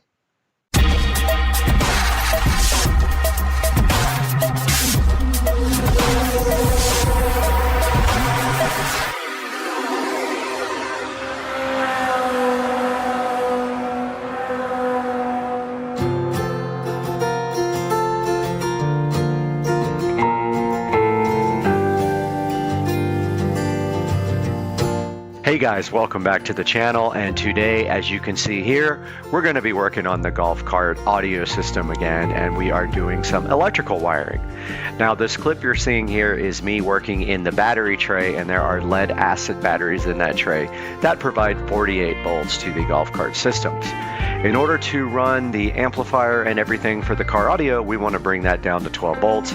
We do have a 12 volt voltage reducer, and this master switch that I am installing is going to drop that 12 volts down to, that 48 volts down to the 12 volts that we need to run the audio system. I hope you guys enjoy it.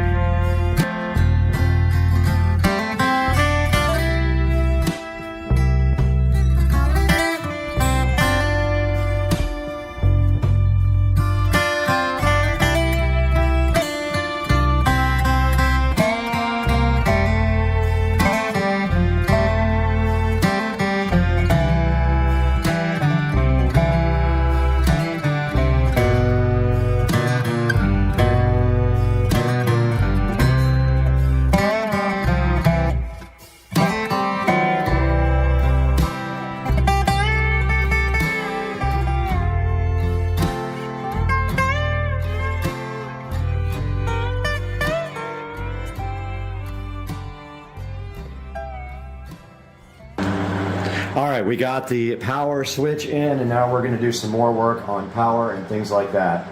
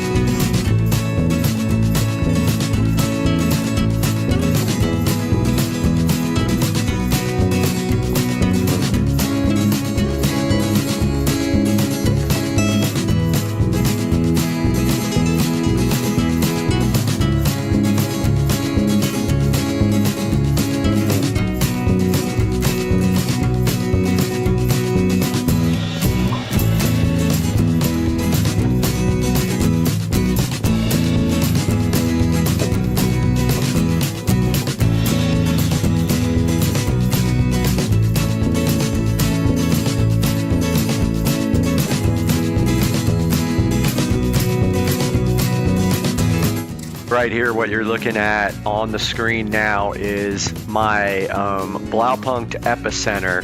Comes with a remote control for the base knob, and it has a little LED on it.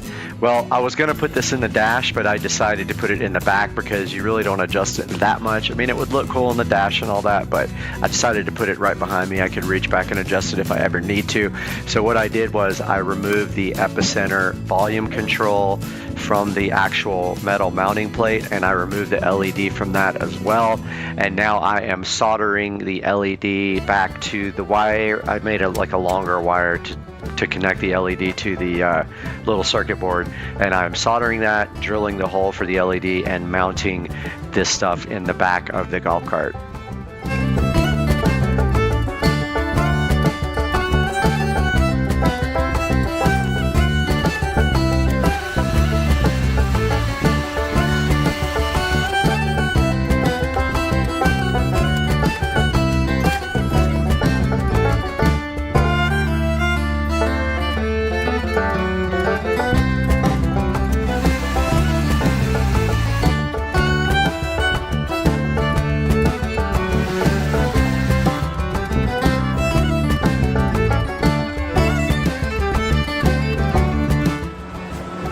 Alright, I'm going to install these bus bars now up front.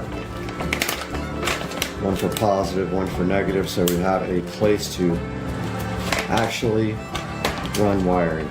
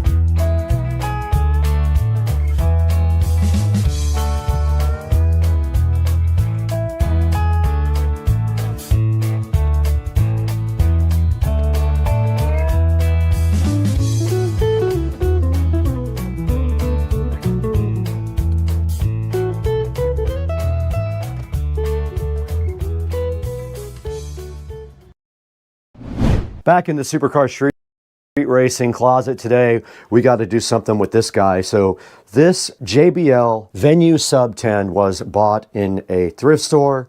Back when I could get good things in the thrift store, I can no longer find stuff like this anymore, and I don't know why. This thing was in the closet in the hallway. It did eventually die. I'm assuming the amp was bad, so I have a replacement amp for this, and all we have to do today at Supercar Street Racing is go ahead, get this subwoofer out. It is heavy, it's a 10. Get it out of the closet and then bring it into the office and fix it. So let's get busy today. We got to get the subwoofer working again so we can have 1,000 subwoofers in my house.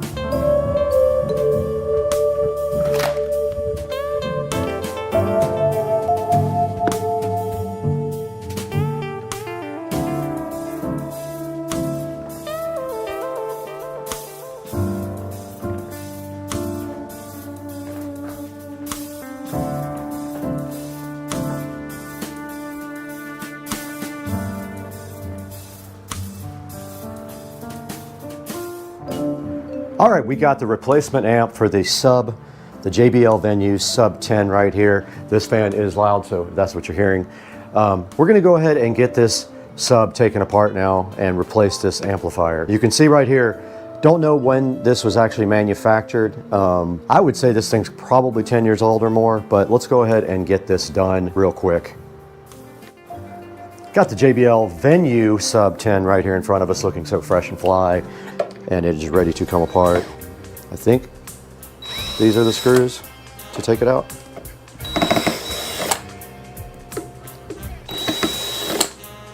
Pretty sure this amplifier is completely fried. If not, we spent $30 for nothing. I think this is a 250 watt.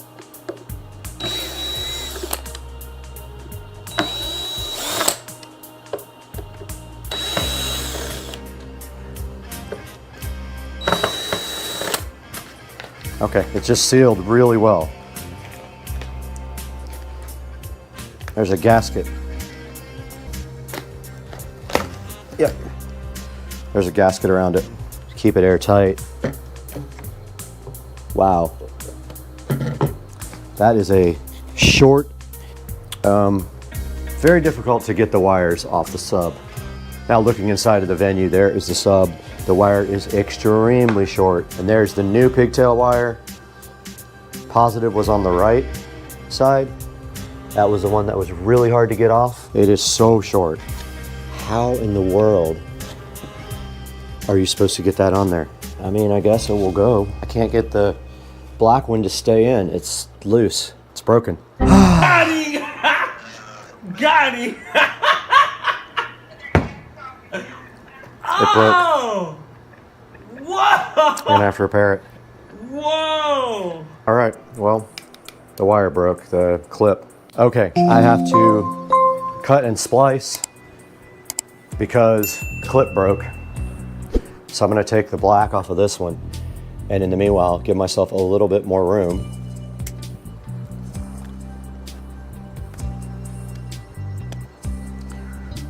Need my strippers. Got him!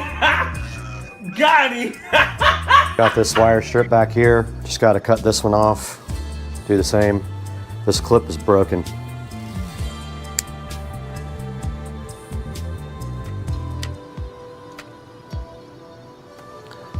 Okay, got it stripped back. Just gonna splice them together like that and zip some electrical tape around them.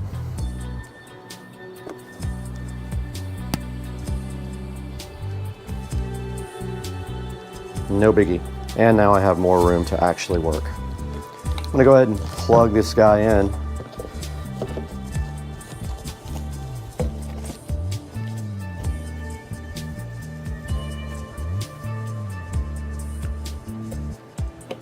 It's not exactly easy. All right, that was much easier. And then all we have to do is put our gasket back. Return our amplifier to working condition.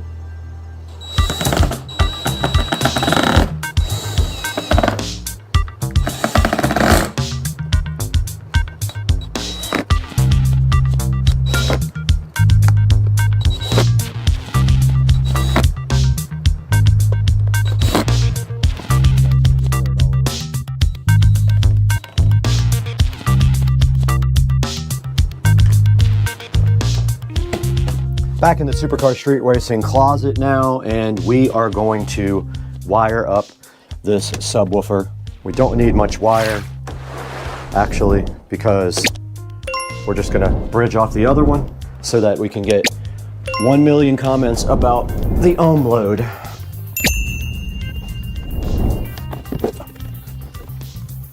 I need my wire strippers, this is crazy.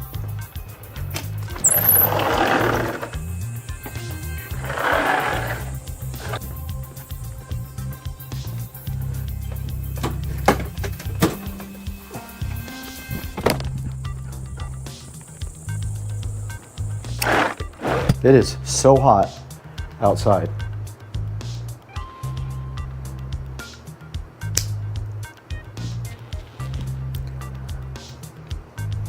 We got our wires all stripped back now, so all we have to do is connect this guy up. Should not be difficult, unless the wire won't fit inside of the terminals, but let's see. And we're gonna do positive is going to be the side with the writing on it. Okay, this might be harder than I thought. Got him! Got him!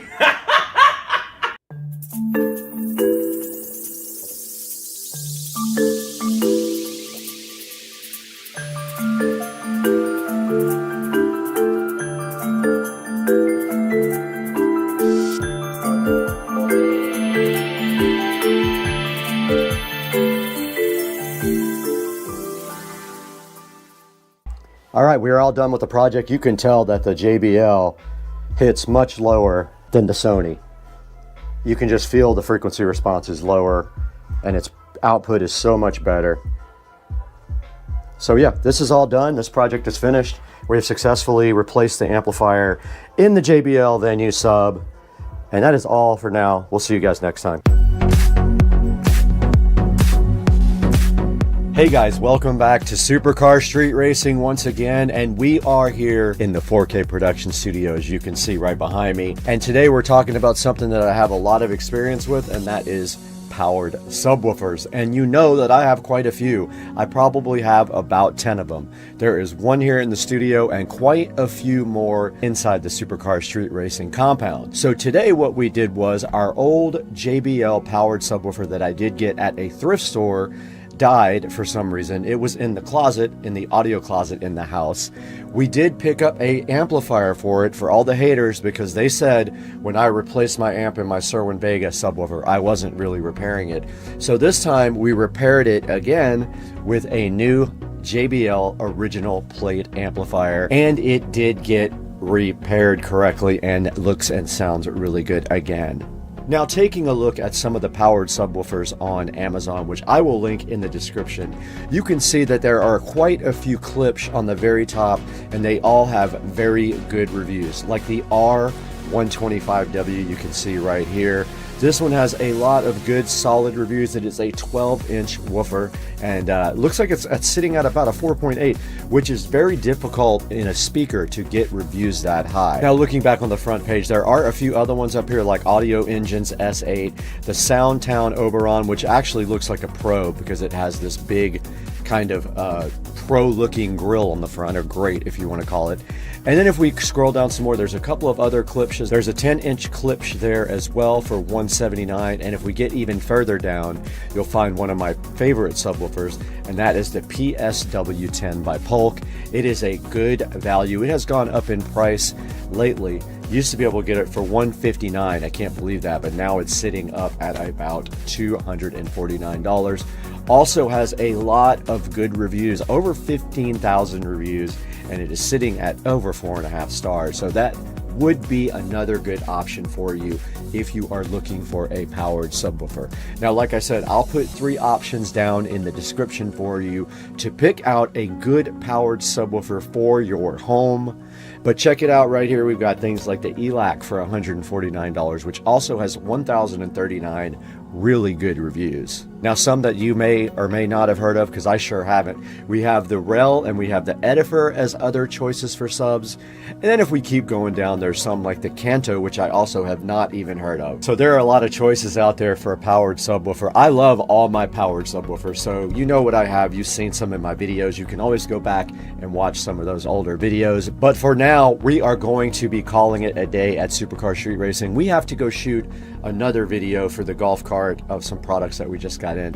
Please like and subscribe, and always order your Amazon products through any of my product links. If you click on a link in the description and then order anything, doesn't have to be that product, it helps out Supercar Street Racing so much, because you know we don't make any money on the channel, we actually lose money. Now we got to get out of here. We got to go shoot and edit another video today.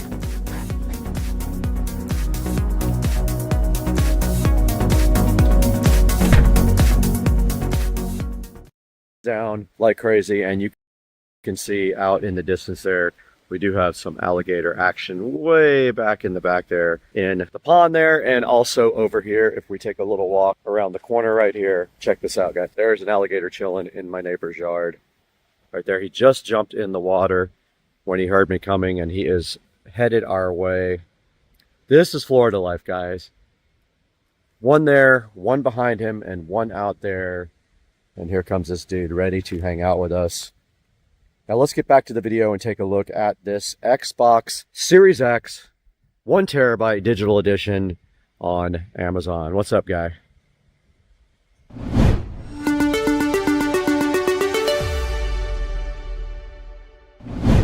Guys, we're back inside Supercar Street Racing Studio B trying to wrap up this video, but I did want to get in here and show you guys the Xbox Series X 1 terabyte digital edition here. This is actually the same amount that you will pay from Walmart. I paid about exactly the same. With tax, it was around $450, $455. You can see right here, it's $427, and it also is 1 day shipping, but you are gonna have to pay tax. And I did get it with a controller, so it's the same here. You can get it with a blue controller, and it is unavailable at this time. So go ahead and pick up your Xbox Series X digital edition from Amazon.com, but there is also another big available option here that I will show you right now. Okay, we're on Walmart.com. You can see right here it is $498 right now if you go ahead and buy it off Walmart.com. You can go ahead and pick it up from your local store. There is no shipping available. I'll throw a screenshot up of that as well right now.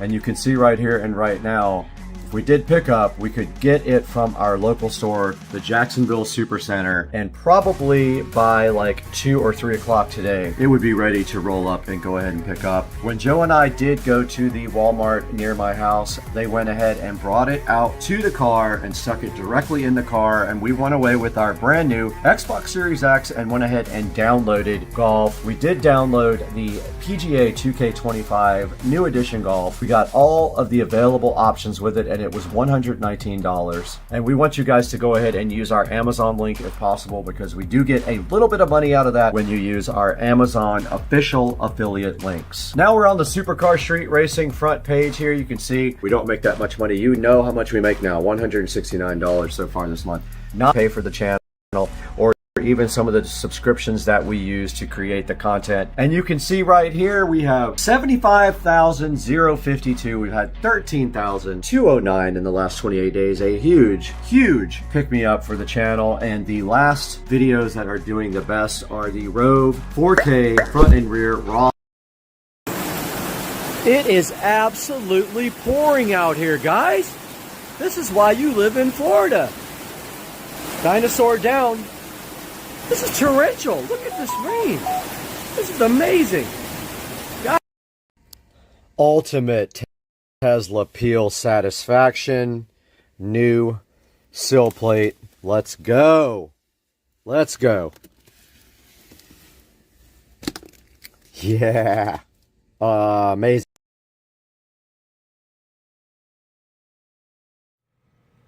Good morning, guys. It is Friday morning, and it is kind of a sad day today. I am selling the 335i today. There is a guy coming from Kentucky to pick this vehicle up. He will be here any minute now, and so It's kind of a sad day. The car is amazing. I am letting it go, however, so I can concentrate on the SL65. And I have not been driving the 335i at all. So that car will be leaving shortly. You guys will see a video of it right before it's driven away. And until that time, I'll be crying inside. So this car is officially sold, unfortunately. Say goodbye to it. That's it. Goodbye, car. All right, guys, as you saw in the last video, the 335i is gone. You can tell now that I have room in my garage for something else. Look at all this space that I have now. So what's coming next? That's a good question. You'll have to wait and see. Tomorrow, I plan on bringing you guys some footage from the Cars and Coffee event. Me and my buddy with the Porsche will be going, and we will have an update then. Please like my video, subscribe to it, and you'll see what's coming next.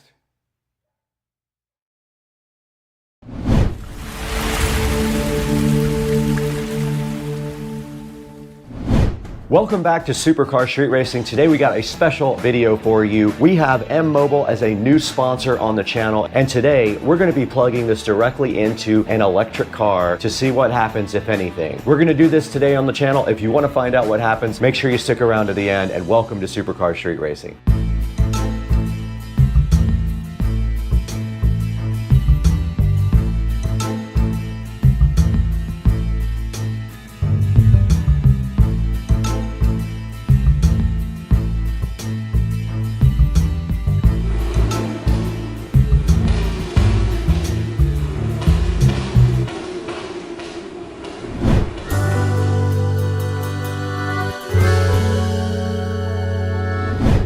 You're back on Supercar Street Racing with Brad, and I'm so happy to have you on the channel today. And if you are a new watcher, I hope that you will do us a huge favor and hit that like and subscribe button and support the channel.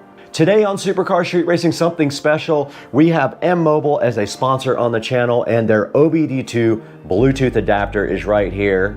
Now this thing is awesome because you can go ahead and clear codes, check out all your codes, you can do performance data, you can build a digital dash for your car where you can monitor all the cool features in your engine like coolant temperature, RPM, boost, and things like that. But today we're going to throw a wrench into that because we're going to plug this into the Supercar Street Racing Model S Plaid Tesla and see what happens when we do that.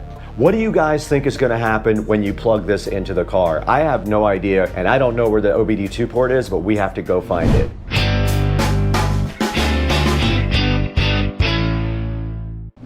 The M-Mobile OBD2 scanner is sitting right here, so fly and so fresh for you, and we want to show it to you right here on Amazon. We have the page up right there. Now this thing is compatible with both iOS and Android. This is the 2024 version. It uses Bluetooth 5.4, so that is the newest Bluetooth standard available. This thing provides you real-time access to your data. You can gain insights into your vehicle like RPM, engine load, coolant temperature, and much, much more. You can also transform a tablet or smartphone into an interactive display, putting all of the different parameters from your car up there, and it looks pretty cool when people get in your car and you have this neat digital dash going. You can also assess the performance of your car by doing the testing mode. It'll tell you 3 critical areas in your car that are usually indicators of performance. This thing can measure acceleration, braking, and distance coverage. Now this also does comprehensive fault code detection, meaning that when you plug it in, you can scan all your codes and you can also clear your codes. Now if you were to take your car to a mechanic, you would have the codes already scanned, and you could save yourself thousands of dollars by already knowing what is wrong with your car before they try to tell you something that's not actually wrong with it. Now this thing does full comprehensive system diagnostics, meaning it scans across all systems in your car. If you have other systems that are available, it will also display them on the M-Mobile. Now this guy is $22.99 right now on Amazon, and go ahead and pick that up for yourself and use the links in the description to support Supercar Street Racing.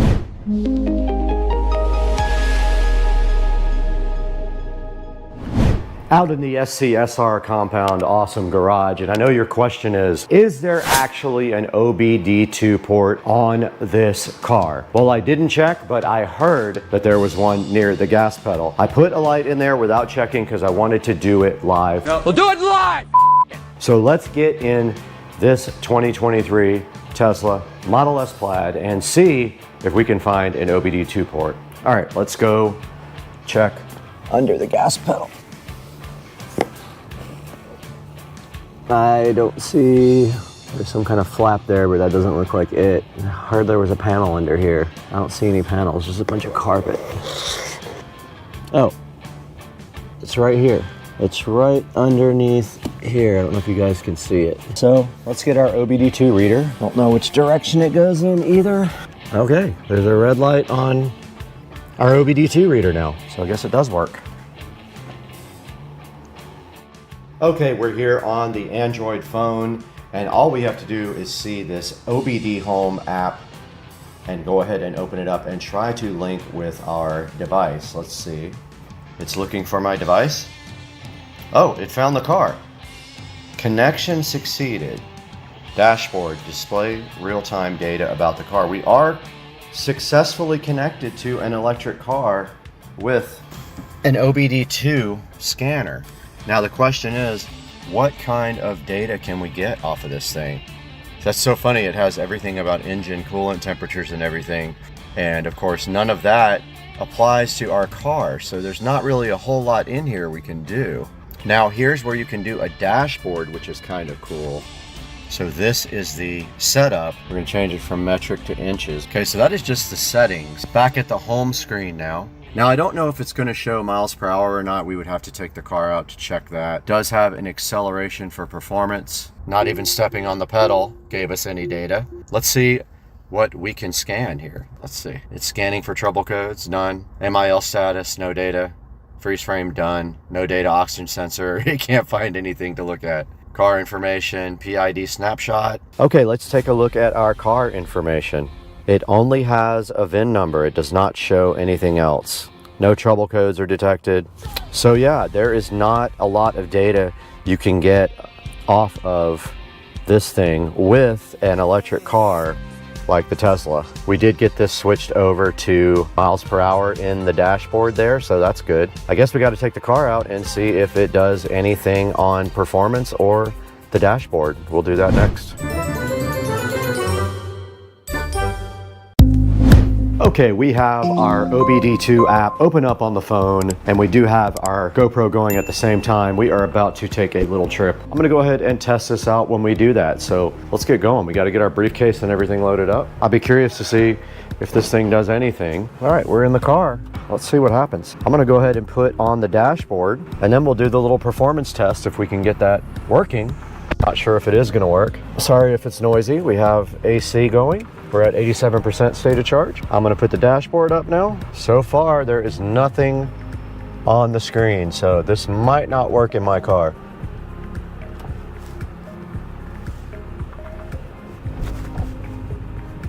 And you can see we have no readout.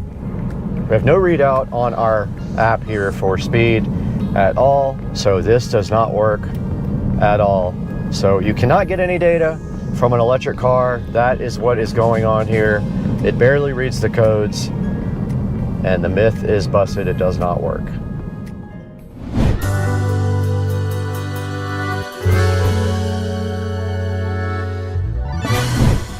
All right, guys, we have busted the myth, or maybe there was never a myth, I might have made that up, that you can put an OBD2 card reader into an electric car and actually get any data. You can get some data, but you're not getting a whole lot. All you can get is basically your car VIN number, and that is it. As far as my car, now another car might do something different, but my car only shows the VIN number.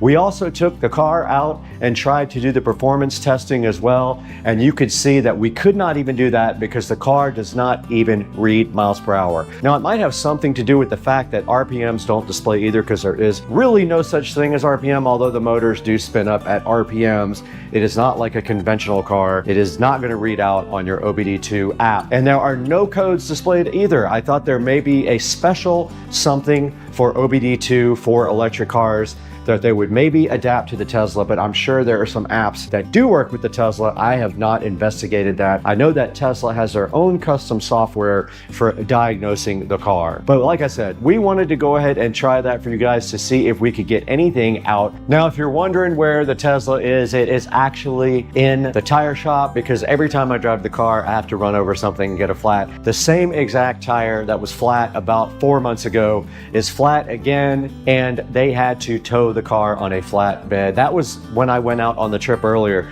to test the performance. I went on an errand, and of course I was the only person in the road, and I hit something metal and it flattened the passenger side rear tire. So the car is in the tire shop getting a tire replacement. We appreciate you guys watching. Now let's throw it back into actually the office there with Brad for Supercar Street Racing and getting out of this video.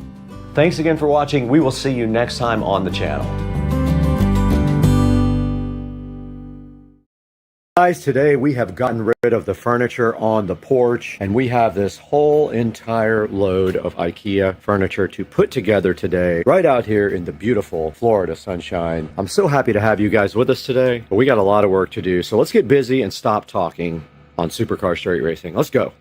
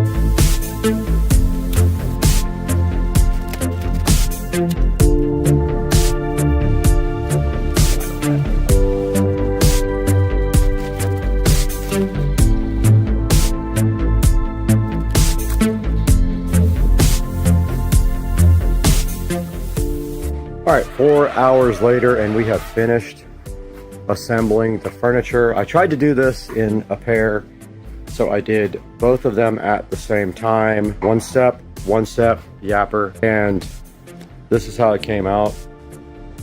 So these are mirror images, and I think this looks fire, dog. I'm just gonna move everything over like an inch or two to fit on the carpet here. That.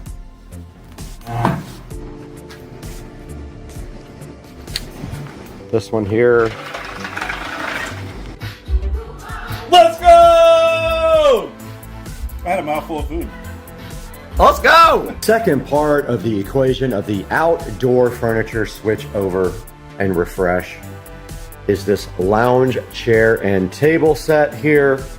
We got to get this out and get it put together. One of them is a table and chair. The other one is just a chair, and it is from Hdmi Outdoor Living with very good reviews. Let's get these outside, get them unboxed, and have probably the most fun ever by building more furniture that only took 4 hours to do the other set, guys.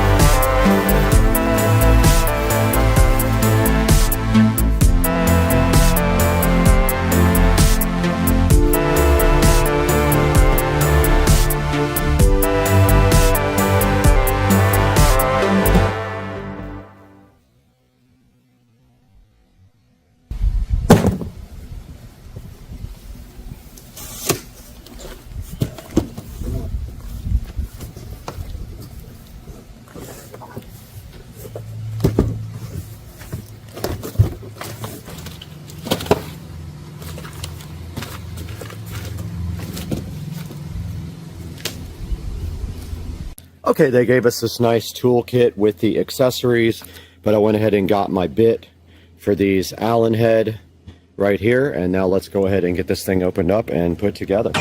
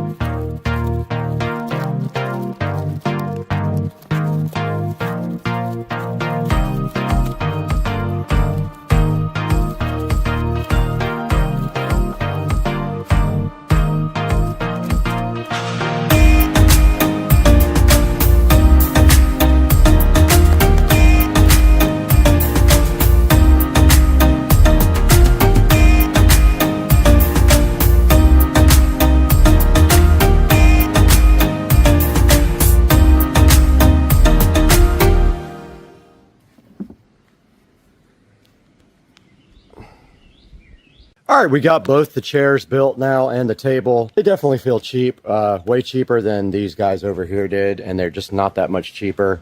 I kind of wish I would have gotten metal ones instead. They have some metal, but it's mostly plastic.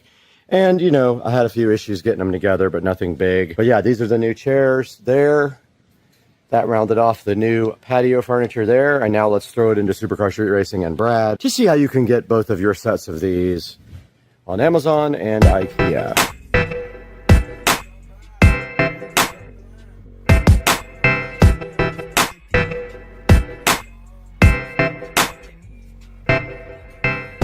We're back at the 4K production studio today. My name is Brad, and if you haven't been to our channel, welcome. And I'm so happy for your support and for your subscription and your like. And we're taking a look today at this IKEA furniture that I bought, and this is the Revscar, along with the Duve-Holman seat pads, Duve-Holman cushions, and the Frozen covers for the IKEA furniture. Now this entire order was $1,487, and it comes with everything you need to go ahead and build this set for your patio. Now it is made of metal, there is no wood except for the table part that looks like little slots. And then the other furniture was ordered from Amazon. Here's a look at the Hdmi Outdoor Living Patio Shea Lounge. It has good reviews, but I'll be honest, it does feel kind of cheap. I like my metal furniture way better. But this guy has a 4.7 star review, so not too bad. Guys, please support the channel by liking and subscribing. Now, I don't get any money from IKEA if you buy from them, but if you buy this set from Amazon, I will get a small amount of money for the purchase or anything else that you click through any of my links to buy. Now, I don't have time to hang out here all day and talk to you guys. I have to go assemble 1,000 furniture.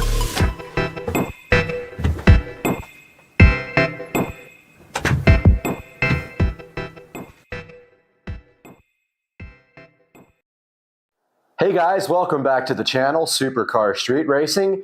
And today we're going to talk a little bit about why I switched from Adobe Premiere Pro to DaVinci 18 and why you should do the same thing for your video editing.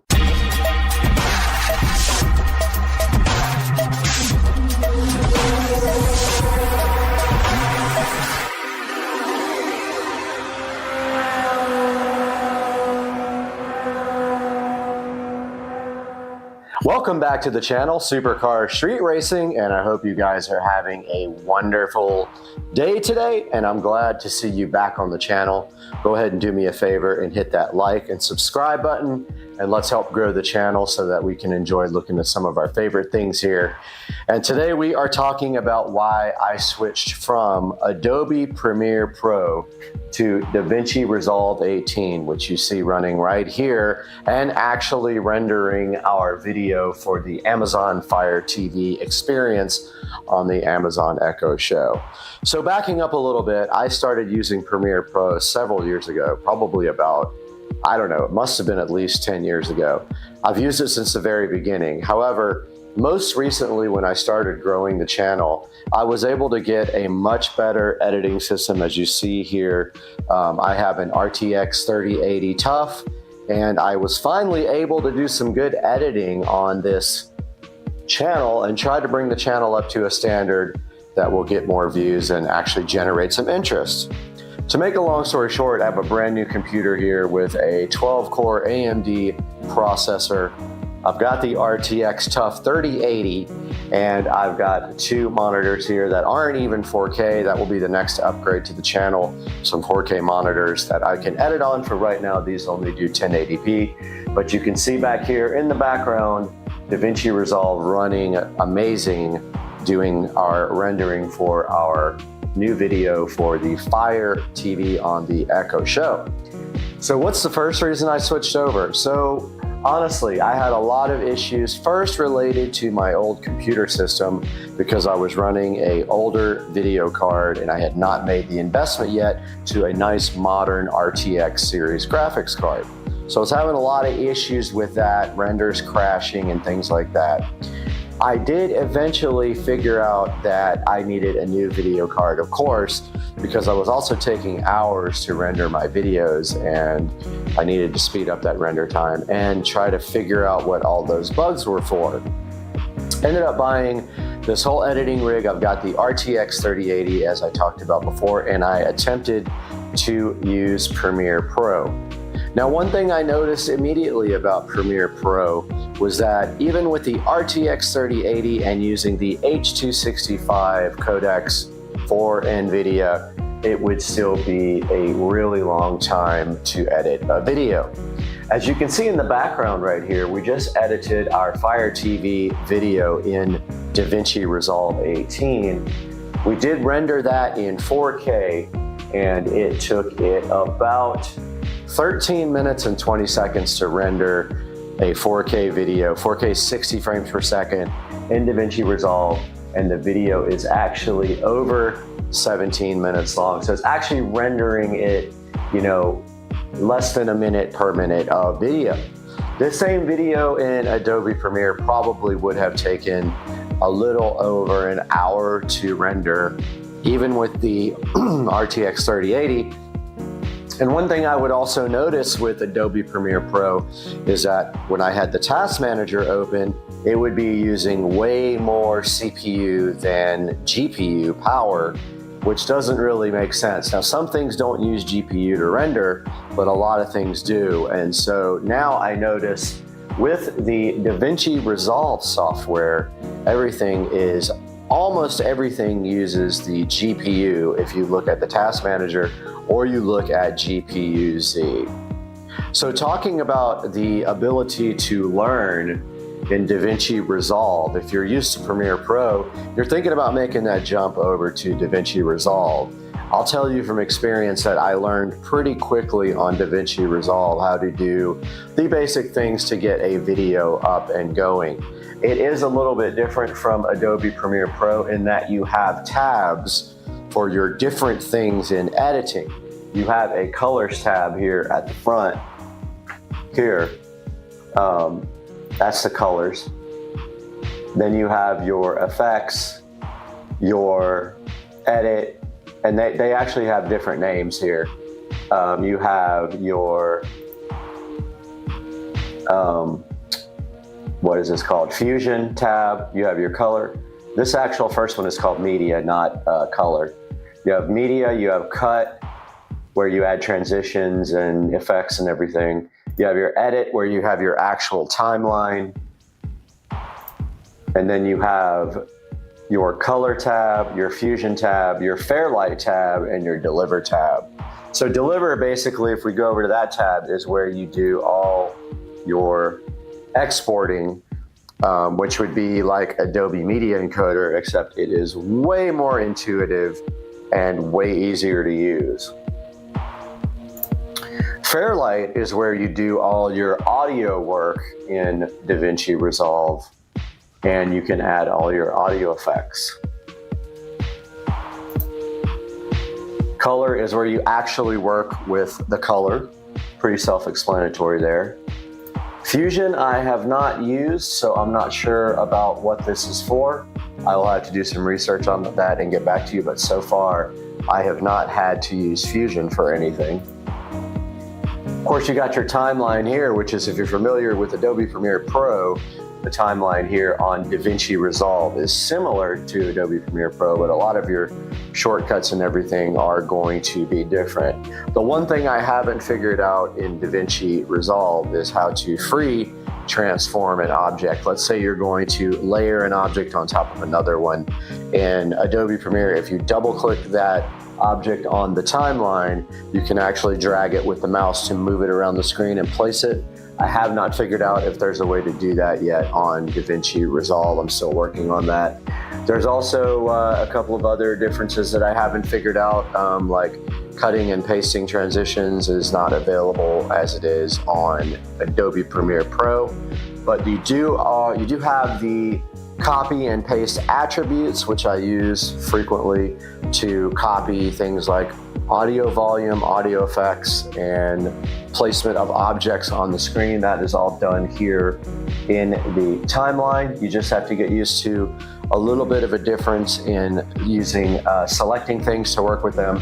They're all up here in the right-hand corner under the inspector. You can, let's say you added an effect on the screen next to this in the cut screen, then you would click the actual clip and go up in the inspector where you can actually adjust all the different attributes on that effect, or you can do video transforms up there, audio, you can actually adjust the audio levels and audio attributes in the clip from the audio tab up here, things like volume, pan, pitch, things like that. And then your transition, you can actually adjust the transition up here in the transition of the inspector. And then over here on the right side, which you may or may not see in the frame, we have our clip bin here that shows all our clips. We have all of our edit timeline. We have our audio mixer over here as well, and our toolbox and clip details and metadata. So far, so good. Also, let's go over to the cut scene. The cut area shows your clips more like blobs on the timeline, and you are actually able to add transitions, titles, and effects. I do not use titles inside of DaVinci Resolve because I use a 3D font generator online. That's really good. But here you can add effects both to your, you can add video effects, you can add audio effects, which you can also do over in Fairlight. Like I said, you can add titles, which is actually adding fonts to your videos. And you have your media pool here, which shows you all the videos that you imported in for this project. So yeah, I'm just gonna go into the conclusion that DaVinci Resolve is way better than Adobe Premiere Pro. Not only because there's a fixed price for it, Adobe Premiere Pro charges you for a subscription, but the ease of use, the stability has been on point. I've only ever had one crash while while rendering, and that actually happened during the video that I was editing here, and all I did was close out DaVinci Resolve and reopen it, and it got through the rendering process. I had a lot of issues with Premiere Pro not being able to get through rendering processes, and it would fail for no reason. Also, Premiere Pro did have a bug that to this day they have not resolved on some video cards, and that is the software will start using video, or it's not video memory, but memory, actual memory, and it will eat up and eat up and eat up video memory until the computer crashes because there's actually no memory left to run the operating system. I have 64 gigabytes of RAM on this computer. It is awesome for editing, but on Premiere Pro, it would use all 64 gigabytes of RAM and then just crash. I've not had any issues like that with DaVinci Resolve 18. So guys, I hope that you can use DaVinci Resolve 18 too. If you have any questions about it, how to use it, or want to see specific videos about DaVinci Resolve 18, throw it down in the comments section. Please like and subscribe, and we'll see you on the next video at Supercar Street Racing.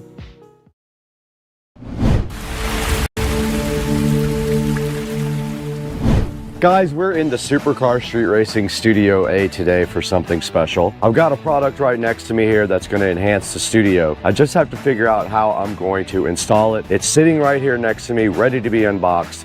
We're going to get to that all today and a lot more because we're about to have 200,000 subscribers on the channel, and today we're celebrating that as well. Let's get this product looked at and unboxed today on Supercar Street Racing.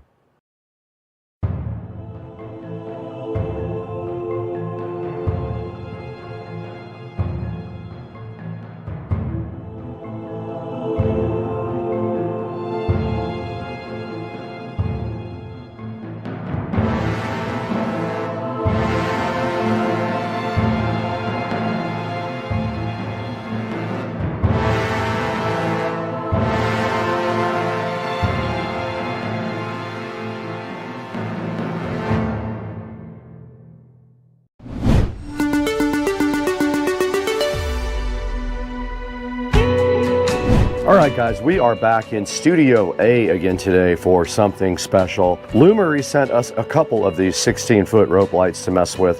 One of them I'm putting out in the studio here. The other one will go inside of the house on a new project I'll be working on soon in there. But for right now, my plan is to put this over here on this wall, and just to give that wall some light. There is no light over there whatsoever, and when I shoot this way, there's not really anything interesting. So I'm trying to figure out like a pattern or something to do with these, but I think I am just going to make like a just up and down pattern until I run out, and I don't know how long that is. It's 16 feet, so these are a foot each. So what we want to do is probably do 4, and 4 and 4 and 4 to do 16. So let's try that. Now directly inside the box you can see everything that came with the Lumery Smart Neon Rope Light Kit. It did come with a remote control right here, so I can add another to the 1000 that I already have. It came with these cool 3M sticky tape things, so you don't have to use the screws, and I can't use the screws on my wall because it is made of styrofoam over there behind the sound deadening material. They give you these little mounting things, so what they want you to do with these is stick these on with the 3M tape and then put your rope light in here. Now we don't need to put these all the way around the wall because you can see here in between these little foam tiles, this light will kind of stay in on its own. It only needs a little bit of help. So I'm going to use the 3M tape. I'm going to come up with a 4x4x4 design. We're going to get power actually behind this TV. There is a power up there, and we can hide the power wires nicely inside of the foam tiles, which I've done before. They fit kind of right between them, and I really like that. So let's go ahead and start figuring out our pattern here.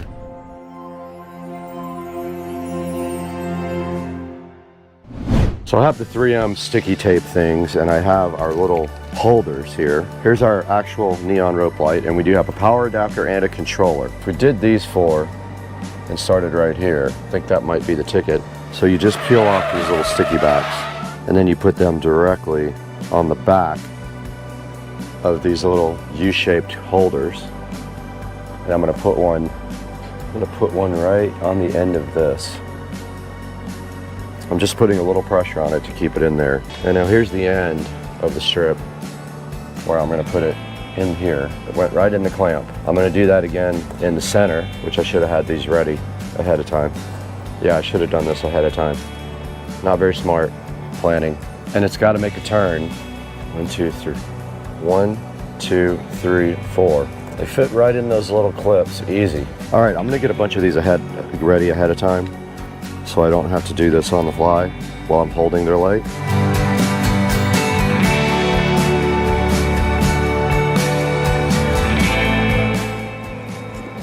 And I didn't do what I thought I was gonna do.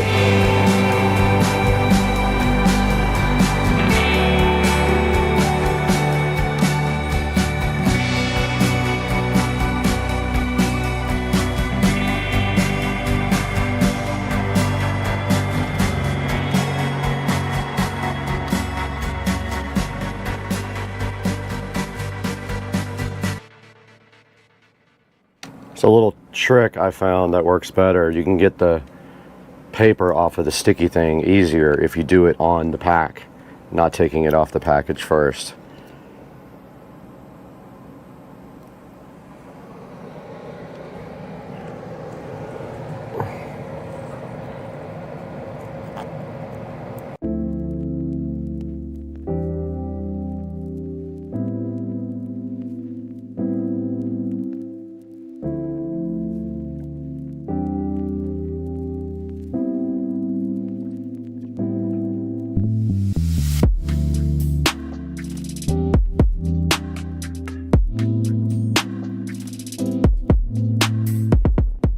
So we are completely done with mounting this rope light. All we have to do now is do power for it. This is our power brick, and I'm gonna put the power brick behind the TV. I have plenty of power up here like this, right here behind the television.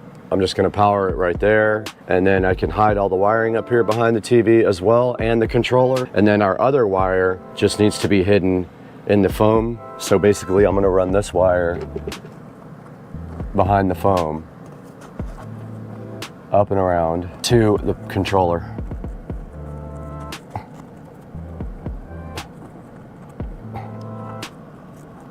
Just like that.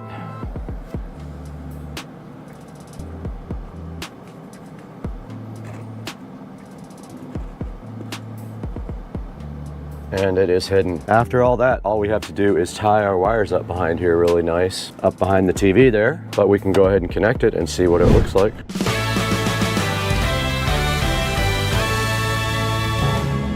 There's a 3-prong connector right here. You can't get it wrong. It's keyed, so you can't break it. There's no way to possibly break it. And then let's power this up.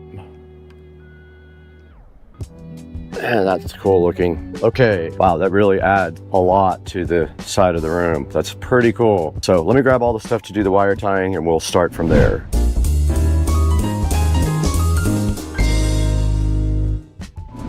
Okay, we're gonna go ahead and tie everything up back here now. Just put a zip tie around this and we'll be done pretty much. There's not a whole lot really to do to tie this up. Our controller is also gonna be back here and you can stick it to anything pretty much.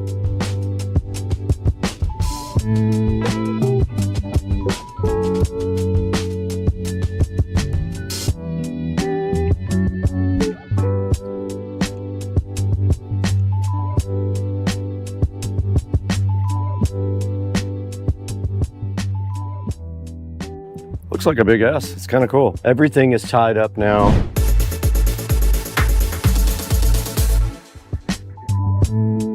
Okay, we're recording on both the phone and the GoPro now. We opened up the Lumery app here. I have to sign in. You guys can't see this part. And here are all smart devices. We're gonna add a new device. It says it's being added. It says it's done. I'm gonna edit the name, Studio A S Lite. And there we are, we're done with it. Now, here's where you can tell it to either be color or white. You can just do a color. We did just switch it to red. I'll let you guys get a view of the light. Now you can do segments or you can turn off segments. Let's look at a scene that's just kind of breathing. That's called Island Blue. This is Glacier Express. I use this behind my fridge all the time. Hut in the Snow, Firefly Night, Northland, Grasslands. That's very cool, man. Dream Meteor. All right, guys, let's take a look at the remote now.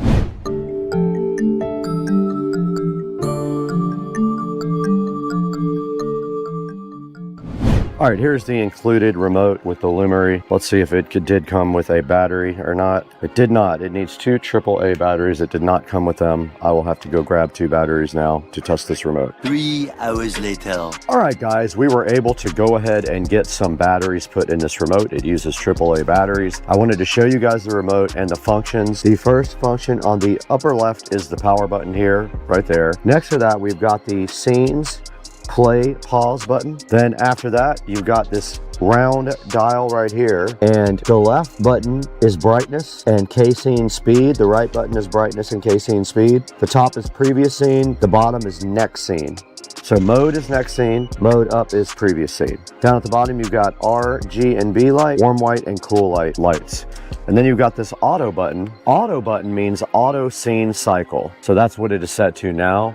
And it's doing this really cool, just fading off and on with a multicolored on the entire LED. So that's the remote, guys. It's handy, I guess, to turn it off and on if you don't want to use the smart features of the device. But if we hit this next scene button right here, see how it went to the next available scene every time I hit the bottom button? Pretty cool.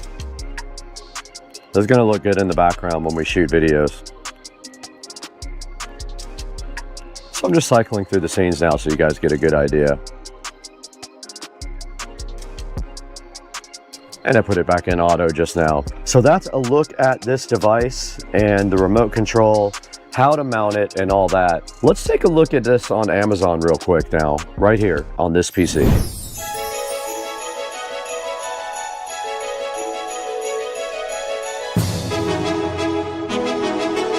Welcome back to Studio A. I don't get out here very much anymore because I like to be inside so I can get to my regular job while I'm recording. But we're out in Studio A today checking out the Lumery neon rope light. Lumery was so kind to send me 2 of their neon rope lights. They are both 16 feet long. And as you guys just saw, we installed one right here in the studio. It's sitting right next to me, right over here, looking so amazing. And I cannot help but love this light. I like all the scenes. It does AI stuff, it has a ton of different scenes. You can turn individual segments on and off, and you can brighten and lower the brightness of individual segments as well. We installed one directly right over here in the Supercar Street Racing Studio A that we are sitting in right now, and it looks amazing, and I'm going to shoot a lot of video with that as the backdrop. So I'm trying to get more lights for that way, so when the camera's looking back that way, there's something in the background that looks really cool. Now this thing's awesome. It does come with a remote control. I've got it sitting right here, and I show